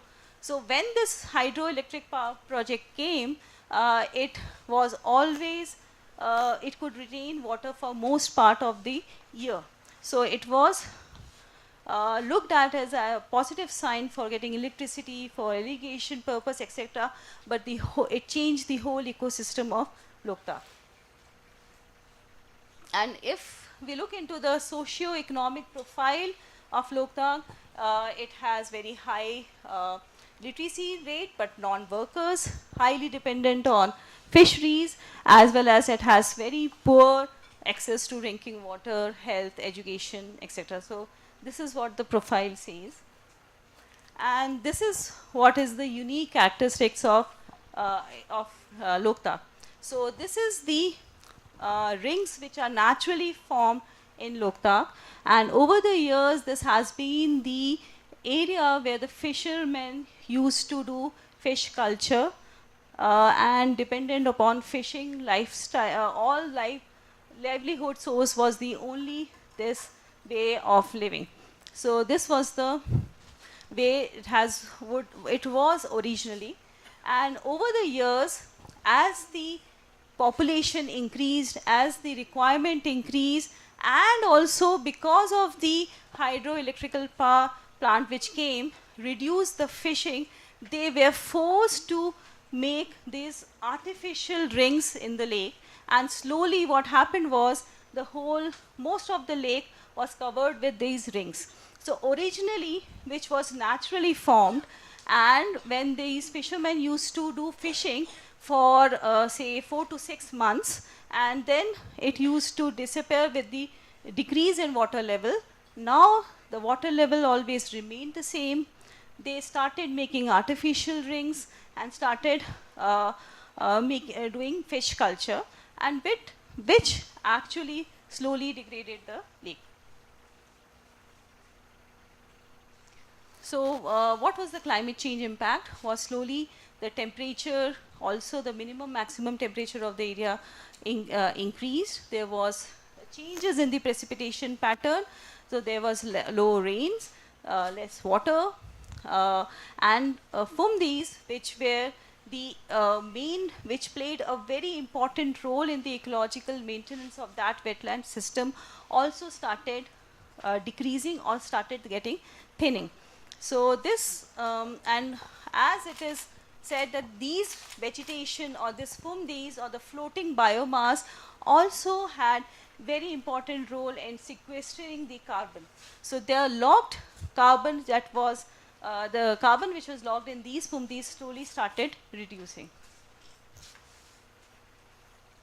Another aspect of this Loktak Lake was the national park, which also have one of the very important endangered species like Shanghai deer, which also started reducing because the whole habitat, because of the floating mass or the peatland which was formed earlier, started thinning, and they could not find its safe habitat.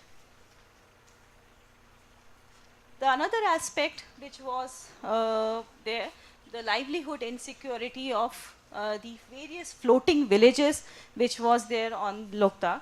So people, because they were floating villages, because of the fishing, because of the slowly reducing fish quantity which was happening, they were forced to live on the lake and do fishing, as well as they have to travel far for their requirements. Even they used to get their drinking water from far off city place, urban place, and there were no schools, hospitals, etc. in these floating villages. And fishing was the only livelihood source. So what are the solutions?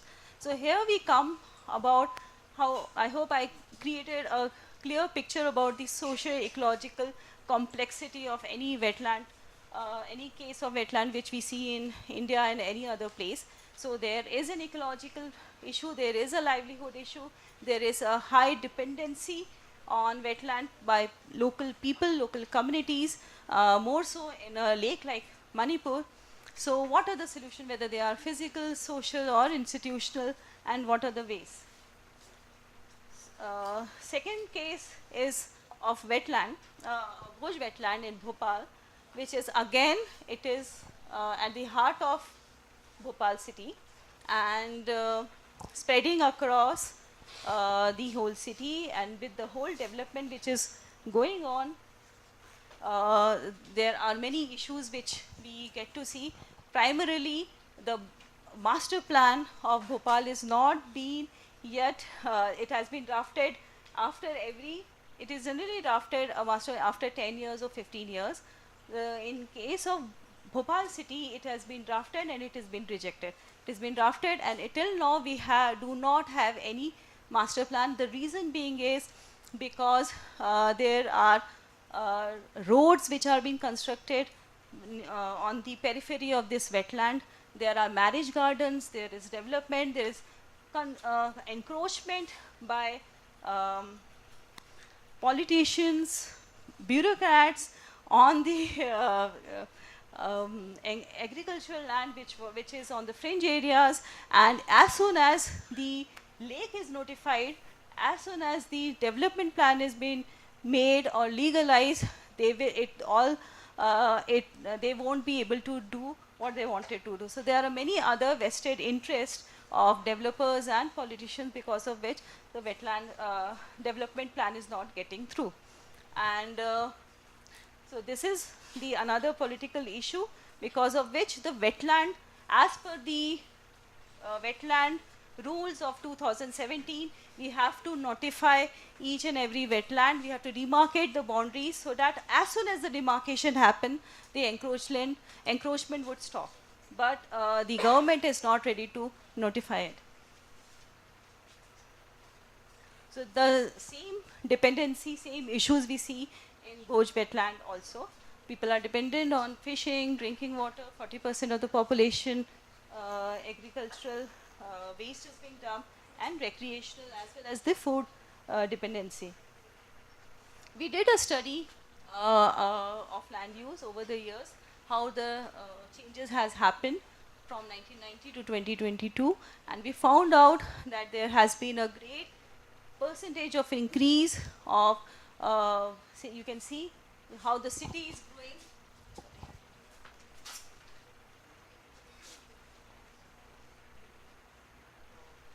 City is growing along the Bhoj wetland, which has this much spread. Then the spread was increasing. This is how now the situation in 2020, the city has all built up areas around there are two big major roads which are on the northern side and across even within the wetlands, which are actually not approved, and government and NGTs, and there are many other opposition for development, but still slowly if you see the development is happening. It is all agricultural land which is along this river is converted into farmhouses of influential people, and they are not ready to notify this boundary. So this is the only patch which is remaining and which is totally slowly converted into a built up area. So when we see, or when the issue of these trade-offs between environment and development goals happen, this is what we need. We have to understand the vulnerability of the system, the livelihood concerns, and what assets we have, and what we can do for ecologically sustaining it. So we were, along with Dr. Ramachandran, we were part of this workshop in which the Ministry of Environment, MOFCC, has organized a national workshop for preparing a roadmap for participatory conservation and wise use of wetland. So it included a number of participants. They were wetland managers from all states, representatives from state and union territories, corporates, wetland champions. So they named the champions who were working in the cause of wetlands, NGOs, knowledge partners, and of course the experts from National Wetland Committee.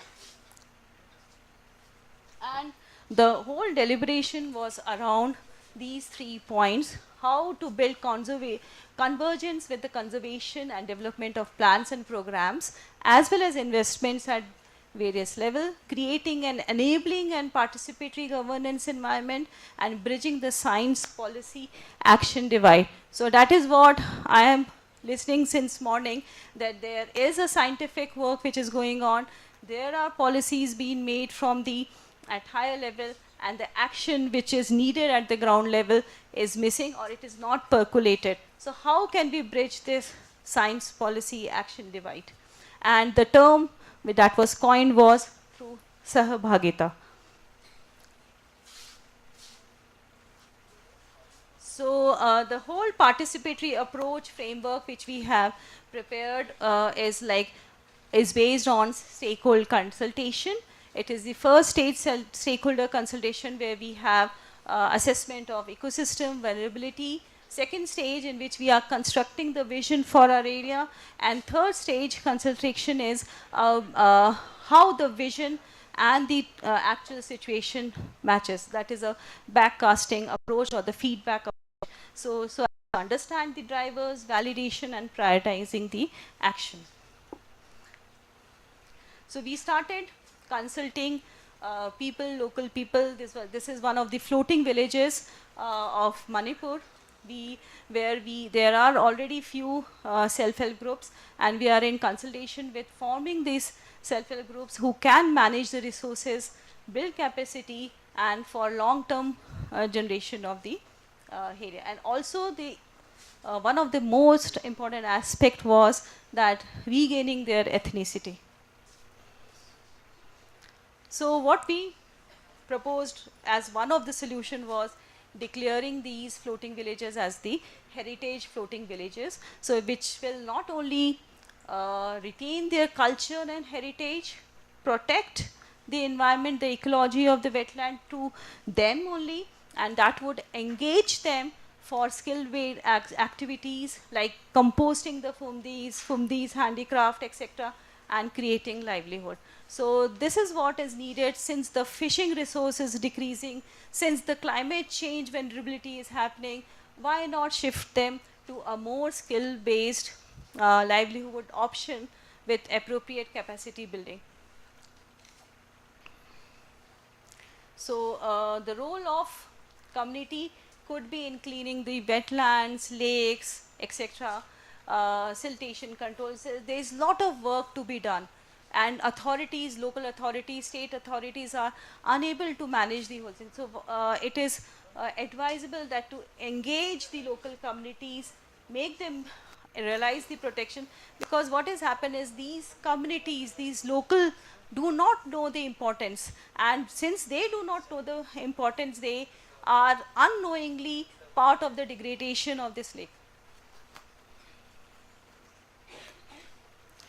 So this Fumdis, which I said, which is actually a very very important role in during the replenishment of the nutrients of the lake, as well as to act as a good sink for carbon, can be cultivated and can be managed by this local people.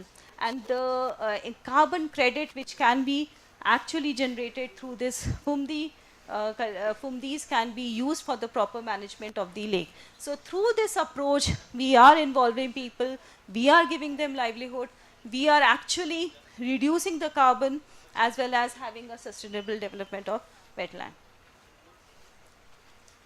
So lastly, I would end with this, like there are small measures, we all know this, but how these measures can actually bring the change in this wetland management system. So one of the important issue again is there are certain SDGs, we have been listening about sustainable development goals, but there are often trade-offs. When we talk about socio-economic dimensions of SDGs, the ecological dimensions are compromised. So looking into this, we need to understand that the multi-dimensionality of the decision-making process. Also, by actually designating the wetland mitras or wetland health card, we were actually be able to manage and regularly assess the wetland conditions.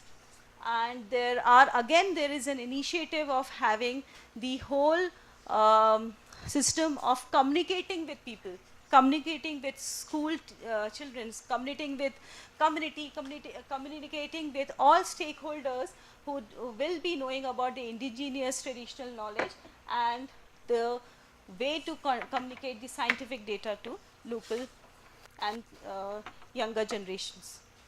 So this is how the role of institutions can play an important role in having a multi-dimensional decision making, stakeholder participation at local level, and strengthening the implementation at participatory planning level, understanding the full context of socio-ecological complexities of a wetland. Thank you, and I would say this is a very good opportunity since all students have been listening through 3 days to get involved in this wetland research. It is a very interesting, very complex with multi-dimensions that has wide opportunities. This is one of the peatlands in Loktak Lake, which is the habitat of Shanghai deer, and which is slowly thinning, and actually these deers are getting endangered. Thank you very much. We can take one question. Anyone? So you're tired? Yes.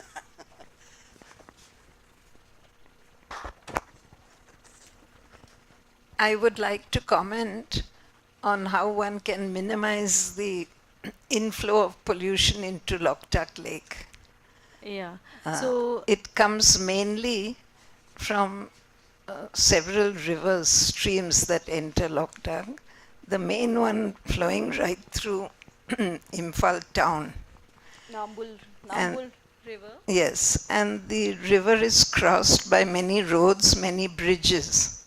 So there is a beautiful technology available, which unfortunately the government has not bought into. You can take city compost, which is being made in Imphal, fortify it with decomposing microbes, and sprinkle this off the bridges. Sprinkle it off every bridge, every day, every week, and so on. The compost has fine, medium, and coarse particles. The coarse ones settle with the culture to the bottom. The fine particles float. So there is a biological decomposition throughout the water from surface to bottom, from one bridge to the next. Then you fortify it with sprinkling from the next bridge. And all this brings down the BOD, COD dramatically. Yeah. For keeping the plastic out of the stream, because there's a huge raft of collected plastic which has to be cut through for the water to even enter Loktak. The Great Bubble Barrier is a wonderful sight to read and refer to. It's a 45-degree micro bubble curtain which rises up from a bottom pipe to the top, and it diverts all the plastic to the bank on one side where it can be collected. Definitely. Yeah, as a part of the committee, we have been proposing many of these solutions to them, and it is now up to them what to take, but definitely this is one of the options that could be implemented. There are many issues when the river which I had shown, like it has issue with the quality of water, it has sanitation issues, the floating villages which are there are in very bad condition. So, and the as you said, the plastic was seen all throughout the banks of the river, and the whole solid waste was coming from the Imphal city and the other areas. So of course it is also a behavioral issue that has to be tackled, as well as the scientifically treating it. So we are working on it to suggest how they can be at the floating villages, retain their heritage, but scientifically have a more better system of sanitation. There are many options available to purify the water as well as have a better water quality.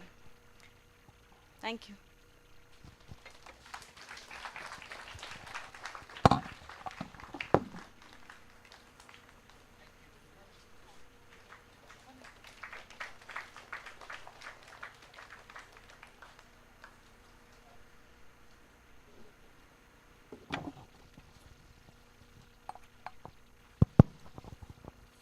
So looking at the activity level, I thought we'll have tea now and then have the discussion.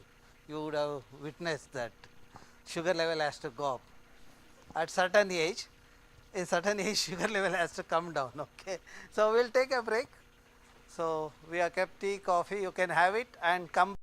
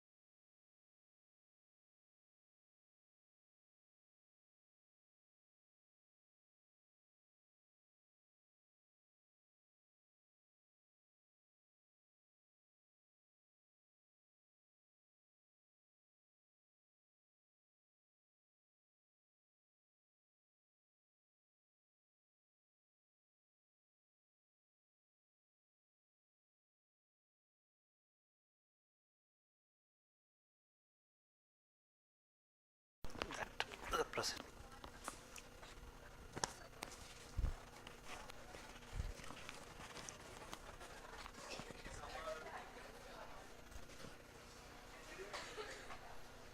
Shall we start?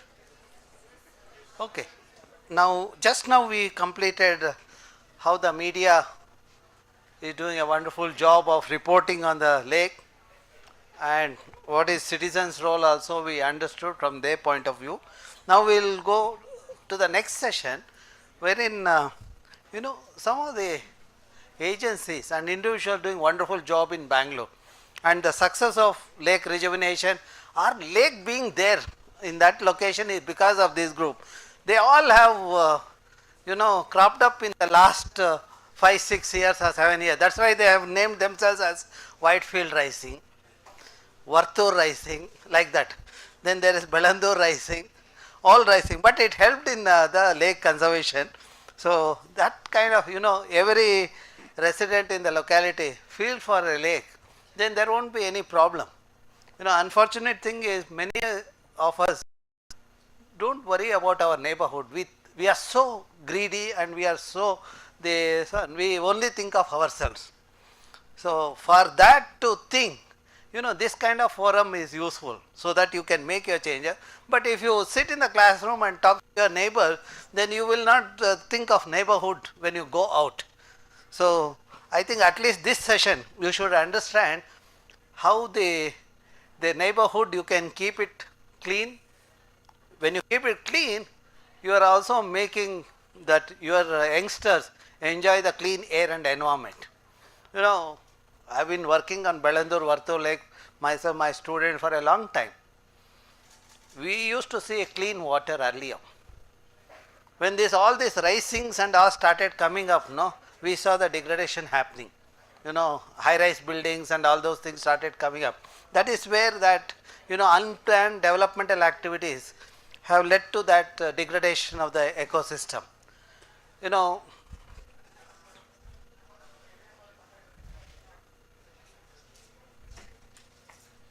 Yeah.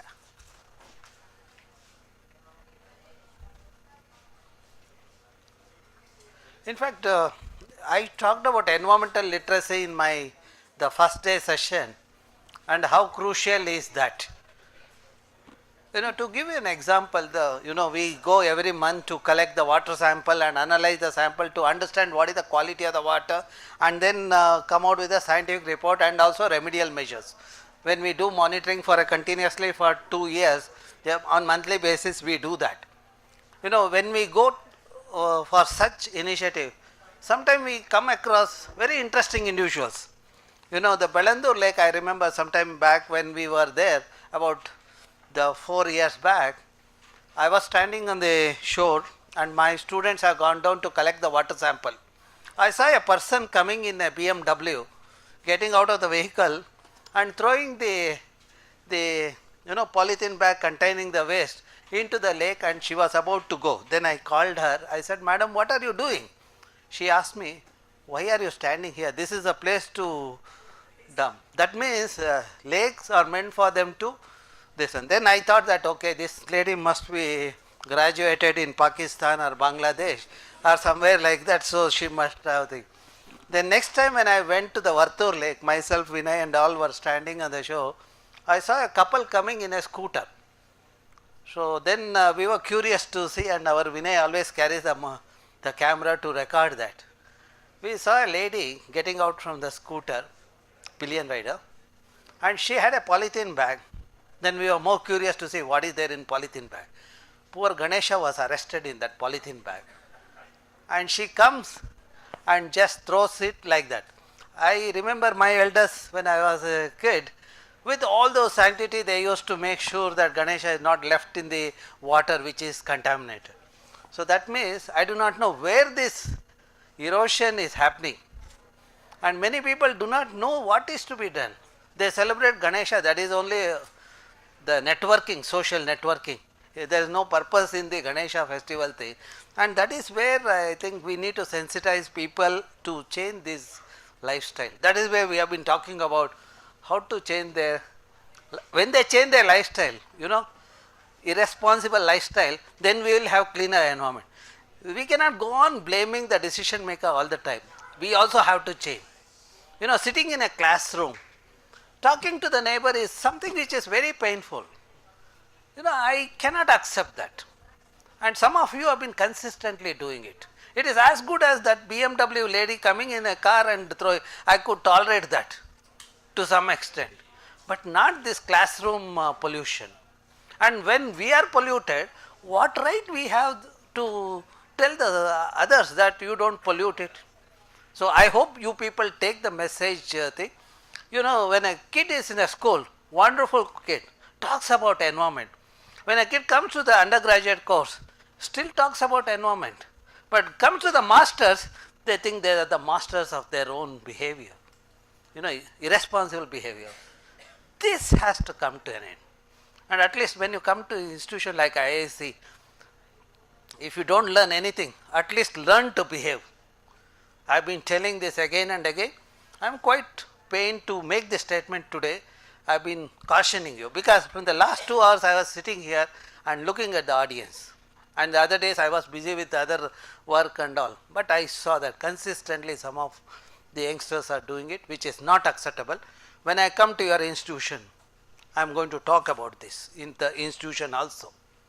I will see why this kind of thing happens in some of the institutions when the children come from those institutions. Please don't feel bad. I am born to change the system. I will change it. Okay, and my team will do it.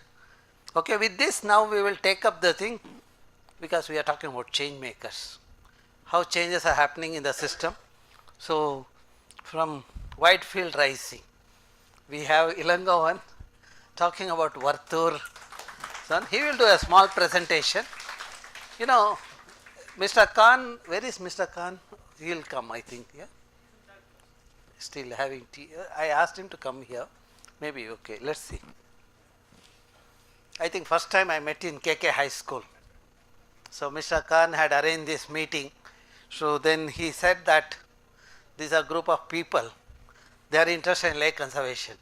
I told them that you are interested for only 15 days. After that you will go back and forget. Then after 10 days there was one more meeting that Mr. Ilangovan had brought section of the elites into the meeting. So there are lot of you know, we were quizzed. Actually I was asked, where is the plan to rejuvenate the Belandur lake? I am sure the tone you remember. Huh? How do you do it? Then I said, I know how to do it because I am working on that for the last 15 years. You have come here for the 15 minutes back. First you understand where is Belandur lake, then we will continue the journey. And after that I think that person didn't come back to meet me. That is the thing. Okay. So that's what happened.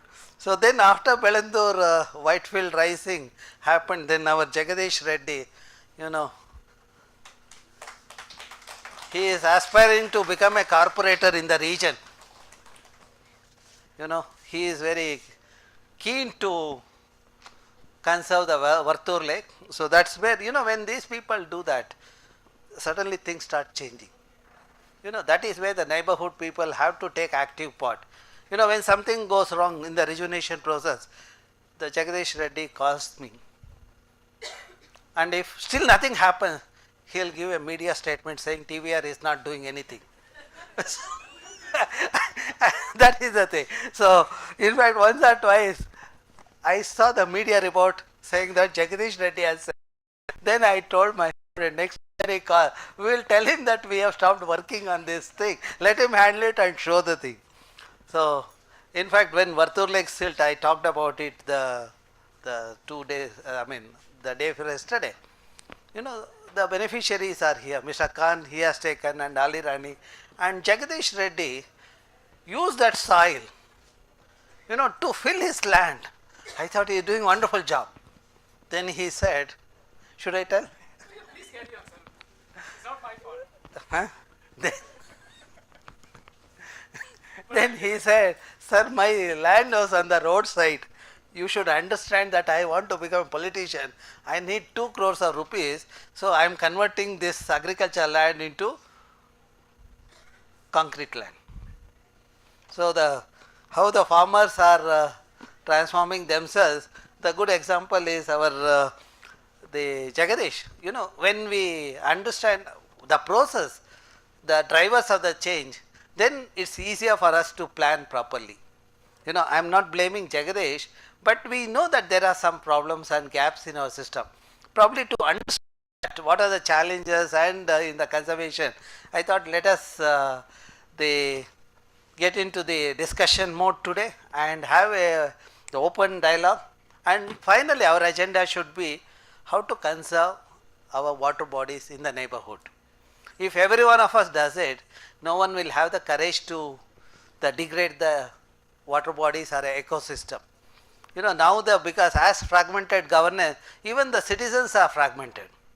If Jagadish Reddy says that wetland has to be, Vartur has to be restored, then there are 10 persons against him will say, no, no, we don't want the restoration to happen in the thing. That is what is the people are taking undue advantage in the administration. You know, when I meet people at the government, they say the local people don't want it. That is the kind of the answer I get. Maybe I should also understand how the process goes on. So we have many people with us. So Ilan, can you sit here so that Jagadish, anyway you have come, you can also take the seat.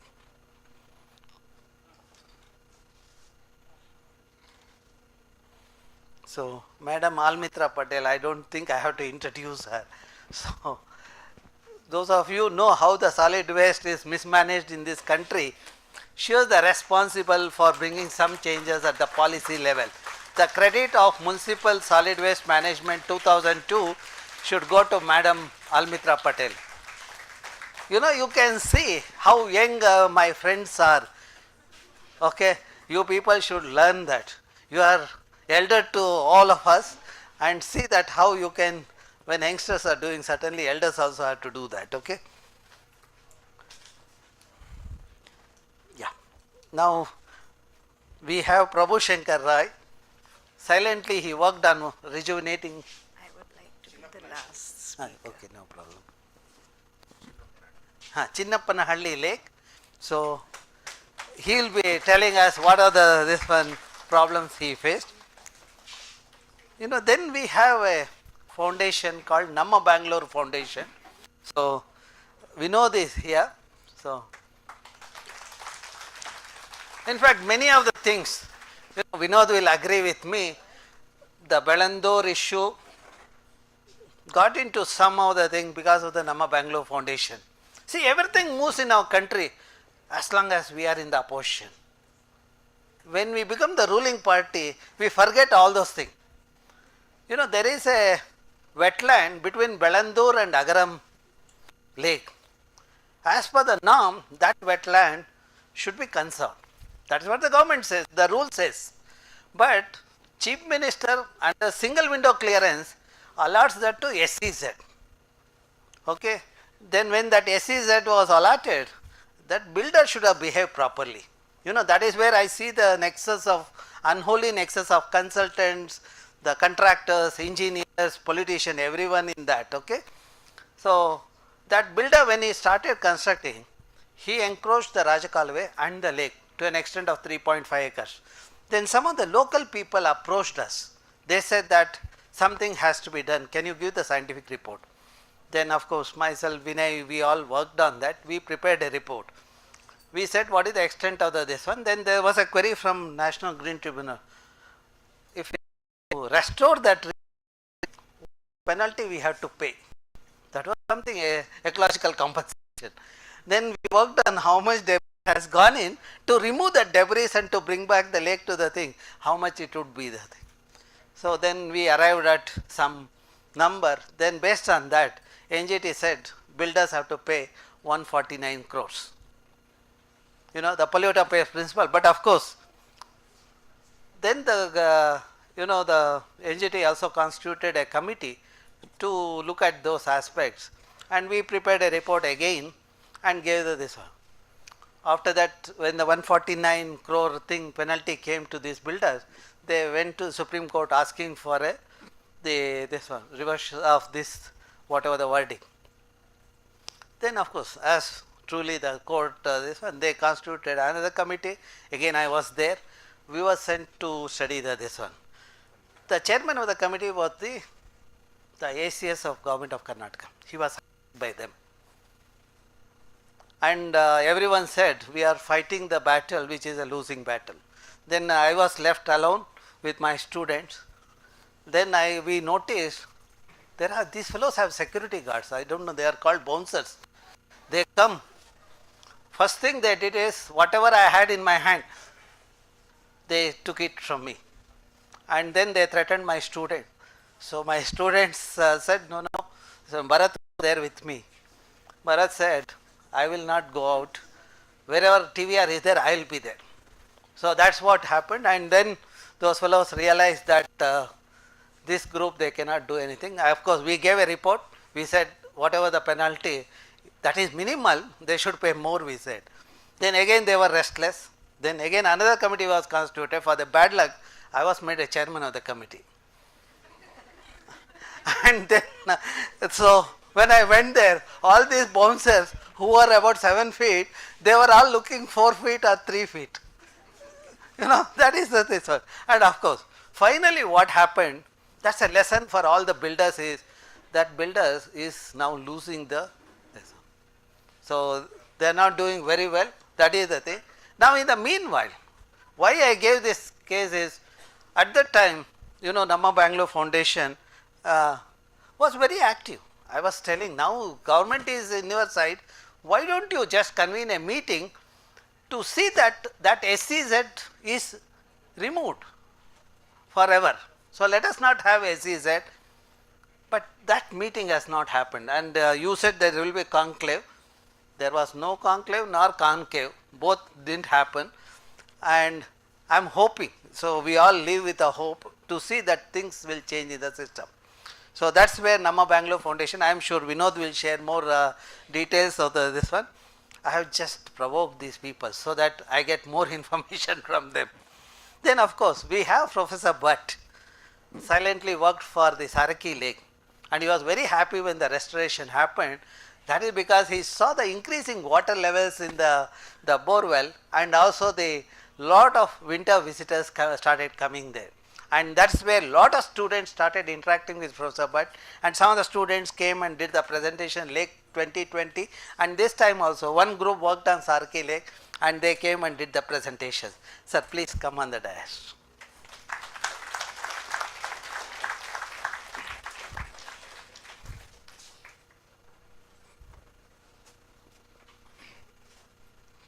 Okay, now what we will do is, we will listen to Mr. Ilan. So he works with IT companies.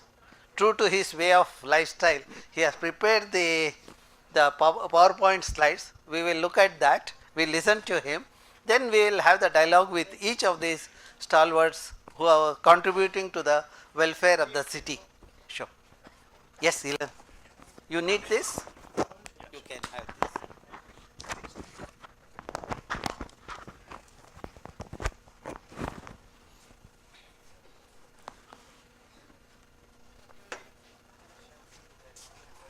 Thank you, Professor.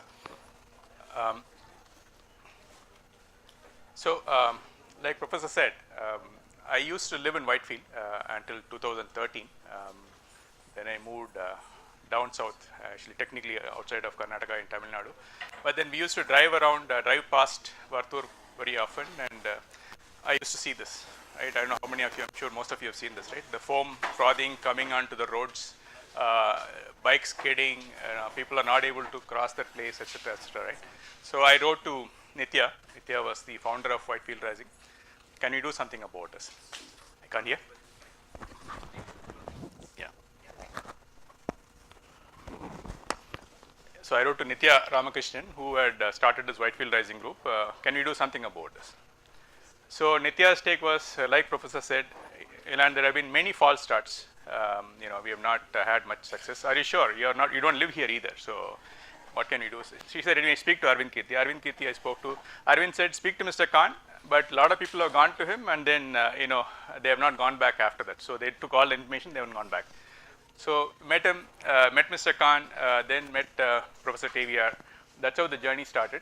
I think first we met BDA. I think it was a commissioner with, I think it was Mr. Ramalinga Reddy, who was a minister those days. Long story short, ministers, BDA, I think we went to Lokayukta, Mr. Subhash Adi, Justice Subhash Adi was the Upalokayukta those days. Then the lake itself started frothing again. So that was the good news. So we had a couple of people who were good at media. So we got national media, local media, all of them to come. And I think some of them you met today, earlier today, like Rashid or Baski, all of them. Long story short, we basically brought all of them together, right? Local citizens, like Jagdish, who lives there. His grandfather is one of the organic farmers, well-known organic farmers, Narayan Reddy. Of course, Mr. Khan has always been there to support, and Professor TVR has been working on this for over 20 years. IISC team has been working on this for over 20 years. KK school has been working on this for over 20 years. In fact, we should listen to Mr. Khan about how he met Professor TVR. That's a fascinating story, right? That itself is something. So basically, we brought them all together: local citizens, the bureaucrats, the politicians, Lokayukta, the media, the other lake groups. We went and visited Koramangala third block lake. Nitin Seshadri, I think he only suggested meet this Upalokayukta Subhash Adi, and also he suggested the planning member of BDA, etc., etc. So we did all that, and then the lake started frothing. Then we brought the media folks. Media took it to local media, national media, international media, etc., etc. I think this is probably one of the few lakes which has made it to LA Times, Japanese newspapers, and then Middle East, some South American newspapers. Not right. So Professor used to tell me, I used to talk to the local media. Some of you guys have taken it all day. I think that was one of the critical elements, I think. So, and we also collaborated well with media, right?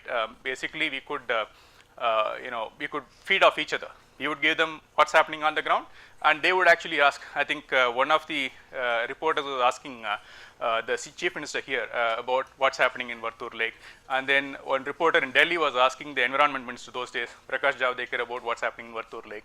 We were creating, so much of noise about this, right? But at the same time, it's not just about media, right? We were actually working the system. So we wrote to BDA. They sent us a response. The first question is, who will pay for this? It costs 160 crores. That's the kind of response, right? From the lake chief engineer himself. So that is when we were working with the professors. Now, how do we get over this problem? So that is when we did this bathymetric study with the help of bathymetric study with the help of IISC and MEG, the Madras Engineering Group. They actually provided the boats and the personnel who can take them around in the lake, etc. So that gave us some data about the kind of silt that is there in the lake, and what can we do with it. So one of the things we did is basically we valued what that silt could be worth. If you use it for making blocks for construction or whatever, what could it be? And like Professor said, if you use it for manure, what could be the value of it, right? So I think that we turned it around. I think Professor helped us turn it around. In fact, their professor's team, I think quite a few of them. I think Professor, I think Lindsay, Sutta, so Vinay, everybody. Yeah, so all of them. They actually, I think one of them had a sunstroke because they were under the sun, in the lake for 2 weeks, back to back, etc. Right? So that actually gave us some data about how you can reuse a silt, and maybe it can pay for itself, right? So we also brought in some CMRIT professor who said we can make blocks with this. They actually had some people who are working on this. Then we spoke to construction debris recycling guys to figure out can they use this, etc., etc. Right? So basically we turned around saying, okay, it costs so much to, okay, can you figure out a way to make this happen? There is value in the lake. If you don't use it, it's our problem. It is not the lake's problem, right? That's the way we went about it. And I think 2015, I think it was March, April, I think, Belandur caught fire, right? It's like a seasonal thing, right? Every time Belandur catches fire around that time. I think it was that was a very peculiar fire. We couldn't figure out where it is starting. Because somebody said somebody threw a cigarette butt on the garbage or something, hydrocarbons, but we could see it's like a marshland. Suddenly, somewhere it catches fire, another area it catches fire and stops. There is nothing that is igniting the whole thing. I think Mr. Khan actually got into an eye problem because of that, which needed a surgery later, etc. Right? So that again helped, right?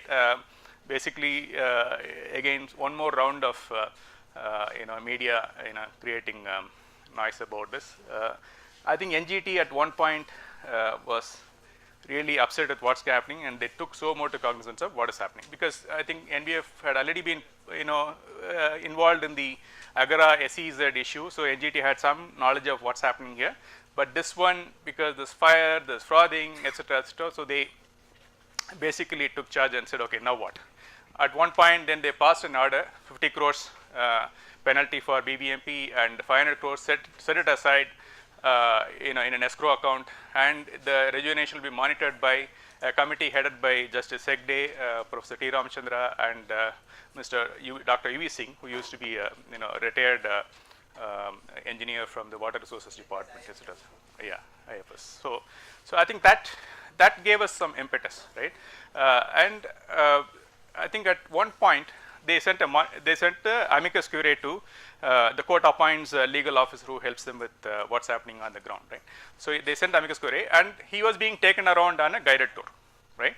So we got some information that they're being taken on a guided tour. So see if you guys can, button. So we had a lawyer also in our group, Ashok. So he, basically we got some idea about where they are going.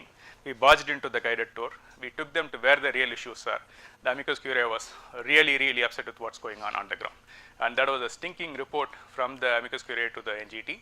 And that changed, I think, the NGT's view of what is happening on the ground. Because till then they were getting only, rosy picture as what the government is. I mean, the government was doing its job to a certain extent, right? So they were presenting whatever they were doing. But the minor irrigation pipeline, right?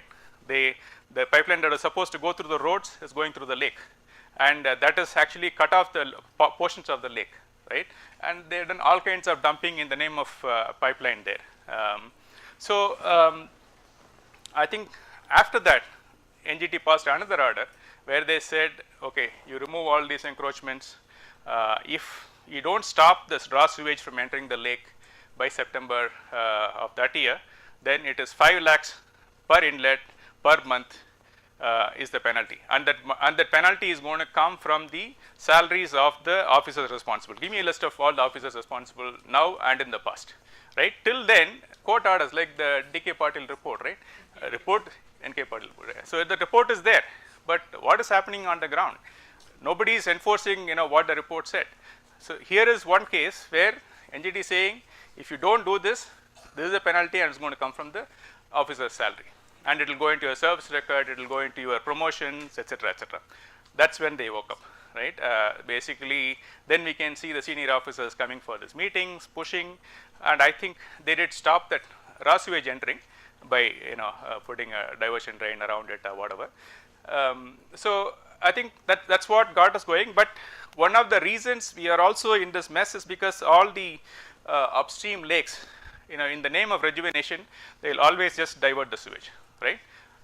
Belandur and Vartur is at the bottom of the KNC valley. So all that sewage, whoever doesn't want, everything keeps coming down, right? So we said, thanks to us, our, I don't know what you can call it, our foresight or wisdom, or we just didn't know anything else, right? We said we are not going to behave like experts here. We are going to depend on the experts, who have been working on this, and we are going to take a scientific approach. And Professor was very clear from the beginning: no diversion. You desilt. You only treated sewage should come in through wetlands. Look at the model that Puttanahalli Lake is following in JP Nagar. Look at the model that what's the lake in North Bangalore? No, Jakur. Yeah, sorry, Jakur Lake. Yeah, so that's the model that we wanted to follow, right? So no diversion. That was one of the at least That's what the experts said. That's what we went with. I think in the process, what we found is, like Professor said, see, when we asked the VDA commissioner at that time, why don't we get going? There was some private party that was ready for funding this. Why don't we get going? He said, look, there are 1,000 views on how to rejuvenate a lake in Bangalore. I'm not going to get into this unless there is a scientific blessing on what happens. And whoever was coming forward, they were ready to spend a little bit of money, but that is not going to help rejuvenating the whole lake, right? It is like 5% of what is needed or whatever. Thanks to NGT, thanks to a monitoring committee, thanks to Professor's team being involved in this for so long, KK School, they have done the study of what happens, I think Professor presented a socio-economic study of what happens in Manipur, etc., etc. These students had done the similar study. I think that's probably what led us to just go with whatever the scientific view is and work around all the other opposition or whatever. And here is where we are. And I think Jagdish has been an integral part of this. He's the man on the ground. I don't live there. And Sonali in Bellandur. Actually, it should have been both Bellandur and Vartur, but I thought Sonali will talk about Bellandur. She couldn't make it. She's not well. Yeah. So here's where we are. I think now we have the visitors, the winter visitors, the winter guests that Professor talks about. They are all there. All kinds of bird. Apparently, after 22 years or whatever in Vartur, Jagdish keep posting this in the group. Let's see. I think there are still a few issues. Encroachments are still not removed. Minor irrigation still hasn't moved on cleaning up whatever they have to do. And BWSSB, we are still not able to pin down how to get them to be effective. They have built the STP capacity. They are sending it to Kolar. I don't know what quality you are getting there. I hear that the bore wells there are getting contaminated with E. coli now. I think Mr.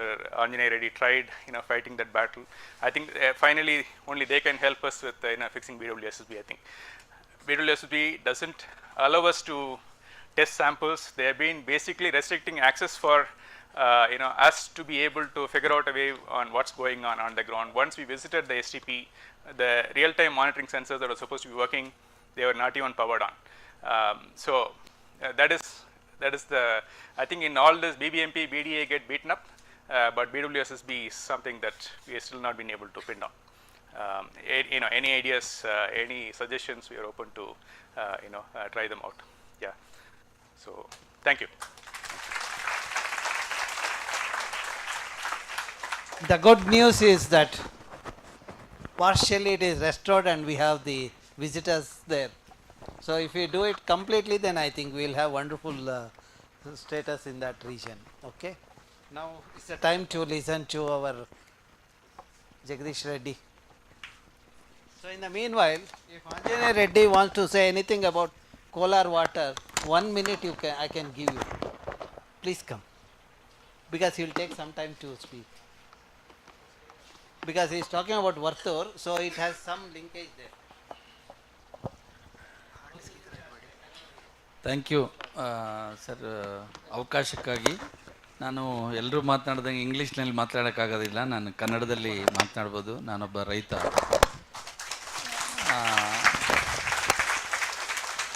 ಒಂದು ನಿಮಿಷದಲ್ಲಿ ಹೇಳುವಂಥ ವಿಚಾರ ಅಲ್ಲ, ಆದರೆ ಸಾಹೇಬರು ಒಂದೇ ನಿಮಿಷದಲ್ಲಿ ಹೇಳಿ ಅಂತ ಹೇಳಿದ್ದಕ್ಕೆ ಇಷ್ಟೇ ಹೇಳ್ಬೋದು. ಇವತ್ತು ವರ್ತೂರು ಬೆಳಂದೂರು ಕೆರೆಗಳನ್ನು ಇವತ್ತು 9ನೇ ವಂಡರ್ ಅಂತ ಹೇಳಿ ಇಡೀ ಪ್ರಪಂಚ ನೋಡ್ತಾ ಇದೆ, ನೋಡುವಂತಾಗಿತ್ತು. ಕೆರೆಯಲ್ಲಿ ಬೆಂಕಿ ಎತ್ಕೊಂಡು ಉರಿತಾ ಇದ್ದದ್ದನ್ನು ಇಡೀ ಜಗತ್ತು ನೋಡಿತ್ತು. ಪ್ರಪಂಚದ ಬೇರೆ ಬೇರೆ ಪ್ರತಿಷ್ಠಿತ ಪತ್ರಿಕೆಗಳೆಲ್ಲ ಅದ್ರ ಬಗ್ಗೆ ಬರೆದಿದ್ವು. ಅಂಥ ಒಂದು ಸ್ಥಿತಿ ಇವತ್ತು ಕೋಲಾರ ಮತ್ತು ಚಿಕ್ಕಬಳ್ಳಾಪುರ ಜಿಲ್ಲೆಯಲ್ಲಿ ಇಲ್ಲಿದ್ದಂಥದ್ದು 2-3 ಕೆರೆ, ಆದರೆ ಅಲ್ಲಿ ಸುಮಾರು ಒಂದು 202 ಕೆರೆಗಳಿಗೆ ಅಂಥ ಪರಿಸ್ಥಿತಿಯನ್ನು ಮಾಡುವಂಥ ಕೆಲಸ ಇವತ್ತು ಆಗ್ತಾಯಿದೆ. ಅದನ್ನು ಸಮರ್ಥವಾಗಿ ಅದು ಆಗಬಾರ್ದು, ಅಲ್ಲಿಗೆ ಸುರಕ್ಷಿತವಾದಂಥ ನೀರು ಬರಬೇಕು. ಯಾಕೆ ಕೋಲಾರ ಚಿಕ್ಕಬಳ್ಳಾಪುರಕ್ಕೆ ಸುರಕ್ಷಿತವಾದ ನೀರು ಬರಬೇಕು ಅಂದರೆ, ಕೋಲಾರ ಚಿಕ್ಕಬಳ್ಳಾಪುರದಲ್ಲಿ ಬೆಳೆಯುವಂಥ ಎಲ್ಲ ಸೊಪ್ಪು, ತರಕಾರಿ, ಹಾಲು, ಹಣ್ಣು ಎಲ್ಲವೂ ಬೆಂಗಳೂರಿಗೆ ಬರುವಂಥದ್ದು. ನೀವೇ ಅಂದರೆ ಬೆಂಗಳೂರಿನ ಜನತೆಯೇ ಅದನ್ನು ತಿನ್ನುವಂಥದ್ದು. ಹಾಗಾಗಿ ಒಳ್ಳೆಯ ನೀರು ಕೊಟ್ಟರೆ ನಾವು ಒಳ್ಳೆಯ ಆಹಾರ ಕೊಡ್ಬೋದು. ಆ ನಿಟ್ಟಿನಲ್ಲಿ ನಾವೇನೋ ಒಂದು ಫೈಟ್ ಮಾಡಬೇಕು ಅಂದ್ಕೊಂಡ್ವಿ. ನಿಜವಾಗ್ಲೂ ನಾನು ನಿಮ್ಮೆಲ್ಲರ ಮುಂದೆ ಭಾಳ ಹೃದಯಪೂರ್ವಕವಾಗಿ ಹೇಳಲಿಕ್ಕೆ ಇಚ್ಛೆಪಡ್ತೇನೆ, ಅಂಥ ಸಂದರ್ಭದಲ್ಲಿ ಒಬ್ಬ ಸೈಂಟಿಸ್ಟ್ ನಮಗೆ ಬೆನ್ನಿಗೆ ನಿಂತರು. ಅವರು TVR. ಅವರೇನಾದರೂ ನಿಲ್ಲದೇ ಇದ್ದಿದ್ದರೆ ಖಂಡಿತ ನಮ್ಮ ಕೇಸು ಇವತ್ತೇ ಭಾಳಷ್ಟು ಸಂಕಷ್ಟದಲ್ಲಿದೆ. ನಾನು ತುಂಬ ನೋವಿನಿಂದ ಹೇಳ್ತೇನೆ, ಒಬ್ಬ ಸೈಂಟಿಸ್ಟು ನಮಗೆ ಸಹಾಯ ಮಾಡಲಿಕ್ಕೆ ಬಂದರೆ 5-6 ಜನ ಸೈಂಟಿಸ್ಟ್ಗಳು ನಮಗೆ ವಿರೋಧವಾಗಿ ನಿಂತಿದ್ದಾರೆ. ಇದು ಭಾಳ ದೌರ್ಭಾಗ್ಯ, ಈ ದೇಶದ ದೌರ್ಭಾಗ್ಯ. ಇದನ್ನು ನಾನು ನಿಜವಾಗ್ಲೂ ಭಾಳ ನೋವಿನಿಂದ ಹೇಳ್ತೇನೆ.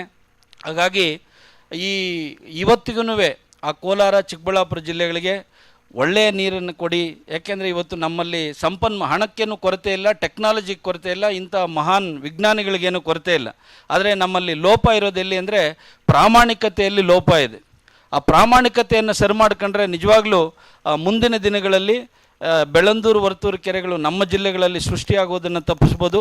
ಭಾಳ ದೊಡ್ಡದಾಗಿ ಭಾಳ ವಿಶೇಷ ಏನಂದರೆ ಆ ಬೆಂಗಳೂರಿಗೆ ಬರುವಂಥ ಆಹಾರವನ್ನು ಸುರಕ್ಷಿತವಾಗಿ ಇಟ್ಕೊಳ್ಬೋದು ಅಂತ ಹೇಳ್ತಾ, ಆ ವಿಚಾರದಲ್ಲಿ ನಮಗೆ ಬೆನ್ನೆಲುಬಾಗಿ ಭಾಳ ದೊಡ್ಡ ಒಬ್ಬ ವರವಾಗಿ ನಮಗೆ ಪರಿಣಮಿಸಿರ್ತಕ್ಕಂಥದ್ದು TVR ಅವರು. ಯಾರು ಕೈ ಬಿಟ್ರೂ ಎಂತೆಂಥ ಸಂದರ್ಭ ಬಂದರು ಅಂದರೆ ನಾನು ನಿಜವಾಗ್ಲೂ ಇಲ್ಲಿ ನಿಮಗೆಲ್ಲ ಹೇಳಲಿಕ್ಕೆ ಇಚ್ಛೆಪಡ್ತೇನೆ, ಒಬ್ಬ ಅಯೋಗ್ಯ ರಾಜಕಾರಣಿ ಅವರು ಮಾಡುವಂಥ ಒಂದು ವೈಜ್ಞಾನಿಕ ರಿಪೋರ್ಟು ಏನ್ರಿ ಕೆಲಸ, ಅವರಿಗೆ ಸುಮ್ಮನೆ ಕೂತ್ಕೊಂಡಿರಬಾರ್ದ ಅನ್ನುವಂಥದ್ದನ್ನು ಈ IISC ಡೈರೆಕ್ಟರ್ಗೆ ಪತ್ರದ ಮೂಲಕ ಬರೀತಾರೆ. ಇಂಥ ಒಂದು ಸಮಾಜದಲ್ಲಿ ಎದೆಗುಂದದೆ ಇವತ್ತು ಅವರು ಈ ರೀತಿಯಾದಂಥ ಪರಿಸರವನ್ನು ಉಳಿಸುವಂಥ ಎನ್ವಿರಾನ್ಮೆಂಟ್ಗೆ ಎಲ್ಲವನ್ನು ಮಾಡುವಂಥ ಮತ್ತು ಅದರ ಜೊತೆಗೆ ಇನ್ನೊಂದು ಹೊಸ ಇದೇನೆಂದರೆ ಅವರು ಒಬ್ಬರಲ್ಲ, ಅವರ ತಂಡ ಅಲ್ಲ, ನಿಮ್ಮಂಥ ಎಲ್ಲ ಮುಂದಿನ ಪೀಳಿಗೆಯ ಮಕ್ಕಳನ್ನು ಅದರ ಕಡೆಗೆ ನಿಮಗೆಲ್ಲ ಉರುಪು ತುಂಬಿ ಆ ನಿಟ್ಟಿನಲ್ಲಿ ಕೆಲಸ ಮಾಡುವಂತೆ ಮಾಡ್ತಿದ್ದಾರಲ್ಲ, ಅದಕ್ಕಾಗಿ ಅವರಿಗೆ ಹ್ಯಾಟ್ಸ್ ಆಫ್ ಅನ್ನು ಹೇಳ್ತಾ ನನ್ನ 1 ನಿಮಿಷದ ಮಾತನ್ನು ಮುಗಿಸ್ತಾ ಇದ್ದೀನಿ. ನಮಸ್ಕಾರ. Okay, thank you. Jagdish, it's your time.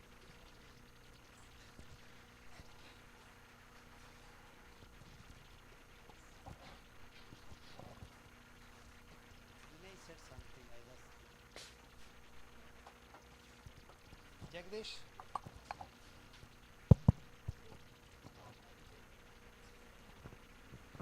Okay, I'm audible now.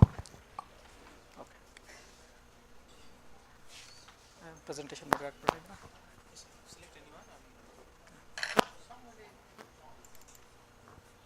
I think while Jagdish is getting ready, let me talk about a couple of other points which happened because of this. 2 national level impacts. One is Dr. Patel had brought up the issue of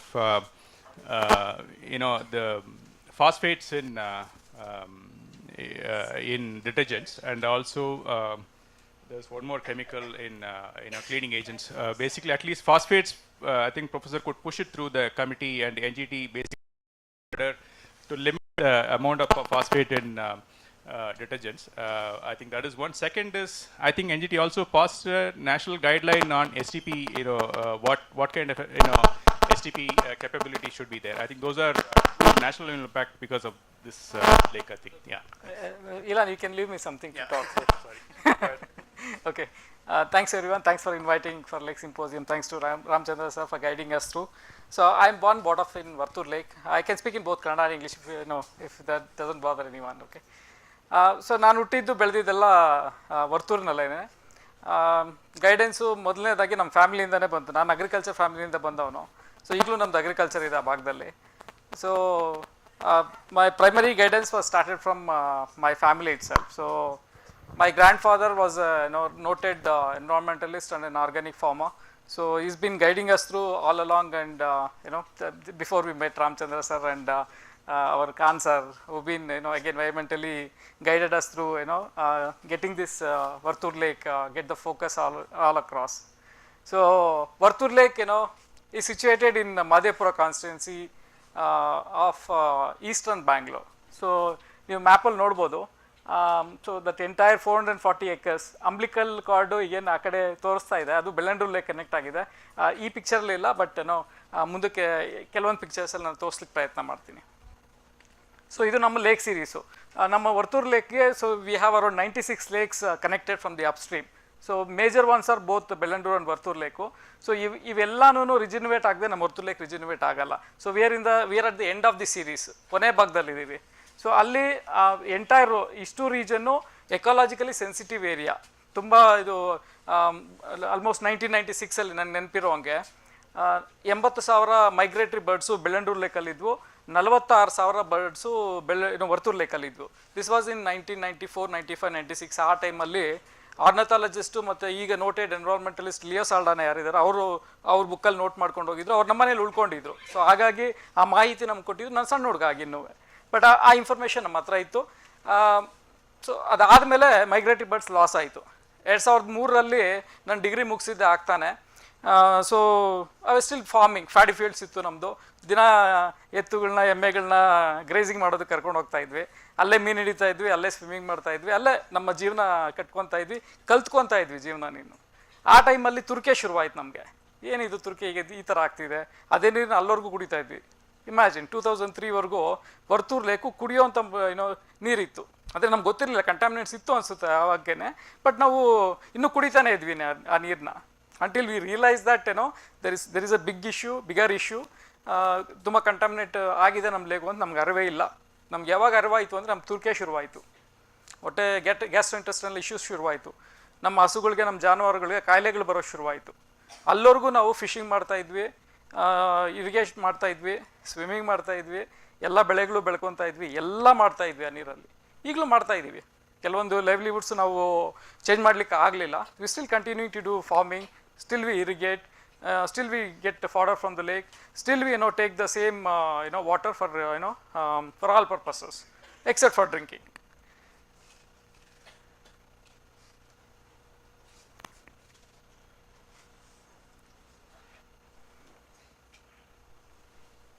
So first indication of pollution ನಾವು ನೋಡಿದ್ದು ಈ ಥರ CND waste dump ಮಾಡ್ತಾಯಿದ್ರು lake ಸುತ್ತೂ. ಮತ್ತು garbage ಡಂಪಿಂಗು ಎಲ್ಲ ಕಡೆ ಎಗ್ಗಿಲ್ಲದೆ ಎಂಕ್ರೋಚ್ಮೆಂಟ್ಸು. So major issues ನಮಗೆ ಸ್ಟಾರ್ಟಿಂಗಲ್ಲಿ ಈ ಥರ ಕಂಡು ಬಂತು. ನಾವು ಕೆರೆ ಸುತ್ತು ಫಾರ್ಚುನೇಟ್ಲಿ ನಮಗೆ ಪಾರ್ಕ್ ಇಲ್ಲ, ನಮ್ಮ ಪೊಲಿಟಿಷಿಯನ್ಸ್ ಮರೆತುಬಿಟ್ರು ನಮ್ಗೊಂದು ಪಾರ್ಕ್ ಕೊಡಬೇಕು, ನಮ್ಮ ಅಡ್ಮಿನಿಸ್ಟ್ರೇಷನ್ ಮರೆತುಬಿಟ್ಟಿತ್ತು ನಮ್ಮನ್ನು. ಸೊ ಹಾಗಾಗಿ we use to go around wherever possible. So we could able to find such scene all around Varthur and Bellandur lake. This is Varthur lake. ಇದೆಲ್ಲ Varthur lake.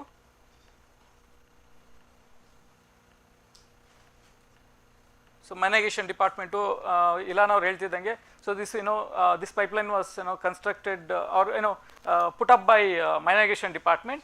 So they were filling up the entire lake, bisecting the Varthur lake. So which is been we contented several times. ಮೀಡಿಯಾದಲ್ಲಿ ನೋಡಿದ್ರೆ ನೀವು most of the time from last 7 years ಒಂದು first point minor irrigation department bisecting the lake ಅನ್ನೋದು ಇದ್ದೇ ಇರುತ್ತೆ.